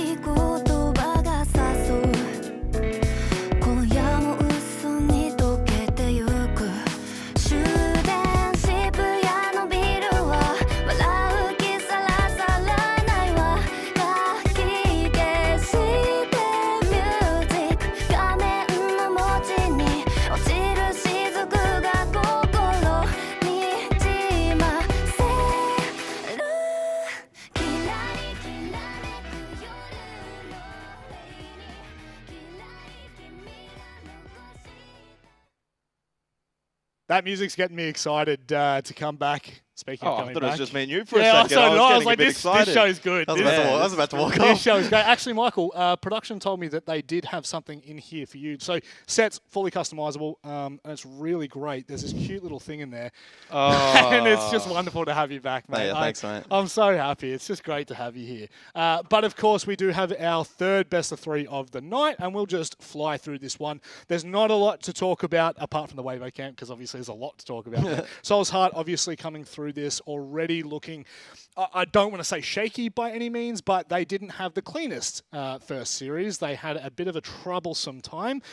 Ended up being 2-1, and we are now into this match. Weibo is the team that we need to talk about. We need to break down very quickly. Michael, Weibo have been unbelievable so far. We did content before this stage started. Every single APL team or player we spoke to, we're looking forward to Weibo. That was a general consensus for every team. Is there a good reason why? Well, they just have such a stacked roster, right? It's ridiculous. They have quite literally the top-rated player in the league with Reaps. They have Turd, who's closely trailing. Hoven, of course, with so much experience. Speakeasy with even more experience than him, and Arpe, who runs out the squad. So they don't have a weak link. They've played incredibly well throughout the group stage. They can sometimes historically troll a little bit in best of 3s, but I'm not concerned. This should be 2-0 territory. Yeah, I've seen a couple of troll moments from the Weibo roster, but not happening today. What do you reckon? No, I think Weibo lock in today. I think they want to get themselves an early sleep, get the job done. They beat them 7-5 earlier in the group stage and did so relatively convincingly, so I don't think we're going to see too much difference. I think for Soul's Heart, it was a performance against Daystar that they probably should have won a bit more comfortably if they were better, but they just weren't. And so that's not going to fly against a team like Weibo. No, it's quite frankly not. Weibo have consistently been the best team in this region for such a long time. Formerly Bleed, for those of you who might not have watched the co-streams up until this point, this is where the roster is at now. Let's have a quick look, of course, at the Vetos to determine where we're going, hopefully give you a bit of a snapshot as to what to expect for this series. I don't think that there's too many things that would surprise us at the moment. Maybe if we saw a Lair, I'd be like, hey, what's going on there? I mean, Lair's still in there, so you never know. We go to Clubhouse, Night Haven Labs, and then the final map, Lair. So a little bit of a surprise there. I'm a little happy, but Michael, I don't know if we're going to need 3. I mean, it's a bit of an interesting video. I'm just focusing in on Weibo's perspective. Labs is actually their most banned map, just behind Clubhouse, so 5-1, 4 and against. Oh, wow. And so based on the preference calculation, it's actually the lowest preference map in the 9-map pools. So Weibo have hidden it. They've clearly cooked. Yeah. We'll see if it's enough for the 2-0. First 2 bans in the last series for Soul's Heart, Night Haven Labs Clubhouse. It's just the way it happens, mate. The way it happens, and then what do we get in the next series? Night Haven Labs Clubhouse. It's, Lair as well, if we get there, would be the first Lair for Asia League. Yes, yeah, it would be a bit of a shocker if we do get there, just given Weibo's current form, where they're at as a roster, as a whole region at the moment. Weibo seem to be heads and shoulders above every team, but the good fun of this is it's playoffs, and as you said, sometimes we can see Weibo get a little too comfortable, a little too cozy. All of a sudden, rounds start to throw a little bit. Yeah. I don't think we'll see this. Quick expectations, predictions, what have you got, Michael? I mean, I'm pretty confident in a 2-0. Unless Weibo have an off day. I kind of doubt that. I think the Veto's strong. Labs, clearly, they've cooked, so I'm confident they'll win that. So probably narrowing in a little bit, maybe on a close map 1, but I still think, obviously, the firepower of Reaps, Turd, so difficult to shut down, right? So Weibo should have a comfortable 2-0 ahead of them. Very quickly, we're speed running this because it's been a long day, but that doesn't mean that we think it's going to be that much of a guarantee. There is every chance that we said Weibo can sometimes troll a little bit. There is every world at which it could go to 3 maps. But I think all indications are saying Weibo should be winning this series, whether it's 2-0, 2-1. Anything other than that, Rob, is going to be offset the expectations. No, I would totally agree with that. Well, hopefully this series is as quick as this desk was. Pengu and Dev to run you through the action. Thank you very much, Rob. Yeah, it's time to get into it. Map number 1, Me Clubhouse. first. Yeah, how about that? Pengu, what's good? Yeah. Everything's very good. You know, I was watching that last game and I was losing my mind off stream a little bit.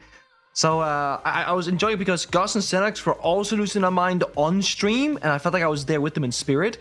And now we get to lose our minds together at the Weibo Soul's Heart match. I've been excited for this one since the very first, the day that I found out the bracket and saw they were going to be working this. I was like, you know what? Weibo is a team that I want to watch, that I want to cast, that I want to see excel, because they are the dominant team in the region. They play the highest level in the region, and that is what gets me excited as a caster in the game. And they're also a roster that many people will be familiar with. This is actually a combination of last year's Bleed or Team Joel and the old Elevate rosters. So obviously you got Turdster, Reaps, and Hoven, who played with Team Joel and Bleed. They went nuclear last year, had phenomenal ups, and of course the unfortunate combination to that team was them all getting really badly sick at SI and bailing out of the tournament early. They had some imports at the time. Noodle and Leader have now gone back to Europe. Well, gone back various places, actually. And, of course, they got Speakeasy and Up-A to join them from that old Elevate roster. It's kind of like the APAC Super Team, or I should say the Asia Super Team at this stage. And, yeah, Weibo are looking in peak form. Obviously, best player in the league in Reaps. Everyone is expecting them to take charge and storm the region, likely be the champions of this playoff bracket. Yeah. And it's important to highlight all those things, because if Weibo then does not perform to that level, we know what standard to hold them to and say, you know what, Weibo, today was not good enough. You can do better. You should be doing better. And as for their opponents, taking down Weibo, if anyone is victorious, is a massive thing for that roster. So this is the match where a lot of respect can be earned for Soul's Heart. Even if they were to lose, taking a bunch of rounds of Weibo, looking good and comfortable in some of those rounds, that can go a very long way. And it's the best experience possible to get better as a team is to play the best in the region. So a lot of things to be learned here from this matchup. Soul's Heart starting on defense, banning out the Capital and the Grim, and Weibo, of course, that classic double wall denier in the Kaid and the Bandit, trying to simplify the first step of their attacking rounds, ensuring that walls and hatches will get opened up. Tracker on us. And as Elvin says, tracking hostile. I believe that was DCH. Did he sneak into a mute jammer and get around that? I think he might have. Believe so. Cheeky. If I'm not wrong, yeah, all 5 players on the defense have now retreated back to the basement. So, very quick work of this roam clear for Weibo. It's, of course, just the mute jammers off on this roam, slowing things down. There's no one actually there to follow up. That's okay for Soul's Heart. The intention was just to chuck some mute jammers down to keep Weibo guessing and force them to do the due diligence of clearing the map. Now they've done so, more or less. Won't be long before the whole map is clear and they can start focusing up on opening these hatches and figuring out where the plan is to execute. It's kind of crazy how something as simple as the SSG roam from back in, 2019 or whatever year it came out in, is still around in 2025 as a staple of the map. And not much has changed with this strat. It's the mute and or Mossy combination to just like slow things down. And look how effective it is. 1 minute 20 seconds left on the clock. They're only just now starting to breach the hatches. They've only just now got main stairs control without having an actual roamer. It's just like the phantom pressure, the illusion of counter intel in those jammers. Scabman downstairs has been so good so far today. Fishing with that C4. That is why we see the player above Turd on top of the reinforced hatch trying to avoid that potential danger. And he will actually stick around despite the hatch and the floor next to him getting opened up. A lot of confidence being shown here in the first round, and Weibo, they might run out of time on this one. Scatman's got a great position though, gets the down onto Reaps. He actually has a Nitro available as well, should he get info on a player above him inside of Kitchen. Speakeasy with the Blackbeard, the one to move on forward. It's Up-A to open up the church wall. Triple seems to be the intended execute for Weibo here, but time is ticking. It is, call goes out, C4 responds, no damage, no kill. DCH second C4 on the Blackbeard, that should be a good one, confirms it. Now in a 3v5, favoring Soul's Heart. Oh, it's all falling apart here for Weibo, isn't it? Hoven traded back, it's up to Turdster, the last man standing in a 1v4. Reclaim that diffuser if you can, but no, you'll run merely to your demise. A very solid lock onto the bomb site for Soul's Heart, not letting Weibo even in for a moment. All that hype, all that build-up, only for that to be the opening round, right? And that is why, as the desk said right at the very end, yes, we all think Weibo's gonna win, but let's not count Soul's Heart out just yet. They looked really good in that first opening. That's that base and bomb site. You can turtle, play to your comfort, play in your corners. Everything is very thought out.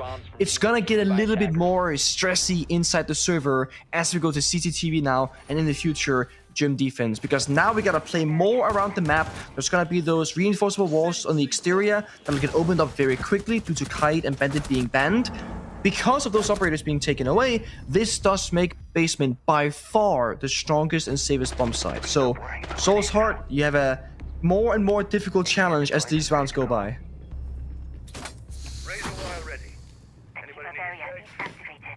I'm excited for this game. Like you were saying, Weibo are the best in the region right now, so you want to see good quality siege from them. I want to see them tested. I want to see them having to play not just a mere BO1 where teams are, you know, taking it a little bit easy. Of course, placement in the regular stage doesn't have as much of an impact as your playoff games do.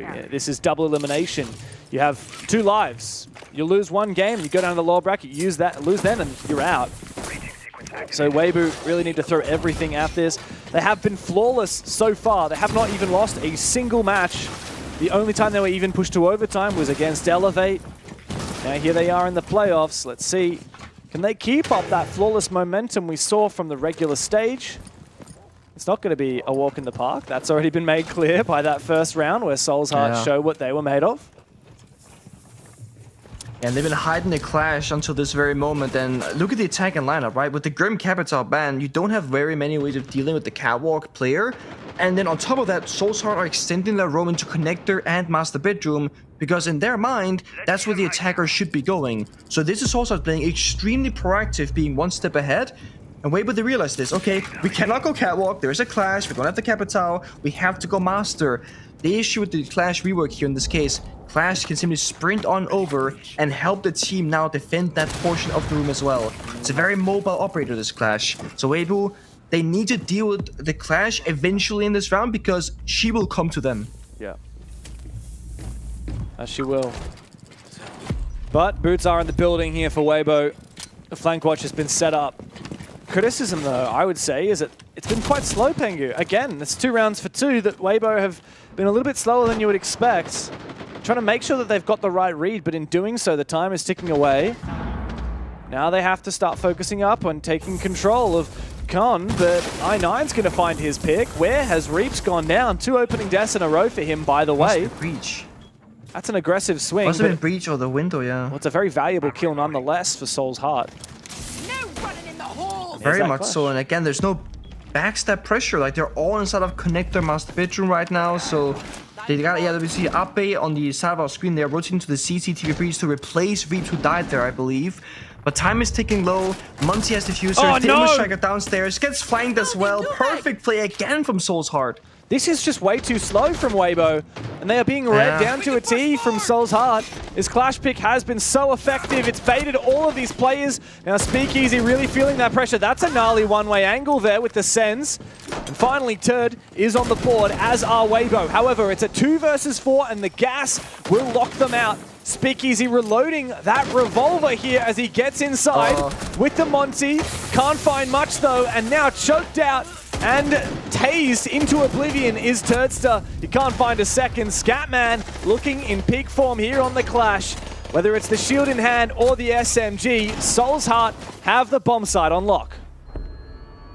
They really, really do. And if you were to, like, you know, blur out the team names and the player names, you might think that it was Weibo defending right now because they're playing such a good round of Rainbow Six Siege.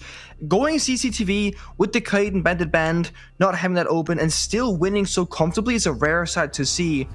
And it just goes to show that, honestly, going for the Grim and Capital ban pretty much equalizes the playing field, making the attackers almost unable to go for an easy catwalk attack, hiding the Clash, the cherry on top, and then of course the opening pick, oh so important. But it does come back to what you've been talking about. Weibo are playing too slow in the server, and I think them being slow also makes them a lot more predictable because they're not really anywhere in the round. Scatman hiding once more here on the Clash.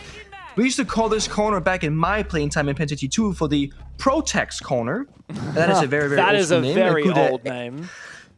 Yeah, that is a Sisu name, the former, well, it was a roster before they became Ents, the Finnish roster. He would always hide in that corner with Castle way back in the day, and he would always lose people rounds. And that corner is still relevant all these years later. Just to put a stat to the name that we were talking before about how slow Weibo have been. The opening kills in these 2 first rounds have happened with 43 seconds left on the clock and 1 minute and 17 seconds left on the clock. You compare that to the Daystar Soul's Heart game earlier, we had opening kills Oh my in God. the first minute and a half of the round. I'm counting 1, 2, 3, 4, 5, 6 times out of the 12 rounds that we played on Cafe. Far earlier than what we're seeing here. Daystar and Soul's Heart played a much faster brand of Siege than what we're seeing out of Weibo right now. And we need to see a little bit more pace out of them, especially as obviously we expect a lot out of them. This may not be their map pick, but we still expect that they can play Clubhouse just like anyone. First wall opened up there, the con single, the fire pipe being shot as well, just as a countermeasure for later in this round. Weibo, is this a faster look? I'm not entirely sure, because they're mostly on the roof of the building. Yes, they've done the hard breaching, but they're not really applying any pressure with it. Look at this. Mark can pretty much just fall back for free. We know that, of course, he does not have the outlines on. I hope not, at least. But there's no real challenge here from Weibo, right? They're letting him walk away with this, if he wants to. Yeah, he might actually find a kill, though. Never mind. Turdster does find it. And there you go. A kill in the first half of the round, thankfully, for Weibo. Really, that's kind of Mark's fault, though. As you said, he didn't retreat when he had the chance. He played a little bit too safe. And as a result, it's given Weibo, for the first time, numbers advantage. Now, can they convert this into a round victory? They're rotating around for that split pressure, Jacuzzi breach, but where there's a solo tagger, there's probably going to be a clash. You can swing, you can see C4 does a hand. Oh, it gets shot midair. Great shot from Ape.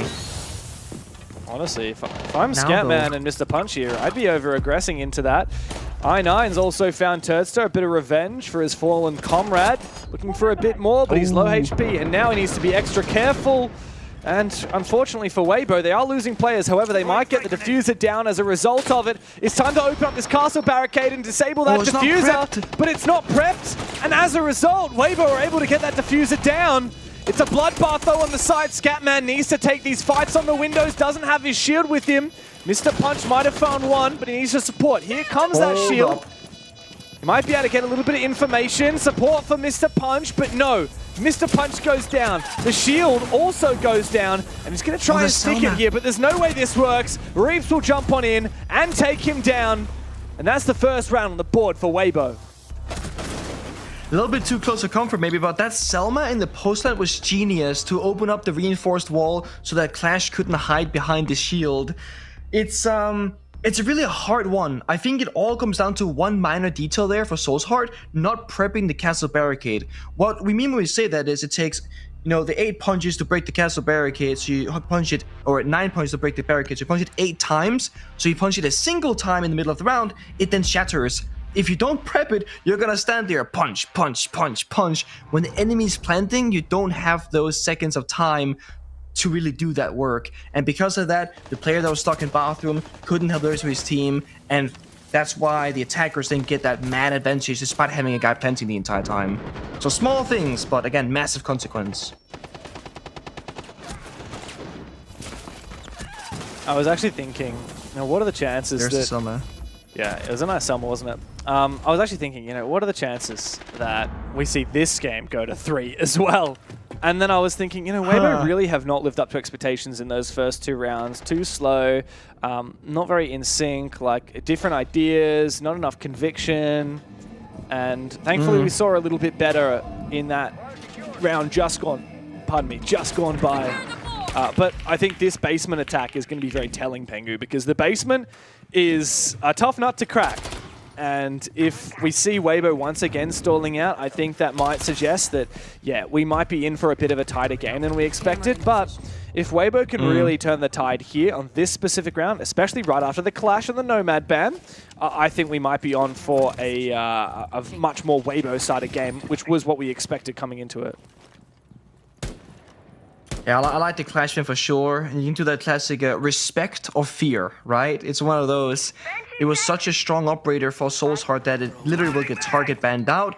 Soul's Heart banning the Nomad, I'm not sure if that's in response of, okay, if they don't ban the Clash and we ban the Nomad, then at least Clash is now even stronger because Nomad is one of the few counters.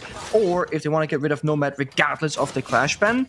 Because when you think about it, Nomad on Clubhouse is not a very commonly played operator or an operator that you think, oh yeah, it's highly impactful, it's played all the time.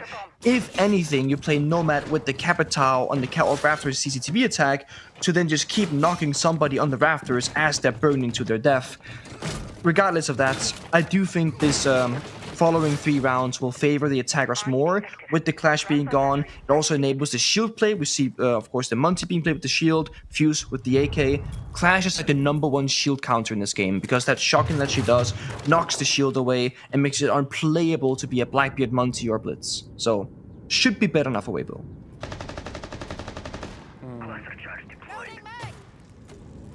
Alright, what value do we get out of this Fuse? After we saw how aggressive Scatman was in Armory last time, it's a welcome sight to see some kind of util to deal with it. That C4 was a nice idea, didn't land. It's nice to see that Weibo have a lot of depth and a lot of different strats that they can bring out, you know? You've got the Buck Fuse combo as opposed to what we saw last round, you know? Something doesn't work? Okay, that's fine. We'll pivot to something else. That's what you need to have. Depth, especially as you go into these best of 3s and longer series. If you run out of things to do, I mean, you will become more and more predictable. And oh my god, these impact grenades downstairs and TCH fighting the very 2 players gets shut down eventually, but he's done a lot of damage. And I mean, that hatch not yet opened up.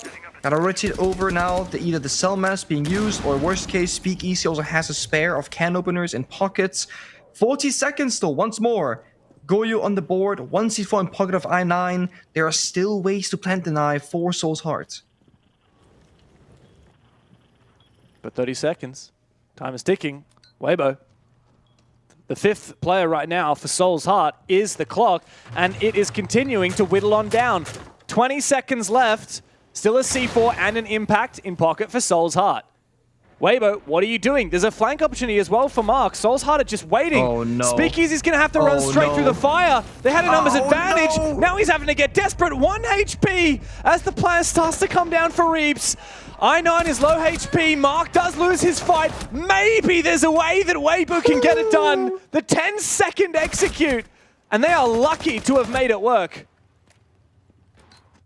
Not the Monty swapping to the pistol and just looking at the fire going, I'm gonna have to sprint through this, don't I? I don't have a choice. He's just gonna full send it, 1 tick away from death. Also, that's a Magnum Revolver Monty, by the way, 2 rounds. I'm like, what is happening with this pistol? It's the wrong pistol. But hey, if it works, it works.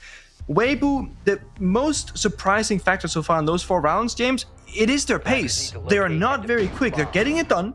They're now winning 2 rounds in a row, but they are still awfully slow when it's time to go for the execute.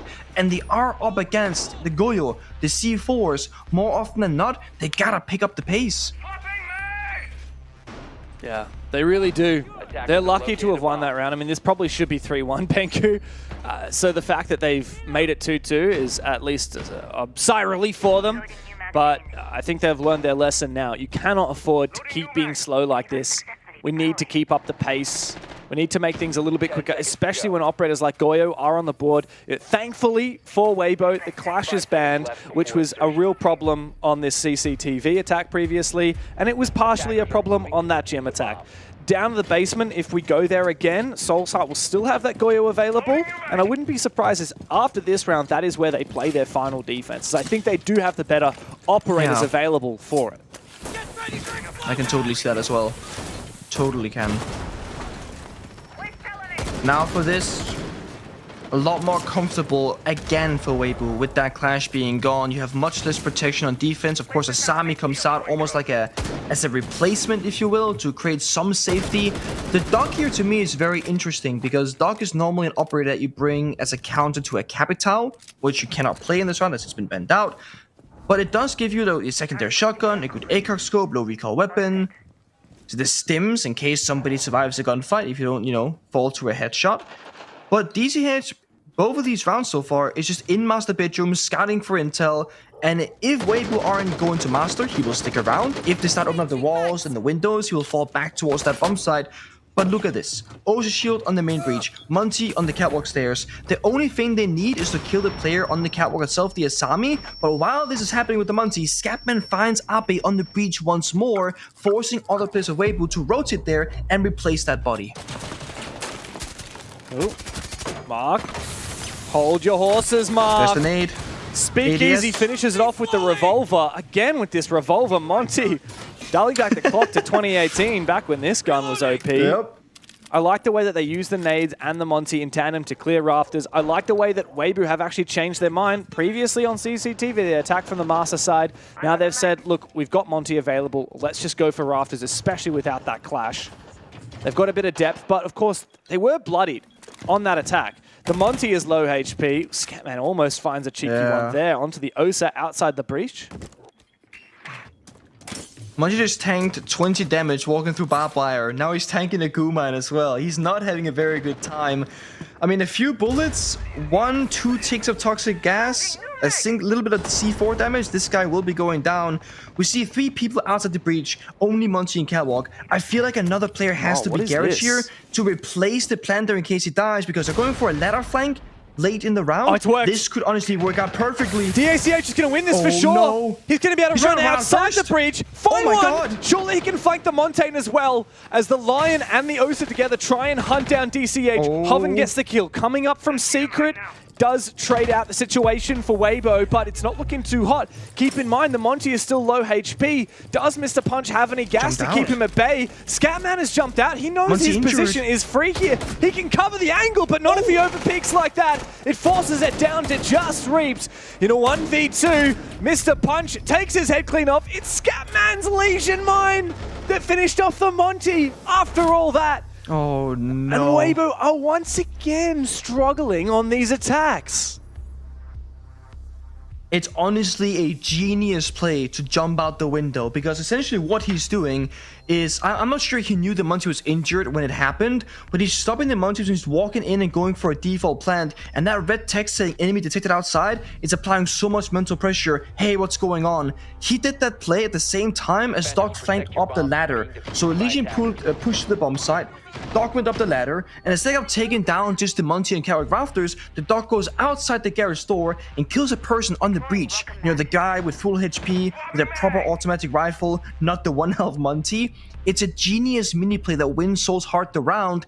And I was talking about it when it happened. I really wanted to see one more attacker on the Catwalk rafters together with the Monty. Because if Monty dies while trying to plant, Diffuser is lost inside the bomb site. That's obviously not what happened. Monty got injured on the Catwalk rafters in complete safety, and nobody could go for a revive because they're all outside the building on the balcony itself. Again, very small things are defining these rounds, and it does look more and more like Soul's Heart. They are the real deal. Maybe the earlier match was a bit of a shake for them because strategically, they are sound, proactively, they're showing up, and mechanically, they're getting opening kill more than half of these rounds so far, and always being a thorn in the side of Weibo. It's always that Soul player on CCTV Breach that dies first. One time, I think it was Speakeasy, or Reaps rather. It's Reaps the first time, and last time it was Ape. So they always gotta keep replacing that position because Soul's Heart get that kill. Is that a Frostmat? Oh, it is. Oh, that is awkward. And Tursta is finished off as well.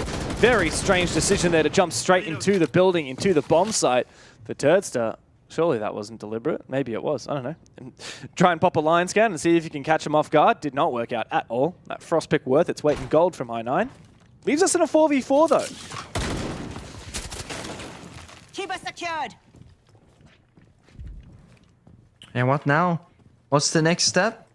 Mark has CCTV controls, got the castle barricade, the Kali is on the exterior, making good progress here. Lion shots going out, and it looks like Weibo will actually fight here for cache connector control.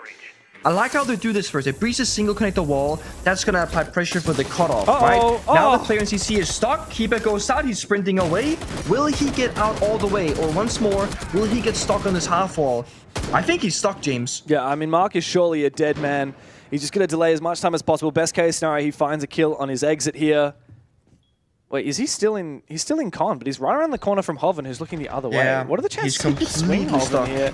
Never mind, he goes for it and he does die, but Scatman is able to trade. So that's probably best case scenario for Soul's Heart out of that situation. Never mind, Reaps has found one back again. The trades are incessant, and the timer is finally on Weibo's side. So Mr. Punch and DCH at a disadvantage. Need to play this to perfection to win out the half. Got the mirror window. They have office control. I think that's the most important part right now. If they can hold office together, the issue is they also need the bathroom guy in case they go in for the flu jacuzzi. So defenders are being forced to play in 2 separate positions. However, they have a mirror window each and a bulletproof camera overseeing the entire thing. They will have full info on the attack from Weibo. Weibo will go for a default plan inside of gym. Sending out my drone. Here comes the plant. Speakeasy starts forcing it down inside of gym. No C4 to speak of from Mr. Punch. DCH is making his way forward, but he's cut down from outside. Could not hide behind that mattress for long. C4 finally detonates, but of course it was not in the position. 1v3 for poor Mr. Punch. Weibo have brought this one back. From an 0-2 deficit, looking okay by the end of the half. They get their 3 attacks, par for the course, perhaps exceeding expectation even. And we move into the second half. Finally, Weibo have found their mojo. Mojo is certainly working. It's still not super duper convincing, but it is a lot better. Turret flying in that bomb site window straight into a frost mat. I am curious what would have happened if that could actually play out fully and he hadn't been stopped immediately like that. Of course, a side swap. New operator bans will come through. Weibo goes to defense. Soulsheart on the attack. Bada bing, bada boom. We're gonna get a ace ban from the attacking side and Mira on defense. So not the classic double wall denier, but it could be a classic double heart breacher. I know teams, they love to double down on these kind of things to make it even more impactful. If Weibo go for a double heart breacher, it's, you know, just to make problem solving very difficult for Soulsheart. Let's see if they do it. Hibana. Okay, so Ace and Hibana are both banned. Bandit is left open. It's a Mira Kaid ban. So we can see Bandit 2-brow on like Germ and CCTV defenses. We can see them go basement, but they cannot Kaid the hatches. This, to me, feels like Germ and basement will be the 2 strongest bomb sites. Maybe CCTV if you're a very comfortable Bandit tricking team.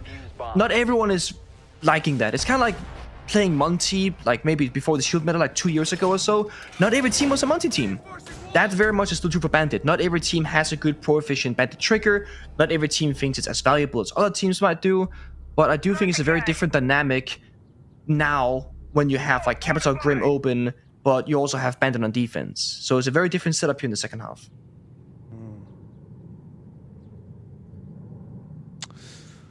So basement defense for Weibo.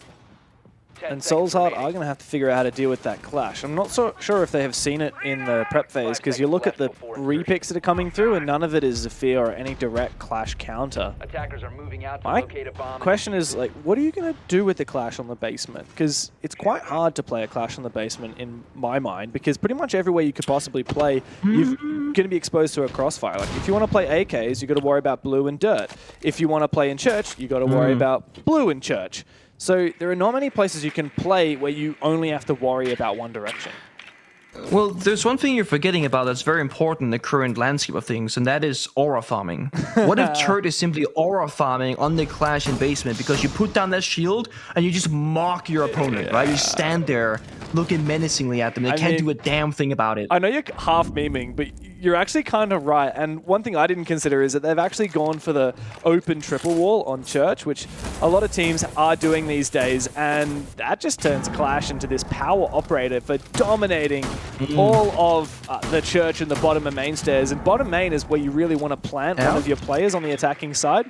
Once this castle barricades open up, that Clash can just walk back into Church, no worries, and fight anyone for main stairs. There's that, and there's not a single point of self-destruction on the attacking side, nor are there any secondary MPs. The Deimos brought can openers, the secondary heartbeats gadget, and no one else can physically bring any self-destruction. They are physically incapable of breaking the Clash shield, besides jumping straight through it, which of course would likely mean that you die yourself.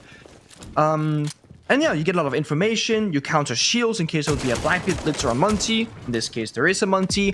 I think Soulsheart really have to try and play around the Grimpies. If you spot out like 2, 3, 4 different defenders and get those constant red pings going, that's gonna make the gunfight go much more in your favor.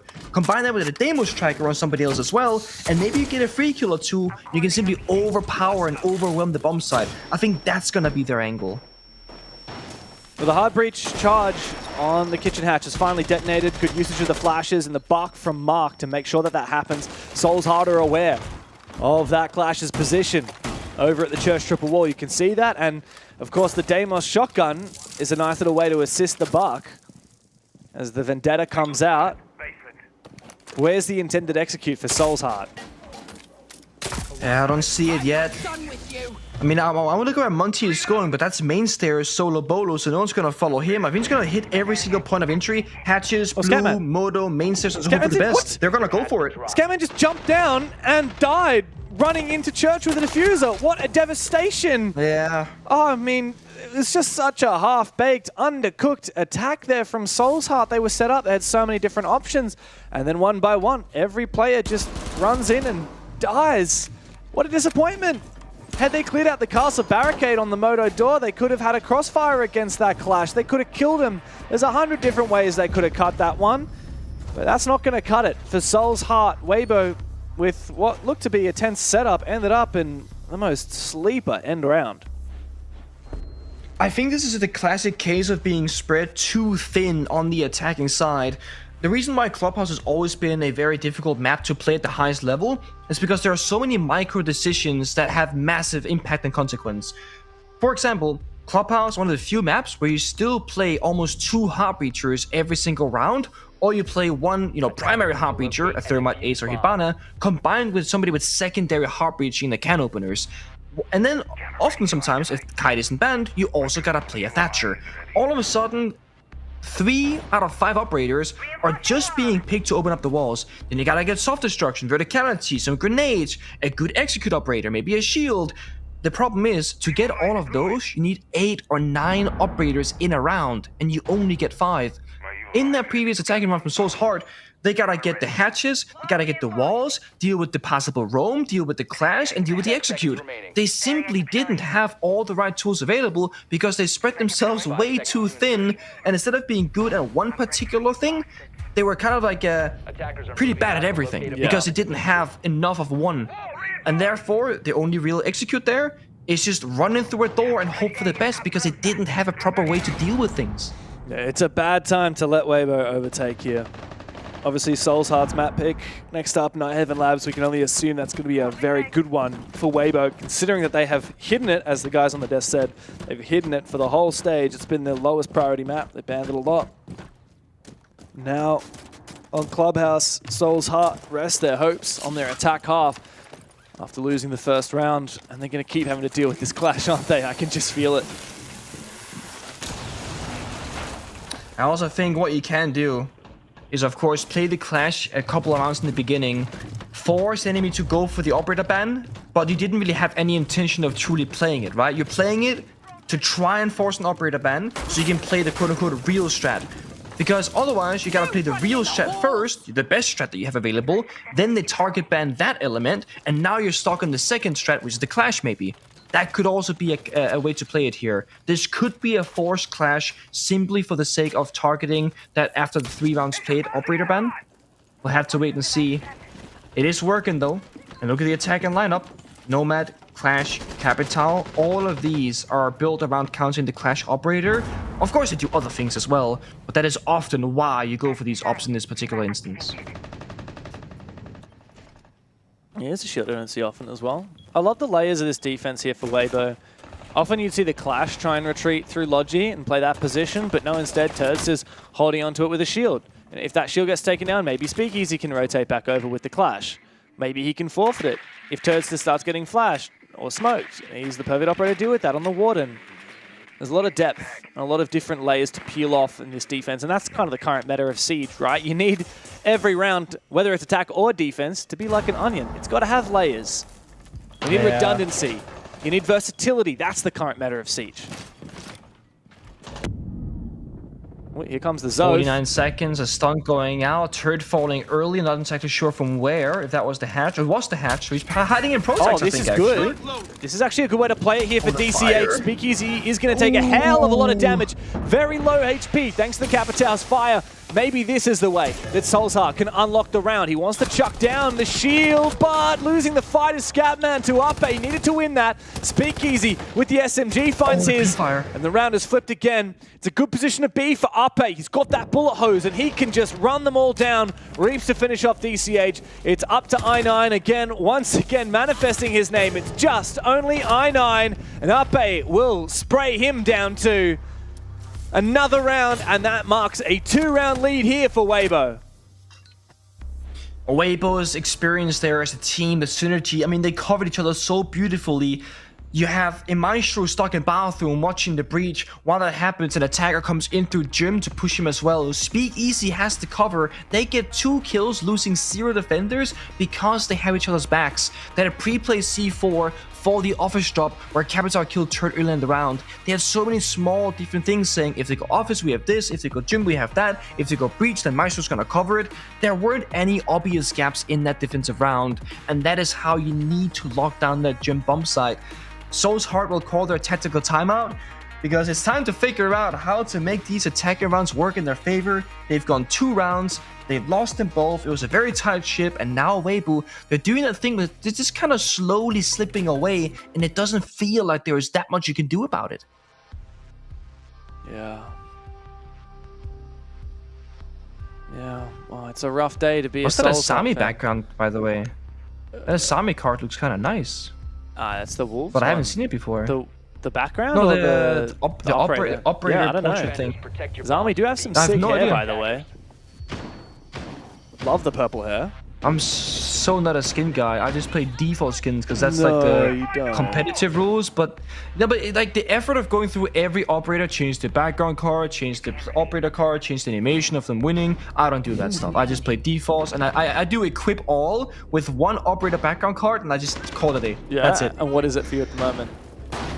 Contractually? PSG talent. I was going to say, this guy right here. Still waiting on my PSG skin code, by the way. Thanks, Nancy. Oh, it's weird. Oh, I forget. Like we sent it with a bird, a little dove or whatever it's gonna call. It's gonna come flying to you, but you live down under. Yeah. And right. you know when you have a physical map, I'm not sure how to indicate to go upside down, so it might just be going in a circle at this point, honestly. Oh, well, you know, it's funny because Fnatic sent me a little care package just fine, no issues. But, you know, PSG Talon from my own region won't.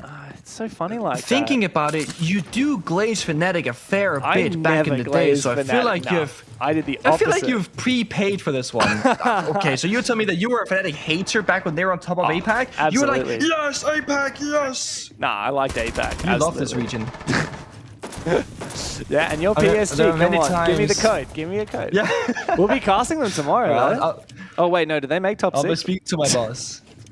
Yeah, oh my god, you did not. Oh my days. Yes, they made top 6. They actually, in fact, got 3rd place with 1 round diff away from being top 2. Damn. Fun fact. All right, sore spot hit. Yeah. I get it. No Let's move Fabian, on. no top 2, but it's fine. Well, speaking of top 2, Weibo is the #1 in the region right now. And they're starting to look like it as well so. on this defensive side. One more round and it's match point. This is not going to happen. What are you doing, Speakeasy? He's got it. He's got it. No, Oh. he doesn't. Are you crazy? Why is he going for that? Isn't just no... I mean, I haven't played Bandit in a while, but even me, like, I knew that that was never going to happen. That was way too ambitious. It's like the smoke shotgun. You have to believe in it. If you have enough faith, you would bandit trick the wall there. I was like, I had faith. You go for the You did not thermite have charge. faith. If he went for the exothermic, absolutely he wins that. Yeah. Well, I don't disagree with you. Now, we've seen this before, but last time when Weibo were attacking, they didn't have Capital. Solskjaer, they very much have a Capital. I mean, this should be an absolutely miserable round for Turd, because once they approach Garage, if they want to go for it, they got Nomad, they got Monty, they got Capital, and they got 4 flashbangs. They should be unplayable once they approach this mark. Hoven, how is this guy alive, How do you by the live? way? Flashbangs start coming out. They got to catch him from the window Smoke. outside of the breach. That is the last gas babe going on out. Mark is very low HP. The support comes in from Ape, and it's Drops. exactly Wow. what Weibo needed. Now with both Ape and Hoven downstairs. I was going to say it should be a pretty solid lock on Garage, but not if DCH goes and does that. Mr. Punch, though, has gone down. Turd eventually gets traded, and his position is now taken over by the attack. It's I9 on the rafters with that Montaigne. Numbers advantage for Soul's Heart in the 3v2. They've just got to shape up for a plant. There is a C4 available for Speakeasy. Yeah. That's what they've got to keep in mind here. As I9 goes to this plant, he's already lost a little bit of HP. Time is of the essence. Doesn't have diffuser. It's ticking away. Oh, DCH gets it perfectly. It's up to Reese now to try and deny the plant vertically, but he doesn't seemingly have info. A couple of red pings coming on out. It's not going to be time for it. DCH, though, does fall, and he goes downstairs. Is there info here on the plant? Very close, but not going to be the case. Now it's a 1v2 for Reese, best player in Southeast Asia, and he doesn't hesitate. He sprints straight up the stairs, looking for this Monty and looking for Scatman. But now with the rifle's the most dangerous one, but he's going to have a trouble time trying to 1v1 the Monty, even if he finds his first kill, and he does! Is there a 1v1 against the Monty? Doesn't have any goo mines left. If he did, this would be a done deal. Can he go pick one up? Can he double bait the Monty? It's I9. The clutch up against Reeps, but Reeps is going to stick it! Reeps is going to stick it! Reeps has just stuck it! I9 couldn't get it done! And the best player in the region clutches for Weibo! It is absolutely unwinnable. A guy downstairs, a Muncie 1v1 post, and no Gumans in pocket. Had to reload both the shotgun and the primary. Just full sense it. Sprints up the stairs, jumps to rotate, gets down to the 1v1. Muncie unextends, goes for the wall bang, shoots 2 bullets, James, 2 bullets, and then walks away. He put Reeps to 1 health as well. Had he shot a 3rd bullet, that's the round. Had he punched the wall first, like a melee punch, he could see the guy. Reeps played that as good as he possibly could. And he did everything right. I feel like Monty could have done a little bit more, but I gotta say, Reeps going that fast up the stairs bought him enough time for that play to actually work. Beautiful stuff. To locate and defuse bombs. Yeah, let's look back at it. It started here with everything that went down in Garage. Heavy investment from both teams. Weibo just kept throwing players at it. I couldn't believe this, though. 1v3, found DCH downstairs. That's not too much of a surprise, but the fact that he beat Scatman here and then duked out I9. I mean, I9's so scared. The fear that must be put into his boots. Shaken. Unreal. Well, just like that, 3 match points for Weibo. 5 seconds left before Got the turret on the Scopos now, extending that roam. Deimos ban, Clash ban. They got the yellow ping formation though. This strip roam right here is actually an iteration of what TSM did when they won SI against Empire in the Grand Finals. They were playing basement defense. They had they had Geo solo roaming strip on Castle, and Empire just couldn't make up their mind. Do we spend the time and hunt the castle and strip solo, or do we hit the bomb site and get flanked by the castle? This is like the more modern iteration of that same strat, where you play a Scopus in this position, because if they come for you, you can always teleport back down towards the bomb site, and even if they don't come for you, you can either go for a flank or still TP down to even the numbers. So this is a much safer version of that play, and it's still pretty new. I wouldn't say it's all that common. If Soulsheart haven't experienced this enough already, they might not have a right clue of what to do about it. We see Turd leaving right now, forcing out the first Dokkaebi call. This right here is already good value. Hold on. Now, they're gonna walk in, of course, and they're gonna take down the shell. Had they not done that, he could TP back down again. Or back up. Yeah, I mean, I like it, but also pretty well dealt with by Soul's Heart. The thing is now, there's a player who's stuck in kitchen, and guess what? It's Reeps. Now, the thing is, he's got this kitchen hatch open, he can actually retreat back out later if he feels like he's under a little bit too much of a pump. But he's really feeling his aim right now. He's going to take Mark's head off. Even if he falls back now, he's been worth his weight in gold. Ape is supporting him as well from here on the main stairs. It's going to be a kill for him, and it's for free. Is anyone ready to support him? Another one! What? Mr. Punch is pants down. 2v5 now for Soul's Heart. It's the end of the line on Clubhouse.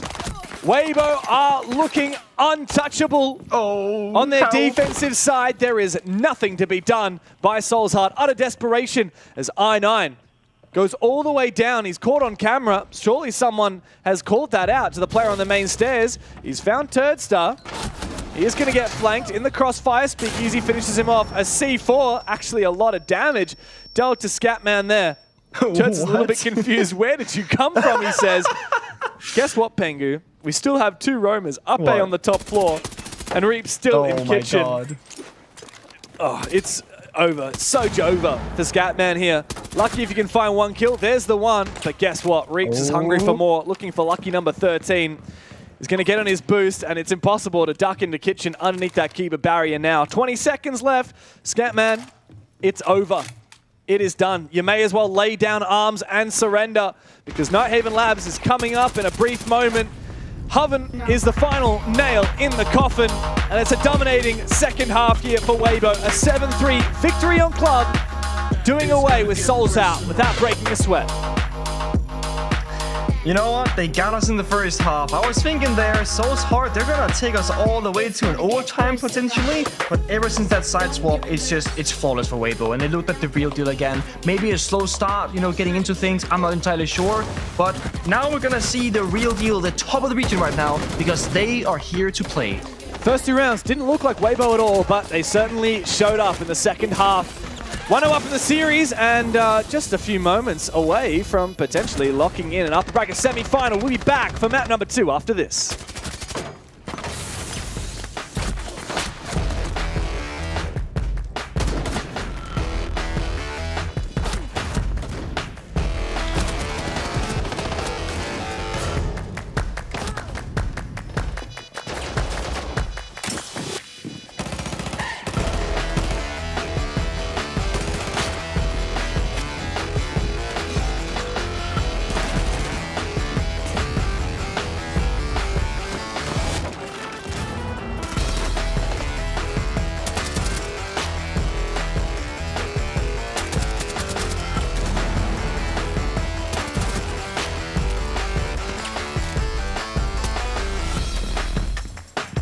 Saat itu saya memulai karir saya sebagai pro dengan tekad yang kuat. Salah satu alasan kuat saya adalah mama saya. Saat itu dia sakit keras dan membutuhkan biaya yang banyak untuk operasi dan segala macam.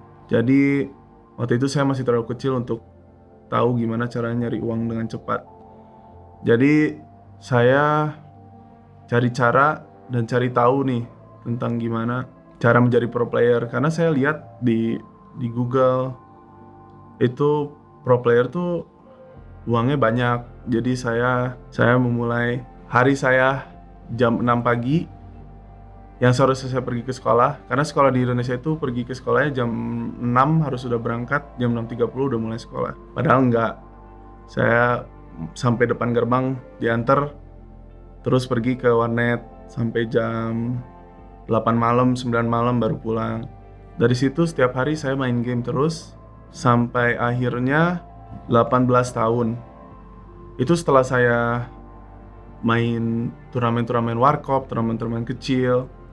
Itu umur saya 18. Tiba-tiba ada salah satu teman saya yang waktu itu pro player juga, salah satu teman baik saya juga, namanya Toji, memberikan saya kesempatan yang sangat saya tidak bisa lupakan. Itu adalah kesempatan pertama saya untuk menjadi pro player. Dia yang membukakan jalan itu kepada saya, meminta saya untuk menjadi sub saat itu. Nggak lama kemudian mereka tuh mencoba ganti roster, ganti pemain, dan sayalah yang dipanggil untuk menjadi pemain kelima.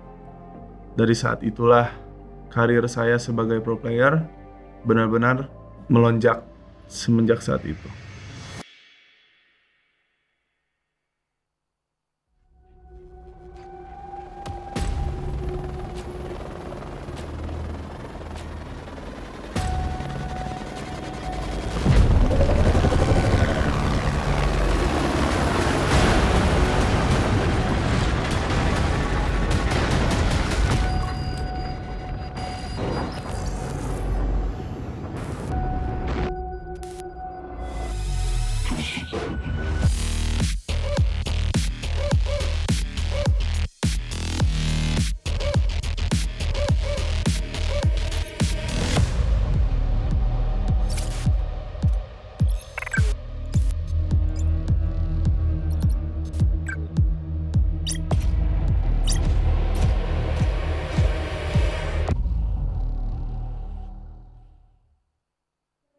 I hear it coming up like that, I just know that things are gonna end bad.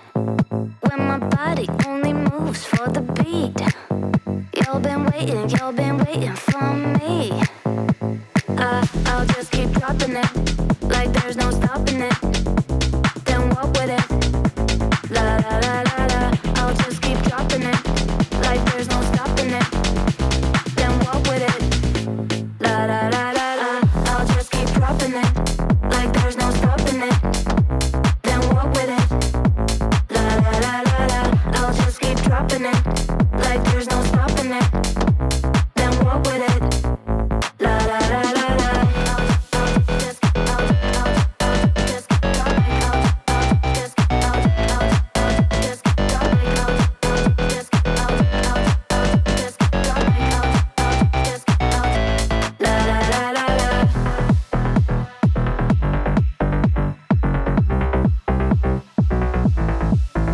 When I hear it coming up like that, I just know that things are gonna end bad.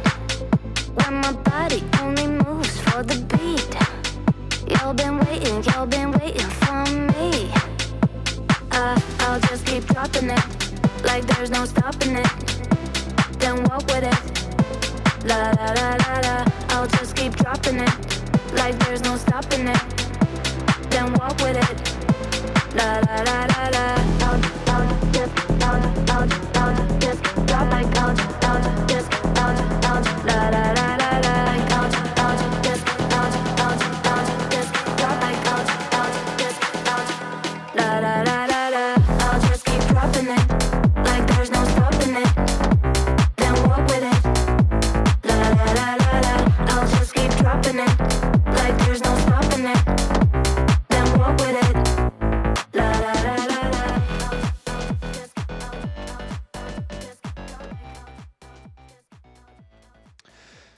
And welcome back. It's map number 2, Nighthaven Labs. We're here for Weibo's map pick after they won the very first map. And what do we reckon about this one, Pengu? Is it going to be our first 2-0 of the night?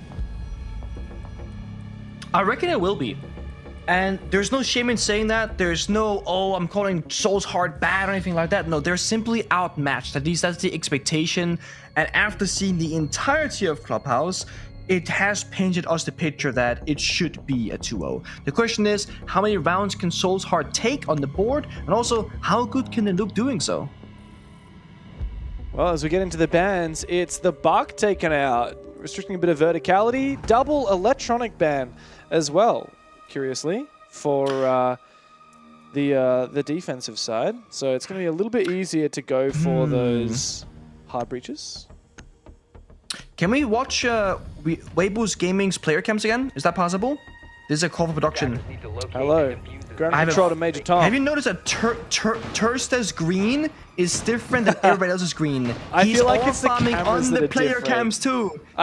He's aura farming on cam. I mean, look, no, it's got to be the cameras, because look at Hover. Oh, who is that? Speakeasy, sitting next to Turdstar. See how different that green looks in Turdstar's camera compared to Speakeasy's camera? I'm not having it. My own camera is blocking Speakeasy's point of view. I can only see Turd's color. Thank you, production. I'm just saying, this guy is actually on a mission, but you know what? The thing is, Tursta tries too hard. That's why it doesn't work. Reaps, so effortless. That's where the real aura is, because he got that 1v3 clutch against the Muncie in the post plant. He was like the main guy, the main character. Yeah, he was. Well, I expect to see a lot more from Weibo. We already had a good start in the first map. I have high hopes for these guys. Very, very high hopes for this roster. And they need to start proving it. We saw it a bit there on Club. A 2-0 here would certainly be a big statement. Soul's Heart, of course, had to fight tooth and nail to get here. That was a very long game against Daystar earlier today. But Weibo, they've got a couple teams that they're going to have to deal with in this bracket. We haven't even seen Team Orchid play as of yet, thank you, in the playoffs. That's true. I'm actually very curious to see those as well. Like, I love watching teams like for the first time properly, because I haven't seen... I've seen some teams in this region play, but I haven't seen Orchid actually at all. So... a little bit indecisive there from Scatman for a second. I like the bug bin here a lot, but I just want to touch upon that briefly. This is a very vertical-oriented map with doing vertical downstairs. Of course, you can now still bring the Deimos if you wanted to, but then the mute jammers, they kind of counter that operator, whereas Bug doesn't have a real counter. You just gotta maintain that map control. Soulsheart, they're sitting nice and tight. They got Asami, they got the Clash, they got the mute jammers. Weibo has to make all the first moves, and it's not gonna be all that simple. Yeah, especially when you're nading your own team's drones. They were trying to nade out that new jammer. Unfortunately, naded the drone as well. Clash is going to slow things down. No doubt about it. That's Scatman.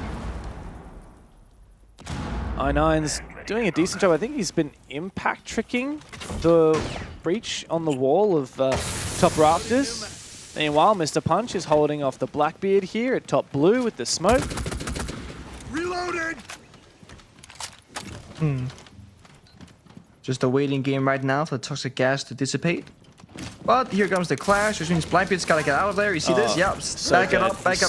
That's the guard break right there. You can't do a damn thing about it. He should have been dead, but there's a lack of follow-up because Hoven's downstairs going for the flank. Yeah, and guess what? Good pick. It's the Capitao, the perfect operator to keep Scatman at bay. The fire forces him back, activates his own guard break.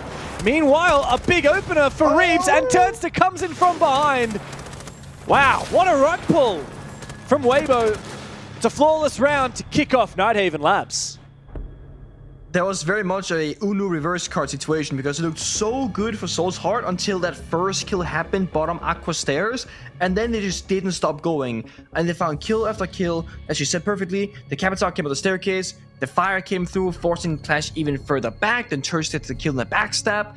Way too easy looking there for Weibo, and that's the thing about Nighthaven Labs and Clubhouse. I always feel like if you're really good at attacking, those two maps will always tend to be very attacker favored. But if you're up against a team who isn't all that good at attacking, you can make them look very defender favored. Yeah. Now, across the board, at the highest level of play, I would say regardless of what the situation is, Nighthaven Labs will probably favor the attackers. There's so much you can do in this map. Verticality, strong operators that are being enabled, like the Capitao Squid, the Grim, the Deimos, the Shields, the Ying, the Glass. Like, you have so much freedom of creativity. Soulsheart have to show us what they did in the first half of Clubhouse. Proactivity, where they have a solution for various problems in a round. What if the Blackbeard goes here? What if they play the Ying? What if they have the Glass? I want to see them have a backup plan for all of those different scenarios, so they don't have to figure that out on the fly, because that's difficult. It is. Nighthaven is the tied second most played map in APL Asia Pengu, with 58 rounds played. And do you want to hazard a guess at the attacker-defender win rate? I'm gonna go 58 attack favor. 38 attack favor. So it's actually quite heavily defensive favored. Okay. Actually, the now you gotta most do this justice. The most defender-favored map in the pool, by the way, in this region. Okay, I need you to look at NA, EU, or Brazil and do a stack comparison as well, because this is selling me very short. All right, which one do you want? NA, EU, or Brazil? I'll do EU. I want... You're EU, right? Okay, you do EU. I guess you do EU, yeah. EU boy, right here. And you want to guess for EU? Let's see how bad this is. I'm still going to say 58. I'm going to stick by 51. That. Ah, okay. 51. I'll take a 51. All I'm hearing is a whole load of L's from this has-been world champion over here. 55 for an NA. 55 for NA. Okay. So Brazil getting is 58 closer. then, surely. Come on, Brazil. Let's see. From Brazil's South, got it. They got my South back always. America. Always 40% attack. Oh, no. They sorry, never have mate. my back. I think you need to move back to casting the North America League, Pengu, from what I'm hearing. Somebody said if I've got like quadruple citizenship now because I've done EU and then NA and various parts of APAC. Yeah, I mean, well, next thing you're going to be casting Brazil. They do own us in Rainbow Six. Mark is going to take down Reaps. There's a big player to take down. Okay, so a little bit of re-aggression here from Soulsheart. Exactly what the doctor ordered, but it won't take long for Weibo to spring into action. Aggression down the exo stairs. Turd and Speakeasy together. Worried about a flank upstairs. That's DCH on the other side. An air jab to go down from the Nomad will certainly slow that. But it won't put it to a stop. Not completely. Good job here from I9 using a Toxic Babe to counter out the smoke from the Glass, but he's stuck in his corner, shotgun in hand. There's no smoke for Turd to work with now. So once he crosses too close to this doorway, it should be an easy kill for Scatman on the mute. Uh-oh. So waiting for the right time. Long line of sight. Takes turret down to 1 HP instead. And now Scatman knows exactly where he is. Yeah, and Scatman does not need to move. He's such a good shotgun player. He really knows how to play this, and it's just by being patient. Speakeasy is close to being in a plant position in EXO at the moment. And he is going to start planting, but he's choking on gas. I9 is lucky to gas him up again. Speakeasy will die. He'll have to get off the plant here. Comes down to Hoven to make a play. Speakeasy finds his. Hoven does as well. Before falling in the fire, Mark comes back from his roam and comes to help out. It's up to Hoven now to find these 2 remaining defenders on the site, but I don't think he can do it. There's only 2 seconds left remaining, and Mark knows his position. The bomb site is held onto by Soul's Heart. Weibo are not going to run over on Nighthaven. Very good bit of patience there from Soul's Heart. Like they knew what they had to do. Play the corners, play the waiting game. They had the plant deny, they had the babes, at the fire. They didn't have to make the first move because they got that early advantage, picking up 2 kills, only losing 1 player. But the thing is, the base and bomb sites, typically on every map, always have less things to worry about, right? Because there's no ground beneath you. There's no hatch, there's no verticality, there's no window repels. That's the benefit of the basement. I don't really think they're going to struggle on that bomb site in particular. I worry more about the secondary and tertiary bomb sites because you have all the map around you, the above, the next to you, the below you, the window repels. That makes it that much more difficult. Soul's Heart right now, I love what they're doing. They're going to the kitchen tertiary bomb site. The reason why I love it, this is only playable by literal definition if you have a clash. And I don't think Clash will survive the operator ban phase after this round. So they're choosing to go to this bomb site now because it is literally now or never. I've never ever seen a round victory here without a Clash. And most teams won't even dare try it without the Clash. Yeah. Yeah, I'm not sure about right now, but in the past, this was the worst bomb site in the game for the defense. Yes. Every now and then we've had teams that have gone to it. I can't remember. There was a team in APAC last year that did it a few times. I feel like Guz would remember, but I'm not sure if he can hear me right now. I'm not sure if it was Soul's Heart back when there were no cap, but this one team I remember that insisted on playing it, they were actually good at it. That was the annoying thing. Like every time they played it, we're like, oh, this bomb site sucks. And then they would prove us wrong. Yeah, and like any other team tries it, no, not going to work. But this one team, they just figured it out. I love that. I'll give you a fun fact. I don't know if you know this actually. Back when Fnatic was the Aussie team, we scrimmed them a lot when we at G2 and Penta would go internationally. And we wanted to try and find a way to play bar on clubhouse defense. So we made a custom lobby where we could play only defense for like 12 rounds straight or whatever without the bomb site lock. And we played bar 24 rounds in a row against Fnatic, and we won like 3 rounds. And we said to ourselves, yeah, this is absolutely unplayable. We tried every iteration, every solution. We kept getting stumped by Fnatic. So that's the level of detail that some teams will go to make a bomb set that is unplayable, somewhat playable. Because then you learn the truth. That's the best way to do it. Yeah. Every now and then you find a little gold mine hidden underneath an unpopular bomb site. Quite like this setup, even on the top floor here with these Kiba barriers. You see, Soul's Heart are not heavily contesting around conference. They're playing further back. The main player upstairs is Mr. Punch, and he can always go for a flank, and he'll have those Kiba barriers to enable that. Breach on the bomb site. Exothermic opens up a gaping hole to prepare for a plant. And most critically, we have Hoven above here on the Sens. With that pick, opening up the bomb site, Weibo may be one step closer towards going for a plant here. And another pick as well. Died. Yeah, the Clash. That's the critical element here for Soul's Heart. This is not looking too good for the defense. Clash should be unkillable. That's like the whole strat. If Clash dies, that's pretty much the whole thing that goes with it. They got the Sense, they got the Capital, they have 2-player advantage, they can go for a backstab. Weibo has the best case scenario on an already weak bomb site. Reap swing, sees the player, is gonna go elsewhere. It's about utilizing manpower perhaps, get the Senses down, get the Capital smoke, and hit that bomb site. So they picked up the diffuser. The problem is the timer is ticking down significantly. This is very clutchable here for Soul's Heart. If Mr. Punch plays his timing right, he might be able to get back into the fight. All these players from the defense are down on the ground floor. There's no flank available. But all they need to do is deny that diffuser. Speakeasy's on the ground. Arpe planting very low on HP. Mr. Punch and Mark have to find their way back into it. This is the big flank from Mark, but he's shut down by Reaps. The first of many kills found by Mr. Punch, but now they know exactly where he is. 4 guns trained on his location. And Weibo find the round, and that kitchen defense does not land.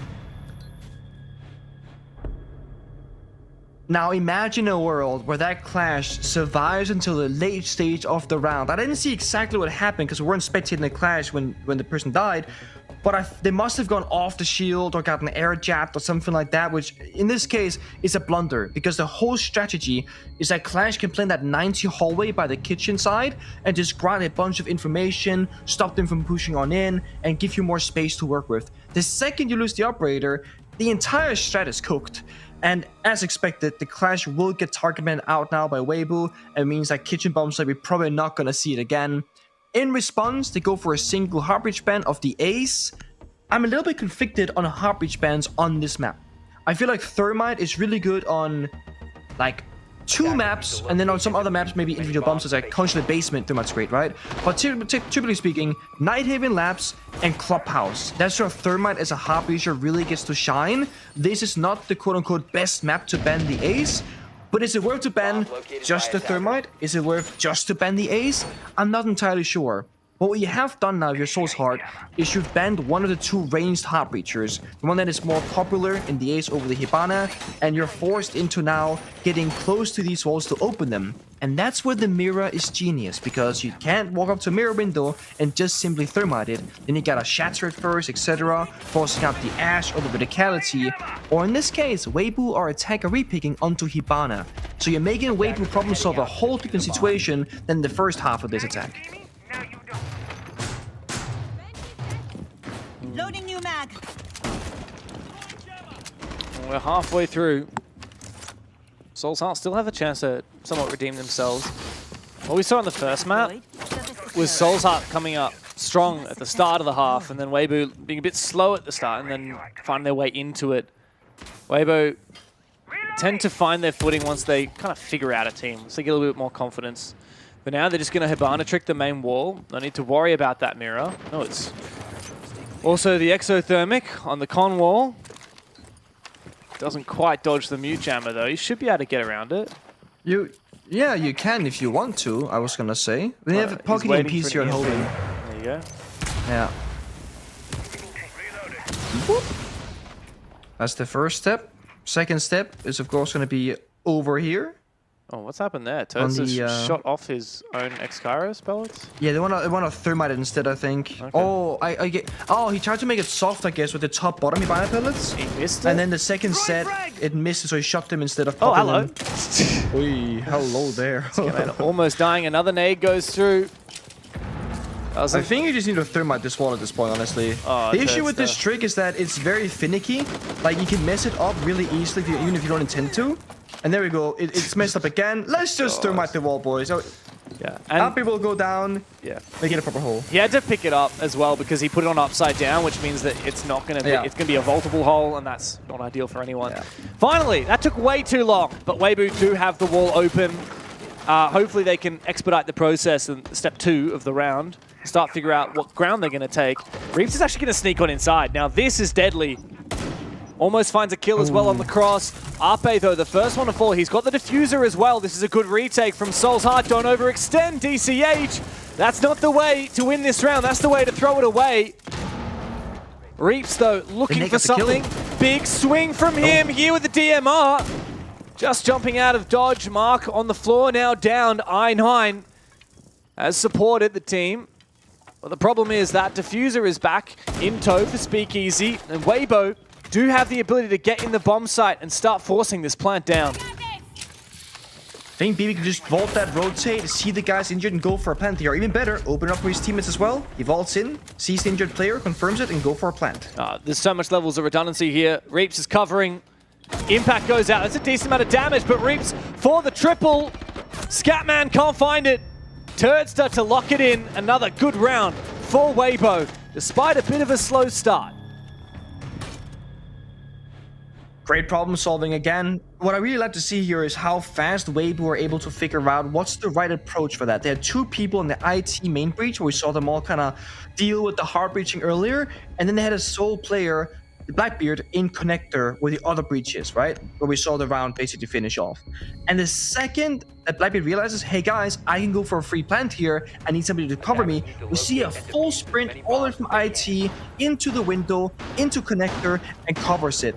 BB goes in, confirms a kill on the injured player, and starts planting. It's very, very simple, but if you don't see that play when you're the Blackbeard and you don't call it to your team, you might stand there for like 10, 20 seconds, be like, guys, what's the win condition? How can we win? Where are the enemies playing at? What can we do here? So it's very good when we see players being able to problem solve themselves and make the call from the front lines. Also, this injury right here, absolutely massive. The final bullet before the full prone animation finished. Because that corner can be tricky to clear unless you go downstairs with verticality, which there was no time for. So the right timings for Weibo got them into the right position. Attacker's objective is to locate a bomb and defuse it. Solskjaer really need to get a move on, Nick. Not too impressed with this defensive half so far, even though, as you say, like, you know, for some regions at the top level, this map can be attacker favorite. But yeah, I just want more from them on their defense. I would really expect more from them on their defense. But this, on the flip side of that, this is a great showing for Weibo. They've obviously hidden this map for a long time. They finally bring it on out, and they are looking good. You can't deny that. They are looking very solid here on Nighthaven.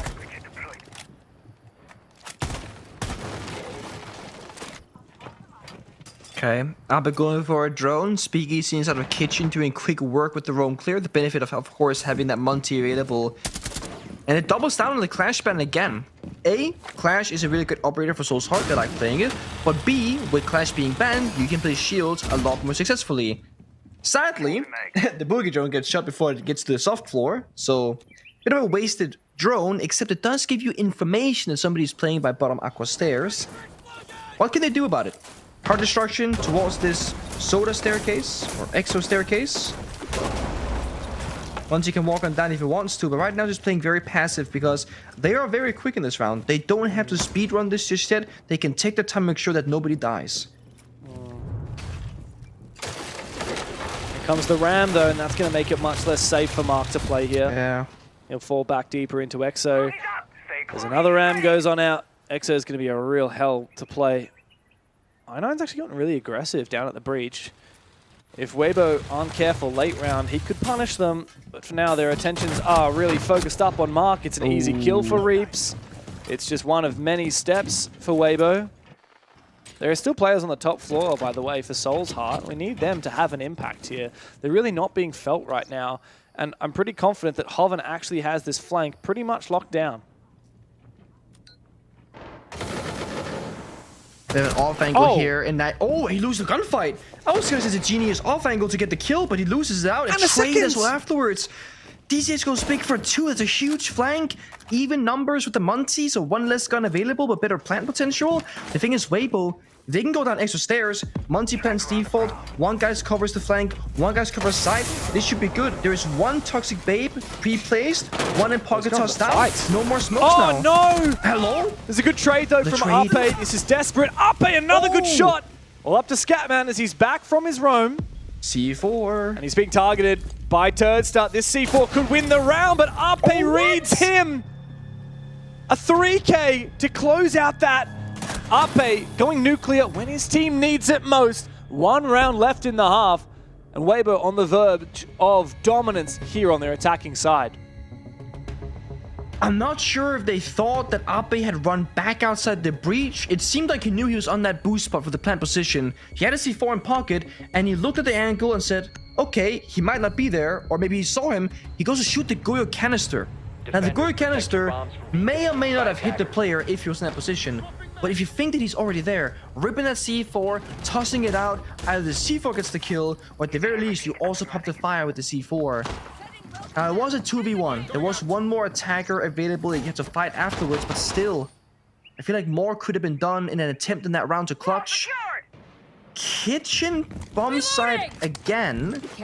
No Clash, no Asami, no Mirror, but they have a Castle and a Frost. I'm trying to piece together how they're going to strategically win this round because, as I said earlier, without the Clash, this bomb site is extremely low in pick rate. Kind of like when you play Cafe the mining and dining bomb side, you kind of want the mirror to like facilitate that setup. That's the clash for this one. And they don't got it.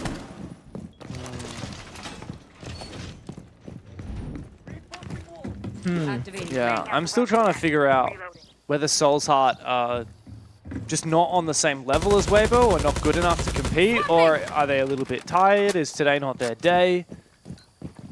What do we think? Now we've seen a little bit. You know, we had high expectations from Weibo. You said you were looking forward to this game because you wanted to see their quality of Siege. Have you seen it as of yet? I've seen Weibo's level. At least if I ignore the first, 4 rounds of Clubhouse, then yeah. Soul's Heart had a really good start though on Club, and it looked very competitive. And the longer this series has been going on for, the worse it's getting. I think Weibo, the way they play Siege, it's hard to deal with for sure. And they're very methodical and they're very precise in what they want to do. They just take down I9 so effortlessly.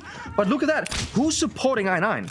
There's nobody lobby. No one's lobby stairs. There's nobody top floor with I9 either. He is only I9 upstairs. He needs help. So in this instance, it's Soul's Heart not playing close enough together and selling their teammates short. You know they're gonna bring the Monty. They've done it every single round is what it feels like. You need to have a teammate to have that crossfire with you or fight for space before it's too late. Uh-oh. Can't be affording to lose this, Scatman. This is Scatman. acts of desperation. Really need this kill. One DMR shot will finish off Hoven. He knows it, so he doesn't peek anymore. Naga, so he doesn't find much. The Monty just peeking for information. Oh man, this bomb site though, Soul's Heart really insisting upon it. That's a big kill though, Mr. Punch. Unusual position for him inside of lobby. Diffuser is now on the ground and your Thermite is dead. Now that is a big operator to play on this bomb site. Soul's Heart, their goal now has to be just consolidating. Weibo have to be funneled in through these doorways onto the site because that hard breach has been eliminated. Of course, the ace was banned too. They really need to read this well because there's no universe where Weibo should be winning this round. And yet, maybe it will happen anyway. Flashbang, they get the kill, they can plant. They might have this one. This looks good. And it does. Plant is slowly but surely being forced down. Mark will find one good cover from Reaps. He's traded on back again. All up to DCH. He's got 2 to find. Reaps on the floor. He doesn't know where Hoven is. Thinks he's outside. Finally, Reaps is finished. But guess what? Speakeasy on the Monty here can just hold on to this position. DCH certainly needs to reload his primary. Be careful. The Runegate actually might finish off Speakeasy. He's going to walk into it. He doesn't know. Oh no! DCH lets him through, but now he can't go back through again. Oh no, it's HP. I don't get what's happening right now. He's gone back through it again. DCH, he's not able to win it. Oh my god. Speakeasy to find the final kill with the Monty. A game of duped back and forth, and Weibo dominate 5-1 on that half. I can't believe what I just witnessed with the Runegate interaction. Now, granted, we can't see the exact health number, so I wasn't sure if he would get injured by the gate or not. He walked towards the gate unknowingly, and then because the defender is chasing him, when the defender gets near the gate, it will open up, and exactly. So he walks through it. Defender goes, "Aha! I see the play. I'm gonna leave the Monty stock outside." Monty, in either desperation or by being smart and checking his health bar, walked through the gate and then became like 1 or 2 HP. So he tanked the gate and got the kill at the end. Wow. If there had been like 1 more HP of damage done onto that Monty, that would have been the clutch play right there. Like lock him out of the side. That would have been so insane. I've never seen that. Never seen it before. Wow. Well, 5-1 is where we land after that first half. And yeah, it is quite a dominant start for Weibo, but it's not done yet. And now they have to go onto their defensive side. But they've elected to ban quite a combination. I remember someone talking about not banning isolated Thermite or isolated Ace, but rather going for both. Weibo have gone for both. That they have. I like this. Because now you're forced onto either Maverick, Hibana, or can openers. And when that happens, with Hibana, you're spending a lot of hard breach to get a very small opening. Hibana is designed for hatches, not walls. Or you gotta do that Hibana trick that we saw Turd try and do, where you do the top middle, bottom middle, kind of like a Maverick, and the wall becomes soft. That's the most efficient way to play Hibana. But again, it's very tricky to get right. Pro players mess it up all the time. It's difficult. I don't even bother trying myself. Or you play Maverick, which we all know is also very tricky because you gotta do the line, they're gonna see for you, peek the holes, all these things. I like that Hoven and Weibo here, they're bringing out the Bandit. They're trying to force the Maverick and make it the most complicated version to open up the walls to stop Soul's Heart in the very first step of the round, getting the walls opened up. Because they need to get the walls opened up. There's no two ways about it. Loading new mag. Yeah. On the flip side, I mean, Soul's Heart Band. Yeah. The Mirror Band, the Clash Band, it does change how Weibo are able to set up these sites quite significantly. I like the Clash Band. I think you just got to do it. Weibo like their Clash. I don't want to be versing them. I mean, especially not with that Clash available. Let's see how the Maverick comes out, though. I'm a little bit surprised. I feel like the Hibana trick is much more on meta right now. DCH is making a hell of a lot of noise here. There's a tiny ankle. Surely he finds this kill. I back him in. Surely. Hoven, come on, watch out. He's right there. He's right. This is an angle and a half. Oh, there he is. Oh! That is some siege. Patience. That is some siege right there. Like, if you're new to Rainbow Six and you die to something like that, that's when you just like throw your controller against the wall. You uninstall instantly. Everyone's had a moment like that. First and last time. Yeah. It's true. Oh, We've all had our own encounters of you got sieged. Yeah, and that's the beauty of the game. Like, it is absolutely the beauty because this can't happen in other games. No. Oh. Very unique destruction. He got the drone. Don't worry, chat. He got the drone. Did he? I thought I9's drone survived. He didn't get the drone. No, he didn't get the drone. You're lying to our audience now. I see, Pengu. I try to make them not feel bad because that hurts, man. Yeah, also, I haven't really noticed this. Reeves is 13-3. Oh. I haven't paid attention to that at all. I haven't paid attention to the fact that Mr. Punch is in the bloody bomb site, by the way. Ooh. He does get taken down, but traded back again. Here's a re-aggression from Turdster. Taken low, but not out of the game just yet. Really, it comes down to him and Speakeasy to bring this one back. Soul's Heart erupted onto the bomb site very early, very unexpectedly, and got their advantage from that. Now it's all up to Speakeasy. Ooh. Shut down. Big double from I9. And it looks like Soul's Heart are erupting onto their attacks with a little bit of pace. Do I smell attacker favorite Nighthaven Labs? Well, I sure do, James. Really good aggression there from Soul's Heart, understanding the gaps, the weaknesses, and just again, showing up individually in the gunfights. That's what we need to see from them. Yeah.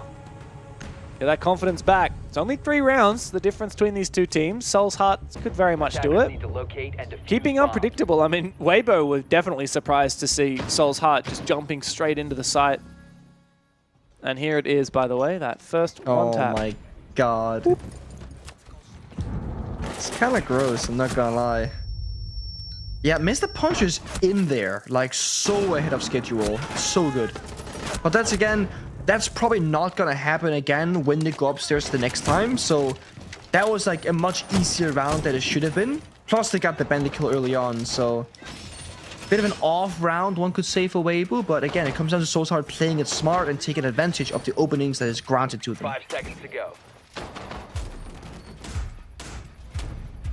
Attackers are moving out to locate a bomb. Guess what? That Monty's coming in through for Scatman. Monty and Blackbeard. It's a double shield round for Soul's Heart. And this is basement, right? Am I crazy? Yeah. Just, yes, I saw it's everyone from no, the defensive team. Yes, it's basement. Yeah, everyone from the defensive team a moment ago was in on the ground floor, and I was like, "Hang on, why is everyone on the first floor?" They ground floor? pretty much still are. Everyone except for Hoven. This is what I call a giga roam. Okay. And the issue with a giga roam without the Goyo is that you can't stop a bomb site rush. Yeah. But we know from the outlines that no rush is coming because they want to match the roam clear. Yeah, I don't think they're expecting to find 4 people though. But how do you rush when you don't have Thermite or Ace, right? You want to rush through a breach, you're going to do that with Hibana and Maverick, wait 10 years for the wall to open. I guess you could do it with can openers. I was thinking can opener EMP, but yeah, it's not very fast. We don't even have a Thatcher, right? Like, we don't even have baby EMPs. This is going to have to be a clear. Soul's Heart, unfortunately, didn't get the attacker repick to capitalize on this setup. Now, Mark has fallen early. Not sure where that was. A frustrating spot for the Dread Mine. Eventually takes it on down. At least you got the Monty for the roam clear. At least you've got the IQ for the Pulse and the Valkyrie. But it's going to be a very slow round to try and clear this map. The question is, how much fighting does Weibo actually want out of this round right now?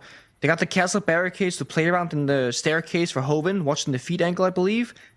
Once the castle barricades break or, you know, too much pressure gets applied, I think it's just fall down. Ooh, fallback time. Right now they're using these cheeky angles for some free damage with the slug shotgun. Okay. Or a kill. That's the benefit of the slug shotty as well. The destruction on it is so good. You can mince through walls and create new line of sights at a glance, and it's going to suffer for DCH. Weibo looking solid. Scatman drops down. There's a player just around the corner from him as well. Hoven survives. Oh, he's as good as dead. No, this is not looking too hot. There's the shots needed for I9 to find Hoven, and a second one for I9. Red to perfection onto Turdstar, and maybe, just maybe, this round is winnable for the attack of Soul's Heart. After all, as the Thai roster start to mount their attack, the Blackbeard's making his way downstairs, and the Monty is looking to get in plant position. Ape going for a flank. Could this be the secret ingredient for Weibo? Could this be what they need? Ape going for a huge flank. Reaps is just waiting in the smoke as Speakeasy's taking a bit of damage, but I9 is watching and he's reading it. All up to Speakeasy now. The plant going down. I9! What a round from him! And a well-earned sigh of relief for Soul's Heart.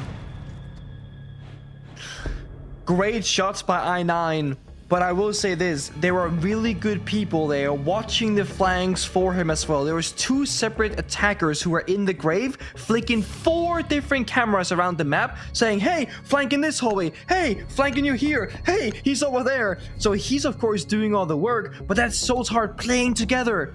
The very reason why they were falling apart when they were defending is now being fixed.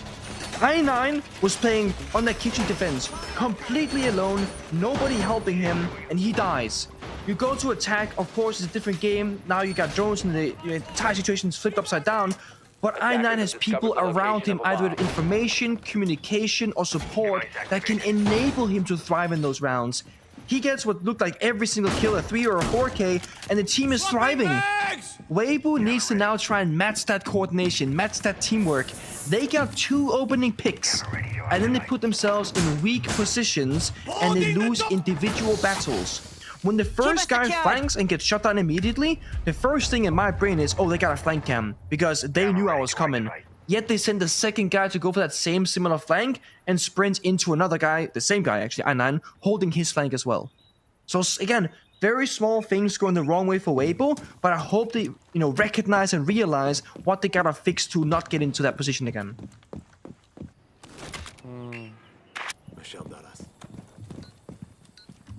I'm gonna say credit to Soul's Heart. Despite that Thermite ace ban, they don't seem to be too worried at all. They're happy to play Maverick. We haven't even seen Hibana from them at all. Maybe it was a bit of disrespect here from Weibo. They thought that it would have a little bit more impact than it actually has. We've seen Soul's Heart use now both Monty and Blitz without seeming phase at all. Sorry, Monty and Blackbeard, I should say. Speaking of, the Blackbeard's now going to open up that soft portion of the wall. Yeah, that is how you make a hole, mate. Thank you. Torch out. Yeah, gotta praise Soul's Heart. Banning the mirror here is genius, and they did it first. Reason why I say this. If you have Thermite Ace banned against you, then you gotta play, as I said, like the Hibana, which is easily penetrable, or the simple version, the Maverick to make the wall soft. The problem is, if the enemy on defense can then play the mirror, you slap a mirror window on that wall, and you can't play Mav all of a sudden. You can see 4 through it, impact trick through it, just swing. It's very, very brutal.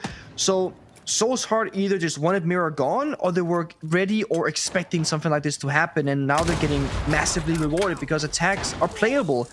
And shout out to Scatman, playing a great flexible character here, being the Maverick, doing a great job, not dying early, playing it very safe, and allowing his team to actually play the game by opening up those walls. Good progress here. They're inside a connector, they're looking at meeting, they got IT breach open. The big question is, that first gunfight, where will it happen? Hoven downstairs, the bandit spent the bandit batteries, now has a C4 to counter either a Heart Breach or a Maverick. He could double. He could double this. He could double. I mean, there's 2 players right above him. C4 comes out, it's blind. Oh, does get it down, but he's not going to know about it. This is a very aggressive play. Hello, Reaps. He's just peeked all the way through Con. He's looking for something here, but meanwhile, Soul's Heart have found the picks that they needed, most critically against Speakeasy, who's the perfect operator for it. Hoven overextends on his flank and falls. Oh, what a shot from Turd. Should have died there to miss a punch. But now he can survive, continue this flank through Con, continue wreaking havoc. Is Turster and Reaps to hold on in the 2v4, now down to a 2v2, but Soul's Heart do have that diffuser planted. Thanks to Scatman. Almost another shot there for Reaps. On his 15th kill, he has been terrorizing Soul's Heart. But DCH is in the perfect position. Reaps is swinging him. DCH gets the better one. Now it's all up to Turdstar. 16 bullets in the mag. Scatman to punish him. Soul's Heart are running it back. They've closed the distance. And just maybe they've got what it takes to make Nighthaven a real battle. Absolutely they do. They 100% have what it takes. I think it's time for Weibo to stop going for flanks because they have flank drones everywhere. They're never getting flanked. They keep getting free kill after free kill. The Bandit C4 only getting the injure, not the kill confirm. Again, a lot of small things not going the side of Weibo, but you cannot rely on small things to make or break the difference. If you're the best team in the region, you should be winning in the bigger picture, not the small details. Blackbeard Band goes out, very big counter of course, that set of grenades, I9 doing so much work on that operator, and then Kaid Band on the other side to make breaching just a little bit easier. Surprised it's actually the Kaid Band and not the Bandit, because Kaid can just get EMP'd, whereas Bandit, you need to like literally deal with him with a Maverick or with verticality, but regardless, Weibo will call their tactical timeout because they gotta lock this in now before they tie the score 5-5. Yeah. If there's any time to jump straight on this, it's right now. You can only assume it's Mentalist who's in the ears of the team right now. I saw him tweet a little while ago. You know, obviously he made a transition last year from a player into a backseat position, coaching the team. And his comment was along the lines of, look, I've done both now. I've played on stage and I've stood behind the players and I've watched them, you know, playing their matches and giving them their feedback and the tactical timeouts, and I can guarantee being a coach is 100 times more stressful than being a player. Defenders, protect your bombs from being defused by attackers. I always thought that was silly because like the coach isn't invested at all like in the game itself. But then when I joined PSG challenge with Fabian at first, I was like, Fabian, is this normal like to feel this way watching a team play a game? You're so invested. And because you have no control at all, you're even more of a wreck emotionally because you can't impact the outcome of the round. You can only watch what happens and either criticize or compliment. So it's very frustrating sometimes to be a coach. And the fact that we talk about players retiring early and all this stuff because of lifestyle changes and stress, what about coaches, man? How are they staying in the game for that long? They got the most stressful job in the world. Or in esports. Yeah. At least when you're a player, you actually have the ability to change things. Once the server starts, right? You know, you can say, okay, I'm going to do X, Y, Z to try and improve our outcomes. Where as a coach, you can say, guys, please do this, or we should do this. But it's all exactly, theory. we should do this. Yeah. You can't actually have an impact. Once the game starts, you have to sit there and just watch and stress and hope for the best. I feel like people, they think of teaching as like an easy thing. It's like, oh, if you're smart, you can be a teacher or whatever. But teaching as an element of itself, it's a soul skill. You can be incredibly smart and know all the right answers and be a terrible teacher. Yeah. It is, I have so much more respect for that after trying to do that kind of stuff in esports myself. It is not as easy as it seems. No, not at all. Attackers have located a bomb. Well, what has Mentalist said to the boys in that tac timeout to try and get them back on track? It's been, well, it was a very good slew of rounds in a row for them. 5-1 start, 3 in a row now from Soul's Heart. Their attack has been very strong. It's really proving your point, Pangu, that perhaps Nighthaven is an attacker-sided map when the teams are playing at a high level. Get ready for explosion!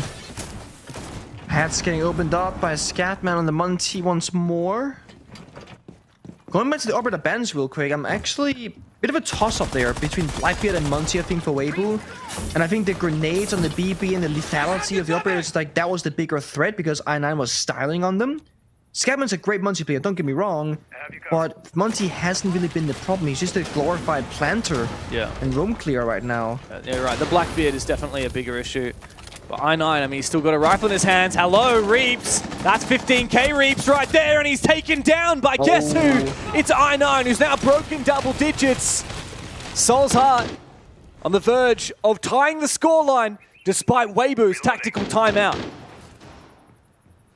50 seconds left. Toxic Babe in the pocket of Hoban gets tossed on out. They're spending so many resources simply stopping the Monty from pushing, but Monty's inevitable. He will push through when that toxic gas expires, and the issue is all this verticality that's being done next to Hoban, he might not have a safe retreat, so he's gonna re-aggress forward, look for a possible flank. This might be a good play actually, because right now all attackers are alive, no one's watching cameras. Oh, there's a player, right, Spot him for a brief second, but I think it's too late here for Weibo. The plan is going down from Scatman. I9 has finally caught Weibo.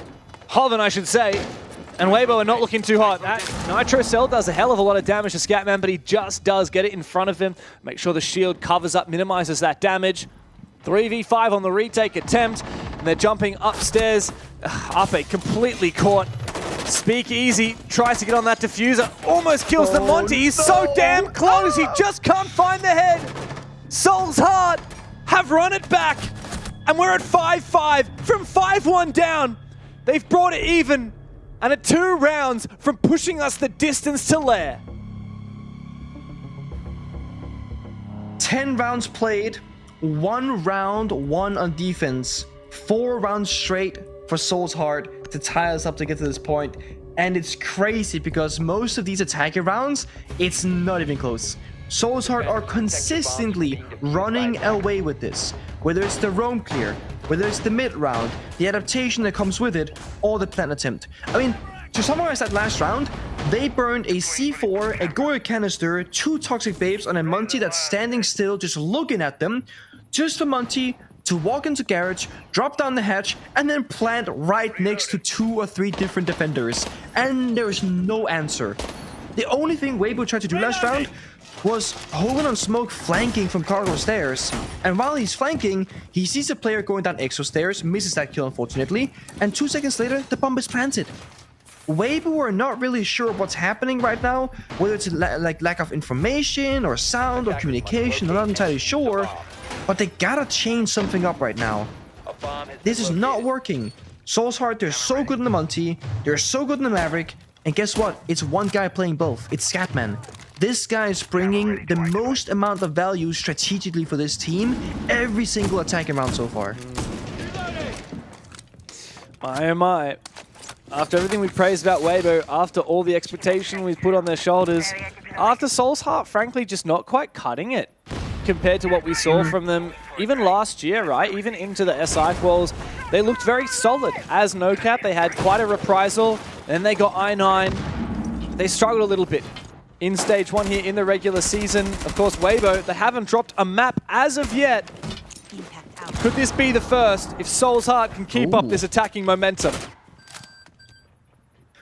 A lot of damage done to Monty right now. That could be a problem. He's now weak to 2 ticks of Toxic Babe. You know, a little bit of C4 damage. He can very much get killed in this round. Turret. Does he have a spare reinforcement? Yes, he does. He can close this wall whenever he wants to. He should. Yeah, I mean, it's almost now or never. Because guess what? I9 on catwalk rafters, waiting patiently. C4 goes out preemptively, doesn't find the kill. But Reaps finds Mark elsewhere on the map. Yeah. The challenge here for Turtster is... Oh, no! He's baiting it! You're right! He was just waiting, biding his time.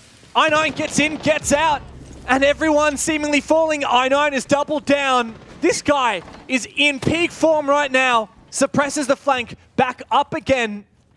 And now Scatman on the Monsi. With no explosives available on the defensive side, he is not vulnerable. Guess who is? It's Reaps, prone in the bomb side, but he still finds the kill! Traded back by Mr. Punch. Ape, up against the world. Soul's Heart on the verge of taking the lead.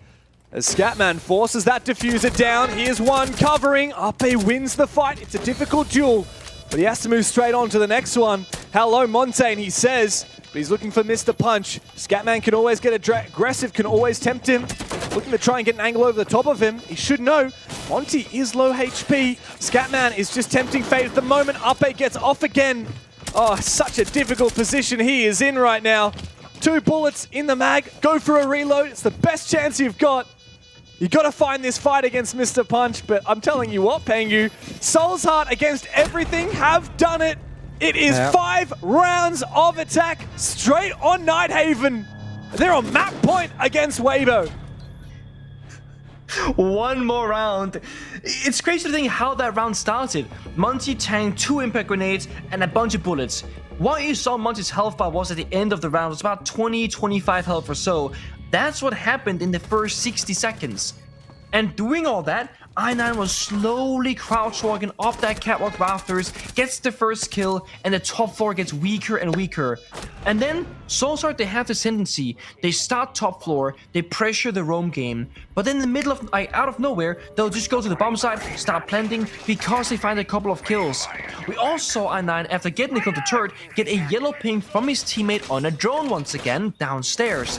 And he goes downstairs with his teammates Mr. Punch, and they 2v1 Reaps. They trade 1-for-1, sure enough, but they have such a big numbers advantage. Trading is exactly what they want to accomplish.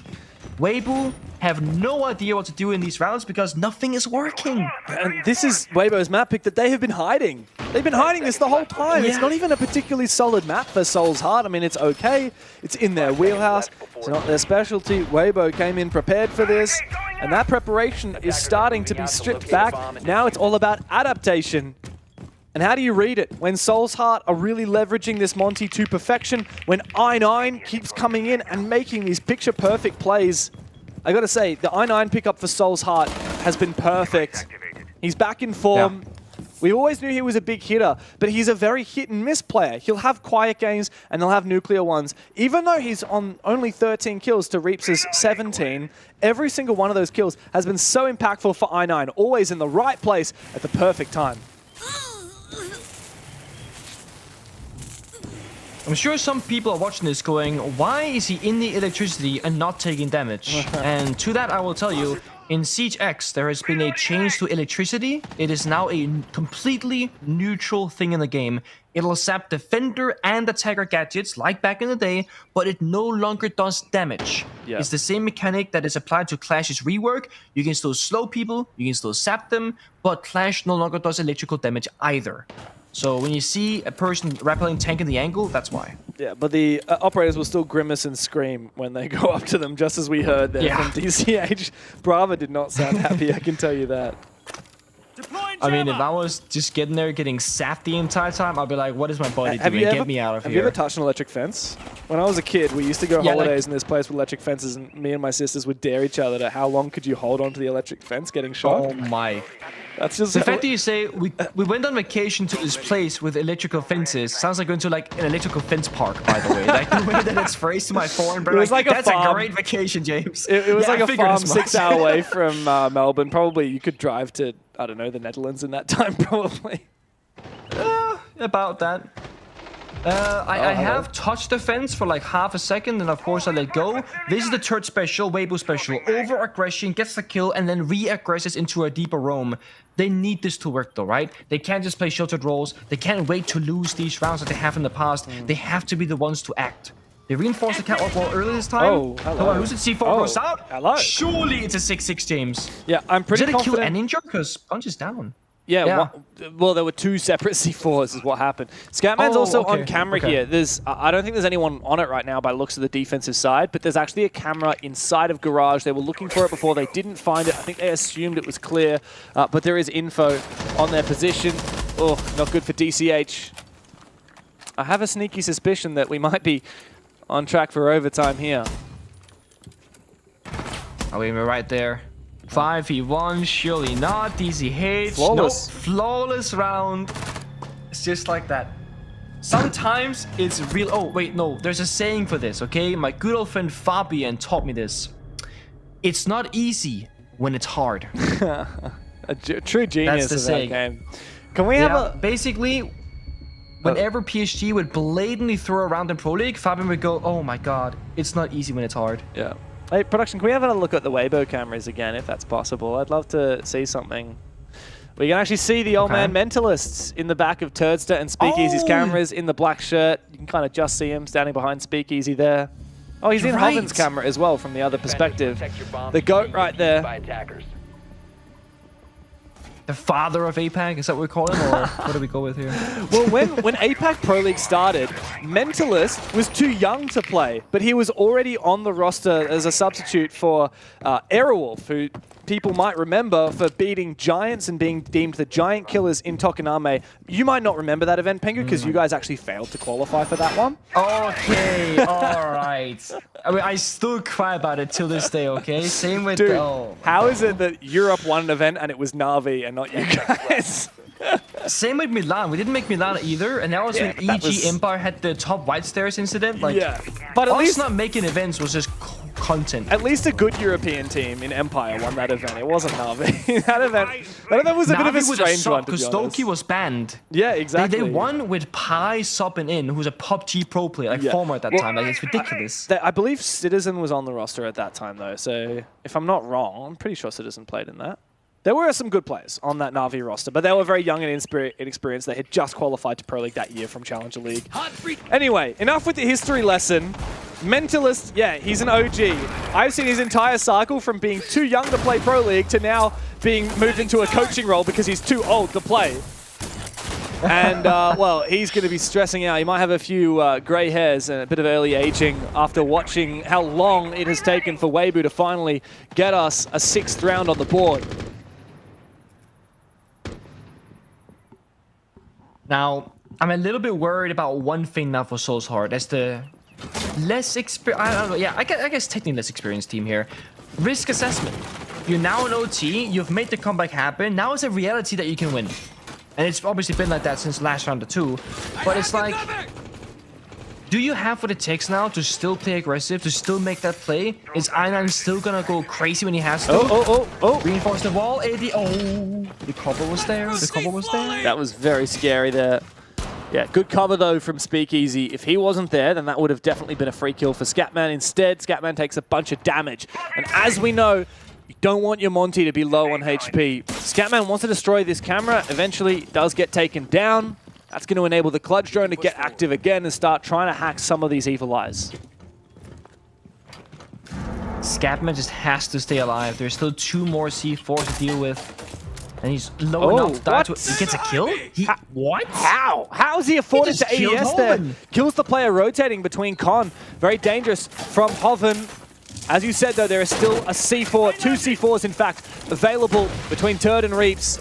We know that Monty is very low on HP. This could kill him. He gets the down and the finish off by Reaps. That is a decisive moment for Weibo, but they need to keep the momentum going because Soulsheart have once again fired up. Speakeasy holding on with the older, the bullet hose prepared, but it's an old-fashioned standoff, a Western. Over on blue stairs, Reaps, meanwhile, wants to get aggressive. He masks the sound with a bit of a spray. It's well-timed. Turdster is baiting for Reaps. Mark goes down, but I9's found his. And Speakeasy finished off. It comes down to a 1v2 for Turdster, and he can't find it. I9 once again clutching up massively for Soulsheart when they need him. And they are again on match points. Weibo is in this really awkward situation where Scatman is a massive problem on the Monty, and they spend so much trying to take him down that they don't have much left for anybody else. They were playing Valkyrie and Maestro in that moment, in that previous round, and yet they had no Valcams left, and one of the Evil Eyes got Maestro got hacked as well. They didn't have much information despite playing all the Intel operators. Reaps is on 20 or 21 kills at this point, and still they're losing in rounds. It's incredible that they've gotten this far with this crazy stat line, and they're behind at 20 and 9 for Reaps. Turd is even. Hoven is, -1. No one is massively slacking right now. Speakeasy on supported roles, same with Ape. Now I9 is on 17. He's been absolutely popping off on the attacking side. Now Soulshard find themselves on defense. Both teams have one defensive round victory. The rest, it's all attacks. And yet there's like a 38% attacking win rate in this region on this map. That's ridiculous, James. It's been an attacker's game.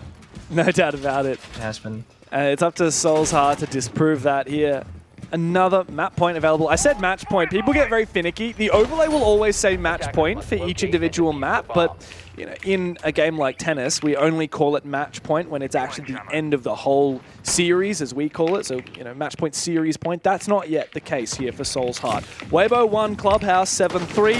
Soulshard need to push it to Lair in order to finish off this series. So it is currently map point. Soulshard on the verge of pushing us to a third. On the verge of stealing Weibo's map pick. But it is so very doable. Weibo, as you said, they are good on the attacking side. This has been very much an attacker's game. There's only been 2 rounds of defense won in this whole match so far. The Soulshard need to find their second.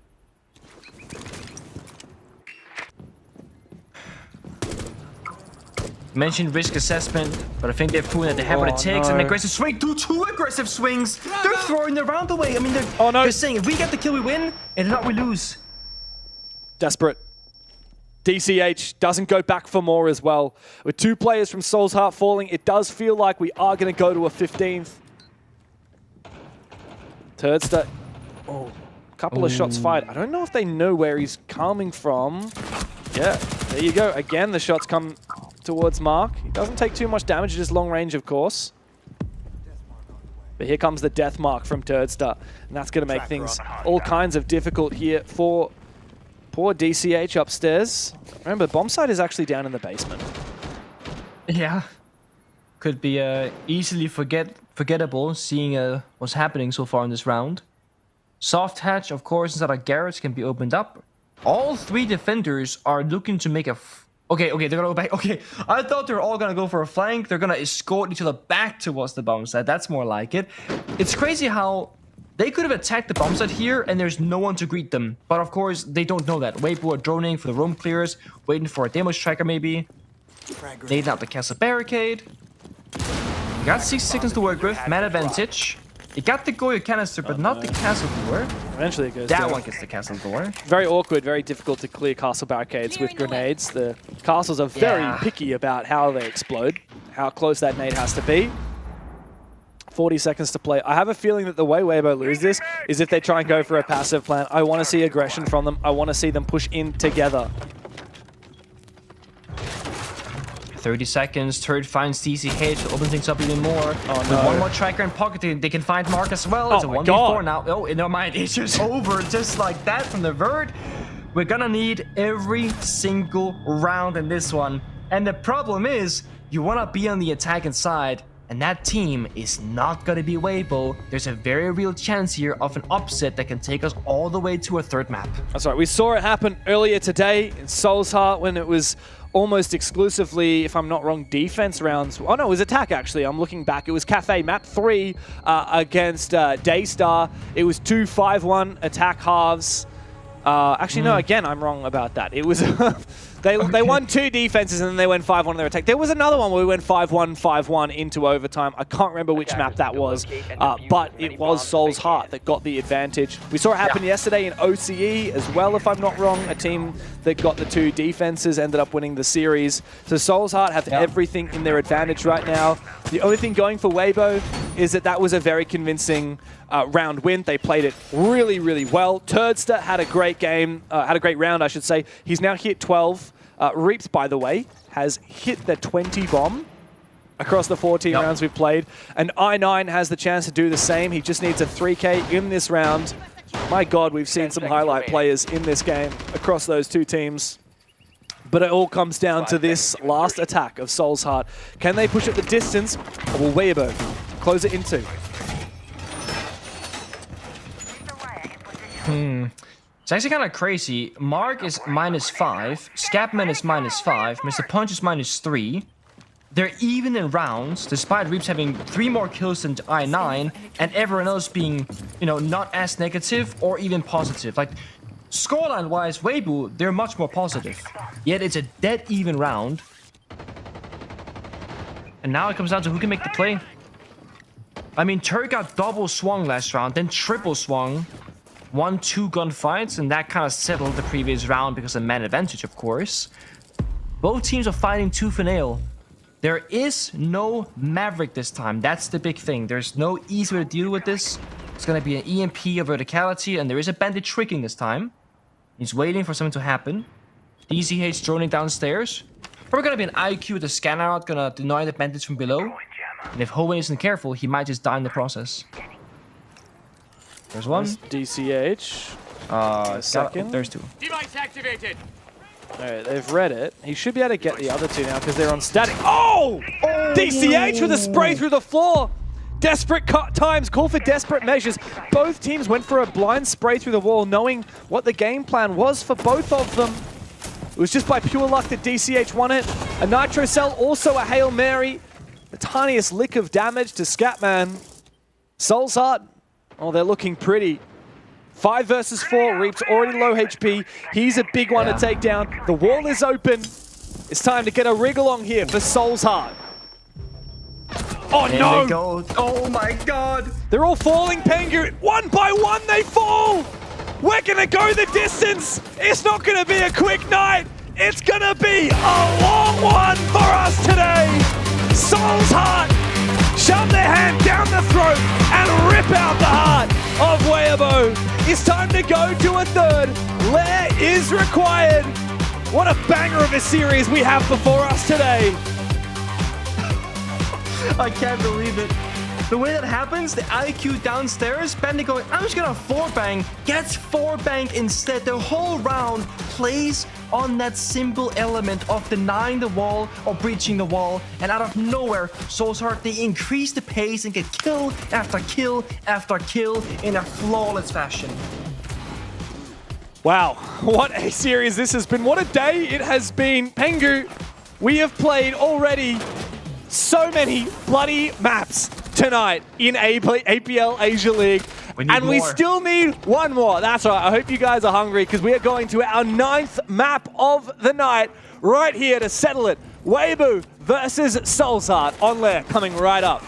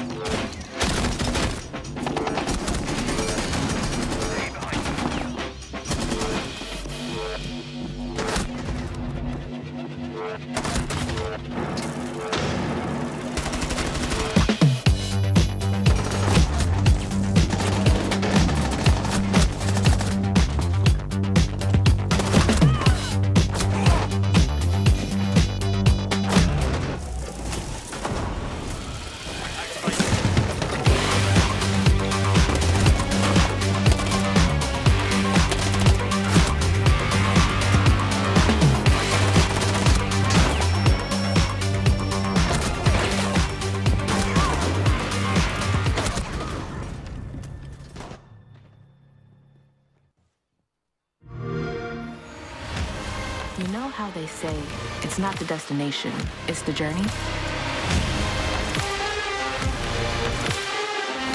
And the journey of 1,000 miles begins with a single step. And you know what? They're right.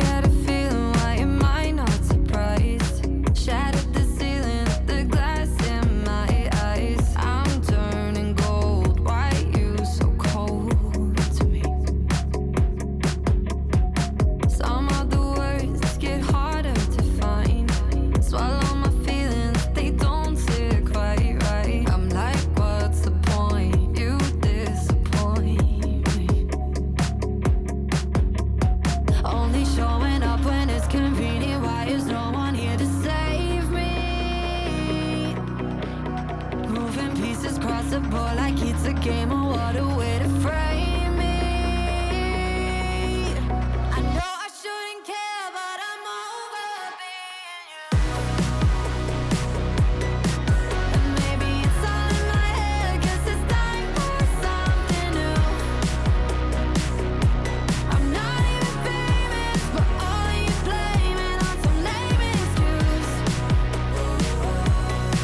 And maybe it's all in my head, 'cause it's time for something new. I needed new friends when you didn't show. Poured out my heart while you say home. And I tell you something, it broke my confidence. When these thoughts are toxic, it's darkness. Only showing up when it's convenient. Why is no one here to save me? Moving pieces cross the board like it's a game. Oh, what a way to frame me. I know I shouldn't care, but I'm over being you. And maybe it's all in my head, 'cause it's time for something new. I'm not even famous, but all you blaming on some lame excuse. And maybe it's all in my head, 'cause it's time for something.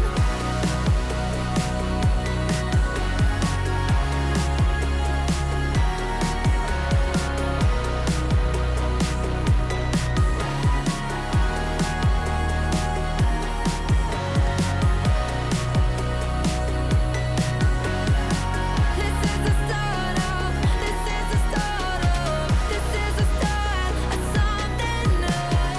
This is the start, this is the start, this is the start of something new.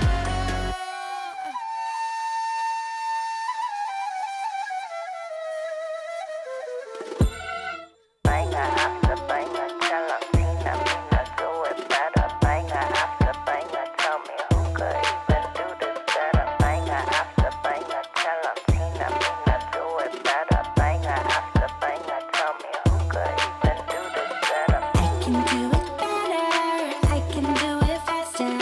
내리에서며 들게 주문을 걸어봐야. I can go much longer, I am so much stronger. 내리에서며 들게 주문을 걸어봐야. They provide me shade and I really thrive on it. 오늘도 역시 괜히 기분이 이상해. Sipping lemonade from my lemon tree honey. Let me spill the tea on all these haters all love me. 보고 봐도 killing it, winning attitude. 당당하게 올라가, see my altitude. 나랑 맞서 싸우면 baby you would lose. If I wasn't me, I get it, I would hit me too. I can do it better, I can do it faster. 내리에서며 들게 주문을 걸어봐야. I can go much longer, I am so much stronger. 내리에서며 들게 주문을 걸어봐야. 자신과 싸움에 스치면 야구르지. 매일매일 일어나서 부터 보는 거지. Look in the mirror, say you're a winner. 주문을 걸어봐야. In a bad mood, 바꿔버려 in a hurry. 꿀꿀한 기분 털어버려, I don't worry. Get through the weather, feeling get better. 주문을 걸어봐야. I can do it better, I can do it faster. 내리에서며 들게 주문을 걸어봐야. I can go much longer, I am so much stronger. 내리에서며 들게 주문을 걸어봐야. Banger after banger, tell 'em Tina, Mina, do it better. Banger after banger, tell me who could even do that better. Banger after banger.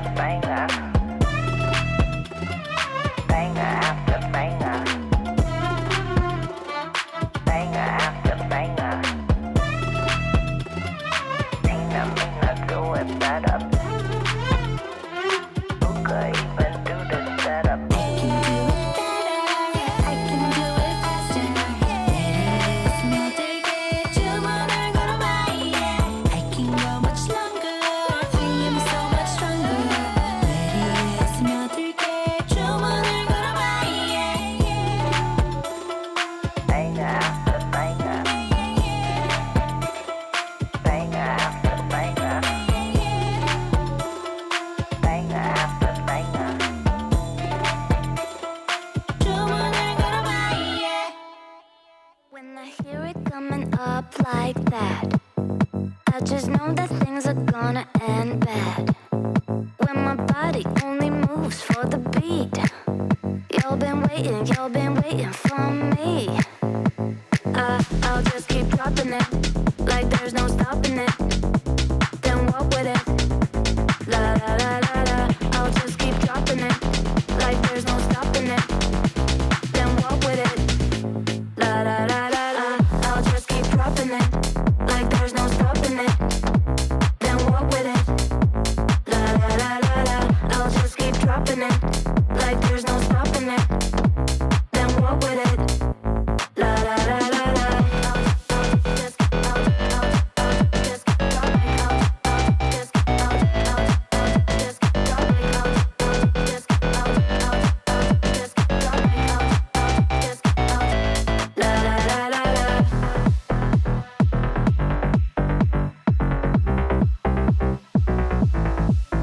When I hear it coming up like that, I just know that things are gonna end bad. When my body only moves for the beat. Y'all been waiting for me. I'll just keep dropping it, like there's no stopping it. Then walk with it, la la la la la. I'll just keep dropping it, like there's no stopping it. Then walk with it, la la la la la. I'll just drop like I'll just la la la la la. I'll just drop like I'll just la la la la la. I'll just keep dropping it, like there's no stopping it. Then walk with it, la la la la la. I'll just keep dropping it, like there's no stopping it. Then walk with it, la la la la la.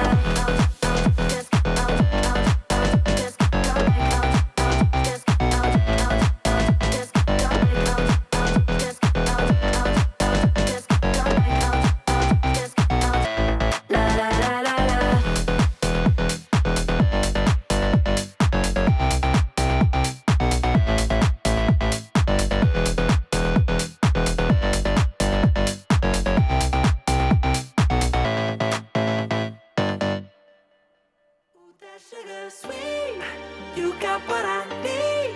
Sipping on the potion, all that good emotion, just my kind of heat. Keep it on repeat, testify the motion, loving this devotion. Live it up, live it up, live it up, sweet emotion. 'Cause every time, every night, you and I on a roll. Switch it up, switch it up, switch it up, where I'm going.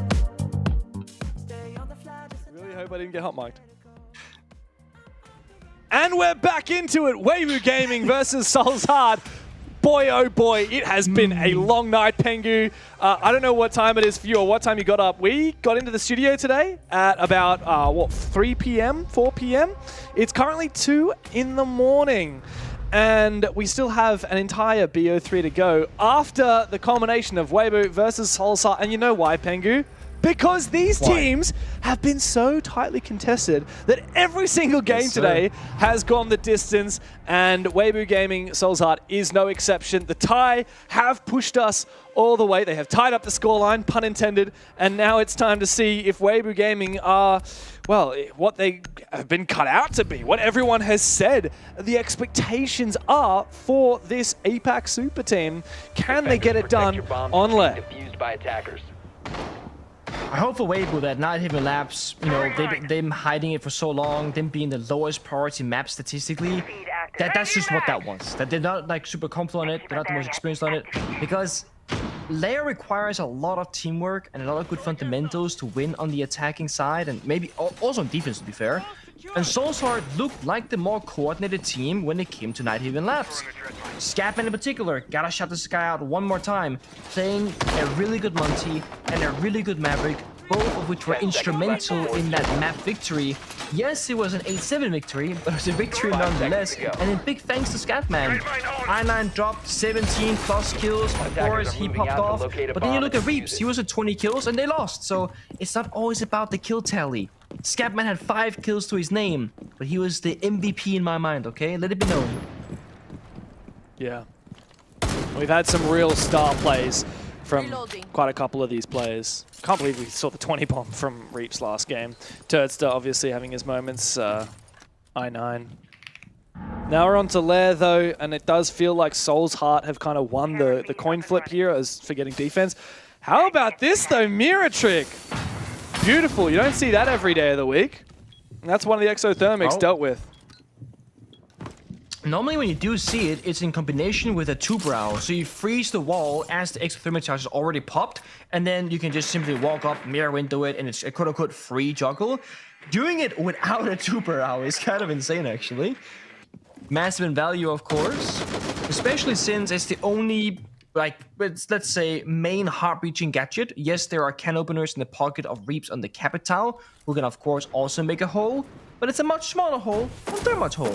And when it comes to heart breach destruction, the bigger the better, typically speaking, because you can just run into that breach instead of crouch walking and vaulting. So, yeah, sucks to suck. That's the crazy thing. That's almost like how it's really not easy when it's hard. It's not easy when it's hard.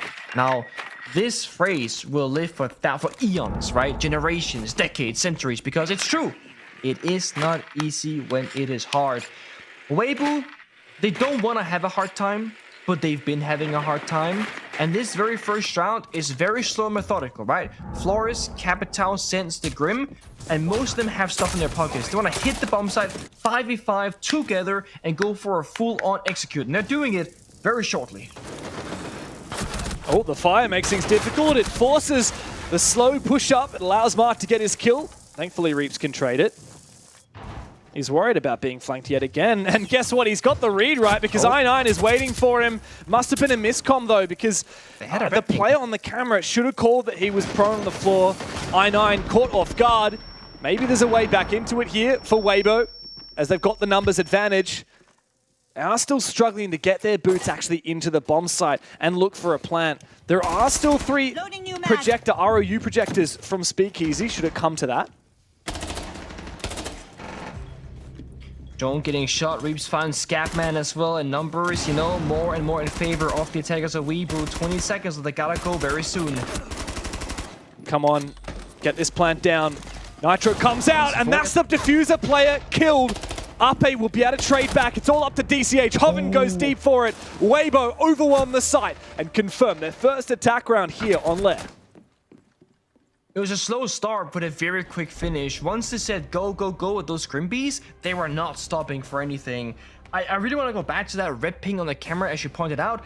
Miscommunication. A literal red ping on Reaps watching his own flank, yet the person flanking below the rocket stairs was looking in a complete wrong direction and was thinking that that platform itself was clear. That kill could have changed a lot because that staircase on Rocket, it controls the middle piece of the entire bomb site. The rotations, the left from the right, the A from the B. And defenders having that would have been huge. Now, Soul's Heart, I like what they do. Whenever they lose a bomb site, they just go somewhere else. They're not too fussed about it. They're not gonna say, guys, if we change X, Y, Z and go back again, we'll win. No, don't bother. Just go downstairs, go somewhere else, do something new. They're gonna have a pretty standard lineup, I would say, with the exception of the Solace. Now, Solace, if you haven't played the game for about a year or so now, is a pretty weak operator compared to what happened before. The gadget no longer works in the prep phase. There's like 4 billion nerfs to it. I admit, though, I'm surprised at how much play we get from Solace. I see quite a lot of picks. I don't know, is it that the P90 is still a bit of a weapon? I don't know, like... Has P9 ever been a bit of a weapon, James? Yeah, the P90? Absolutely. Back at Pick Solace. So good. Yeah, okay, I feel like... Okay, maybe on Solace, Rook Dog always MP5. I feel like, of course, there are instances with P90 Solace, but for the most part, I feel like we see the shotgun SMG11 combo akin to like Mute and Smoke. But the P... Oh no, counter argument. The limb damage reduction with P90 makes the gun do negative damage. Like, it heals the enemy when you shoot them, unless it's a headshot. It does no damage anymore. Yeah, but oh well. Fine. I guess one of us won a couple of world championships, and one of us is undefeated playing in Brazil. You won the show match. Exactly. Undefeated playing in Brazil, you can't even say that. No, I cannot. All right. Well, that's where my first loss was, actually. Really? Yeah, who did you lose to for was it the original Sao Paulo when Ents won? Who did you lose to then? Yeah. It was when Black Dragons, I think. Oh, Black or Dragons. Some that was Brazilian Psycho's team. Black Dragons, and was then it? Ents beat them in the finals. I want to say it wasn't, no, but it could okay. be. I can check for you on the other monitor. Please do. Meanwhile, I'll look at the game at hand. And that is that Weibo found the opening pick and they are starting to inch towards the bomb site, particularly around that blitz. That's the operator I'm looking at, speaking of. But don't worry, we've also got a Blackbeard. Weibo have doubled down on the aggressive shields. But they want more picks before they force their way into the site. I think that Weibo have pretty much got this though. Soul's Heart don't have the Goyo. They don't have a lot of other ingredients that you really do want to hold on to a bomb site like this. Nade comes through, doesn't land a kill, but it does clear a Legion Mine. Bit of util. Look at these Soul's Heart players. They're taking more and more damage. They're feeling antsy. They need to get aggressive. Mr. Punch falls to the floor. Can somebody rescue this man? Getting back up could be very valuable. A swing from Mara takes a bit of damage. Stop and peeking. Punch in the middle of the bomb site. The nade! He somehow survives it. Punch has been rest. It's back to a 4v5. But again, defenders very low on health. Yeah, and here comes the Logic Bomb. Here comes the Blackbeard as well. Oh, the guard break, but Hoven does peek on through, find his kill. All up to Scatman. The C4 shot out of midair as Turdster walks straight into a goo mine. He's the one to track Scatman, who will find the first kill. 3 more required. It's not likely to happen here. Weibo continuing the dominating attack form that we saw on Nighthaven into lair. Nice shot though. Besting Turdster. Maybe this is winnable after all. Not if Hoven's going to have the long angle like that. Weibo, another attack round 1. 2-0 up on lair. And my God, Pengu, this has been an attackers series between these two teams. It really has, and I gotta give praise to Weibo. Maybe it is a unfamiliarity with the map of Nighthaven Labs, because now the teamwork and the synergy is really shining. They're pushing basement lair, which is very difficult by the way, from the front. And it's just using the Blackbeard and a gun behind him, the Deimos and a gun around him, the grenades, everything's flowing. It's looking really solid. Soul's Heart are fighting back to the best of their ability, but they're usually backs against the wall, stuck in a corner. Maybe it's more roam game time. Maybe it's about finding Weibo a little bit further off the bomb site first, weaken them a bit, not allow them to execute 5v5. And I'm using a Hoven, an opening kill, disgusting shot from him, C4 shot midair. Nice attempt of a clutch of Scatman. He almost gets his pre-fire as well, but he was 1 HP and a blitz was left remaining in case he did get that second final kill. Going back to the yapping point of Black Dragons and Brazil, it was Psycho's Black Dragons that beat me back then, and it was my first international loss. So, fun fact, it was Psycho, PCD, Julio, Whack, and Kamikaze. That was the Black Dragons roster. Attackers are moving out to locate a bomb and defuse it. Wait, Julio, Psycho, who else was on it? PZD, Julio, Whack, and Kamikaze. So it's also back when Ella was disgusting because Kento Kitty carried into the final with that operator. Yes, I do remember that. I can't remember what team they were playing against, but there was one particular 4K or Ace from Kanto on Old Oregon. Chalet? No, I'm thinking of one on Oregon. He was playing in, you know the old pantry in the old kitchen, how you would open the back of pantry wall to go into meeting? Oh, yeah. He started in there and he got like a 4K, then he just ran forward and tried to hunt for the last one. Okay, so I have a Chalet clip that's the same thing. The grand finals was Oregon 5-2, Chalet 6-4. I think both of the clips you're talking about might be against Black Dragons. My God. Good old days. He did hard carry. So. I do miss old Oregon sometimes. Like, I look back, I have some pretty gnarly clips from it. I one time was playing with some like mates from school that didn't really play the game, and I was playing ranked and I had to ace 3 times to win that one. Back on Old Oregon, you play Hibana. It's just the game is yours. I had a great time. Just like, well, I9 is not having a great time. By the way, he's 0-3 at the moment. After dropping, what, 15? No, 17 it was on the previous map. He overheated. He did. And now overheated. He's paying the price. Meanwhile, Hoven, it's 5-0 in the first 2 rounds. Not half bad. Not bad at all. Turret not live on the scoreboard yet, 0-2, but got good value last round with the Deimos. Supporting the Blackbeard, getting the trackers going as well. Now we see Mr. Oh, what a nice shot from him. I was going to say stuck in a bad spot, but he buys himself some space by getting that kill. Still in the same corner, probably can't move a whole lot because there are 3 different people pinching him from 3 separate directions. He's trying to hold the fort. Finally, it's 1 kill. He does. Ape goes down. Another nade goes over. Eventually, he will fall. Still, that was kind of worth it for Mr. Punch. He was in a real pickle. He was being hard targeted by multiple Weibo players, and he got away with the frag before being traded back. Now, the question is, have Soul's Heart got what it takes to deny the plant from above? It's so difficult to get a safe plant off while the defenders have control of the top floor.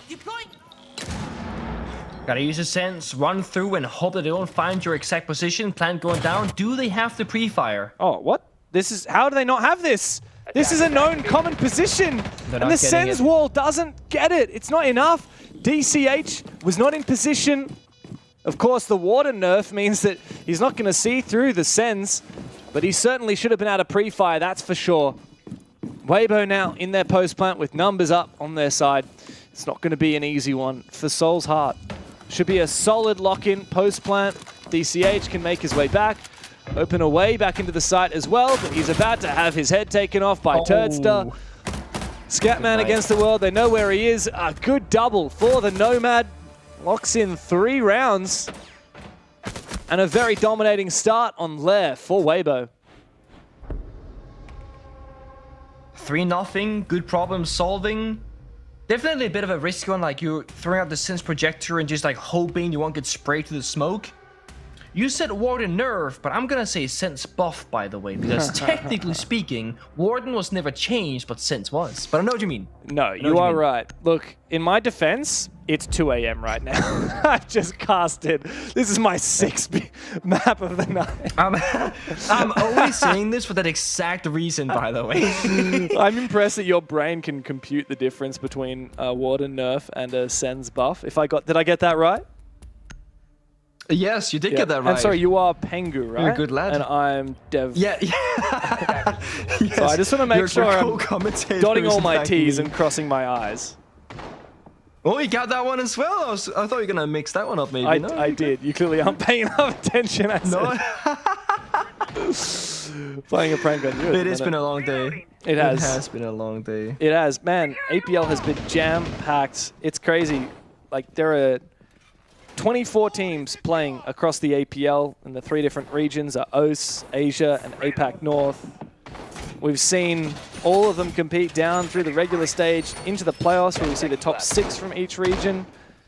Soul's Heart and Weibo now fighting for a spot in the top 4 at the moment. Attackers are moving out to locate a bomb and defuse it.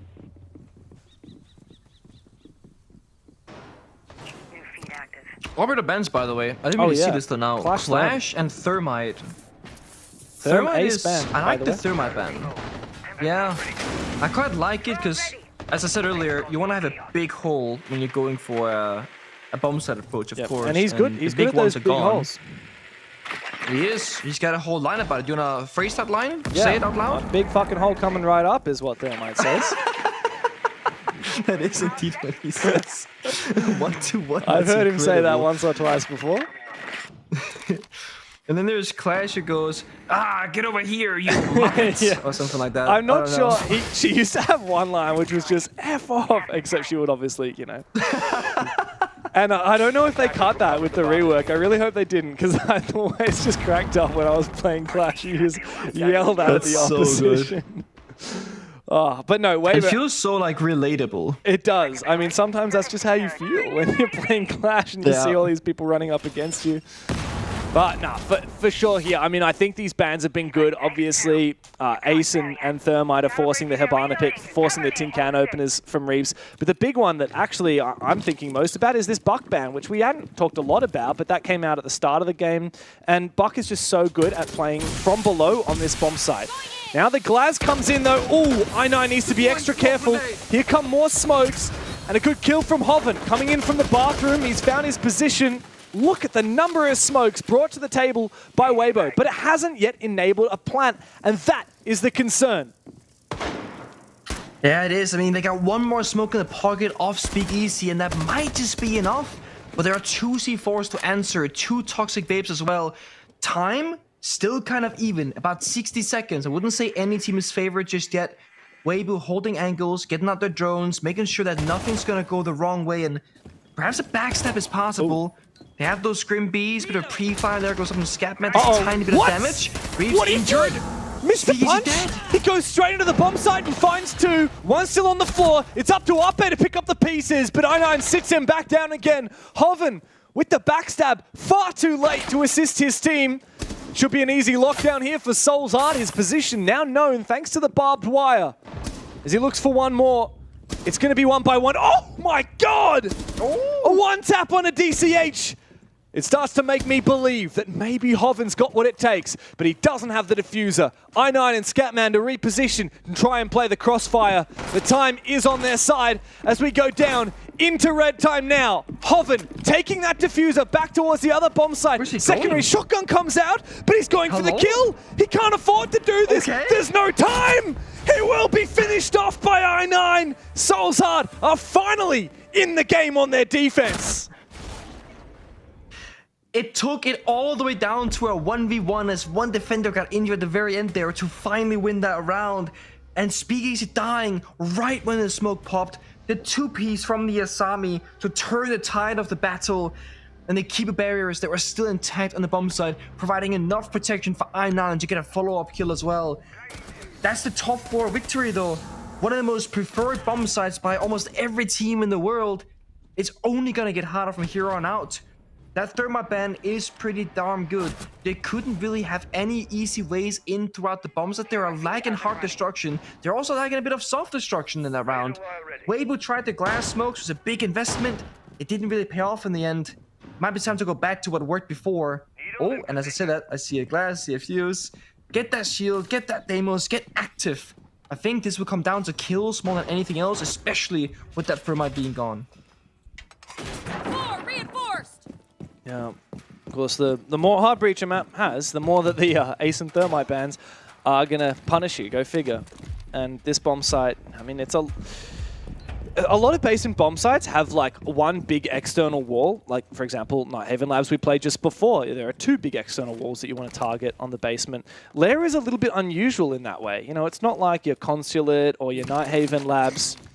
Instead, there are just a lot of choke points on that basement, but still quite a lot of internal walls that you want to open up, which is how Weibo attacked the bomb site previously. They opened up as many lines of sight as they could. They sat there with their guns up and they threw grenades in to try and find kills. It's going to be a lot harder to do that this time around without the thermite. But guess what they've brought instead?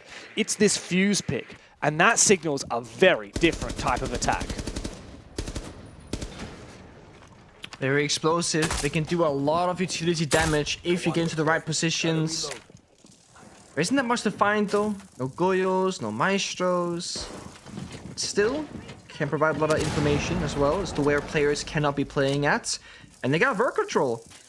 Now, they have a set of smokes here, and I love that. I love when teams bring one set of smokes on the attack just to deny those long lines of sight when you try and go for a bomb site push. It's so often we see a team with a bunch of flashbang and nades, and it comes down to plant down that diffuser, and they have no way to cover themselves to get that job done. Weibo with 4 players in the same location of the map, it's very evident what type of push they're going to be going for. Walk down here, maybe breach open that wall, get the verticality. They can actually start fusing the bomb site as they plan, if that's what they envision. Right now, though, it's Speakeasy's fuse downstairs, likely to be the planter to use that shield for cover. You know what else we need? It's to take down this Yokai drone. Scatman has kept those Yokais active. Turds has been looking for them, but I think there are still some up in play. Of course, those Yokais not only good for information, but also for denying that plant. Speakeasy takes a bit of damage. The slowdown effect comes into play as well. Oh, hello. Look who's loitering around on the top floor. DCH has snuck behind enemy lines, and he is so tempted to go for a big flank here.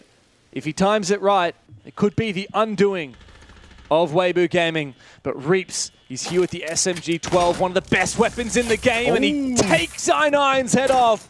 That's go time for Weibo Gaming. Speakeasy on the fuse with the shield as Reaps find a second, and the diffuser starts to get planted. Scatman not on his Yokai drones. I'm not sure if there are any left, but guess what? DCH with the flank will deny the plants.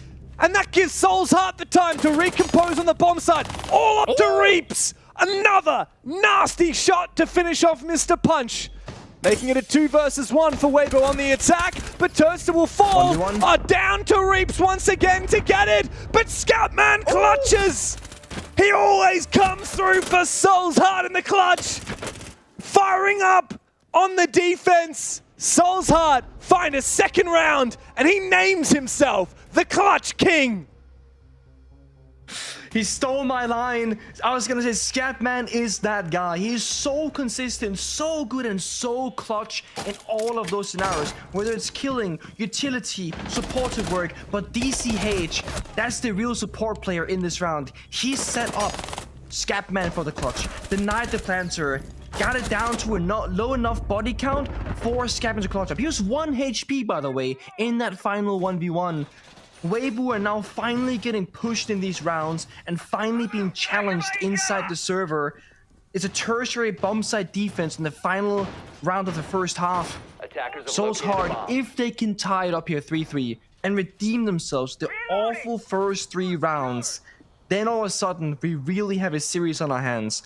Typically, you know, we're seeing 4-2 layer defenses. I'll take a 3-3 and see what Souls can do on the attacking side, because as short as on layer, they can be really, really lethal on the attacks. Attackers are heading out to defuse a bomb.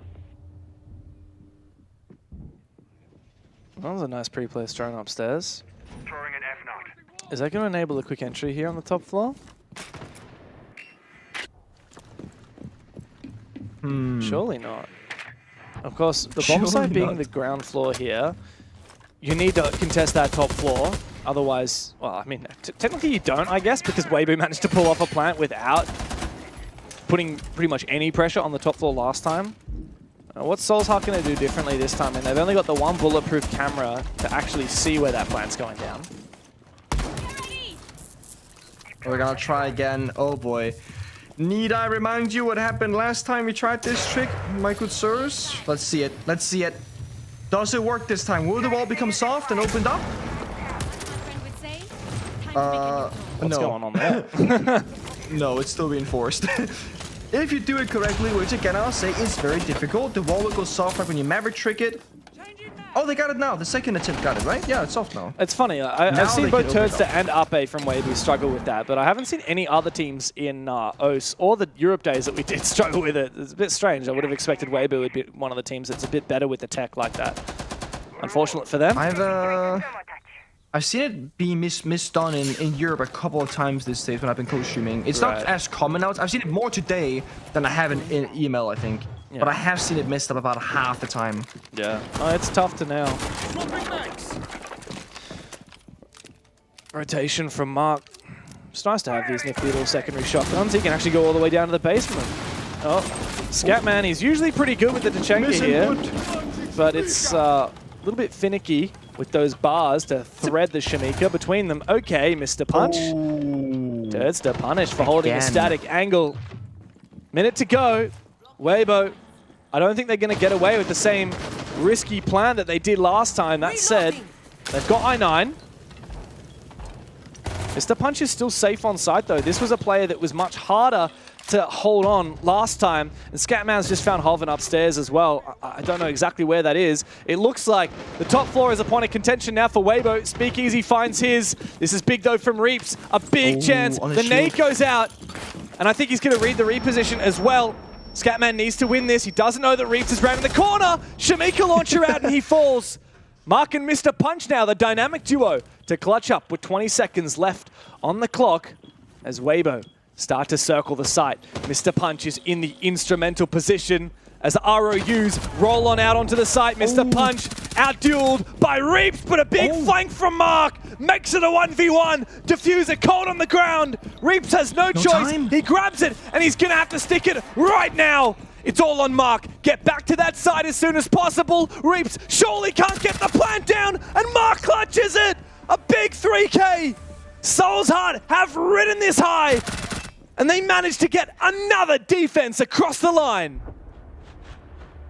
The longevity of this clutch is so important. They've gone back-to-back clutch rounds to even the score on 3-3. Now they're going on the attacking side, riding momentum, riding confidence, and also with a very realistic chance of still winning this map and this series.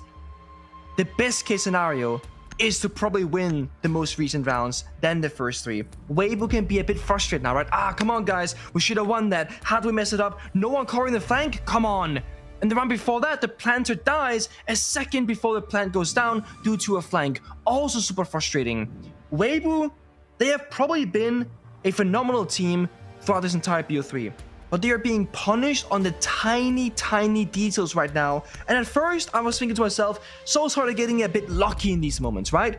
But that ship has sailed. They are creating this luck themselves by creating the right timings in the right positions, and they're doing it so consistently, it's not by chance. They are getting themselves into these moments every single time and coming out on top.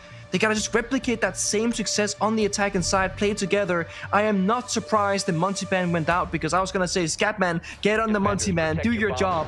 He's been target banned, okay? That's not gonna happen. I was really fascinated looking at that car park for a second. You reckon they have a car park here at the Kiri's base? Kiri's? How do you say it? You reckon they got like I want to see. Yeah. Keras? I don't know what I want to say. I actually don't anymore. I want to say Keras? Oh my god, I don't care. I don't care. No, You I don't care anymore. don't care. I'm scared. Well, I'm scared. I was gonna ask you, like, what kind of a car do you reckon Deimos would park in the car park? Do you reckon he's like, you know, Like a Bugatti. A Bugatti. 100% a black Bugatti. yeah. I woke up in a new Bugatti. And he just drives it around. I could see that 100%. Oh, dude. Like a black and red. I love that you were thinking Bugatti, because I was like, oh, you know, BMW, Audi, Mercedes. I'm thinking like, oh yeah, you know, luxury car brands, and then you're just like, you hit me with the Bugatti. All right. I mean, it's flashy, it's fast, it's very fitting to like his very like loud thematics of like his costume and everything else. Like, I like it. I think that's the vibe. Big black and purple Bugatti, I reckon he's just rocking up with. Oh, the purple. Oh, yeah. 100%. That's sending a statement. Yeah. Absolutely. So he's got Deimos' lair, this secret base location with the purple Bugatti. Yeah. I dig it, honestly. The custom Let's go for rims that. with his face on it. Not his face, his mask, obviously. Yeah. No, I this reckon that's exactly what kind of car he drives. Yeah. Oh, here we go. Oh. Mr. Punch is... Gotta be careful. It's a decent amount of damage. Oh, here's a needle thread of a C4 from Reaps. I don't mind it. Doesn't land. Meanwhile, Hoven has found his. I'm not sure where Scatman was going. Oh, outside the breach. Damn. Losing your ace, by the way. Obviously, we're into the second half after Soulsheart came back on their defense.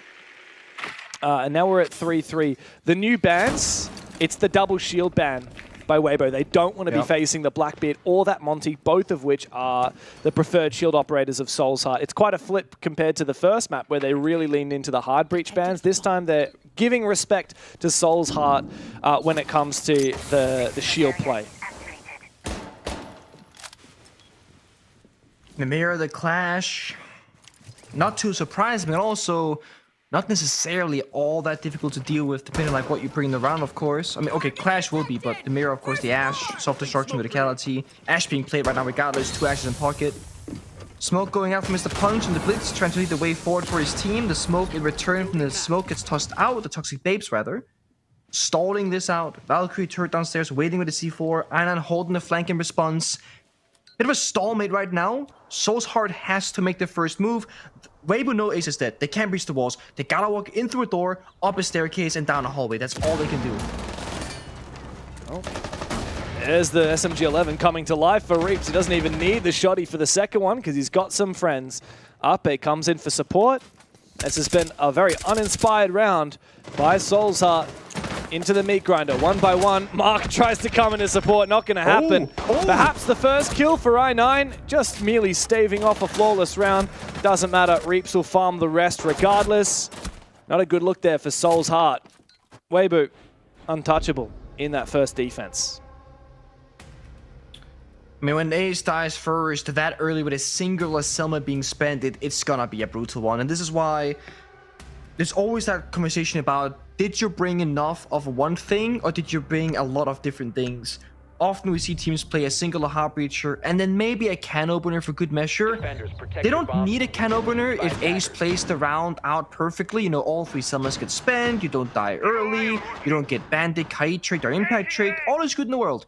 But if anything goes wrong and you don't bring a second set of heart destruction, you just don't have anything else.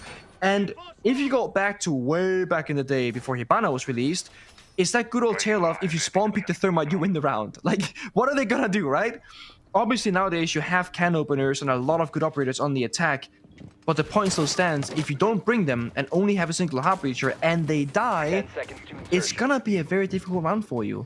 So Soul's Heart, probably a learning lesson in the round. I expect them to bring some backup for the future rounds to come. I'll check right now. 3, 2, 1. They have can openers on the demos, and they have the Ace as well. I also like that they're running yeah, shotgun, learned the by the lesson. way. I like the shoddy demos. We're seeing it come in a little bit more popular. If you're really confident with that Vendetta and you're happy to contest SMGs and rifles, okay. That was a funny little standoff there. The drone, I think it will be deactivated though, because I think, if I'm not wrong, it jumped outside, so Turds is not going to be able to use it successfully. But he still won the battle, just not the war, right? He won the mental game, because he caught the drone. Yeah. Yeah. I mean, it's the same as if he'd shot it though, so it doesn't really. Yeah, I feel like. But shooting the attacker's drones also feels bad, right? It's like, I got my drone, god damn. True. It's one of those. Every small mental warfare helps. Okay. It's Oh, what? We saw this demo shotgun making a rotate blitz very fast in the building. Yeah, ninja blitz. They're going very quickly down these stairs, James. Very quickly. That they are. That was your own drone, Mr. Punch. That's why it was highlighted orange when you pinged it. That's unfortunate there. I mean, I'm on no sleep, and even I can tell that. I9 unfortunately misses his chance. A little bit of damage on the speakeasy, but no kill as of yet. Ooh, he's a little bit freaked out because Reap's peppering some bullets up his way. You know what would be really nice here for Soul's Heart would be a breach on the wall where Speakeasy is sitting right next to on that bandit. Unfortunately, I don't think it's going to be possible because the bandit is in position to trick it. Mr. Punch looks very alone right now and going deeper and deeper towards the bomb site. There's a C4 driven response, and finally teammates behind him to back him up. Thing is, the Muzzy here is kind of isolated. No, there's two in there. There's two in the corner. He doesn't realize, but there's two there. Now he sees them both. They start to retreat. And Mr. Punch, thanks to that phantom pressure, will clear this room, take down the bandit battery, enable a breach. Scatman opens it up. Meanwhile, up above, I9 on the ramp, opening up this floor. Time to start really ramping up that torque, that pressure onto the bomb site. The pressure doesn't mean anything unless if Soul's Heart can actually convert it into some kills. A 5 versus 5 plant is not ideal here. They really need to bait out some picks. Good news though, no C4s left in pocket, only Evil Eyes or Plant Deny. If they find the right angle, the right position, it could be a plant attempt here. And they have enough guns to cover. 25 to go, they're in. They're gonna start planting, James. Time for a 5v5 plant. I think it's scary to try and do, but Speakeasy does find the opener. Reaps is still alive, and I9 has to cover in the post. Low HP in a 1v3. He can't afford to miss any shots here. He spots two of them. First one down, but bullets peppered his way by Reaps. He overcommitted, and he was taken out. Weibo have extended their lead by a second round. Bomb defusing attempt failed. Defenders win. That's a retake and a half. A risky play for the attackers. They had one guy cover in two positions, and both defenders from Weibo, they pushed up together. One went to the left, one went to the right. One of them was going to succeed because they timed it so well that they arrived on the peaking angle at the same time. So the first guy will fall, the second guy will get a double trade. Yes, the bomb goes down, but they put themselves in that 3 versus 1, and there's a good chance they can come out on top. Reeves 15 kills, by the way. Just popping off 2 maps in a row. Did he finish on 20 flat last map, or did he actually end up getting more? I don't remember. Last I saw was 20. 20 going into the final round, which they lost. I wouldn't be surprised. Yeah, unfortunately, I can't up my... I'm gonna say 20. Yeah, unfortunately, but still, I mean, that's notes 35 kills in the last map and a half. Yeah, wow. That's pretty ridiculous. Yeah. Someone help this man. I mean, they kind of are. No one's really like slacking or falling behind. It could just be a case of Reaps getting to the positions first, right? Yeah, I mean, right. there were 3 defenders left last round, but Reaps gets the kills. Best player in the region at the moment, and it's no surprise as well. Ever since Reeves was is a rookie, he was always known, like, who is this Chinese player that's come out of nowhere and taken the region by storm? You know, his first big team where people started hearing about him was actually Bleed, funnily enough.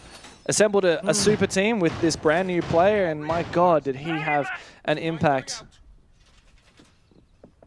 And now here he is, you know, the best player in the region, one of the most impressive in APL. We have seen Weibo struggle, though, on occasion, and it tends to be in those big games. And, you know, for fans of the broader Rainbow Six ecosystem, Weibo, in a way, and particularly the old Team Joel/Bleed roster, remind me a little bit of the now Team Falcons, the old BDS roster. You've got a player like Reeps, who's kind of their Shaiko, incredible player, but as soon as things really matter, you know, Shaiko in those grand finals, Reeps in those huge qualification matches, that's when we see these players start to go back into their shells. And Weibo are a team that, obviously, there's a lot of expectation on their shoulders. Everyone thinks that they're going to be the best team in the region. So when they struggle, it does sometimes get to them. There is a curse of being on top, of course, like you're talking about right now. Everyone's looking to beat you. You're not learning as much as other people because like you're the best. That's the bomb site. Okay. 3 people are dead on the attack. All right, 50 seconds in. Soul's Heart want to make this one over. Quick. Yeah, it's pretty much over, unless if we see an ace clutch. 1v5 from Mr. Punch. First one found. Nice shot. And it's Reeves. Yeah, it helps. But yeah, I think this might be map point and match point for Weibo. Diffuser is on the ground. The rest of the team can consolidate. There's a shotgun waiting for him around the next corner. Should he try and get a little bit too aggressive, he will be found. There's a player also directly underneath him. A shotgun there as well. Diffuser well and truly in their grasp. Been a back and forth game, but in the second half, on their attacking side, Soul's Heart have not found anything. Weibo finally finding their footing when they flipped over to that defensive side. And Soul's Heart, look, they've tried slow and methodical. They've tried to erupt onto the bomb site. Nothing seems to be sticking. Poor guy. Just take him down. End his suffering. Put him out of his misery. misery. 1 HP. Yeah. Go next round, boys. Take a little, tactical timeout, if you will. There's a whole minute. minute We can talk about the problems right now. Yeah. There you go. Nice try, but unwinnable. Yeah. A lovely little tap. Too good for Weibo. All it was making sure that they didn't get rushed there. Soul's Heart, I mean, I commend their bravery, but I think it's pretty clear, Pengu, that Blitz is not their shield of choice. They love the Monty. They love the Blackbeard. That's where their comfort lies. That's why Weibo have banned it. A good move considering what happened in the first 2 maps with those operators, especially over on Nighthaven Labs. Now the final ban comes through as Soul's Heart stare down match point. Wow. They're actually banning the Blitz despite the fact the operator hasn't granted them that much success in the rounds. I get they can be frustrating to play against, but low-key, I wouldn't mind if they kept running the Blitz here. Because they just go fast and they kind of die. But hey, triple shield. Why not? Let's go for it. Attackers need to locate. It does force a very different kind of game. I guess Weibo want to play that type of game. Yeah. I had a point to make. Yeah? Oh, I was gonna say, in a best of 3, one of the things that you obviously also have to encounter is what you touched upon. When you play an operator really well in a series, can be map number 1, map number 2, doesn't matter, then they will know about it and then deal with that when they need to. Had this been the first map where Soul's Heart played like a really good Monty, Weibo wouldn't have banned it early on, right? It would have stayed open until it became a problem. But they knew the Monty was a huge issue from Nighthaven, and it been banned from the very beginning on. Forced them to Blitz for 3 rounds, and that wasn't super successful. Then they banned the Blitz, and now they have Fuse Shield, and that's it.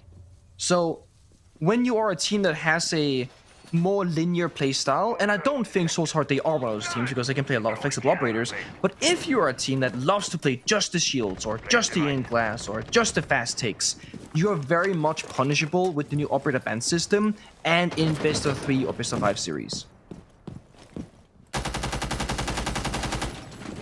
And it comes down to the adaptations that Weibo have made between these maps. They've got a better read of Soul's Heart as the game's gone on. Soul's Heart are struggling on their attack without those shields. It's going to be 3 rounds to come back here.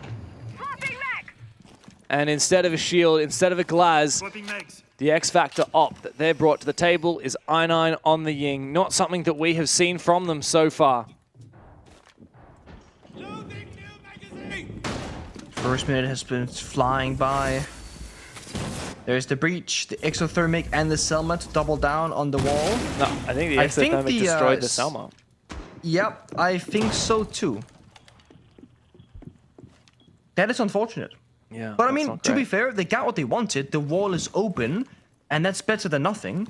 But it did come at a cost, and it's also not a sprintable hole. On that wall. It's a vaultable, so it's going to be much harder to swing late round. Of course, it does mean that they're less vulnerable to being run out on.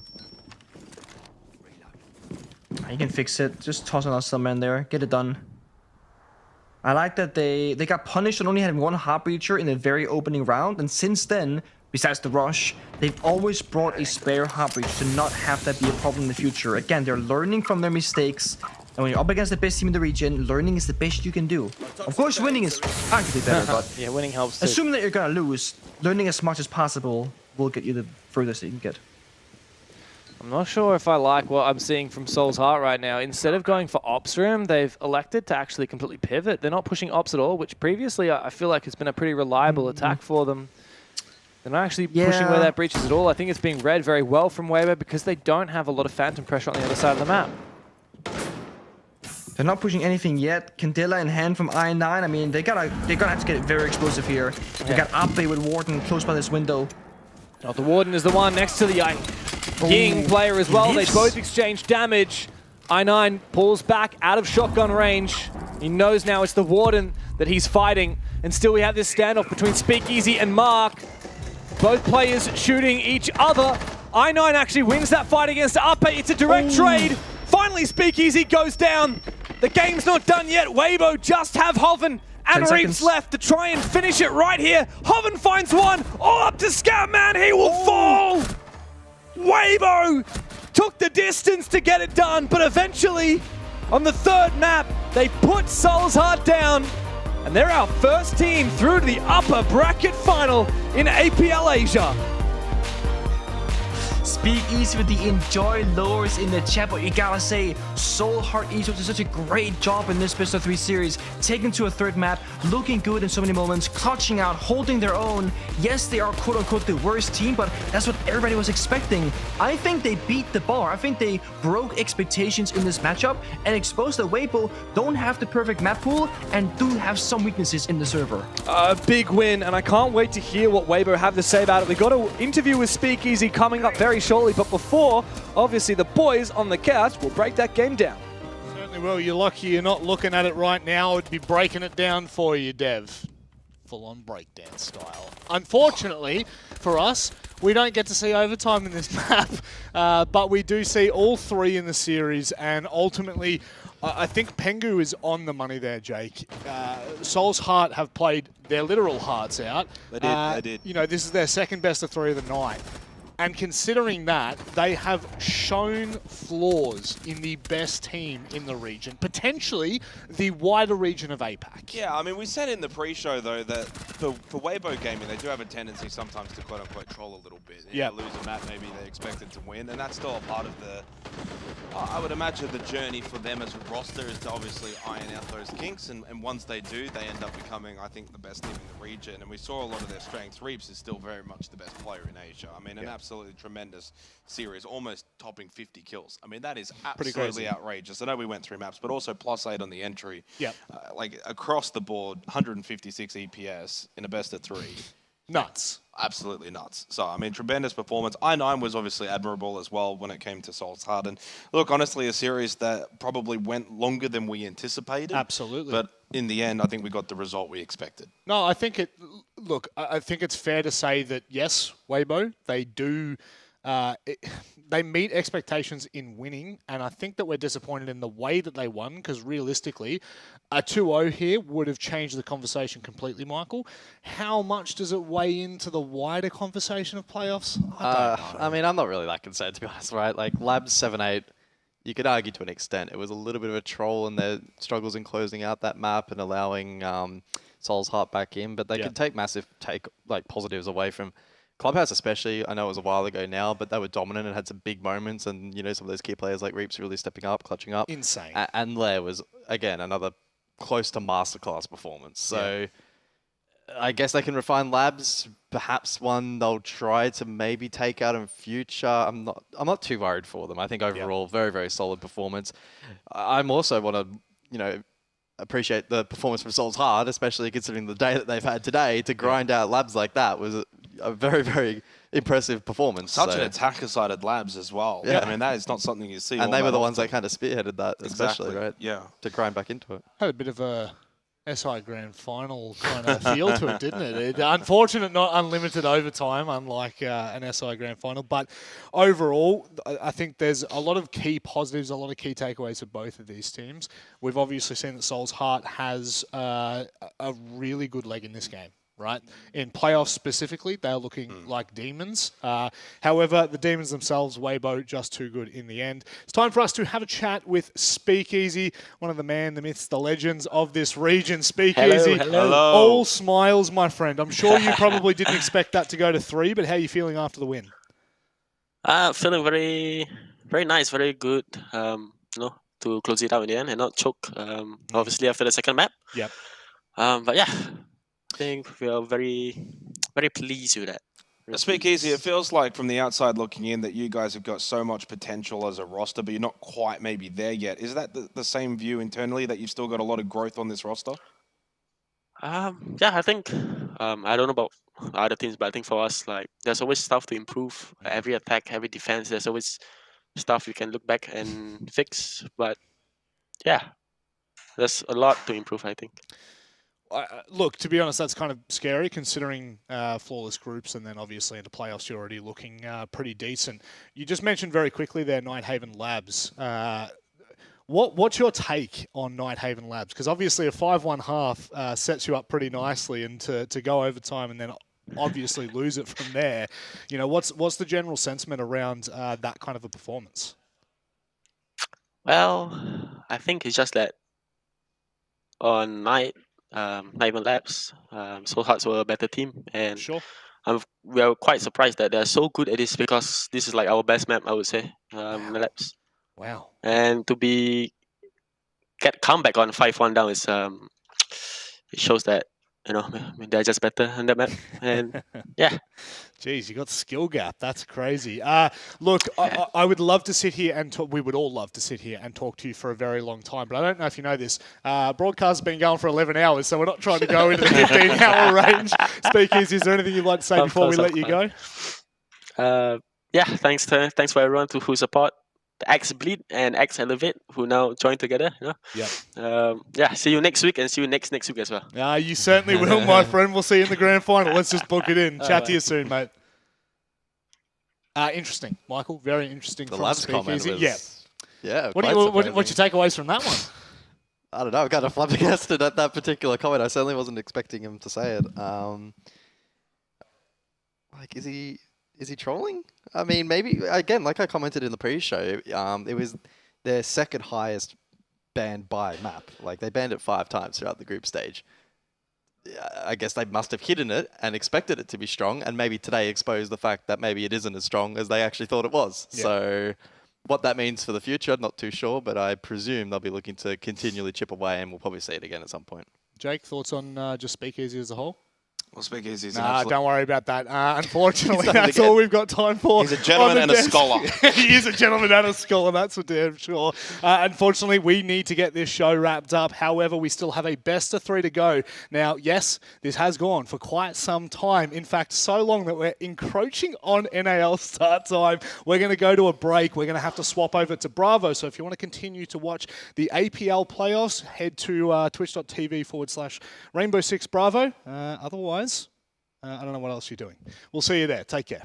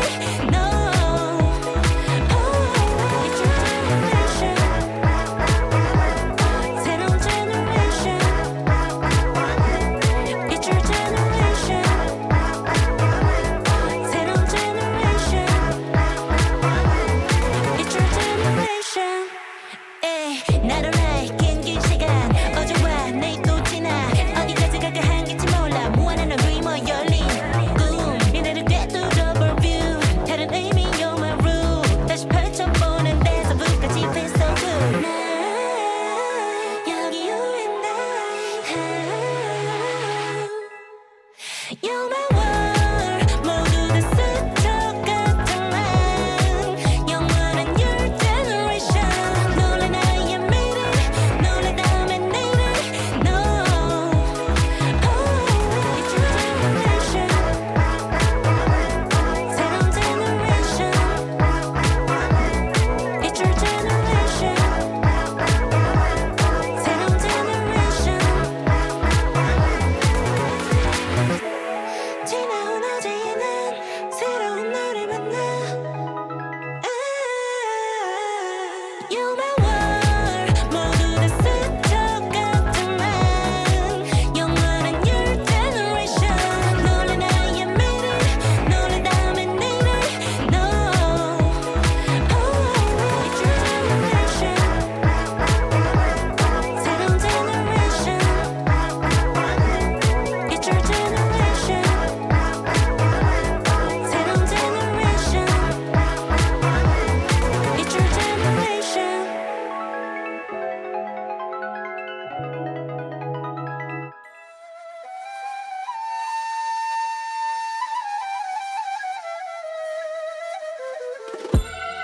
Banger after banger, tell 'em Tina, Mina, do it better. Banger after banger, tell me who could even do this better. Banger after banger, tell 'em Tina, Mina, do it better. Banger after banger, tell me who could even do this better. I can do it better.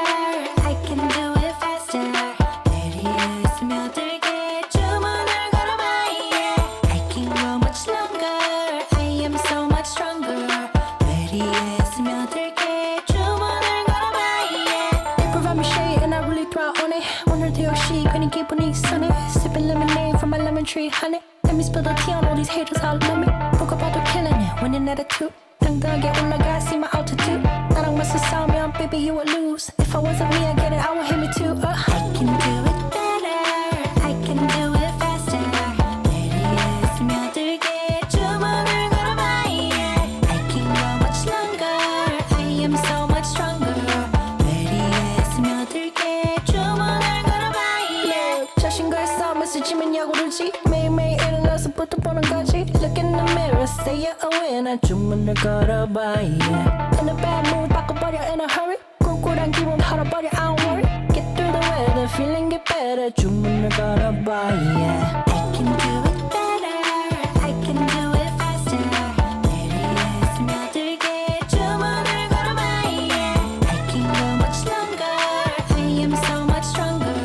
내리에 스며들게 주문을 걸어봐. Yeah. Banger after banger, tell 'em Tina, Mina, do it better. Banger after banger, tell me who could even do that better. Banger after banger. Banger after banger. Banger after banger. Banger after banger. Tina, Mina, do it better. Who could even do this better? I can do it better. I can do it faster. 내리에 스며들게 주문을 걸어봐. Yeah. I can go much longer. I am so much stronger. 내리에 스며들게 주문을 걸어봐. Yeah. Banger after banger. Banger after banger. Banger after banger. 주문을 걸어봐. Yeah.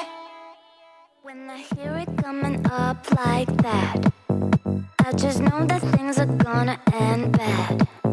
When my body only moves for the beat, you've been waiting for me. I'll just keep dropping it like there's no stopping it. Then walk with it. La la la la la. I'll just keep dropping it like there's no stopping it. Then walk with it. La la la la la. I'll just keep dropping it. Hello, Bravo. Welcome to the APL playoffs. Have we done a little switcheroo? We've done a switcheroo. That indeed we have. For those of you that only follow Rainbow Six Bravo and don't follow the Rainbow Six channel, might be a little confused. We're halfway, no, we're 3/4 of the way through our show here. We're into our fourth best of 3 of the night. You can kind of tell it by that one. Our 10th map of the night. This one is historic. That's for damn sure. Pengu and the incredible James Deadmarter Stewart. I keep doing that. I'm incredible. Pengu. No, because I don't know. Nicholas, what's your last name? You don't know? No, I've tried to pronounce it before. Do you not know the meme? No. My name is Nicholas Morrison, and there's 20 And seconds you may know left me on the as clock. Pengu. 20 seconds left on the clock. Come on, Got the diffuser. come on. What do you do? Know your lore, man. All I know is you've held a hammer or like 5. You know, like there's a couple in there and a few titles every now and then. Yeah, maybe 2. It's close enough, Yeah, but that's a really scuffed 2. It is. In fact, we've just turned this into a good old podcast session. Our 4th best of 3 of the night is coming up right now. Let's jump into the vetoes. We'll talk about the teams as we're looking at the vetoes as well. Team Awkward take on Elevate, and obviously for Elevate, they have already played a best of 3, but 4 hours ago now, I think it was. So this one will be testing the stamina of the Brazilian roster. There's no doubt about it. That's right, I said Brazilian roster. If you're only just tuning in for the first time for APL, we've got invaders. But we go to Skyscraper to begin with, Border, and then Clubhouse. Pengu, I'll let you quickly take the charge here. What? Oh, I already heard something. That's what? No. Honestly, when you said I heard Sky and then I heard Clubhouse, I like that's literally Border, my guy. But then Club is at the end, so I trolled down. I'm sorry. No, that's fine. I think there's a very big positive about this veto. Okay, we've done we're entering our 10th map or whatever. We're seeing 2 maps for the first time today, right? Skyscraper and Border. Yep. Is that correct? Right, that's correct. Right? Yes. Okay, I'm not trolling. Wait. Yes, Skyscraper and Border. Yeah, 2 new okay, maps. Sorry, good. mate. Yeah, Sorry. that's amazing. That's the best thing that could happen today. That is we're getting new maps at the tail end, because otherwise it gets a bit of a blur, right? Happy days. This is this feels like a blur tonight. There's no doubt about it. Dev, looking at this one, thoughts? Sorry, that's what I was pointing to you for. Was sorry, I didn't realize my microphone was muted. Apparently, this even happens when we're in studio. It's not just the good old at-home broadcast. Yeah, look, Skyscraper. That's going to be fun. Yeah. That is one of the hardest maps to attack. Yeah. And then we got Border. Yeah. That's going to be fun. Well, that's one of the hardest maps to defend. Yeah. And then we get Clubhouse, which is just like the absolute epitome of Siege, right? Yeah. So we get quite a contrast. I'm just excited to see Orchid, because obviously we haven't seen them yet today. And this is the former rival roster that was new into the scene last year.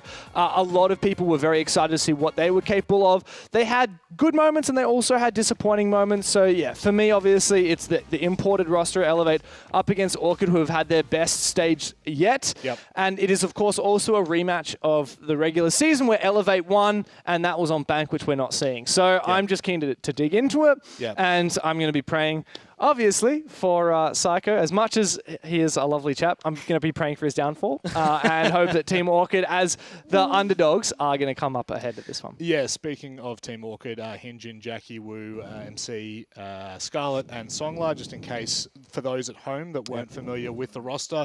MC being the new one. From Elevate, correct, yes. So, you know, we've ultimately, we've kind of got a little, like a very small mix, but at the end of the day, for me, Team Orchid have had a very decent group stage, all things considered. They go straight through to what is the semi-finals of the upper bracket. It's exciting times here, the APL playoffs for the Asia League, but it's time for us to dive into our first map.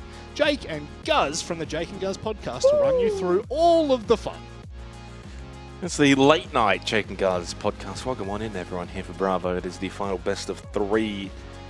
And it is a pleasure to have everyone that is still here. I wish we could interact with the chat here. It'd be a little bit like the co-streams again, Michael. But Skyscraper to begin. We haven't had a Skyscraper so far, I don't believe, in the Asia playoffs so far today. And so far it has not really been played all that often throughout the group stage. And I'm expecting a decent game when it comes to this. Team Orchid versus Elevate. Upper bracket semi-final. We just had an absolute banging one between Weibo and Soul's Heart. I think this has all of the potential of matching it. And I think 3 maps is probably on the cards with the way we've gone tonight.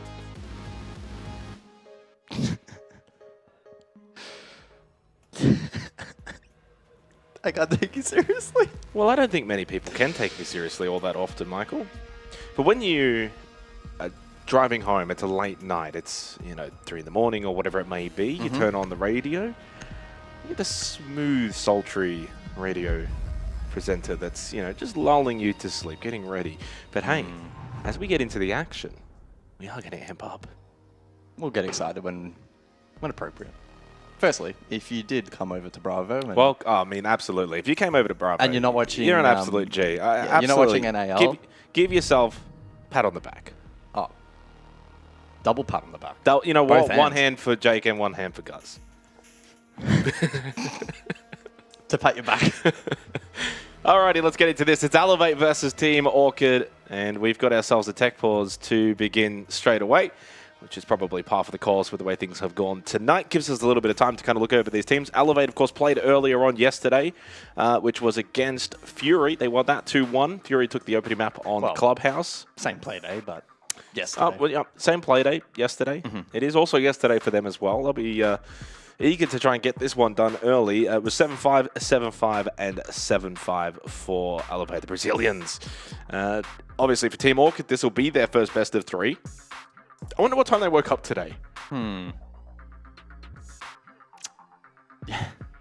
Good question. Surely they strategized and had a bit of a later sleep in and 4 p.m. sleep in. Get themselves ready for today's action. And we'll talk a little bit about Team Orchid because we've seen Elevate earlier today. Of course, they ended up finishing second in the group stage, and largely because they took down Seoul's Heart on the final play day to get into that spot. It was a 7-2 victory. That was on Consulate.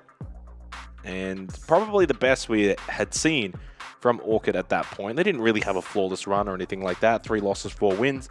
But it was enough to get them into the second spot on the Asia League table. For those unfamiliar, of course, Team Orchid is, well, somewhat similar to Daystar in the sense of a lot of players that had been on the likes of Direwolves, for instance. Jackie Wu, an absolute favorite of ours.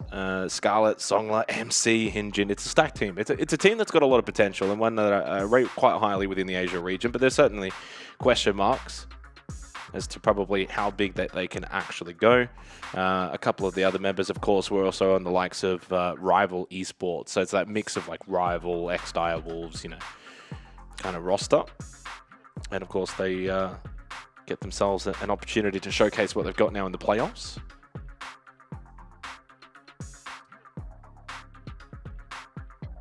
So tech pause still ongoing, I believe something ping related, so hopefully we're able to get that resolved in a moment's time.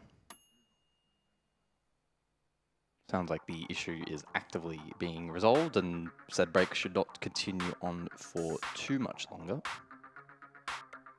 Of course, this is the 4th best of 3 of the evening, so a quick recap of what has taken place thus far in case you are perhaps just tuning in, maybe waking up in NA at this kind of time. I don't quite know. Maybe waiting for that broadcast to start. We started out with a 2-1 between Seoul's Heart and Daystar. Quite an entertaining match, followed by yet another 2-1 between Elevate and Fury.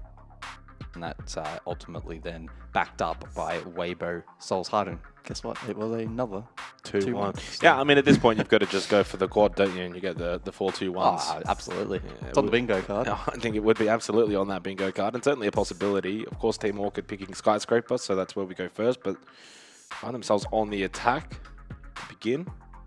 Tech pause. Hopefully won't take too much longer. But at this point, I'm anticipating we just get that, no, rehost got a break. I feel like it's any second now. Hopefully not going to be the case. The bans, of course, Blackbeard and Montang, so 2 of the shields taken off the board, and then Bandit and Kayid in terms of that electrified defensive capabilities. The old Jackie Wu. I think when you talk about players in the Asia region and in terms of the notoriety, you know your Onigiris and your Reeps and maybe the peak players, but Jackie Wu is more the people's champion. Oh, absolutely. How's he actually been going this stage? That is a really good question, actually. Do you want me to bring up the stats for Jackie? Oh, I'm currently loading them. Are you currently? Well, I've got it right here. Go ahead, please. He is the best player throughout group stage. Yeah. Number 1. Jesus. Number 1. So not just the people's champion, but also the players' champion. 122 EPS, which is 3 higher than Reaps. Of course, that may now change with playoffs, but in terms of group stages, we are still technically in day one. You kind of look at those numbers, and yeah, plus 25 KD, plus 3 on the entry, 72% cost. Yeah, and yeah, 122 EPS for Jackie Wu. And he's not the only one that's been performing quite well this stage for Team Orchid. MC as well in 6th for EPS, Songler in 10th. So you got 3 players in the top 10 for EPS when it comes to Orchid. I didn't realize I had that kind of firepower. Oh, you're kidding me. I'm pretty sure we were literally just about to get in. And Yeah. we got timed out. So. Yeah. But that's okay. We got we got at least one observer. Yeah. Alrighty, let's get underway for what will be our final best of 3 for today, for today's play day. And of course, we will be back today with APAC North in about 10 hours' time. Did you bring your sleeping bag? No, I didn't, but I did think about it actually after the Oceanic broadcast. I thought, you know, oh, maybe that couch looks quite nice. I could take a sleep there. It is quite comfortable. It is a very comfortable couch. They've done well. Rob as well. That chair swivels too, so he gets to kind of just move around freely in that chair. Elevate and Orchid though. In terms of our predictions, our early thoughts in this matchup, what are we thinking here? I've got to remember what I officially predicted for this match because I'm still a little bit torn. Let me triple check. So I went Elevate. Of course, we pre-fired these predictions in terms of who we actually decided. We did. Who we thought would get through. Yeah. And you went Orchid. Yeah. And we have a rehost. Yeah, and I also did that because I had Fury beating Elevate. I got that one wrong into the rehost now, so I imagine a break coming up very shortly. In terms of my prediction for this matchup, though, I would have to go maybe Team Orchid, but Elevate's form is looking really, really strong, and they did actually beat Orchid on the second last play day. That was a 7-5 on Bank, so if I'm going to say anything, it might be an Elevate 2-1 would be on the cards as we go into the rehost. And we're going to go into... Can I throw? You know what, Michael? You can throw. I can throw. I have permission? You have permission. I don't even know what to say. Well, unfortunately, ladies and gentlemen, we do have a technical rehost. We appreciate your patience. And on the other side, the match will resume. Not that good.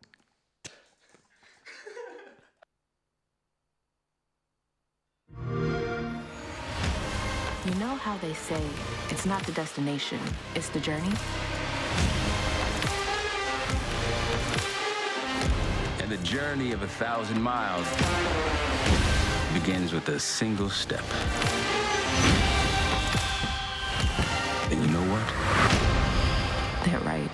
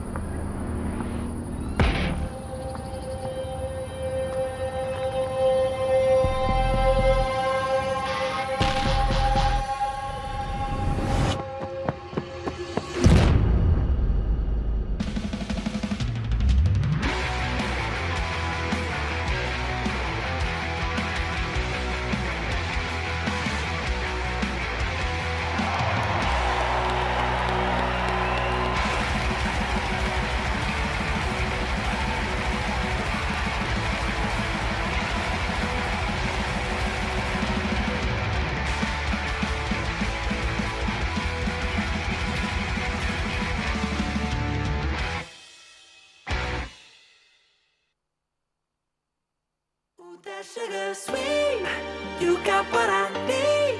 Sipping on the potion, all that good emotion, just my kind of heat. Keep it on repeat, tested by the potion, loving this devotion. Live it up, sweet emotion.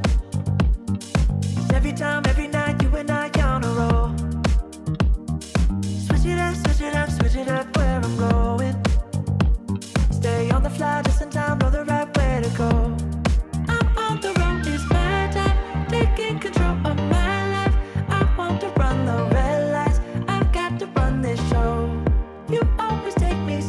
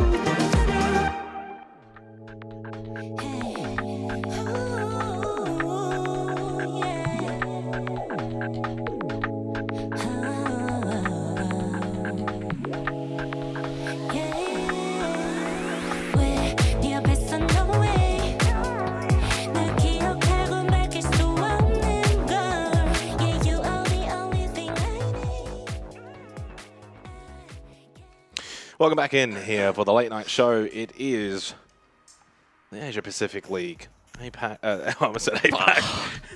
Well, it is APAC. It's Asia. It's all inclusive. It is APL. And it is the go time. No more tech issues. Team Orchid and Elevate for the final best of 3 today in the upper bracket semi-final, now officially underway on Skyscraper. Map pick of Team Orchid. First time we get to see them in the playoffs, as we were saying before, the tech re-host. A team that's certainly got good potential, but I'm definitely sensing that Elevate have really started to peak at the right time. Back into group stage, coming into playoffs, had a good win against Fury. Arguably, they should have beaten Fury 2-0. So we'll see if they can fix up, iron out some of the kinks. They start defense as well on Skyscraper, so that can lead them off to a very good start. 5-1 half is very much not uncommon when it comes to defense. Sky got the bands again in place. They are the same as before. The Montang, the Blackbeard, Fayed, and the band.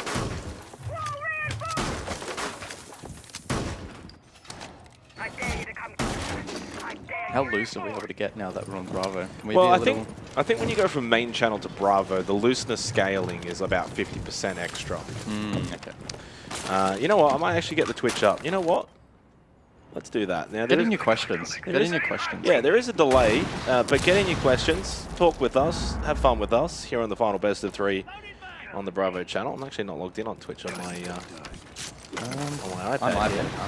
But I'm not going to be responding in Oh, chat. hold on. Scarlet's pushing, by the way. You may want to pass this bit. He'll be all right. Scarlet here, pushing on up. Does get delayed a little bit. Does have his smokes available, but not going to really aid him all that much. There was a drop shot, and Jackie Wu does get the opening pick onto Ion. It does deal with MC. There goes the Thatcher. Really not all that required at the moment because they are fighting very much in the front lines. Scarlet does get the knockback. The headshot onto Stamp will follow. That's a nice little start to the round for Orchid, but they do lose Hinjin in the background. Scarlet is continuing to do a bit of a good job here on the blitz, but wasn't able to deal with the clash. Cycler got away, traded, and it's a real scrap here in the opening round of Skyscraper, and ends up in a 2v2 with well over a minute remaining. And slightly, I'd say pretty neutral, actually. There's a Logic Bomb about to come online here for Jackie Wu. They do still have a secondary hard breach if needed. No flashes on the Dockerby. And one gas babe for Naka on the smoke. So diffuser collected, and line being held by Romeo. As long as we're able to cross though, and Jackie Wu will trail closely behind.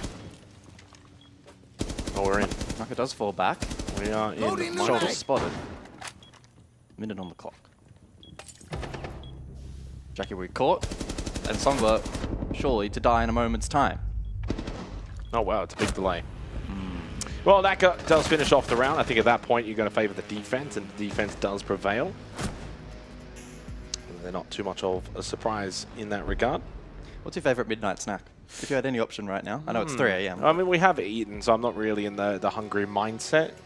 Midnight snack in terms of an actual snack. That's a good question. I'm a lollies man. I do like if I'm going to snack, like just little finger food, pick up, you know, just some lollies. Any particular variation? Cola bottles are definitely the go-to. I do like a good cola bottle. Sure. Yep. But yeah, we will interact with the chat, but be mindful it's about a 4 or 5 minute delay. But if you guys want any questions, want to chat, a little bit of a co-stream kind of moment here. It's a nice time in the group stage being able to chat with everyone without delay. Elevate with the opening round on defense, and the expectation certainly with them to follow through into the next couple of rounds. The big statistic from their earlier match tonight against Fury were the opening kills department, especially across the first 2 maps where of the rounds that were played out, I think on the 2 maps had like a 95% success rate on entry kills. Evened up a little bit on that 3rd map, the final map.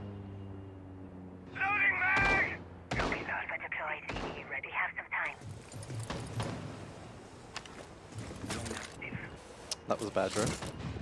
Well, it happens. It does. Setting up a breaching sequence. Ace to deal with the mirror single wall.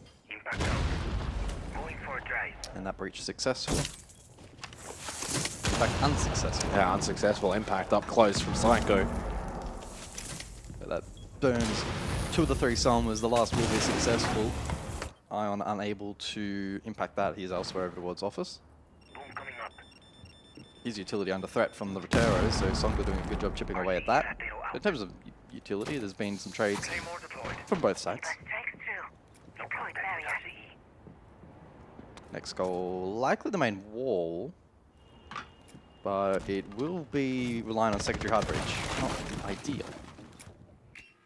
Could make things a little bit awkward, especially for that final entry, we'll see. Time starting to slowly dwindle away here as well, so certainly keep that in mind. Naka up close, shoulder peek. Alex not to re-peek though. Sensing that his utility late round will be critical as Psycho also does one first. Unfortunately, that's the Ying down, so no Candelas for the remainder of the round.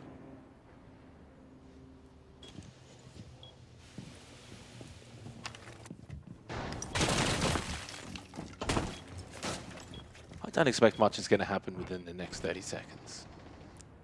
Is that something you wish to get off your chest? Not necessarily, no. Okay, I was going to say, we're not at the altar, so no need for a confession. No confessions. I just think this is going to be a classic off a stall out. Stemper's still got drum control, and Orchid have got zero map control. In fact, they've got one player in bathroom, and it's Jackie Wu. Naka's still holding close angle shotgun. Bulk canister can fall back. You've got Clash. It's all set up really for an elevate round. Comes down to the final execution. No mistakes, no errors, and it will be yours. You lose the life of Ion, which is the Azami, so it's a nice pick found by Songla. This lack of entry on the main breach is quite concerning. Yeah, very concerning. Romeo over towards VIP. Jackie Wu looking to make his way up house stairs, but didn't clear the top angle, and Psycho's going to punish that. This has gotten a little bit too close for comfort, but when you consider the clock management, the clash, gas babe, and everything's still pointing for an elevate round, and up close, Naka's going to hold bar very nicely. Got a bit of an aiding hand by the Vulcan canister, and in the end, we do follow through as expected. Elevate on defense. A couple of laughs there as well from the boys. I didn't think they felt too uncomfortable. 2-0 start as Team Orchid probably just suffering a lack of map control, lack of pressure, couldn't get main breach. And nothing really worked for them in that round.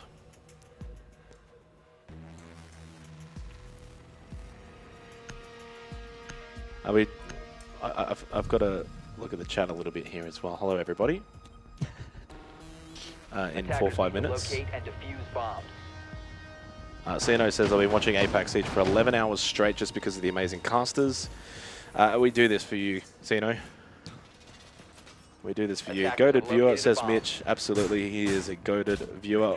Hateful Dude, of course, one of our favorites from the co-streams. Orchid is 7-0ing Elevate. So far, they are 2-0 up. Hateful. Sino says, though, that APAC has the worst siege, but it's also the funniest. Entertainment is always the best product. I would agree. Entertainment is absolutely the best product.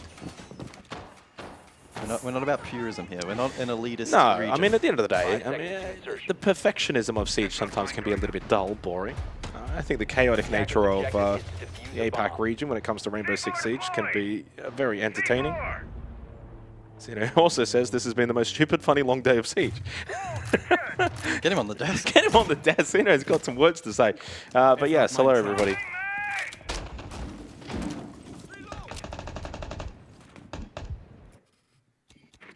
So round 3 then, Elevate.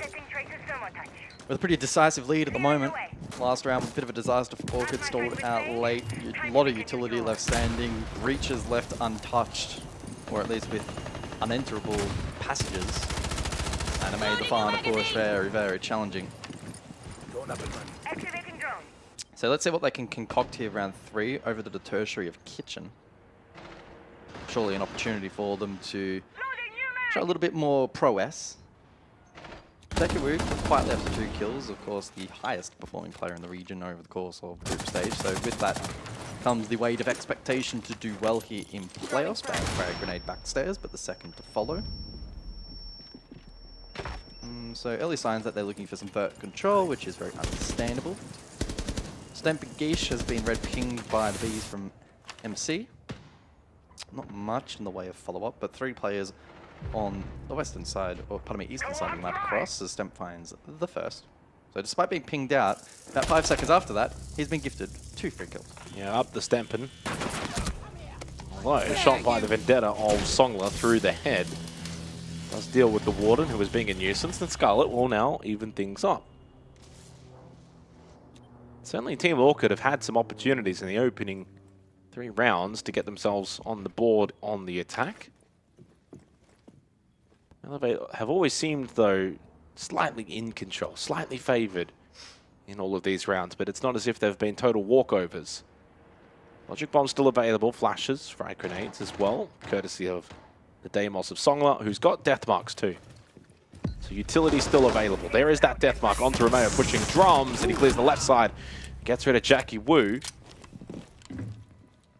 So deals with the Dokkaebi before that final Logic Bomb could be deployed. 40 seconds left. They don't have the death mark for Naka here, so that could make things a little bit awkward. The clash is typically a little easier to identify, but the shield is actually down. Psycho is clearly playing active. Naka over towards backstairs.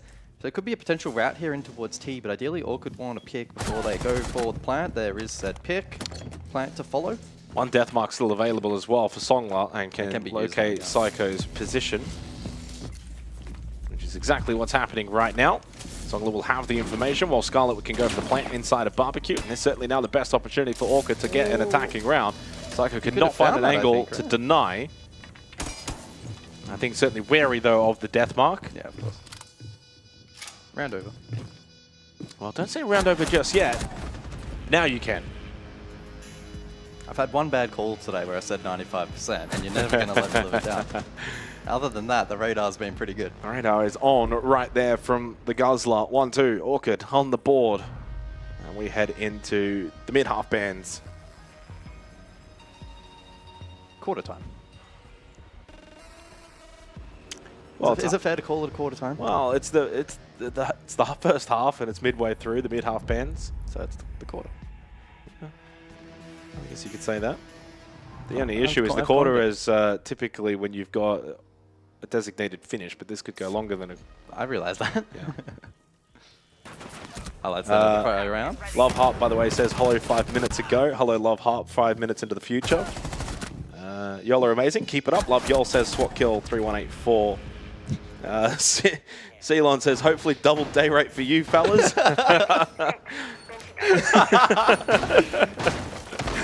Hopefully, Ceylon. Hopefully. W Push Orchid from the Redis Panda. We love you guys. Our APAC viewers are the best viewers. Yep.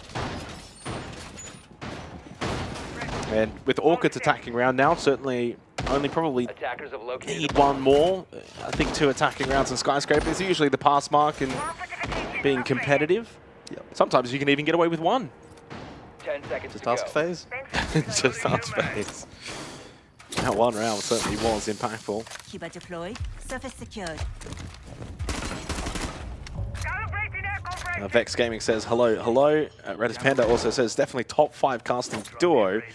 Well, there's only about 6 casting pairs, Redis Panda, but I will take that more as a compliment. Who's number 6 then? Because you're basically saying bottom 2, but the way you've worded it, I will take it as a compliment. Thank you so much, Redis Panda. I forgot they could look at Twitch chat, says perspective. We can, and we choose to right now. We often choose not to. But we're on Bravo. Well, I mean, typically... We're on Bravo, but it's 3 AM, so I think we have the license. Typically, you got to lock in, as they say. We'll lock in if this game locks in. It certainly can. It certainly can. We're not quite there just yet, but it's been okay. It's a decent start so far. Now, they continue to show really, really good quality. I think the start of the group stage, they looked a little bit shaky, adjusting to the APAC region, but it feels like they've got their footing now. As much as I know, there's plenty of hate watchers in regards to Elevate. You cannot deny the players and their ability. As much as it may dismay to the organization, as Ion with the opening kill onto Jackie Wu. We've already spoken at length as to how good Jackie Wu has been this stage. But unable to really break out so far here on Skyscraper.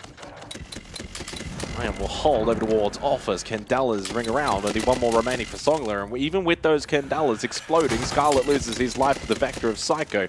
They still haven't cleared out Iron inside of Offers either. They essentially walk around and into the firing line of Romeo. Songler will fall, and Hinchin finally does get a kill, but it's going to be all a little bit too late into this round for Team Orchid. It's going to be a very strong early first contact defense from Elevate on the horizontal extension, leaving MC in a 1 versus 3. Not impossible. We've already seen some insane clutches tonight. 10%.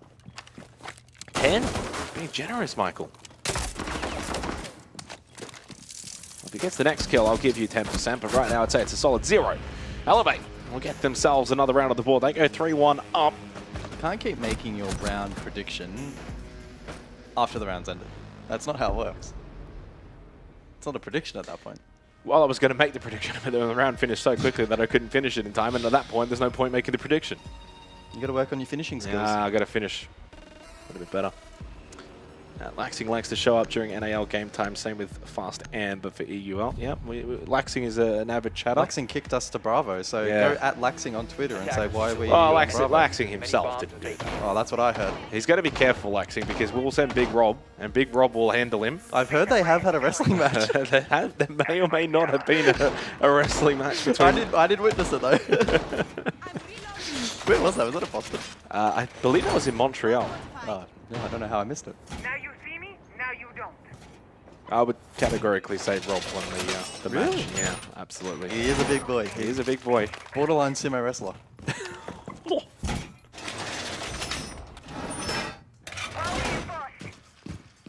So 2 rounds to go in the half. Orchid really just need 1 from the 2. 5 seconds Still a left. tiny bit more pressure on Elevate. Likely they'll have to also go back to the tertiary of Kitchen and Barbecue Attacker's objective is to solidify the half.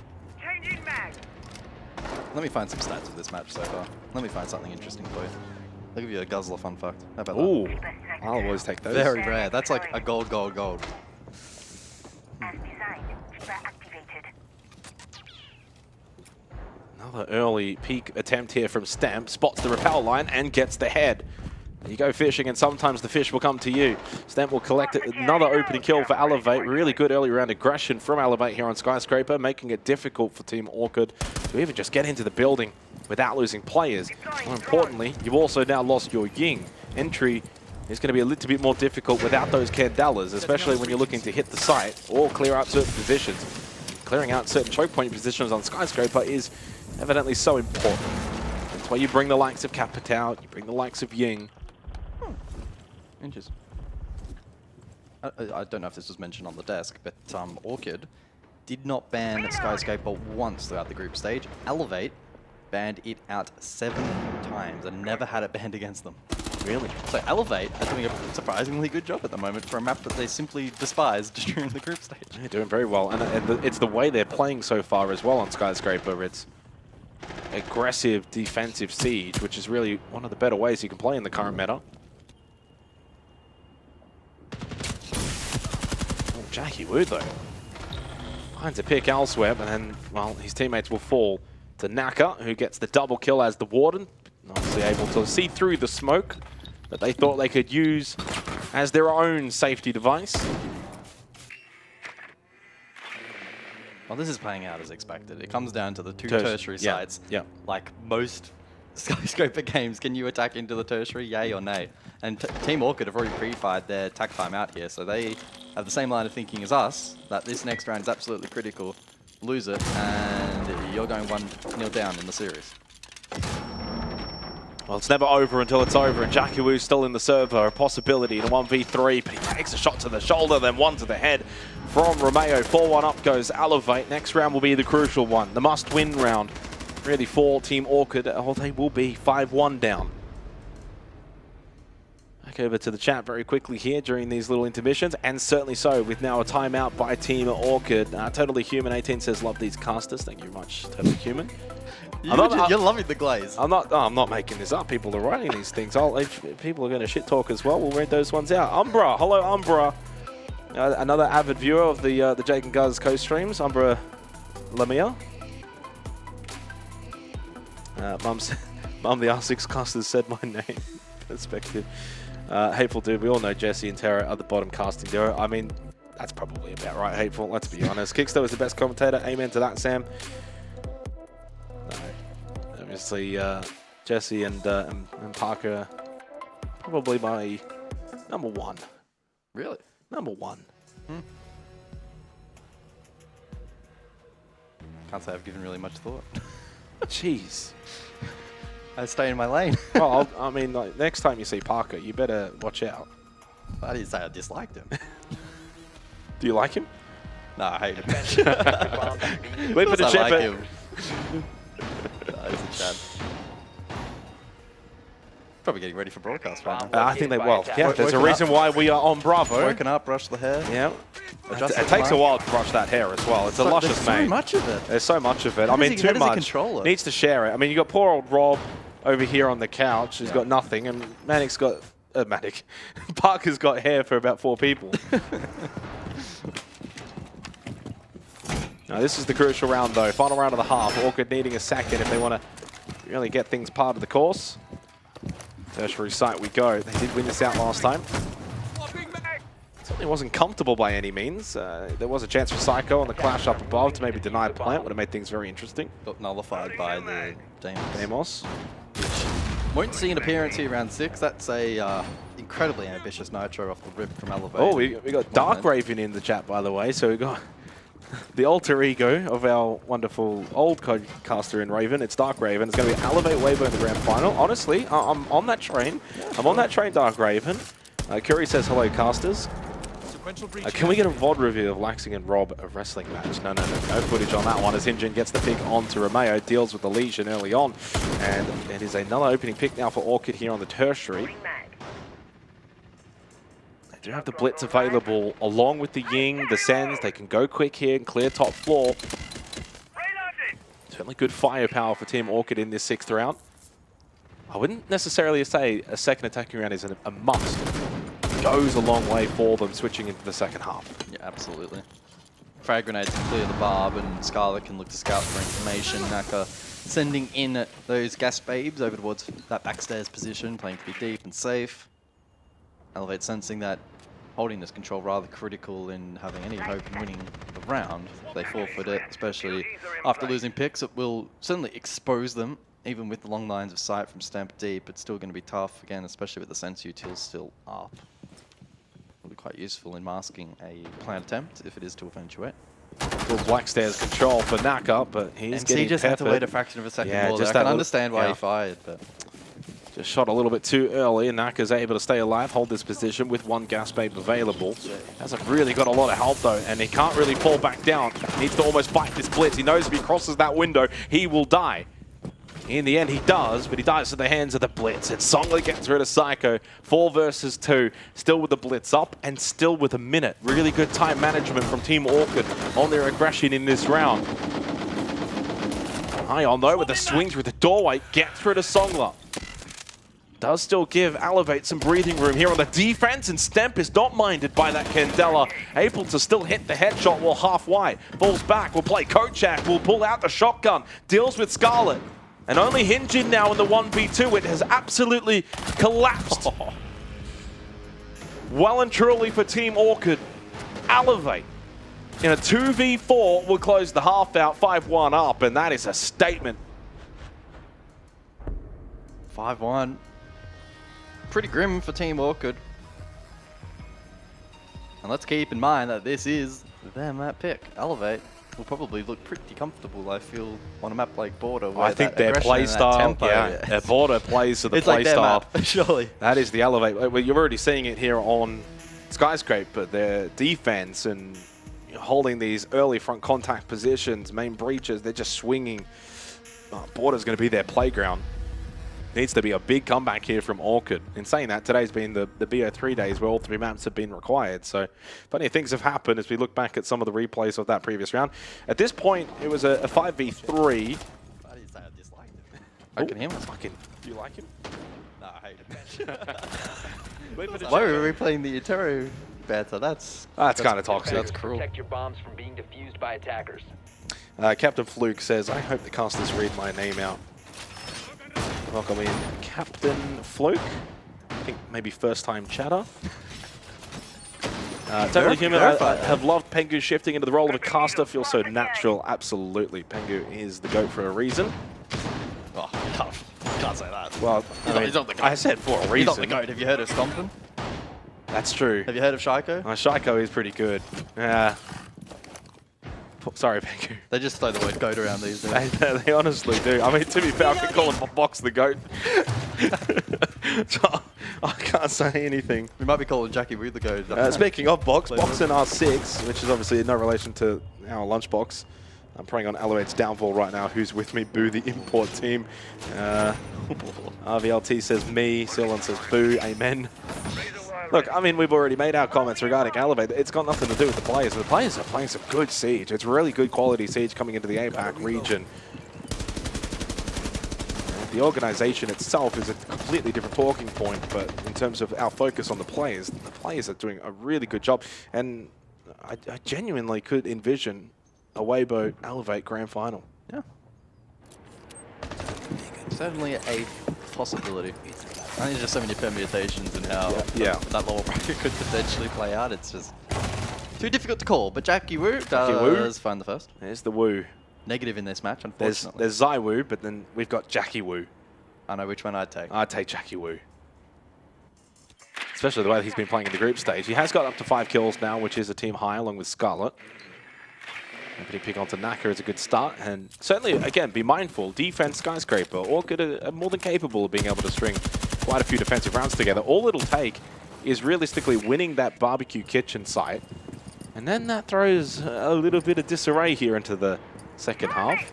Obviously, have to get there first, and Elevate will have 2 opportunities on the primary sites to steal one of those.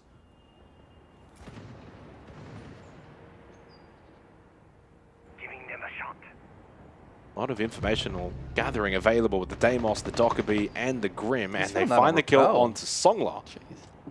That is a big pick from Psycho.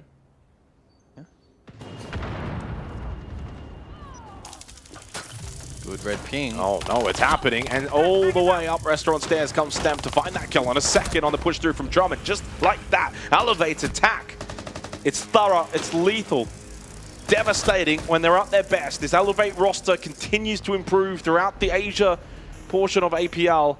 6-1 up on Skyscraper, multitude of map points. And their map of border to come after this. Surely it will be their playground if they're going to play like this on Skyscraper. Border's just going to be amplifying it. Yeah, that kind of round does make me quite concerned. They were still able to pressure from the peripheral of the building, which is critical on Border. Typically you have a trigger point where you then need to all be in sync, and often at some level be playing with pure synergy because, you know, calls, etc. can like comms and be, you know, not interpreted in time. And we saw that snappiness from them. Like everyone kind of was just in autopilot mode hitting their shots. So if Team Awkward, if they don't have the firepower to fire back quickly, they're going to be outpaced in that second round. It's certainly a big concern with how dominant Elevate have been in this match. I mean, this is an upper bracket semi-final. Team Orchid finished second in the group stage. They're being thoroughly outclassed here by Elevate, but I think, again, it goes back to the fact that in the group stage, Elevate started a little bit slow. Don't forget, guys, that with 2 play days to go, Elevate were in a position where they could almost miss playoffs. It was a real possibility. And they won their last 2 games. And it seems like in those 2 games, that gave them the platform built to then push into playoffs. And they have just absolutely springboarded off that platform now. And they're playing their best Siege at the right time. You want to peak at the right time. That's playoffs. And maybe even just slightly before it, leading into it. And so far, that's been the best way to analyze this Elevate roster. They're just getting better. And I think you can also throw that argument to Weibo. But I don't know if there's any other teams I could really say, yeah, they're also getting better. It feels like these 2 teams, Weibo and Elevate, are just kind of pushing ahead of the competition. And there's a reason why it looks like that may end up being the upper bracket final next week. As Ion with the opening kill onto MC, gets rid of the smoke already. Hallway control established. With the Adrenal Surge, the Logic Bomb, they feel compelled to push in. T-Room is theirs. Psycho trying to find the kill. Oh, hello, Clash. Clash in the hallway. Hello indeed. And Songlet feels they're capable of playing in behind it. Got the double with the kill onto Psycho.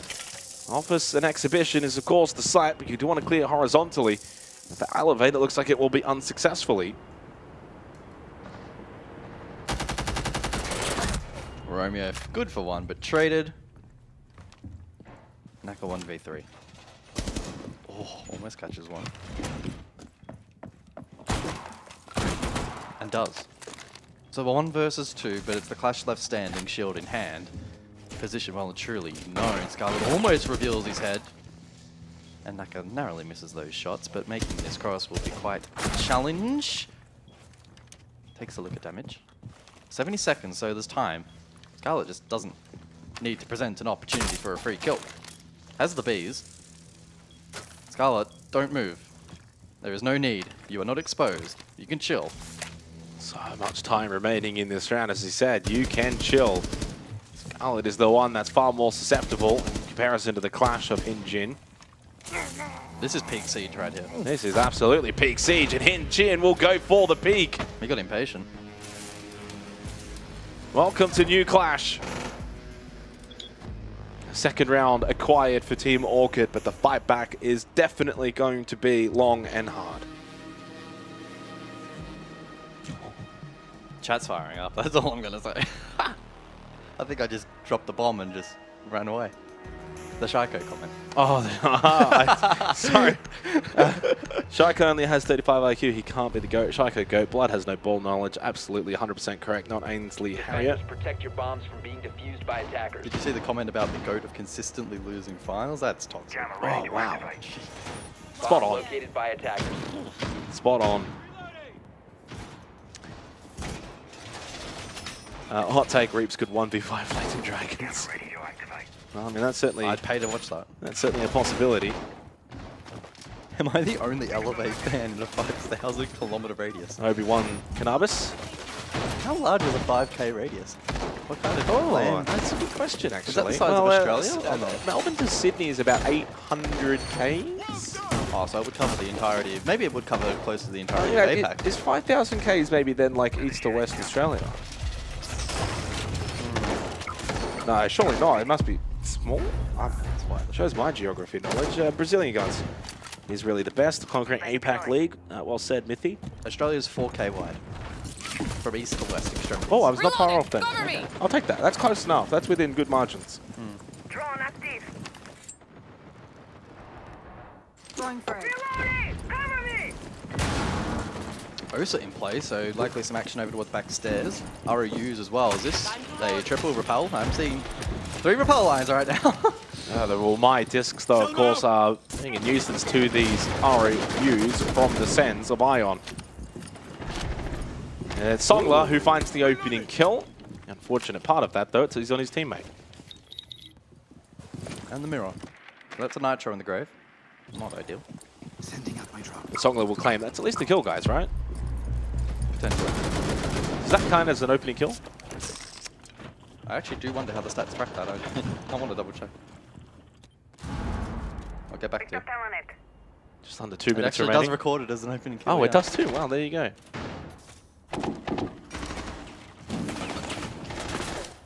MC up close, playing shotgun. Oh, but now potentially pressure below. He's wary of it, wants to try and time this swing, but of course the Osa shield is there. Wanted to wait for that nade to deal with it. In the end, Ion will fall from playing behind it after it did get destroyed. Really good teamwork there by Team Orchid. Didn't even have to require the swing from MC. Good impact from Songler. Certainly time starts to dwindle here for Elevate, and it feels like they've called the Jets a little bit on a lot of their attacking prowess. Maybe they want to see 3 maps. They want to get some good quality siege in today and complete the set. All 3 matches up until this point with 3 maps. It would only be fitting. This one's not done just yet, though, and still time. Let Elevate cook. Got smokes, got a frag. Got another shield still in the back pocket for Naka as well. Stamp slowly making his way through Dragon, out towards Shrine. 40 seconds, Psycho peeks the hallway. Nothing to be found, no one presenting. MC still has a close angle in T-Room with that shotgun. Over towards Black Stairs, a bit of contact. Hin-Jin now forced to rotate back and around. Here's the tertiary site. You need someone down here. Hello, there's the Osa shield. But it's MC who finds the shotgun kill on to Stem. Psycho in a 1v3, and he gets shot from above. And Orchid are withstanding here on Skyscraper. 6-3, and the comeback is on.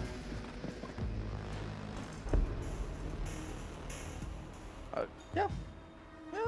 To an extent. I mean, winning the tertiary actually is pretty significant there for defense, so difficult to disagree. Round 10 ban phase to follow. Emmy does say, I do love the Aussies, even if their spiders scare me. I will say that for your information, and this is not a dox, but they do have spiders in the United Kingdom. They're just not as big and scary, probably. Grim Clash are the bands for perhaps the audio-only listeners out there. Shout out. Redis Panda does say Orchid comeback is real, and that was at 2-6. It's now 3-6. They know something we don't. Yeah, maybe they're ahead of us. Attackers need to locate and defuse bombs. Camera activated! Laying out the welcome mat.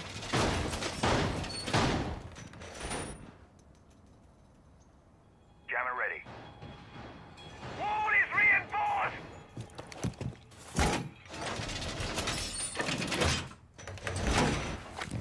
Ainsley Harriet says, Guz, it's true, come on. That could be of many things I've said. Yeah, It's been 5 minutes. I will say, Ainsley, you'll have to be a little bit more specific. Our memory is quite short on a 5-minute delay. When you think about it, lasagna is pizza. We did have pizza for dinner, and I don't think we it tasted did. like lasagna. Yeah, Pink Funny Bunny. I think you're being a little bit of a funny bunny with that one. I don't think lasagna is pizza, but I guess if you think about it... Back to work, mate. Jeez, you're slacking. I think lasagna is not a pizza. First time chatter from Pingu. He also said, my work is to watch you, which... Oh, because he's technically not. He's not on a delay to our voice, so he's gotten a little early there. Muted, by the way. 3-6. Gold, gold, gold. Throwing fragment. Time to get to Reload! Pango and his ego, I'll tell you what. Oh, Romeo and his entry. I'll tell you what. A little bit of a risky one there on the Blackbeard, but he does open up a pathway in towards Office for the rest of his team to potentially follow through. One on the Repel on the outside. Psycho with the Rayor up. Well, if he had his gun up, he would have just got a free kill. Gun up. Jackie Wu just walked straight past him, no? Am I on a sleep-deprived brain here, or he could have just killed him? I was too busy reading Nicholas in the chat. Yeah. Apologies. Distracting you, come on. I know. Apparently, Dev Mana has just gone for a nice long walk outside. That is a very It's 10 James. degrees outside, and it's 3:30 on a Sunday morning. 3:30 in the morning. In a notoriously rowdy area of Dev Mana's gone for a walk outside. He might not make it back, and that is not a joke. Might have slipped into rest for 5 minutes as well. Just over a minute left. Not a lot of action in this round. Orchid looking to complete a comeback and get this to 6-4. Of course, winning out on the tertiary means you get to go back upstairs, go through, cycle those primaries.